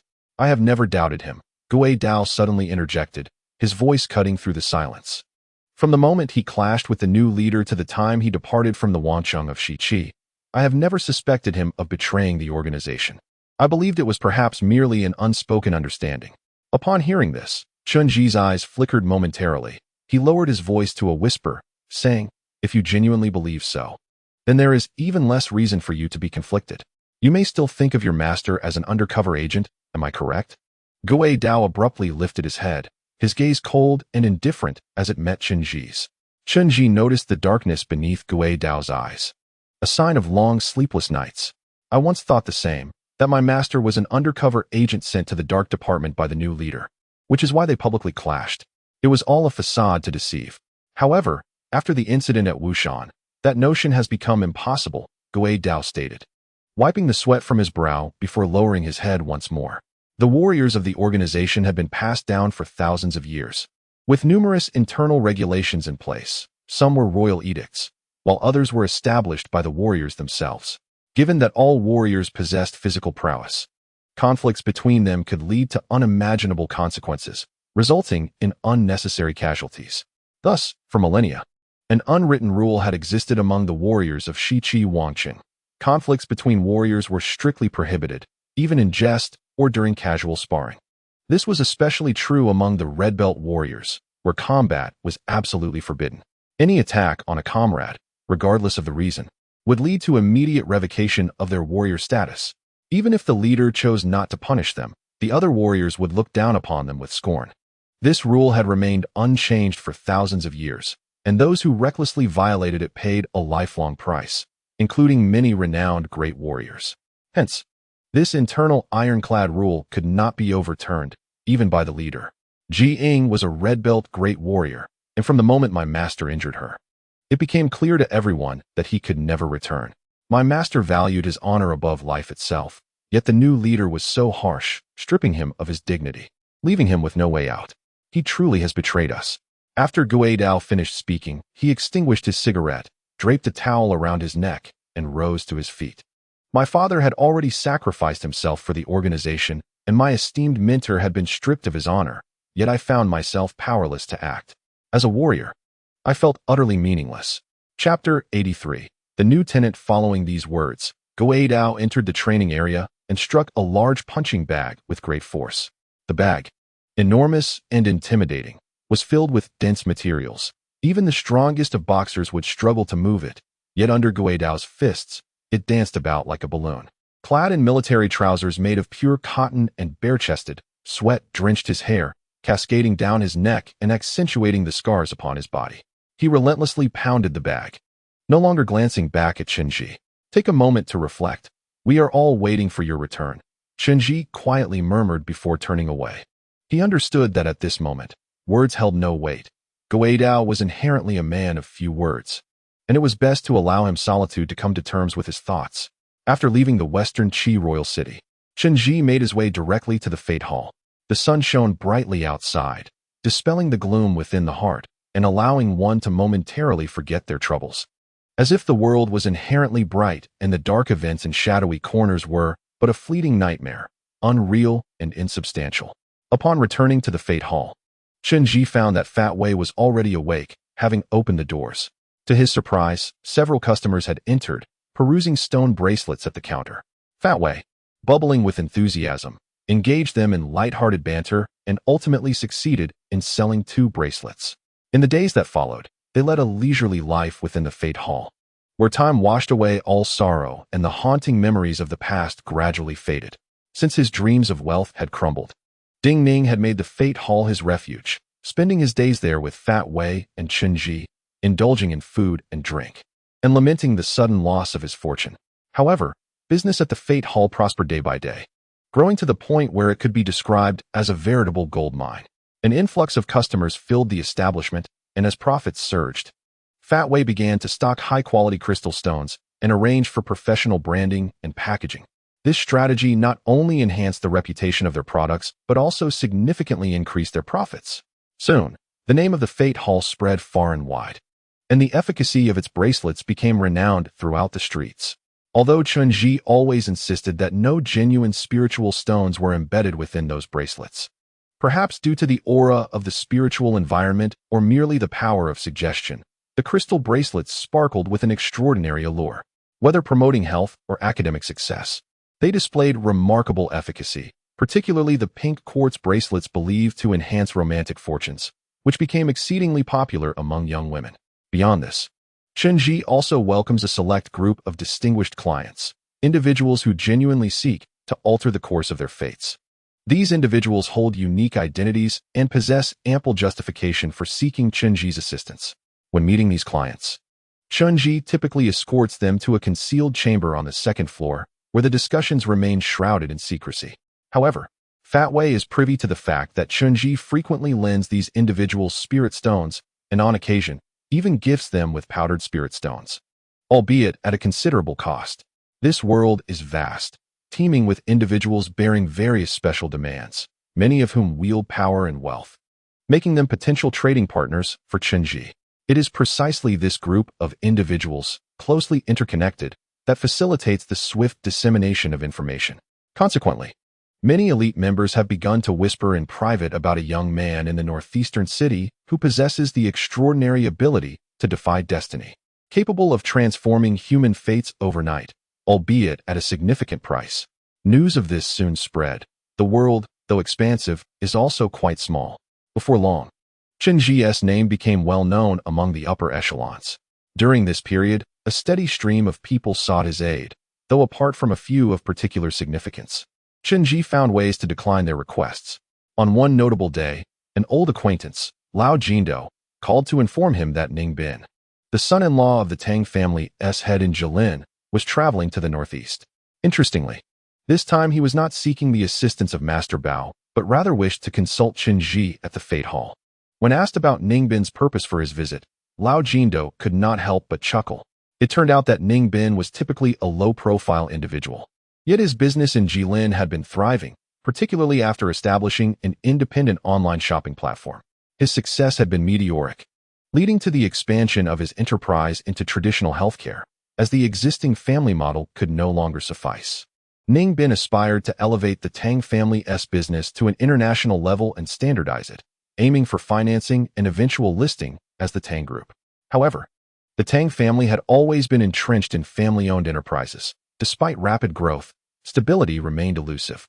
There were still several unresolved issues impeding the listing process. Hearing rumors of Chen Ji's recent exploits and his ability to assist many in altering their destinies had prompted Ning Bin to seek Chen Ji's help. With a request in hand, Chen Ji felt compelled to assist and promptly arranged to meet Ning Bin and Fat Wei at the airport. Ning Bin arrived accompanied by De Gua, and their journey was remarkably simple, devoid of excess baggage. Since their last encounter at Changbai Mountain, they had not crossed paths, and both Chen Ji and Fat Wei had shared many experiences with De Gua, forging a bond akin to brotherhood. Upon their arrival, joy filled the air, particularly for Fat Wei, who playfully exchanged light punches with De Gua, their camaraderie evident. That evening, Chen Ji reserved a large private room at Lu Xiaohong's restaurant to host a banquet for Ning Bin and De Gua, with the gathering being notably complete, even including Lao Jindo, who had made a special effort to attend. The reunion was overflowing with sentiment, and after a few drinks, Fat Wei found himself increasingly vocal about his grievances. I addressed De Gua, inquiring playfully about which widow's bed he had recently frequented, lamenting his silence on WeChat and our well-being. He seemed preoccupied with his second boss role, which I found rather inconsiderate. I jestingly warned him that I was considering taking matters into my own hands. How amusing it was to see my brother, a robust man, flush with embarrassment at the mere mention of widows. You rotund fellow, I chided, how could I possibly forget you all? The recent busyness with the Tang family's listing had overwhelmed me. I now realized that taking a company public was more arduous than committing murder. I would prefer the latter for its straightforwardness. Enough of this. You are all esteemed leaders of publicly listed companies. Spare us common folk from envy. After Fat Wei's jest, he turned to Ning Bin and inquired about his wife, curious as to why she had not accompanied him to the northeast, where we could have entertained the couple splendidly. Alas, my wife cannot come, Ning Bin responded with a furrowed brow, gesturing dismissively. The sweltering heat is unbearable for her. She is rather plump and cannot tolerate it. When she goes outside, her temper flares, like the Princess Iron fan, so I refuse to be her punching bag. Oh, you have grown bold. You dare speak ill of your wife? I shall report you at once, Fat Wei teased with a mischievous grin. Upon hearing this, Ning Bin shuddered, playfully expressing his fear and urging him to cease the jest, raising his fists in a mock defensive gesture. At that moment, Chen Ji cast a knowing glance at Ning Bin and lowered his voice to inquire. Has there been any news from the grandeur? Hearing Chen Ji's words, everyone tensed, as if awakening from a stupor. Fat Wei's inebriation seemed to dissipate, and all eyes turned earnestly to Ning Bin, anticipating his reply. They all understood that the grand door referenced the colossal bronze gate in Changbai Mountain. The door has remained silent, Ning Bin replied in a hushed tone. Since the last incident, several groups have arrived at Changbai Mountain, heavily armed, mostly brought by Mu He. He had previously instructed me that Mu He is a friend, and anyone he brings can enter the mountain without hindrance. Thus, I have feigned ignorance. However, there was a time when armed personnel were plentiful, completely sealing off the sensitive areas, while many professionals arrived with instruments for geological exploration. I even noticed some peculiar individuals entering the mountain, appearing quite eccentric. During that period, the skies over Changbai Mountain were perpetually overcast, with frequent thunderstorms. Aside from that, nothing particularly noteworthy transpired. Have you ventured up there since? Chen Ji pressed further. I have, Ning Bin nodded. After those individuals departed, I took some experts to survey the area.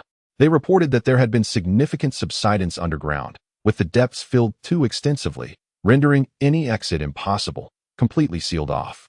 As Ning Bin spoke, he hesitated momentarily, casting a glance at Chen Ji before shaking his head in resignation. It seemed that the friend you left below had lost all hope. The mention of Qin Yiyang, abandoned in the underworld, caused a tightening sensation among everyone present. Their spirits lifted considerably, especially Chen Ji, who felt as if his heart had been twisted painfully. A profound silence enveloped the table, lingering for quite some time, until Chen Ji finally broke the standoff, inquiring about the current situation of the Tang family's insider. Ah yes, indeed, Ning Bin promptly responded, aware that Chen Ji was referring to the enigmatic village nestled in Changbai Mountain, the Immortal Valley.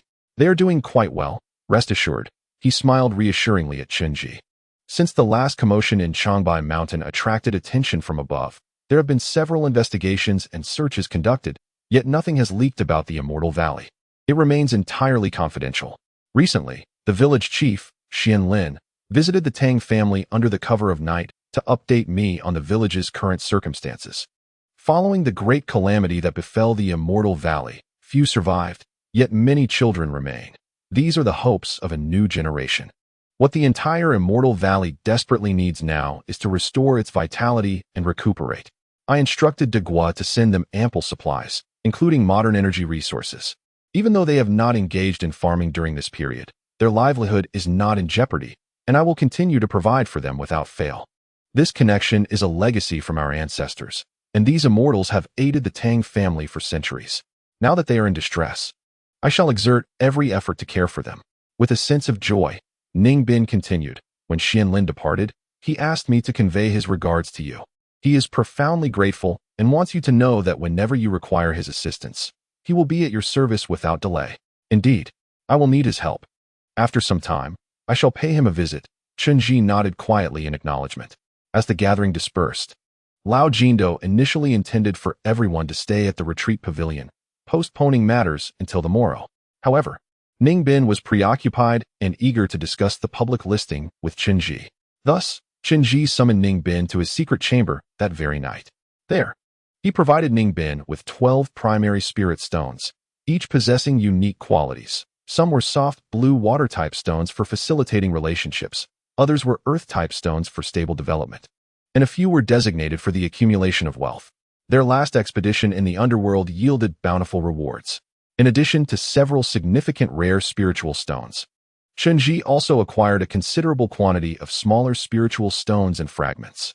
The stones he presented to Ning Bin varied in size, with the largest being no bigger than a grain of rice and the smallest akin to a grain of millet, all of a rather low grade, rendering them unnecessary for human barriers.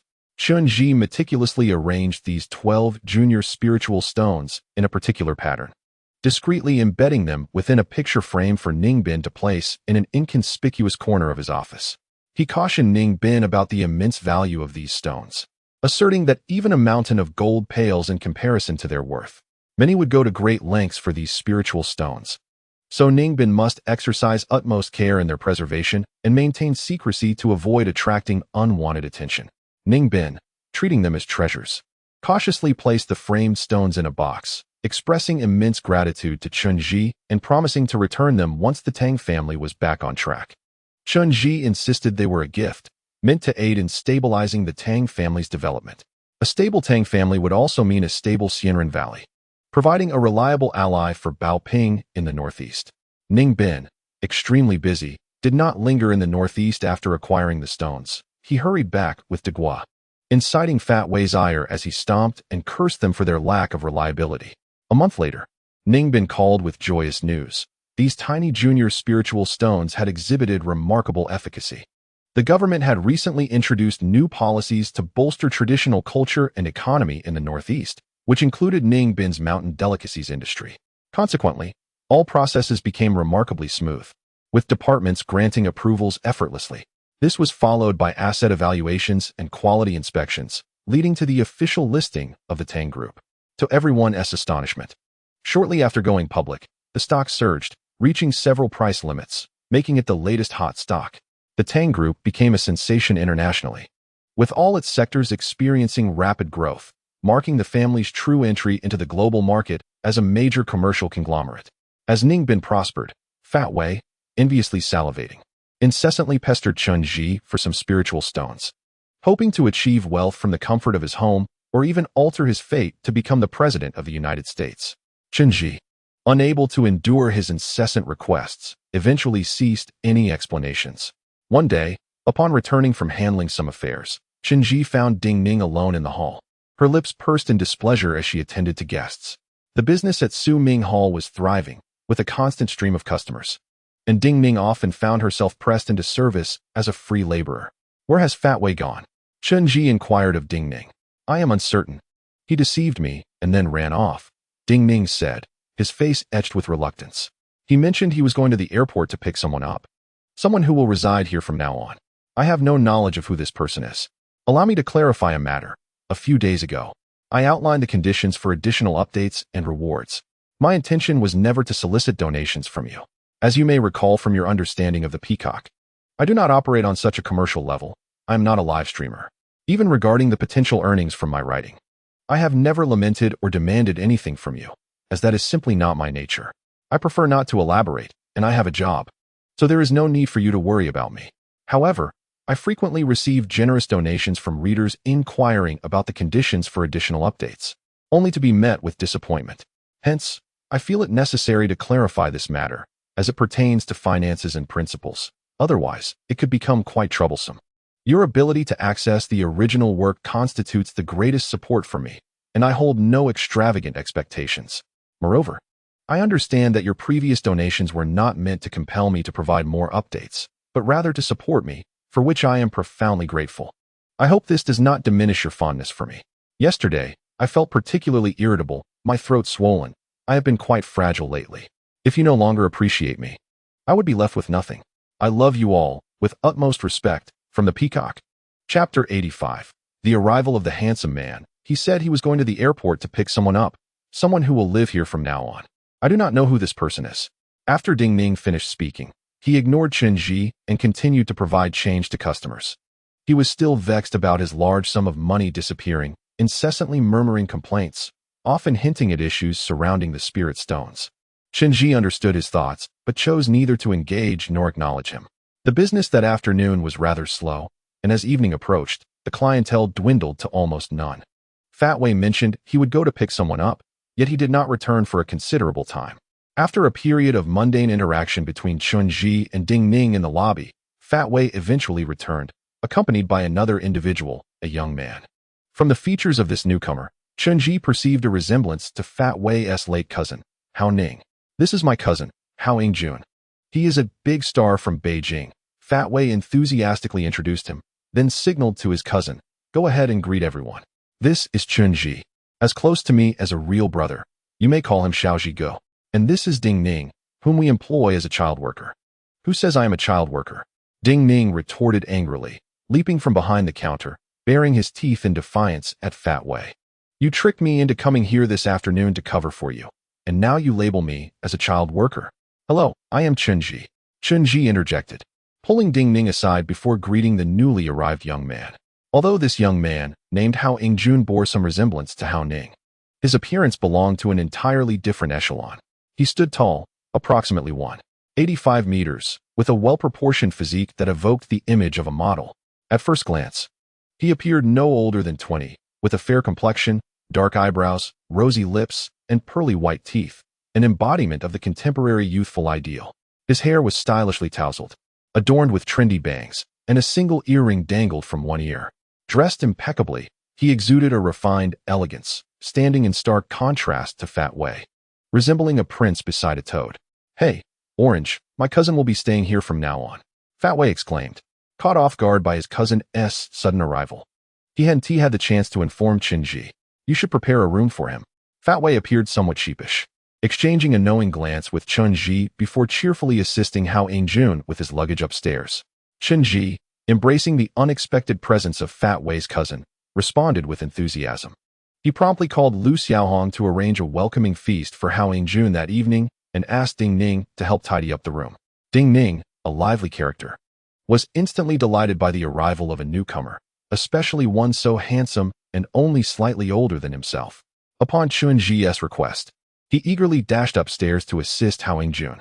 Though stylish and handsome, Hao Ingjun was devoid of arrogance and exhibited a remarkably simple nature, akin to a child. He quickly bonded with Ding Ning, and before long, they were engrossed in discussions about rankings. At this juncture, Chen managed to pull Fat Wei aside to the front courtyard, seeking clarity on the situation. "Why did you suddenly invite your cousin to stay without informing me?" Chen inquired. "What is wrong with having my cousin stay for a few days?" Fat Wei retorted defensively. "Come on, Orange, you're becoming increasingly petty. There are plenty of empty rooms on the second floor. He won't be crowding you. It's merely a matter of adding a few extra plates and utensils. If necessary, I'll pay you rent." Chen shot a piercing glare at Fat Wei. "Don't think I'm oblivious to your intentions. I've told you repeatedly, don't get entangled with the spirit stones. It's not as straightforward as you believe. Upon hearing Chen Ji's admonition, Fat Wei broke into a grin, chuckling. I knew nothing could escape your keen perception. Ah, you are truly a clever little orange. How else could you possibly be the clan leader? As he flattered Chen Ji, he lamented dramatically about the hardships faced by his cousin. It turned out that this young man was another cousin of Fat Wei, the younger brother of Hao Ning, who had met his demise in the underworld. His name was Hao Jun, a name he had chosen for himself, one he found no shame in. Unlike his elder brother Hao Ning, who was exceedingly timid and weak, Hao Jun was exceptionally handsome and well-liked, being the hope of Fat Wei's aunt. However, perfection is elusive. While Hao Jun possessed the looks of a youthful idol, his intellect was somewhat lacking. He struggled with mathematics and English, ultimately dropping out of school early. Aspiring to venture to Beijing to pursue a career as an actor based solely on his striking appearance, the path of performing arts is far from straightforward. At the tender age of 21, Hao Jun has been struggling in Beijing for several years, yet he has not managed to secure even a modest supporting role. His lack of talent, coupled with an absence of educational background and influential connections, has left him unable to even claim a meal as a temporary actor. He drifts through Beijing, relying solely on the living expenses sent by his mother, which has caused great concern for Fat Wei's aunt. Since the tragic passing of Hao Ning, Fat Wei's aunt has been on the brink of madness, placing all her hopes upon Hao Jun. Fat Wei, filled with guilt, has refrained from meeting his aunt, feeling powerless to assist his cousin who harbors dreams of stardom. However, after witnessing the effects of the spiritual stone, Fat Wei's heart was stirred. Thus, he secretly brought Hao Jun from afar, hoping that Chen Ji could utilize the spiritual stone to alter Hao Ning's fate and help Hao Jun ascend to stardom. If Hao Jun could become even a minor celebrity, it might alleviate Fat Wei's guilt towards Hao Ning. You truly are being reckless, Chen Ji said through clenched teeth. I've told you countless times not to underestimate the spiritual stone. It is not so easily controlled. If mishandled, spare me the lectures, Fat Wei interjected, his expression darkening. You know how Hao Ning died, and I have but this one cousin left. Whether you use the spiritual stone or some form of magic, you must transform my cousin into someone of significance. Only then will my wish be fulfilled, and I can repay my debt to Hao Ning. Otherwise, I cannot bear this burden. As for me, I require no assistance. I am capable of supporting myself. I seek nothing from you. But I implore you to aid me in this endeavor. Beyond that, I shall not trouble you again. Chapter 86. A new romance. With Fat Wei having laid his cards on the table, Chen Ji found himself at a loss for words. At that moment, Lu Xiaohong called to announce that the banquet was ready, urging them to hurry. With no other option, Chen Ji called everyone to join him for the feast. Ding Ning, purely there for the fun, was buoyed by the news that Hao Jun would be staying with them, forgetting all about the vanished grand prize. After a few drinks, Hao Jun became completely at ease, finding a strong rapport with Ding Ning. Despite a 5 or 6 year age gap, Hao Jun's youthful spirit made them appear like two children together. Chen Ji observed from a distance, scrutinizing Hao Jun's presence. To alter a person's aura, one must possess fundamental qualities akin to nurturing a sapling. For an individual to thrive in any aspect, they must exhibit characteristics that transcend the ordinary. Some actors exude great humor, others possess extraordinary talent, while still others have the ability to deeply move the hearts of their audience. Chen Ji meticulously scrutinized the aura of Hao Jun, searching for a glimmer of brilliance within its attributes. However, he soon fell into despair upon realizing that apart from his appealing exterior, Hao's internal aura was woefully scattered. To put it bluntly, he could be described as a slightly more competent fool. Consequently, Hao Jun settled into the Destiny Hall, assisting Pang Wei with inventory, attending to customers, and managing the shop's affairs. Hao Jun possessed no particular hobbies. During his idle hours, he would sit at home gazing into the mirror or browsing Taobao for new garments, excessively applying hair gel, and taking selfies to share with his social circle. Yet, ever since his arrival, the female students at the Destiny Hall had increased in number. Despite his ineptitude in most areas, he possessed an innate charm with the ladies, making the atmosphere livelier during his presence. However, Hao Jun lacked cunning and resilience, unable to undertake any physically demanding tasks.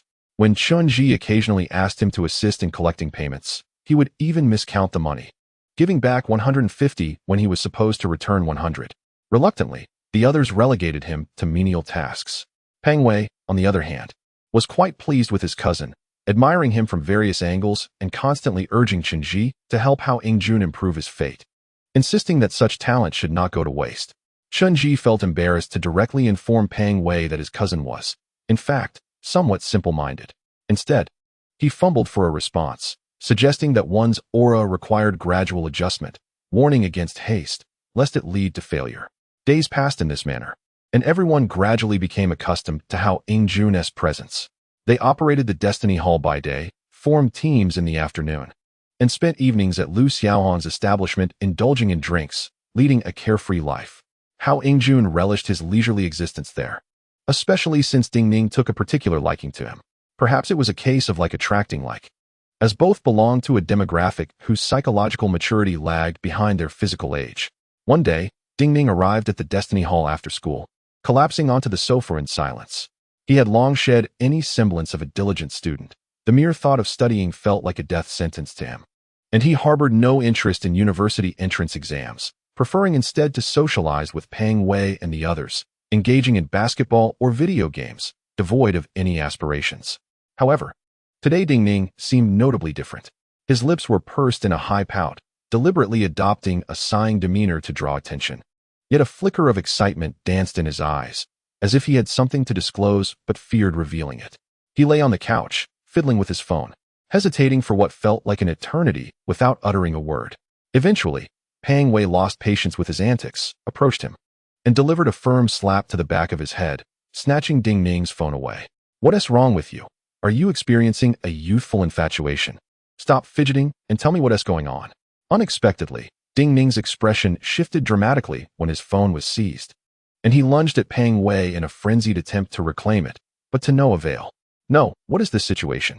You, my dear fellow, have truly fallen in love." Fat Wei deftly evaded Ding Ning's playful strikes, flipping open Ding Ning's WeChat, where a stunning girl's profile picture flickered into view. The girl, nicknamed Ruo Qi, had left a final message that read, "Don't forget this weekend, moi."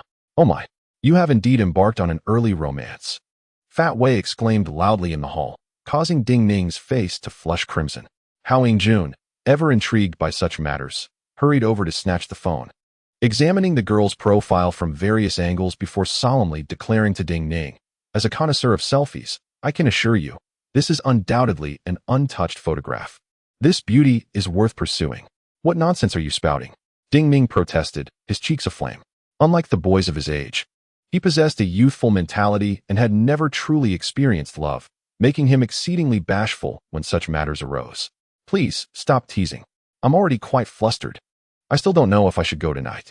Ding Ning's irritation began to surface, and he chose not to reclaim his phone, sulking on the sofa. "Oh dear." He is genuinely upset. Fat Wei, noticing Ding Ning's distress, swiftly returned the phone, grinning as he coaxed, "Of course you must go. Why would you pass up an opportunity with such a lovely girl? Are we men to fear this? If you don't go, I certainly shall." "Go where? How do I know she truly likes me?" Ding Ning lamented, frustration evident in his tone. It turned out that Ruo Qi was a newly transferred student at their school, possessing extraordinary beauty with her coffee-colored curls and a face as delicate as porcelain, reminiscent of Zhao Liying. Her arrival had caused quite a stir, attracting the attention of many boys. However, Ruo Qi seemed indifferent to them all, her affections singularly directed towards Ding Ning, who she exuberantly invited to meet on Sunday. "Now, that's a delightful turn of events." Fat Wei chuckled. "You, my friend, are quite fortunate to encounter such a blessing, yet you feign indifference. You should be reveling in this. What is there to celebrate?" Ding Ning replied with reluctance. "You all think I am unaware of your thoughts. What if she is merely luring me into a trap?" "Haha. So, you've become cautious, have you?" Fat Wei laughed heartily, tossing the phone to Chen. "Orange, do take a look at this girl and see if she raises any red flags. Is she some enchantress come to feast upon our Ding Ning? Is it truly so astonishing that a normal person could fancy Ding Ning?" Ding Ning retorted, nearly exasperated by Fat Wei's comments, casting a sharp glare before retreating back to his sulking position on the sofa. Chen took the phone, glancing at the image of the undeniably charming girl.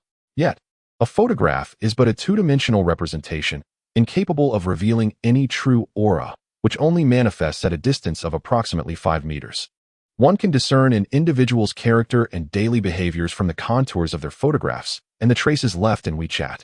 The girl named Ruoqi possesses scarcely any images on her WeChat profile, and her registration date is notably recent, suggesting that she had no prior account and seemingly created one specifically to connect with Ding Ning.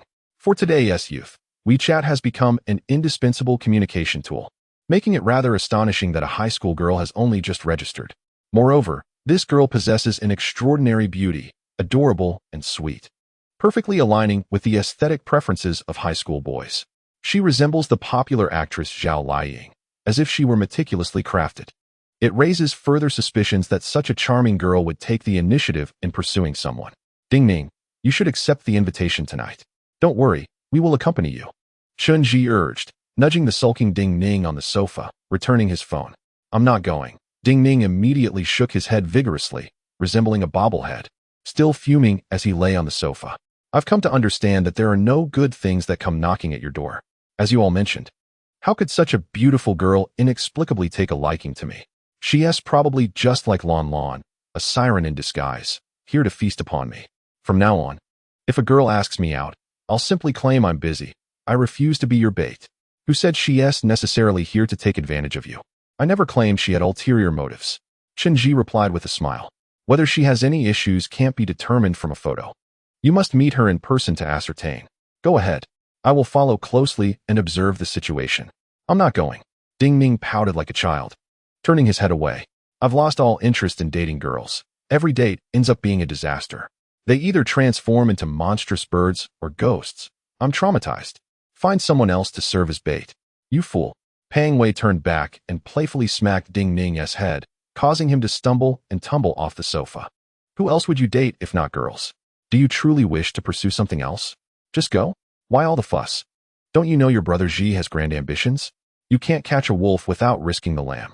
As the inheritors of the proletariat, we must be willing to make sacrifices when the time comes. I refuse to go. You're bullying me, and I'll tell my mother.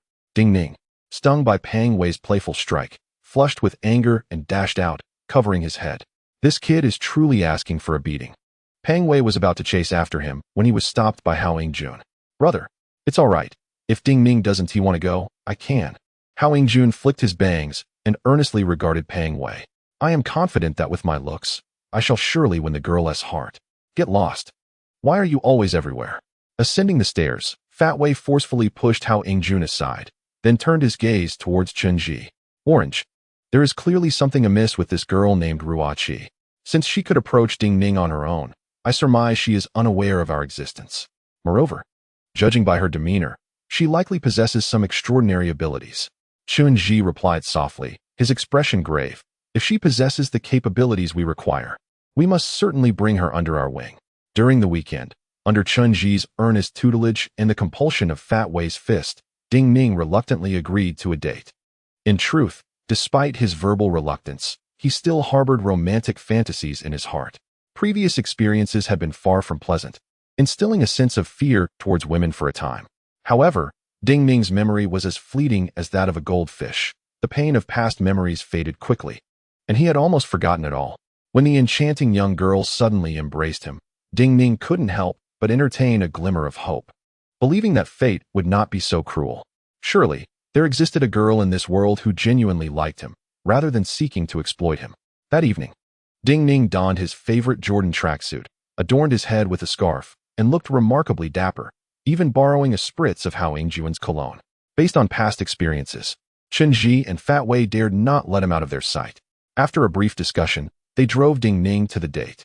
Fortunately, it was scheduled for the daytime. The girl named Ruoqi invited Ding Ning to an amusement park, a public venue bustling with people, minimizing any potential danger. Upon arriving at the amusement park entrance, Chen and Fat Wei allowed Ding Ning to disembark alone for his rendezvous. The crowd at the entrance was substantial, but Ruoqi stood out in a pink dress, adorned with a charming hairpin, resembling a Barbie doll, capturing Ding Ning's attention from afar. He dashed towards her, momentarily forgetting Chen warnings, while Chen and Fat Wei trailed behind, feigning the guise of ordinary visitors. Given their current agility, it was exceedingly simple for them to follow someone without being detected, especially two high school students. Yet, Chen remained cautious regarding the girl, maintaining a safe distance and only using binoculars to observe her when concealed. Through the lens of the telescope, the individual appeared strikingly clear. The girl bore an uncanny resemblance to Zhao Liying, with her fair and delicate skin and a radiant smile that seemed even sweeter than in photographs. She was exceedingly charming, standing out conspicuously amidst the crowd, drawing the gaze of many. Yet, despite Qin Ji and Pang Wei's persistent following, she had never once glanced back, revealing no sign of trepidation. Chapter 88. The obsessive stalker. This Ruoqi was entirely different from the former class representative, Lan Lan. The girl's eyes radiated purity, seemingly indifferent to her surroundings, as if the world held no significance beyond Ding Ning. She was wholly engrossed in playful banter with him, sharing ice cream cones and enjoying a merry ride on the carousel, basking in the joy of their date. Today, the sun was particularly scorching, with the temperatures soaring high. Chen Ji and Pang Wei trailed closely behind, following Ding Ning and Ruoqi from 9 a.m. until 2 p.m. without incident. Eventually, the relentless sun proved too much for Pang Wei, who sank onto a bench, declaring he could no longer continue. "Orange," he said, "what on earth are we doing? Those two lovebirds are up ahead on their date, and here we are, trailing behind them like some kind of perverse stalkers. If this gets out, my reputation will be utterly tarnished. It's utterly humiliating. Have you discerned anything at all?" Chen Ji, also feeling the sun's oppressive heat, sat on the bench and turned to observe the young couple. They were happily seated outside a fast food restaurant, enjoying grilled cold noodles, feeding each other ice cream, and radiating joy, with Ding Ning's smile blooming like a flower. Chen Ji, peering through the telescope, fixated on the girl for an extended period, an act that attracted the attention of nearby tourists, who began to murmur and glance their way, leaving Pang Wei flushed with embarrassment. "Goodness, you mustn't stare any longer. They think we're perverts. What about your extraordinary abilities? Is there truly no issue with that girl?" Frustrated, Chen Ji shook his head. "If she were a demigod, I should be sensing a formidable aura by now. Yet, I feel nothing. Perhaps the distance is too great. We must approach her to ascertain the truth." "Are you suggesting we draw closer and risk being discovered?" Pang Wei retorted, his face burning as he glanced nervously around. "If that girl turns out to be perfectly fine and becomes Ding Ning's girlfriend, how will we ever face her again? She would surely see us as psychological deviants." "There's no other choice," Chen Ji declared, folding the telescope and tucking it away. "From this vantage point, I cannot detect any aura from her. But that does not imply she is without issues. To ensure Ding Ning's safety, we must ascertain her identity up close." All right, Fat Wei conceded. "Today, I'm ready to throw caution to the wind and observe the young lady closely." He reluctantly stood up and addressed Chen Ji. "I must tell you, when we approach, let us be discreet. If the girl poses no threat, we should leave promptly, lest she thinks we have never encountered a beauty in our lives." Ignoring Fat Wei's comments, Chen Ji sought a densely populated pathway and began making his way towards Ding Ning and the others. As Chen Ji and Fat Wei emerged from the throng of people, Ding Ning immediately spotted them, his expression shifting dramatically. He gestured frantically, urging them to hasten and avoid being seen by Ruoqi. Feigning interest in purchasing snacks, Chen Ji and Fat Wei positioned themselves near Ding Ning and Ruoqi, narrowing the gap to a mere meter. Meanwhile, the girl named Ruoqi seemed entirely oblivious, her attention solely devoted to Ding Ning. She did not even glance at Chen Ji, instead feeding Ding Ning ice cream and laughing joyfully, her face radiant with the bliss of infatuation. Noticing Ding Ning's expression darkening, as if he might explode at any moment, Chen Ji and Fat Wei decided to retreat to a safer distance.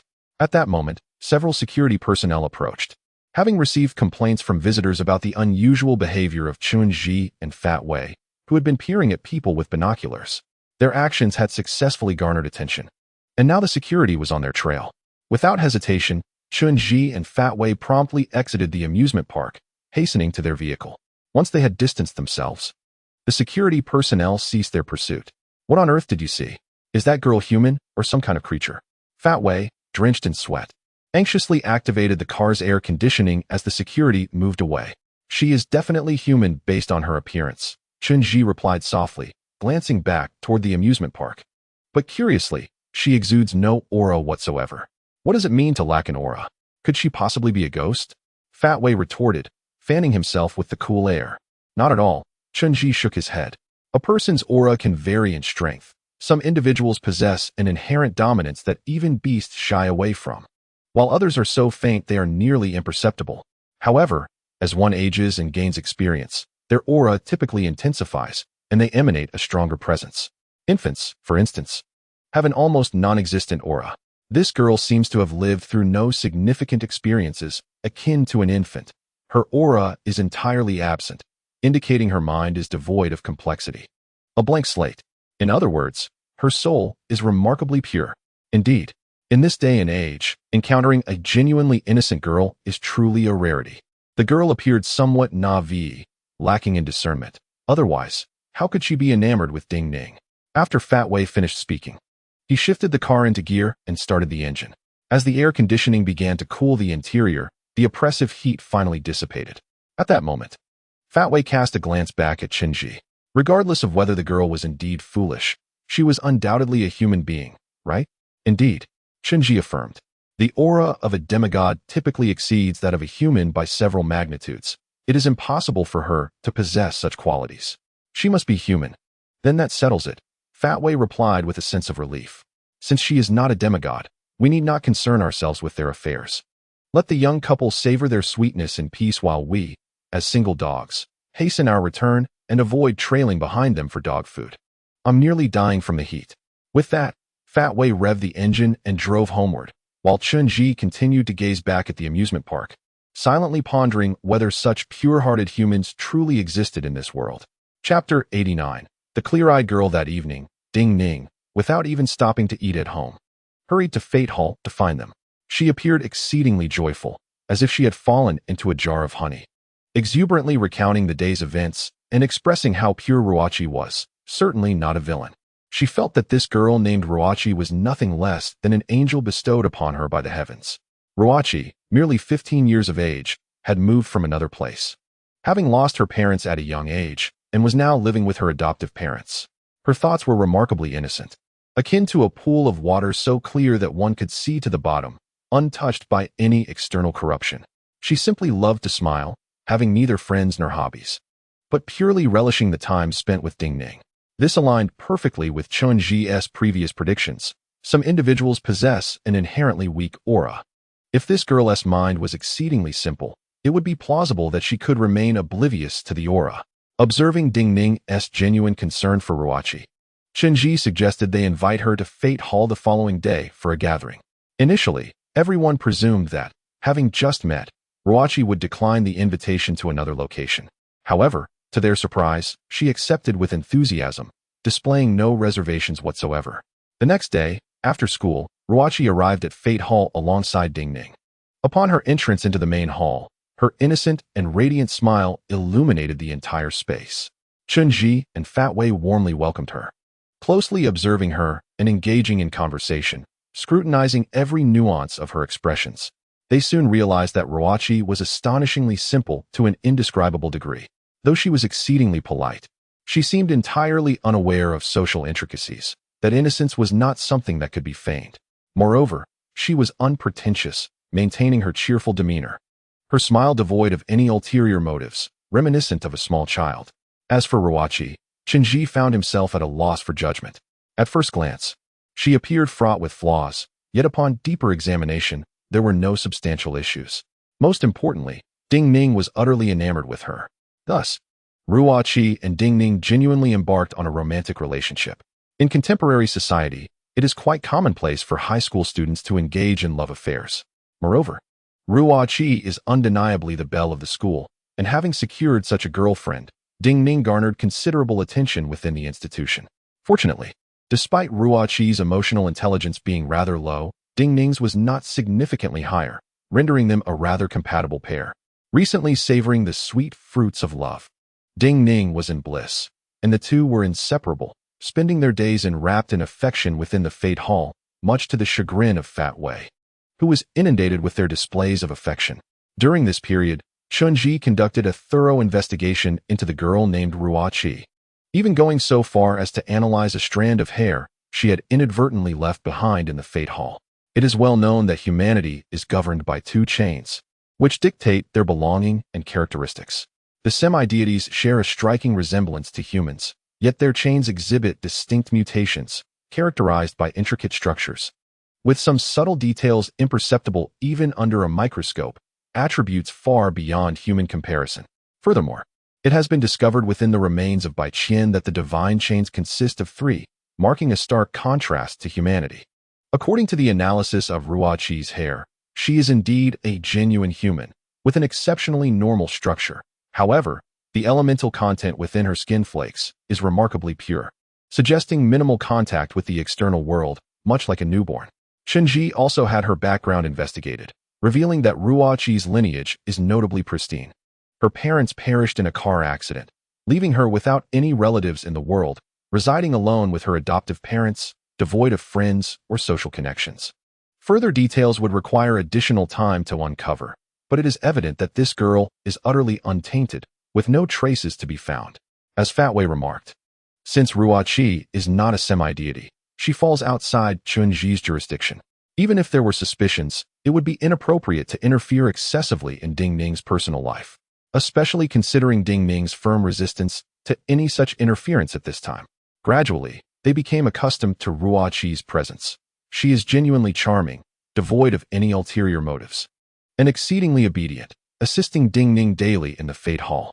She is also very courteous to Chunji and others, fostering a harmonious atmosphere, with nothing untoward occurring beyond this. In fact, what has vexed Chunji the most during this time is Hao Yingjun. Under Fat Wei's incessant prodding, Chunji has been diligently studying Hao Yingjun's aura, even inputting its entirety into a virtual system, hoping to employ spiritual stones to gradually adjust his inherent traits. However, to speak frankly, this task is infinitely more challenging than achieving godhood. Hao Yingjun's aura possesses no advantageous qualities. All attributes appear dull and lifeless, and his mind is devoid of any depth, lacking both spiritual insight and comprehension, rendering him utterly obtuse, with no discernible potential to exploit. In a rather professional manner, it can be said that he is akin to a mud that cannot support a wall. During a community committee-organized charity performance, Hao Yingjun once showcased a play at a nursing home for the elderly, featuring Hamlet. While his appearance was quite dashing, his exaggerated acting evoked a sense of discomfort among the audience, aptly summarized by the phrase, "He sought remuneration, while he seemed to be risking his very life."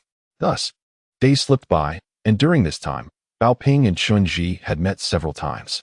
He conveyed to Chunji that his father, Chen Yang, was far more formidable than they had anticipated. Chen Yang had once orchestrated a financial storm, possessing an exceptional ability for financial foresight, adept at operating behind the scenes, and skilled in understanding human psychology. Many upper-echelon institutions had been deciphered by him. In recent surveillance, Chen Yang revealed some passwords to secret accounts, which contained astonishingly large sums. Although most of the wealth had already been transferred, leaving the other accounts untraceable, he expressed his willingness to donate the remaining funds to the organization, hoping that it would treat his son kindly. The influx of substantial assets into the organization caused notable ripples in the financial sector, raising concerns. If the previous wealth had fallen into the hands of the shadowy figures, the implications of such a vast fortune could be dire. In conversation with Bao Ping, Chunji discerned that Bao Ping had recently acquired a wealth of accurate intelligence regarding the shadowy faction. Their demeanor had shifted from the previously discreet to a more overt presence, often appearing in sensitive regions, with their influence now detectable in numerous critical areas. As anticipated by Chunji, they were actively seeking individuals with unique abilities, striving to recruit powerful demigods. Chapter 90. The sudden attacker, however, the demigods were remarkably astute, seemingly already sensing the impending conflict, thus retreating into hiding. It has become increasingly difficult to trace the whereabouts of demigods in this world. Even those who had once revealed themselves had completely vanished, leaving the organization and the shadowy faction at a loss. Consequently, the child who could attract demigods, Ding Ning, had indeed transformed into a valuable asset in their hands. Whenever Ding Ning was mentioned, Chunji inevitably recalled Ding Ning's new girlfriend, Ruoqi, a remarkably innocent girl, whose presence often left him with an inexplicable discomfort. Yet, given the current circumstances, he was unable to ascertain her true identity. On this particular weekend, as the heat of summer settled in, the weather became oppressively sultry. Cicadas incessantly chirped outside the window, and the asphalt road appeared to be melting under the sun. Business had been unusually slow that day, leaving the Destiny Hall nearly empty. Upon realizing Hao Yingjun's lack of acting prowess, Fatway had assumed the role of a caring cousin. He had heard of a renowned acting coach known for training students accepted into the Beijing Film Academy. And regardless of how Ingjuan's age, Fat Wei had taken him to join the training class early in the day, from which he had yet to return. Ding Ning, once again conscripted by Fat Wei, sat in the hall of Destiny Hall, overseeing the shop, yet he was quite content in this role, especially with Ruoqi by his side. Ding Ning and Ruoqi were engrossed in their Tinder exchange below, while Chunji reclined on a lounge chair on the second floor, casually perusing information projected by a virtual system. Perhaps due to the sweltering heat, a wave of drowsiness unexpectedly washed over him. As he gradually closed his eyes, yearning for a brief afternoon slumber, a sudden jolt coursed through him, akin to an electric shock. It was the palpable sensation of powerful forces clashing. A formidable energy emanated from below, compelling Chunji to spring up from his chair, his body instantly tensing, for he sensed that something had come to confront him, peering up from the ground floor. This force was exceptionally potent and ancient, unlike anything Chunji had ever encountered. It arrived with startling abruptness, as if coalescing from thin air. The energy surged upward, brazenly probing Chunji's strength. And he acutely felt that should this force ascertain his power to be inferior, it would swiftly extinguish his life. In response, Chunji unleashed the formidable currents within him, filling the entire Fate Hall with his overwhelming aura. He meticulously set up a dense web of barriers around the room, amplifying the fierce incantations like beasts showcasing their might in a primal display of strength. Chunji's actions were driven by necessity. He had to project an image of undeniable power, retreating not a single step. At that moment, he realized that Ding Ning's aura had vanished entirely. Such a sudden loss of presence could only signify that she had succumbed to unconsciousness. If Chunji exhibited even a hint of weakness now, the malevolent force below would seize the opportunity to claim Ding Ning's life. With an unstoppable momentum, Chunji's aura surged downward, delivering a heavy blow to the force beneath. As their energies collided, the very air around them began to warp, the temperature soaring to a potentially explosive degree. When the force below ceased its assault, Chunji seized the moment, silently invoking the wall-penetrating technique to breach the concrete floor, allowing him to leap down to the first floor. As Chunji hovered in midair on the ground floor, his gaze fell upon Ding Ning, who lay unconscious and bloodied on the ground, as if savaged, with wounds gushing profusely. Directly before him, Ruoqi hovered ominously, her gaze locked onto Chunji. At that moment, Ruoqi was no longer the innocent girl she once was. Her visage was grotesque, drool cascading from her lips, resembling a ravenous beast. A powerful aura emanated from within her. Her eyes strained and cracked from the intensity of the energy, blood seeping from the corners, rendering her appearance profoundly unsettling.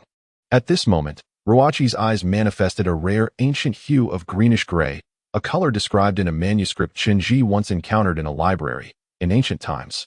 The divine beings possessed emerald eyes, akin to the earth's own colors.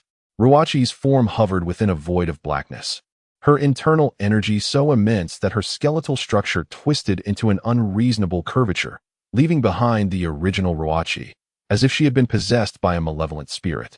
Chunji hesitated to advance, yet he silently summoned a formidable stream of energy, sharp and unyielding, launching it forward with an overwhelming force that declared his unwavering resolve to protect Ding Ning. After a fierce stare that lingered for several seconds, Ruoqi's aura gradually dissipated, though her visage remained cold and ghostly. Finally, she cast a chilling smile at Chunji before swaying slightly, causing her energy to vanish instantaneously, and she collapsed to the ground as if bereft of her soul. Chunji breathed a sigh of relief, yet remained vigilant, sealing the area with barriers while awaiting Fat Wei's return. He approached Ding Ning, who lay with numerous deep wounds, as if savaged by a ravenous beast.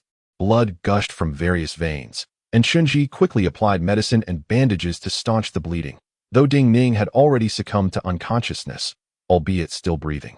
In contrast, Ruoqi's condition had shifted. As the terrifying energy receded, Lan Lan gradually regained consciousness, only to immediately widen her eyes and scream in agony, her voice a haunting lament. The pressure she had endured was insurmountable for a human body, each bone shattered, blood streaming from the corners of her eyes, enveloped in excruciating pain. My heavens, what has happened? Fat Wei, just returning home, rushed in upon hearing Ruoqi's wails, followed closely by Hao Ingjun, who stood frozen in shock at the scene before him. Unsure of how to react. What are you waiting for? Call an ambulance. Fat Wei scolded Hao Ying-jun, who finally snapped to attention and hurried outside to make the call. Meanwhile, Ruachi teetered on the brink of collapse. The agonizing pain from her shattered bones was beyond the endurance of an ordinary person.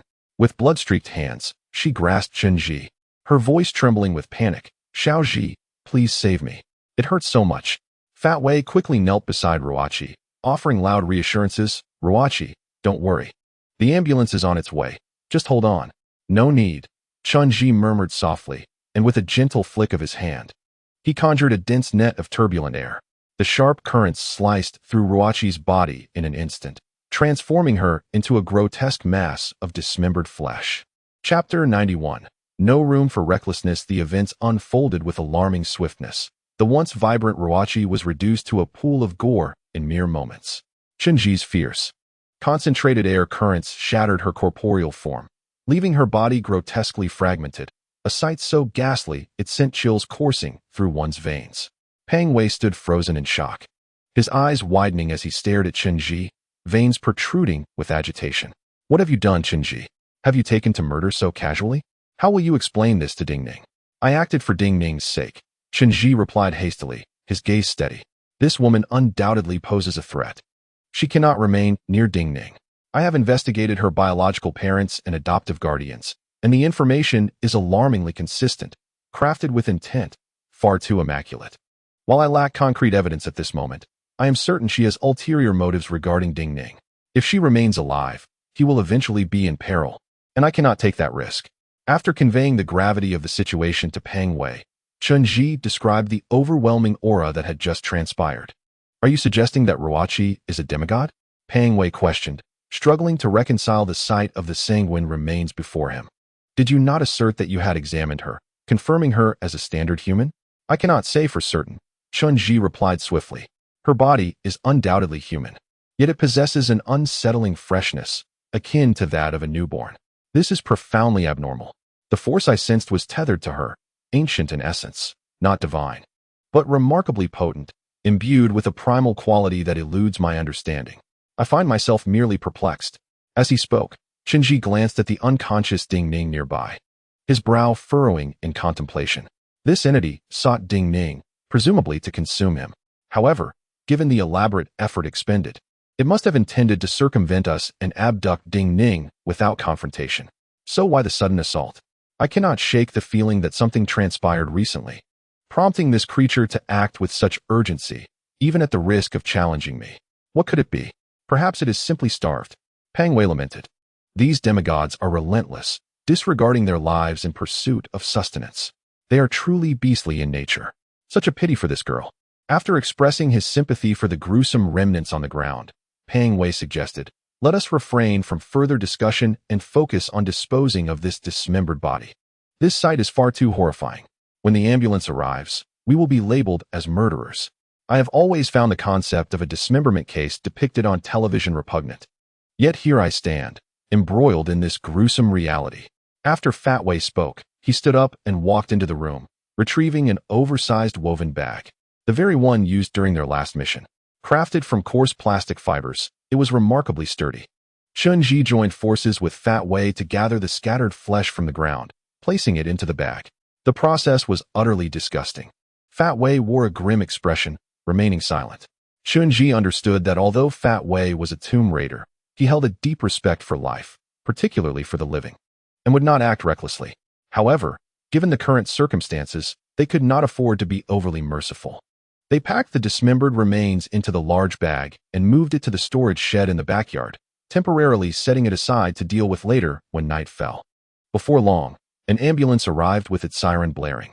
Hao Ying-jun had been waiting outside, rushing in with the medical personnel, clearly terrified and uncertain about what to do. As a group burst into the hall, Hao Ying-jun noticed that Ruachi was missing and immediately asked, "Hey, brother, where did Ruachi go?" Fat Wei quickly gestured to him and pointed at Ding Ning, instructing the paramedics, "This boy is injured. He has lost a lot of blood. Hurry, take him to the hospital." Yet, Hao Ying-jun persisted, "No, brother. Just now, I saw Ruachi was seriously hurt, lying unconscious on the ground. Where is she now?" Despite Fat Wei's urgent signals, Hao Yingjun remained oblivious and continued to inquire. In exasperation, Chen Ji unleashed a gust of air to temporarily silence Hao Yingjun, who stood there shaking his head, his face turning crimson as he struggled to speak. Fortunately, the situation was dire. Upon seeing Ding Ning, bloodied and unconscious, the paramedics wasted no time, swiftly placing him on a stretcher and transporting him to the waiting ambulance. It was broad daylight, and the ambulance attracted the attention of the surrounding neighbors, who speculated about the events that had transpired within the residence. Chen Jun and Fat Wei boarded the ambulance to accompany them to the hospital. To avoid any unforeseen complications, Chen Ji decided to keep Hao Yingjun at home for the time being, intending to follow to the hospital shortly, wary of his tendency to speak recklessly. Inside the ambulance, Ding Ning was fitted with an oxygen mask, his body ravaged by bites and covered in blood. Thankfully, due to Chen Ji's prompt first aid, his life was not in immediate danger. Upon arriving at the hospital, Ding Ning was rushed into emergency care as Chen Ji and Fat Wei waited anxiously outside. Later that evening, Hao Yingjun finally arrived, at which point the spell had worn off, and he could finally speak. "Brother, what just happened? Why couldn't I talk all of a sudden? And where is Ruoqi? Do you think keeping your mouth shut would kill you?" Fat Wei retorted, exasperated, as he stood up to pinch Hao Yingjun's ear. "When will you ever use your brain? Did you not see all my signals? Ruoqi is fine. She went home earlier." Chen Ji calmly gazed at Hao Yingjun and remarked, "You may have been overly anxious moments ago, which led to a temporary loss of your ability to articulate. But what of Ding Ning? What has happened to him? Why is he covered in blood?" Hao Yingjun continued to inquire, oblivious to the gravity of the situation. "Oh, he merely fell. Those are just bruises. It's nothing," Chen Ji replied with an air of nonchalance, as though nothing of consequence had transpired. "Is that so? You startled me." Hao Yingjun finally ceased his questioning. It was hard to believe that he accepted such childlike reassurances. Yet he did, scratching his head before retrieving his phone and presenting it to Chen Ji. "Xiaoji, you forgot your phone. Several people have called you just now." Chen Ji took the phone and glanced at the screen, which displayed 3 missed calls, 2 from Lao Jindo and 1 personally from Bao Ping. There was also a message from Bao Ping. "Urgent matter, please respond promptly." Bao Ping was known for his composed demeanor and would seldom seek Chen Ji with such urgency unless something of great importance had arisen. Furrowing his brow, Chen Ji stepped into a corner to return Bao Ping's call. The line connected swiftly, and Bao Ping, currently at Yishur Pavilion, urged Chen Ji to come at once. When Chen Ji inquired about the situation, Bao Ping replied, "Do you remember the extreme thieves? Perhaps your past debts to her can now be repaid." A chill ran through Chen Ji's heart at the mention of the extreme thieves, a term deeply buried within him, akin to a thorn that pricked at his soul whenever touched. It represented a past he was reluctant to confront, a time when he felt utterly powerless. Back then, he had just met Bao Ping and was oblivious to both the organization and his own origins. He possessed no power, merely a former factory worker struggling to rise above poverty. Their mission in Thailand was to locate the Baiqian vertebra, a task for which the Bao family had enlisted the renowned international theft organization, the Extreme Thieves, with Chen Ji and his companions serving merely as support. The Extreme Thieves led them into the private museum, navigating the operation with remarkable professionalism. However, upon reaching the museum's lowest level, they stumbled upon a legendary mermaid. At that moment, Mina issued an urgent command over the radio for Chen Ji to shoot the mermaid, a clearly erroneous order, as he had never handled a firearm. His fingers were numb and unresponsive, and in that fleeting moment of hesitation, the mermaid ensnared him in a hallucination. As they attempted to retreat, they were ensnared by illusions, and Mina was drawn into the pool, never to resurface. Mina, the captain of the Extreme Thieves, was consumed by fury and sorrow, holding Chen Ji responsible for the incident, and sought his life as recompense. This led to a conflict between the Bao family and the Extreme Thieves, ultimately resulting in the latter's withdrawal. Chen Ji has never forgotten Mina's tear-streaked face, nor her haunting words. "Do you know? A mere 20 days had passed since the child was born, and in pursuit of this task, he had yet to lay eyes upon his offspring." Mina, overwhelmed with emotion, approached and struck Chen Ji forcefully on the temple before departing in tears. Even now, the image of her retreating figure lingers vividly in Chen Ji's mind. Subsequently, Lao Jindo offered words of solace, remarking that taking a life is not as simple as it seems. A person who has never wielded a firearm will invariably experience hesitation during their first act of violence. It is human nature to recoil from killing one of our own. Pulling the trigger may appear effortless, yet aiming at a fellow being is an entirely different matter. With the exception of those with simpler minds, most individuals will hesitate, experiencing temporary loss of control when confronted with the reality of taking a life. Fundamentally, the tragic event was a misjudgment on Mina's part, devoid of blame upon Chen. Nevertheless, Chen has carried the burden of this matter in his heart, recognizing it as a flaw born of his own spiritual weakness. From that moment forth, he silently vowed to himself that he would never again allow his heart to falter. Upon arriving at the seclusion pavilion, darkness had fully enveloped the surroundings. The courtyard lay shrouded in shadow, but as the headlights illuminated the area, Chen discerned Lao Jindo waiting anxiously at the gate.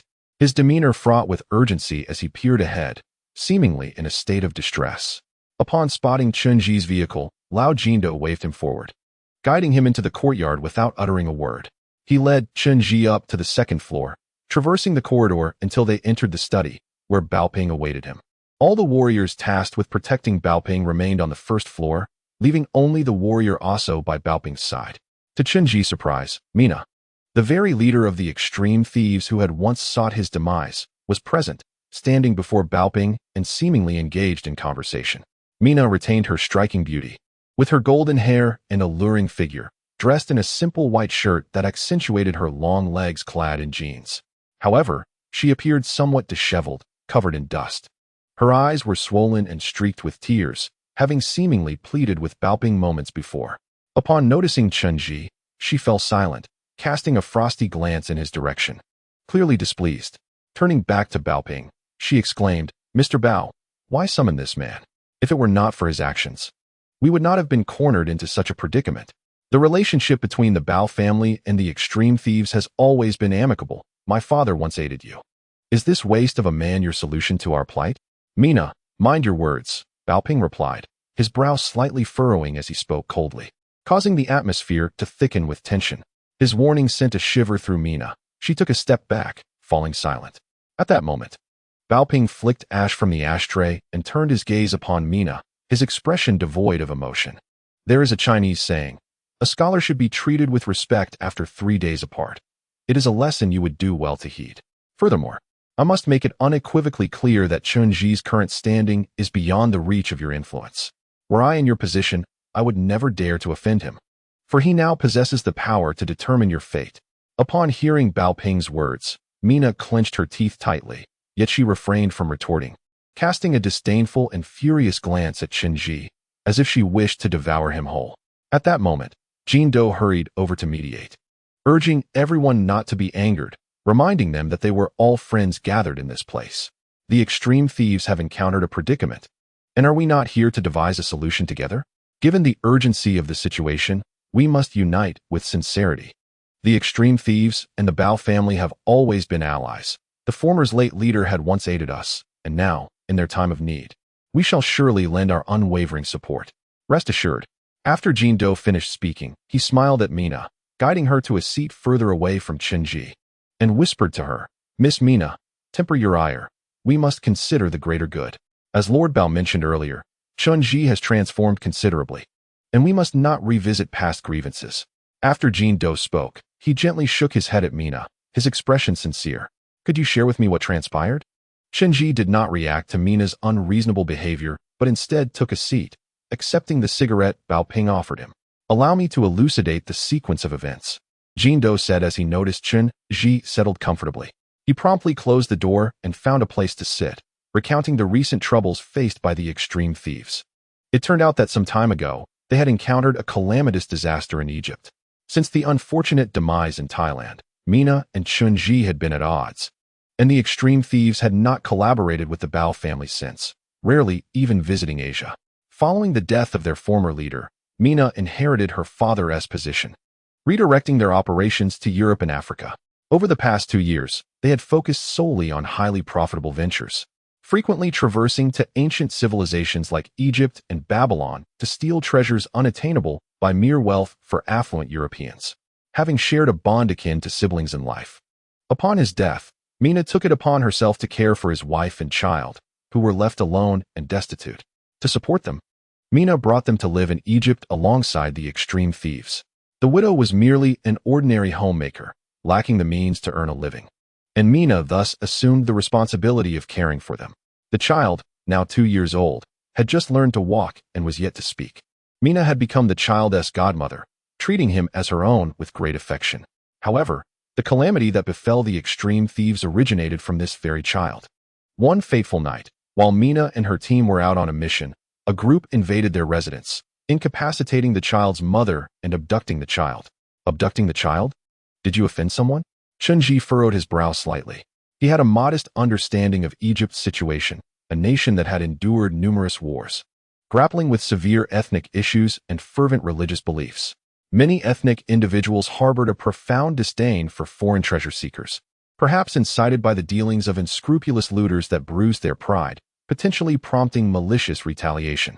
However, the notion of kidnapping a child seemed particularly vile. "We have not offended anyone," Mina promptly replied, demonstrating her astuteness. She recognized their precarious position, dependent on others, and saw no point in dwelling on past grievances. After a moment of calm reflection, she regained her composure and addressed Chen with a touch more warmth. "Our work there is exceedingly discreet. To avoid drawing attention, we reside in a multicultural area where the populace is varied, and many foreigners reside without notice. Moreover, all my tasks are conducted under the cover of night, ensuring that no one is aware of our activities. However, the child's mother often ventured out during the day to procure necessities. In Egypt, while Westerners are not uncommon, a single Asian mother with a child certainly attracts attention. I have cautioned her numerous times to refrain from going out alone with the child and to maintain a low profile, yet she ultimately drew the gaze of others." Mina shook her head in resignation, finally biting her lip as she continued. "Egypt's domestic security is quite chaotic, with many engaged in child trafficking and extortion, particularly targeting foreigners, who are often more vulnerable. After the child's mother caught the attention of wrongdoers, she began to be followed. At that time, we were preoccupied with a major case, and no one noticed the developments. One fateful night, while we were all out on a mission, a group of masked Egyptians smashed through the front door and abducted the child. The mother fought fiercely, but it was futile. She was rendered unconscious in the struggle." "And what about you?" Chen inquired calmly, gazing at Mina. "With your capabilities as looters, tracking these individuals should be uncomplicated, yes?" "It is not that simple," Mina replied, still unable to meet Chen's gaze. She weakly tugged at her sleeve. "Egypt is a highly intricate nation, with vast desert regions where many areas are devoid of network coverage. Upon discovering the child had been taken, we immediately dispatched a team to pursue them. However, within 2 hours, they had yet to return, and communication with them had been severed. Nevertheless, they were equipped with trackers, allowing us to monitor their locations. I promptly sent a second team to that position, but they too failed to return, and the tracker signals became fixed. I grew anxious and took it upon myself to lead the pursuit. Our path lay ahead into the famed Great Desert, and upon reaching that expanse, we found the looters' trackers discarded at the desert's edge, as if they had vanished into thin air. They, along with the child, were lost in that vast wilderness. "How many of your people did you lose?" Chen continued to inquire. "Many," Mina replied solemnly. Mina bit her lip, her tousled golden hair cascading down her neck. Her white shirt bore numerous scuff marks, and her neck and arms were covered in abrasions, presenting a rather disheveled appearance. Among the bandits stationed in Egypt, 23 of our comrades had gone missing. Upon our return, I discovered that our residence had been obliterated, and all the guards left behind had been slaughtered, leaving only a handful of individuals and a mother with her children hidden in the cellar, fortunate to have survived. In that moment of despair, I had no alternative but to immediately dispatch a message to our European headquarters, pleading for assistance. To my astonishment, I received unexpected news. Our major clients in Europe had suddenly betrayed us, exposing our clandestine dealings to the authorities.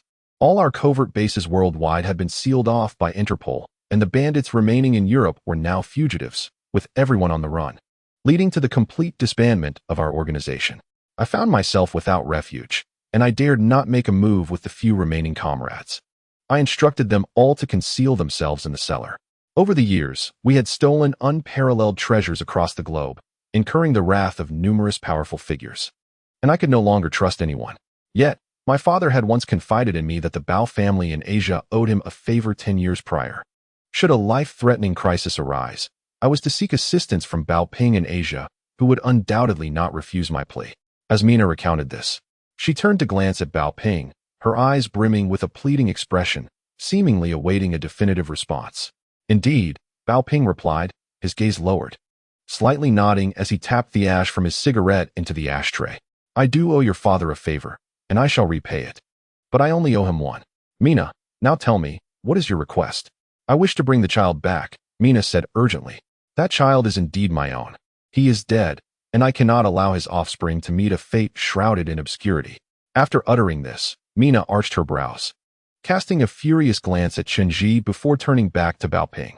Mr. Bao, I also implore you to help alleviate the crisis of the bandits being pursued and to help rebuild our organization.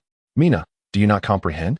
Bao Ping responded without lifting his gaze, gently tapping the ashtray with his cigarette once more. I have already stated that I owe your father but one favor. I am unaware of whom you have offended. That is not my concern. I can assist you with only one matter, either retrieving the child or aiding in the reconstruction of your bandit group. You must make a choice. Chapter 94. Mina's choice. Mr. Bao, how can you compel me to make such a cruel choice? Mina's voice trembled with urgency. The golden-haired woman did not appear as resilient as she seemed. Upon hearing Bao Ping's words, tears streamed down her face. How did he die? You cannot be unaware. He perished because of your people. Now his child is in the hands of others, and you would simply stand by? That child is but 2 years old.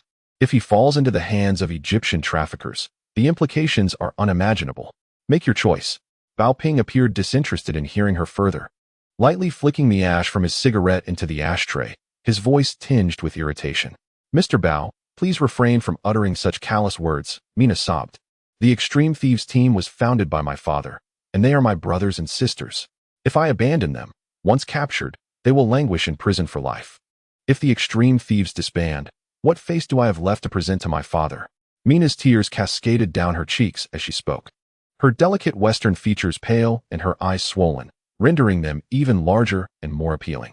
Yet, Mr. Bao seemed indifferent to this heart-wrenching scene. Appearing rather annoyed by Mina's tears, after a slight frown, he extinguished his cigarette in the ashtray, stood up, and stated, "Make your choice and inform me." With that, he turned to leave, and the warrior also promptly followed, shielding him from behind. Seeing Mr. Bao's departure, Mina rushed to pursue him, but was promptly halted at the door by Aso, who solemnly shook his head, gripping the hilt of his sword, warning her not to follow. Once Mr. Bao exited the room, Mina's tears erupted uncontrollably, akin to a flood breaking through a dam. The old man Jean Do, startled, hurriedly approached with tissues, exclaiming, "Miss Mina, how could you be so foolish? There is a Chinese saying, you cannot have both fish and bear's paw. What are you hesitating for? Make your choice swiftly." "I am utterly incapable of making a choice," Mina cried, her emotional breakdown surprising Chen. In his eyes, Mina had always been a remarkably strong woman. He still recalled the pain from her powerful fist striking his head. Yet, he was taken aback to see such fragility in her during this moment of decision. Tears, at this juncture, seemed utterly meaningless, a sentiment women could never grasp. Old Jean Do was agitated, pacing in circles, and after numerous failed attempts to console her, he grasped Mina firmly and implored her earnestly, "Mina, you are not half the woman your father is. What good does crying do at this moment? I have encountered your father several times. He is a resilient man. That is why I chose to associate with you Extreme Thieves. Over the years, I have considered him a friend. Heed my advice. Now is not the time for tears. Make your choice quickly, lest you irritate Bao Yi. He is not the same man he once was, and encountering him now is exceedingly difficult. If he leaves, you may never see him again. What will you do then? Uncle Jean, I truly cannot choose right now. Please, plead with Mr. Bao on my behalf. I have much high-purity gold at my disposal, and I am willing to offer it all as gratitude to the Bao family," Mina implored, her voice faltering in her emotional state. Her tear-filled eyes pleading with old Jean Do. "Why can't you comprehend?" he retorted, exasperated. "Give up, Mina. Do you think this is a charity hall? Here lies the abode of the Bao family, where life and death are matters of daily occurrence. What you present is but a triviality. I have comprehended your predicament, and it is evident that mere financial resources cannot remedy this situation. Each of these two matters demands a human sacrifice to be resolved. To speak candidly, it is already generous of Lord Bao to consent to one of your requests. This necessitates the mobilization of the considerable influence we wield. It is not a simple affair. Therefore, I implore you to make a decision swiftly and refrain from further hesitation. As this conversation unfolded, the door creaked open, and the warrior Asoa entered, conveying Bao Ping's message. Mr. Bao inquires about your final decision. If you have yet to determine it, we must take our leave, and there will be no need for you to seek us out again. Upon hearing Asoa's words, the elderly Jin Do immediately cast a tense glance at Mina, signaling her to make a prompt decision. At that moment, Mina was in tears, her swollen eyes reflecting her indecisiveness. Finally, her trembling lips uttered a few words. I want to save that child. Let us first preserve his life. Mina's words were followed by her sobs, as she curled into a corner, clutching her shoulders, shivering in evident heartache. Asoa listened silently to her response, then nodded and turned to leave. Wait. Chen suddenly called out to Asoa, glancing at Mina in the corner before returning his gaze to the warrior. Please convey to Lord Bao to address the issues concerning the wanted criminals. The child's situation is no longer of concern. Upon hearing this command, Asoa instinctively glanced at Mina, who looked up in astonishment, her face a mask of confusion directed at Chen. Jin Do, equally bewildered, inquired, Chen, what do you mean by this? Without responding to Jin Do, Chen merely nodded at Asoa, instructing, proceed as I have just stated. Go. Yes. Asoa promptly acknowledged and exited the room. At that moment, both Mina and Jin Do were left in shock, particularly Mina, whose eyes brimmed with barely concealed fury as she shouted at Chen. You have already caused his demise. Must you also condemn his child? You are truly wicked. A veritable demon. Is this a blend of English and Chinese? Chen replied with a smile directed at Mina, raising an eyebrow slightly as he solemnly responded. You assert that I am responsible for his death. I shall not delve into explanations, but let this assertion never be uttered again. However, I will personally assist you with the matter concerning the child. Chapter 95. A divided assault upon Chen declaration. All present were momentarily taken aback. Mina's expression transformed instantly. Her swollen eyes widened in disbelief, as if she had not grasped Chen's intent. She then turned to Jin Do, who was also momentarily stunned before breaking into a broad smile, exclaiming, This is splendid. Mina, you have encountered extraordinary fortune. Why not express your gratitude to Chen? After Jin Do's remark, he gestured enthusiastically for Mina to promptly thank Chen. However, Mina did not exhibit any signs of joy. On the contrary, her anger intensified. She scrutinized Chen once more, shaking her head in disbelief. You? What can you possibly do to assist me? Can you lend me an army? No need for an army, Chen replied with a smile. Force holds no significance in this matter. What you require is to locate those kidnappers amidst the vast sea of humanity. This will necessitate a touch of cunning, and that is where I can lend my support. What can you possibly do for me? Mina clearly regarded Chen with disdain, her cold gaze and scornful expression betraying her thoughts. You are someone who doesn't even dare to fire a gun. Must I take care of you as well? Moreover, Egypt is such a vast country, where anyone can easily conceal themselves. Those kidnappers have likely vanished without a trace. How do you intend to find them? By issuing missing person notices? I warn you. Chen smile instantly vanished, replaced by a serious countenance. If you wish for my assistance, you should think carefully before you speak next time. Furthermore, my help is not without conditions. Once you have reassembled the team of treasure hunters, should Master Leopard issue orders to you, you must comply unconditionally. You need to be aware of this. At that moment, an imposing aura radiated from Chen, transforming the image of the panic-stricken, timid young man in Mina's mind into something altogether different. She felt an overwhelming sense of pressure, rendering her speechless. However, her gaze towards Chen remained laden with skepticism. Later that evening, Chen confided in Bao Ping about his decision to assist Mina and shared his thoughts. Bao Ping expressed his agreement, recognizing that the organization would require various resources from around the globe, most of which could not be procured through legitimate means. Preserving this treasure hunting team and bringing them under their wing would greatly benefit the organization. However, confronting Interpol would not be an easy task. During this period, Bao Ping would mobilize all available resources, even drawing upon higher authorities to exert pressure on Interpol. As for the petty criminals in Egypt, It was crucial to devise a strategy to locate their hideout and expedite the rescue of the child. The remaining matters could then be addressed. Leaving the Egyptian affairs to Chen. Upon returning to Destiny Hall, Chen recounted the day's events to Fat Wei. Known for his penchant for camaraderie, Fat Wei had long held vivid memories of the past incident. He agreed to accompany Chen on this mission to Egypt. Yet, the team required a warrior. Gui Dao was currently disheartened and had not undertaken a task for quite some time. Given the dangers of executing a mission in a foreign land, the organization decided to assign Jiying to ensure Chen safety. Ding Ning's injuries were severe. Although he was not in mortal danger, he remained in a coma, undergoing treatment in the hospital. Ding Ning's mother arrived at the hospital, weeping as she called out for her son. Chen found himself at a loss for words, uncertain of how to explain the situation. Fortunately, Ding Ning's mother lacked the energy to delve deeper into the matter at present. Everything would have to wait until Ding Ning awakened. Due to Ding Ning's unique constitution, Chen remained apprehensive about her safety. Before departing, he instructed Asu to discreetly assign 2 warriors to safeguard her until her discharge. The girl named Ruoqi met a tragic end that very night. The members of the Bao family transported her remains, presumably to be interred deep within the Qianhua mountain, merging with the earth. Her adoptive parents did not report her disappearance. In fact, they too had vanished. Chen found it difficult to assess the brief existence of this young girl, yet for reasons unknown. He felt no guilt or remorse regarding her death, not even a hint of regret. Perhaps familiarity with life and death had rendered his heart increasingly indifferent. Or perhaps he simply perceived Ruoqi as profoundly unreal.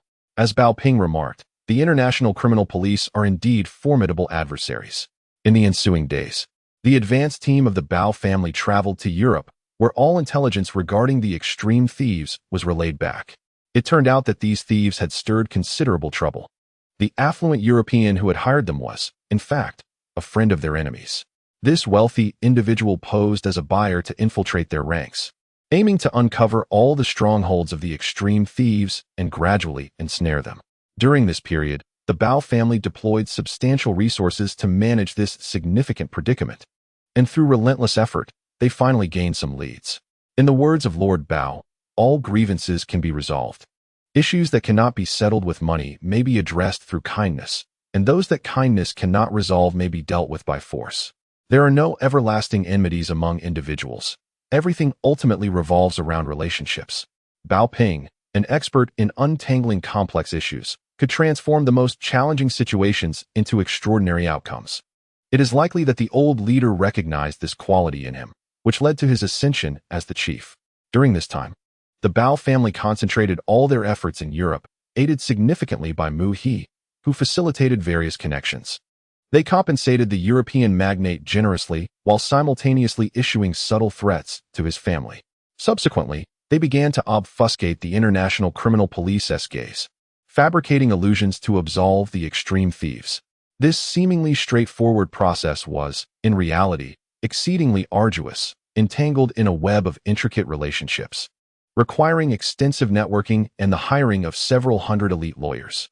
In contrast, Chunji's situation was much simpler. They booked several flights to Egypt and, accompanied by Fat Wei, Jiying, and Mina, boarded their plane at the Chengdu airport, bound for Egypt. This flight was exceedingly lengthy, spanning a total of 14 hours, marking the longest journey by air for Chunji. As the saying goes, one could feel as if one's posterior was being flattened. The international flight security was remarkably stringent, and given that there are no water or land routes from China to Egypt, they were unable to carry an abundance of weaponry. This trip to Egypt was merely to deal with petty thieves and did not involve any supernatural entities. Hence they refrained from bringing along the long control stone swords, instead discreetly placing a small control stone dagger at the very bottom of their suitcase, successfully deceiving security checks. They had also concealed some control stone bullets within their food, intending to procure a few handguns from the local black market in Egypt for unforeseen circumstances. Jiying did not carry a long sword either. However, she had soft weapons hidden on her person, which were not detectable by security. Without the long sword, Jiying appeared less menacing and more human, resembling a young couple on vacation abroad when standing alongside Chenji. During the flight, Jiying sat beside Chenji, recounting the recent circumstances regarding the ghost blade. The ghost blade had been in a state of deep despondency, refusing to converse with anyone, and the new leader, Bao Ping, had not assigned any tasks to him during this period. Whispers circulated among the warriors within the organization, suggesting that the Ghost Blade might contemplate betrayal or venture forth to seek his master, Jiang. Some even claimed to have seen the Ghost Blade recruiting companions. However, on occasion, Ji Ying would spot the Ghost Blade within the organization, yet he never engaged her in conversation. Just 2 days prior, on the very day Ji Ying was tasked with assisting Chen Ji, the Ghost Blade had approached her privately and posed the question, had she ever doubted that everything within the organization was a grand deception? Chapter 96. Doubt. Did the Ghost Blade truly pose such a question to you? Has he begun to doubt the organization? Upon hearing Ji Ying's words, Chen Ji shuddered, furrowing his brow in concern as he gazed at her. Indeed, Ji Ying confirmed with a nod, softly speaking beside Chen Ji. He asked me if I had ever doubted that the so-called apocalypse, proclaimed by the organization for over 5 millennia, is entirely fictitious. The barrier established by Jiangxia is, in essence, a ruse. In truth, there is no barrier for humanity. The infant within the Grand Law Temple is merely an illusion. Even if destruction were to occur, the world would remain unchanged. Even in the absence of the organization, this nation would not witness any significant alterations. What we have strived for across generations is simply a lie woven by Jiangxia and GFA. Have you ever witnessed the visage of the apocalypse? What the world would resemble post-destruction of the barrier? Chen Ji inquired of Ji Ying. No, Ji Ying gently shook her head. That is beyond my station to behold.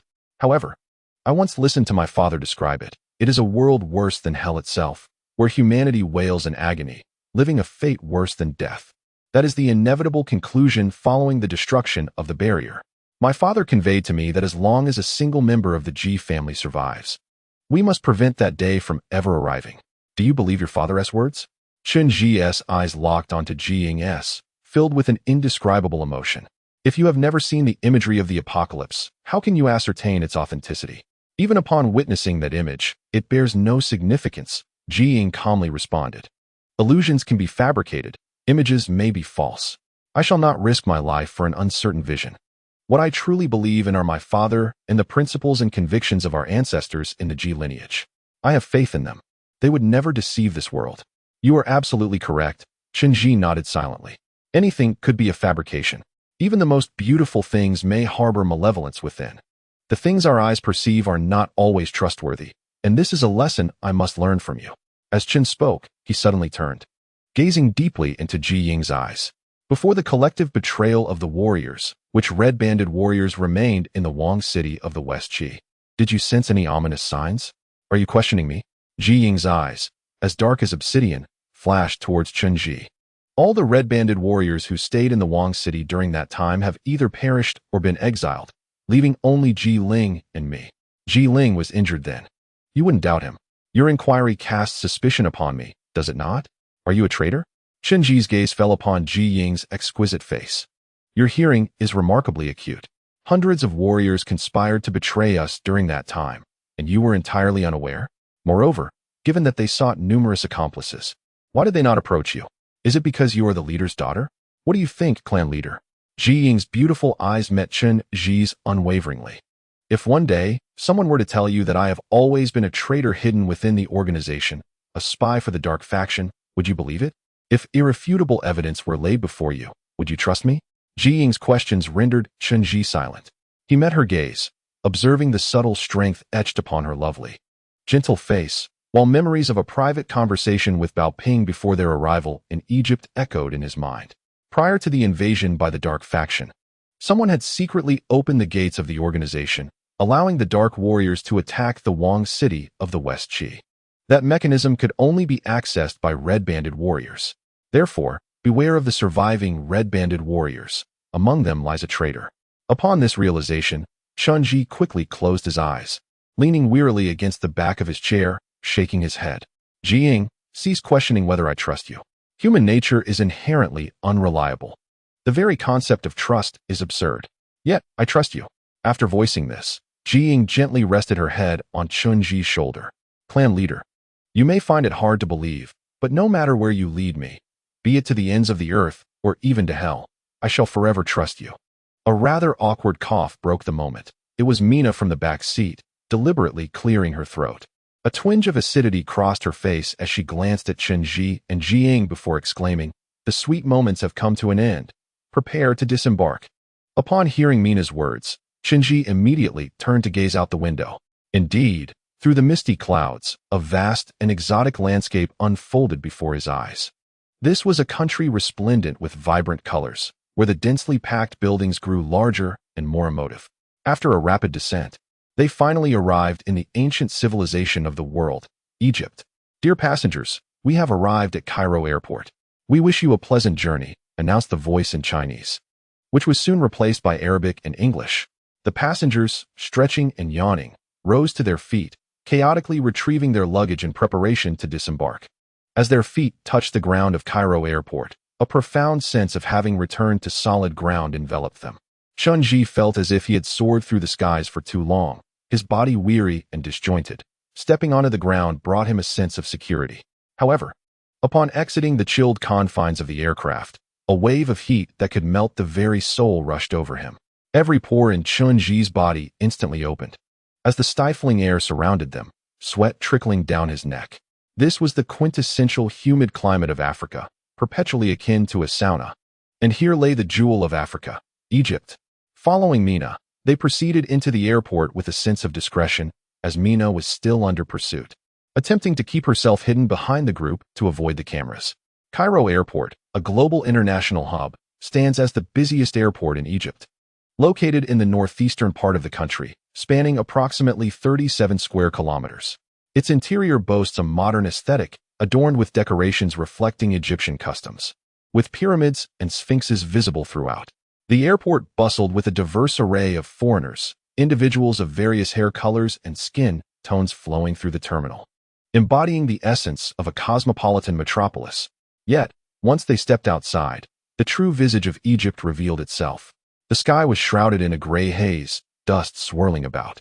Situated near the Sahara Desert, one of the world's major dust storm regions, Egypt is subjected to seasonal sandstorms brought by the monsoon winds from the Sahara each spring. The inhabitants of this nation endure a life under relentless sun and wind-blown sand. In front of the airport, luxurious cars and taxis awaited, with many tourists disembarking to board vehicles destined for their hotels.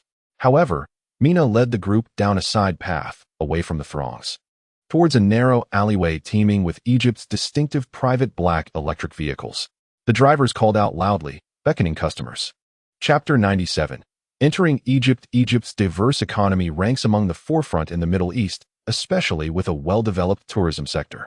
Long before the tumult of war, Egypt had already garnered substantial tax revenue from tourism in the 1950s and 60s.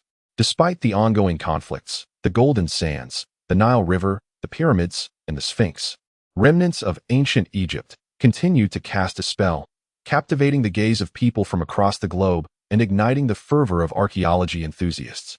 The diverse trade brought forth by ancient civilizations has secured Egypt a prominent position within the global economy, transforming it into a regional power in the Middle East.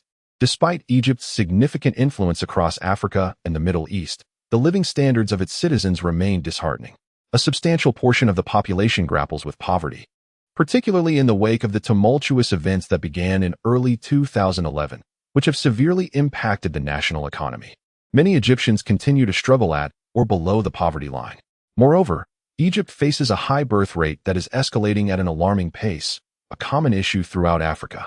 Impoverished parents are often unable to care for their children, resulting in approximately 10 million individuals unregistered. The crime rate is exceedingly high, with European experts estimating that Egypt's actual population may have already surpassed 100 million. Mina led the group toward a narrow alley at the airport's edge, opting not to take a taxi from Cairo, as the sunlit areas are invariably monitored by cameras. Currently, Mina is a fugitive, and blending into the crowd is her safest strategy. Although the old trickster had provided her with a forged passport for travel and lodging, she remained exceptionally cautious. The alley was bustling with electric rickshaws, reminiscent of unlicensed taxis in China, most lacking operational permits. These rickshaws were adorned with colorful Egyptian canopies, appearing rather grimy, yet surrounded by fresh flowers. These unregulated vehicles are run by locals who evade taxes, offering cheap fares while their drivers exhibit remarkable hospitality. As the group ventured into the throng of rickshaw drivers, They were approached as if they were prized catch. These locals appeared rugged, their faces obscured by darkness, contrasting sharply with the well-groomed, light-skinned Egyptians seen on the plain. The appearance of these individuals was marked by thick hair, an unusual odor, large, dark, and chaotic eyes, and yellowed teeth indicative of malnutrition. Conversing in English, with some speaking French, reflects Egypt's historical influences. Although Arabic is the official language, English and French have emerged as significant secondary languages due to diverse cultural incursions, becoming widely used in Egypt. Mina communicated fluently in English, clarifying their route, after which several drivers took Tinge and the others away from the airport. As they journeyed, the heat of the Egyptian sun was nearly unbearable, especially during the peak of summer, with temperatures soaring to an estimated 45 degrees Celsius, threatening to melt away fat Wei's excess. He shielded his head with a sunshade, continuously muttering about the need for public health care. Upon entering Cairo, the capital of Egypt, they found themselves in a cosmopolitan metropolis, straddling the Nile River, characterized by its majestic architecture and grand vistas, serving as the political, economic, and commercial hub of the entire Middle East. The ancient Egyptians referred to Cairo as the mother of cities. The world-renowned Nile River flows through the city, branching into two streams that continue northward, ultimately merging into the Mediterranean Sea, which separates the continents of Europe and Africa, thus forming the vast and fertile Nile Delta. Cairo boasts a continuous history spanning 5 millennia, rich in tales that could fill 100 days of storytelling, its magnificent civilization shining brightly. Yet, despite this illustrious past, the shadows of poverty and backwardness linger. The local drivers possess an intimate knowledge of the city. After leaving the grand thoroughfares, they guide their passengers through the labyrinthine alleys and convenient paths. Here lies the authentic essence of Egypt. Within the heart of Cairo, one can observe a diverse array of people traversing the streets, with camel herders weaving through the crowd. The majority are adherents of Islam, with women enveloped in thick scarves, balancing clay pots atop their heads, seemingly unfazed by the relentless sun. The local men, adorned in flowing robes with wide sleeves, exude an aura reminiscent of ancient Egyptians, their eyes often embellished with intricate eyeliner akin to that seen in ancient murals. In certain neighborhoods, children with bowls in hand beg for alms from tourists, while one might occasionally spot farmers riding donkeys, peddling fresh fruits whose sweetness can be sensed from afar. There are also young girls, clearly underage, heavily made up and adorned with cheap jewelry, languidly flaunting their innocence in the narrow alleys, offering their youthful allure to travelers. Scattered throughout the city are minarets, a testament to Egypt's state religion, Islam, predominantly Sunni, which constitutes 84% of the population. As Islam spread across Africa, the architectural artistry of mosques evolved, and minarets transformed into various styles, becoming striking features of Cairo's skyline. Gazing upon these majestic religious edifices evokes a sense that the divine may indeed rescue these impoverished souls, and that the exalted deities within the temples harbor love for the people. Transportation within Cairo is primarily facilitated by the metro, trams, and automobiles, with a modern international airport situated in the eastern suburbs. However, the city's internal layout is intricate and chaotic. Mina, having resided in Egypt for an extended period, has become well acquainted with the locale. He directed the drivers to take them to the metro station outside the airport, from which they boarded the train, traveling directly to a neighborhood in southern Cairo. Upon entering the area, Mina led them into a bustling alley filled with a melange of individuals of all skin tones. The surroundings a chaotic maze of narrow lanes, obscuring visibility. Eventually, Mina brought them to a local private guest house. The proprietor of this establishment was a corpulent middle-aged woman, her skin dark and oily, exuding a peculiar blend of sourness and perfume. Draped in a red checkered veil, her eyes were the only visible feature, watching them with suspicion. Mina exchanged a few words with her in Arabic. Her initial demeanor was notably unfriendly, but upon seeing Mina produce several dollar bills, her attitude shifted. She nodded at him and handed over the keys to 2 rooms. After Mina received the keycard, she gestured for everyone to ascend to the 2nd floor. The group followed her as they climbed the stairs, which were crafted from wood and flanked by narrow spaces on either side. The staircase appeared precarious, creaking ominously with each step. The air was stagnant, confined, and suffocating, permeated by an unpleasant odor. Mina led them into a room that contained a large, Square bed typical of Egypt, accompanied by a dilapidated wooden cabinet and a table adorned with a ceramic pot and several bowls, while the overall decor was exceedingly austere. After turning to lock the door, Mina softly cautioned them about the intricate situation in the country, emphasizing the presence of numerous spies. She urged them to exercise caution and trust no one. For the time being, they would stay there until nightfall, when she would guide them to their secret base, where her associates awaited her arrival.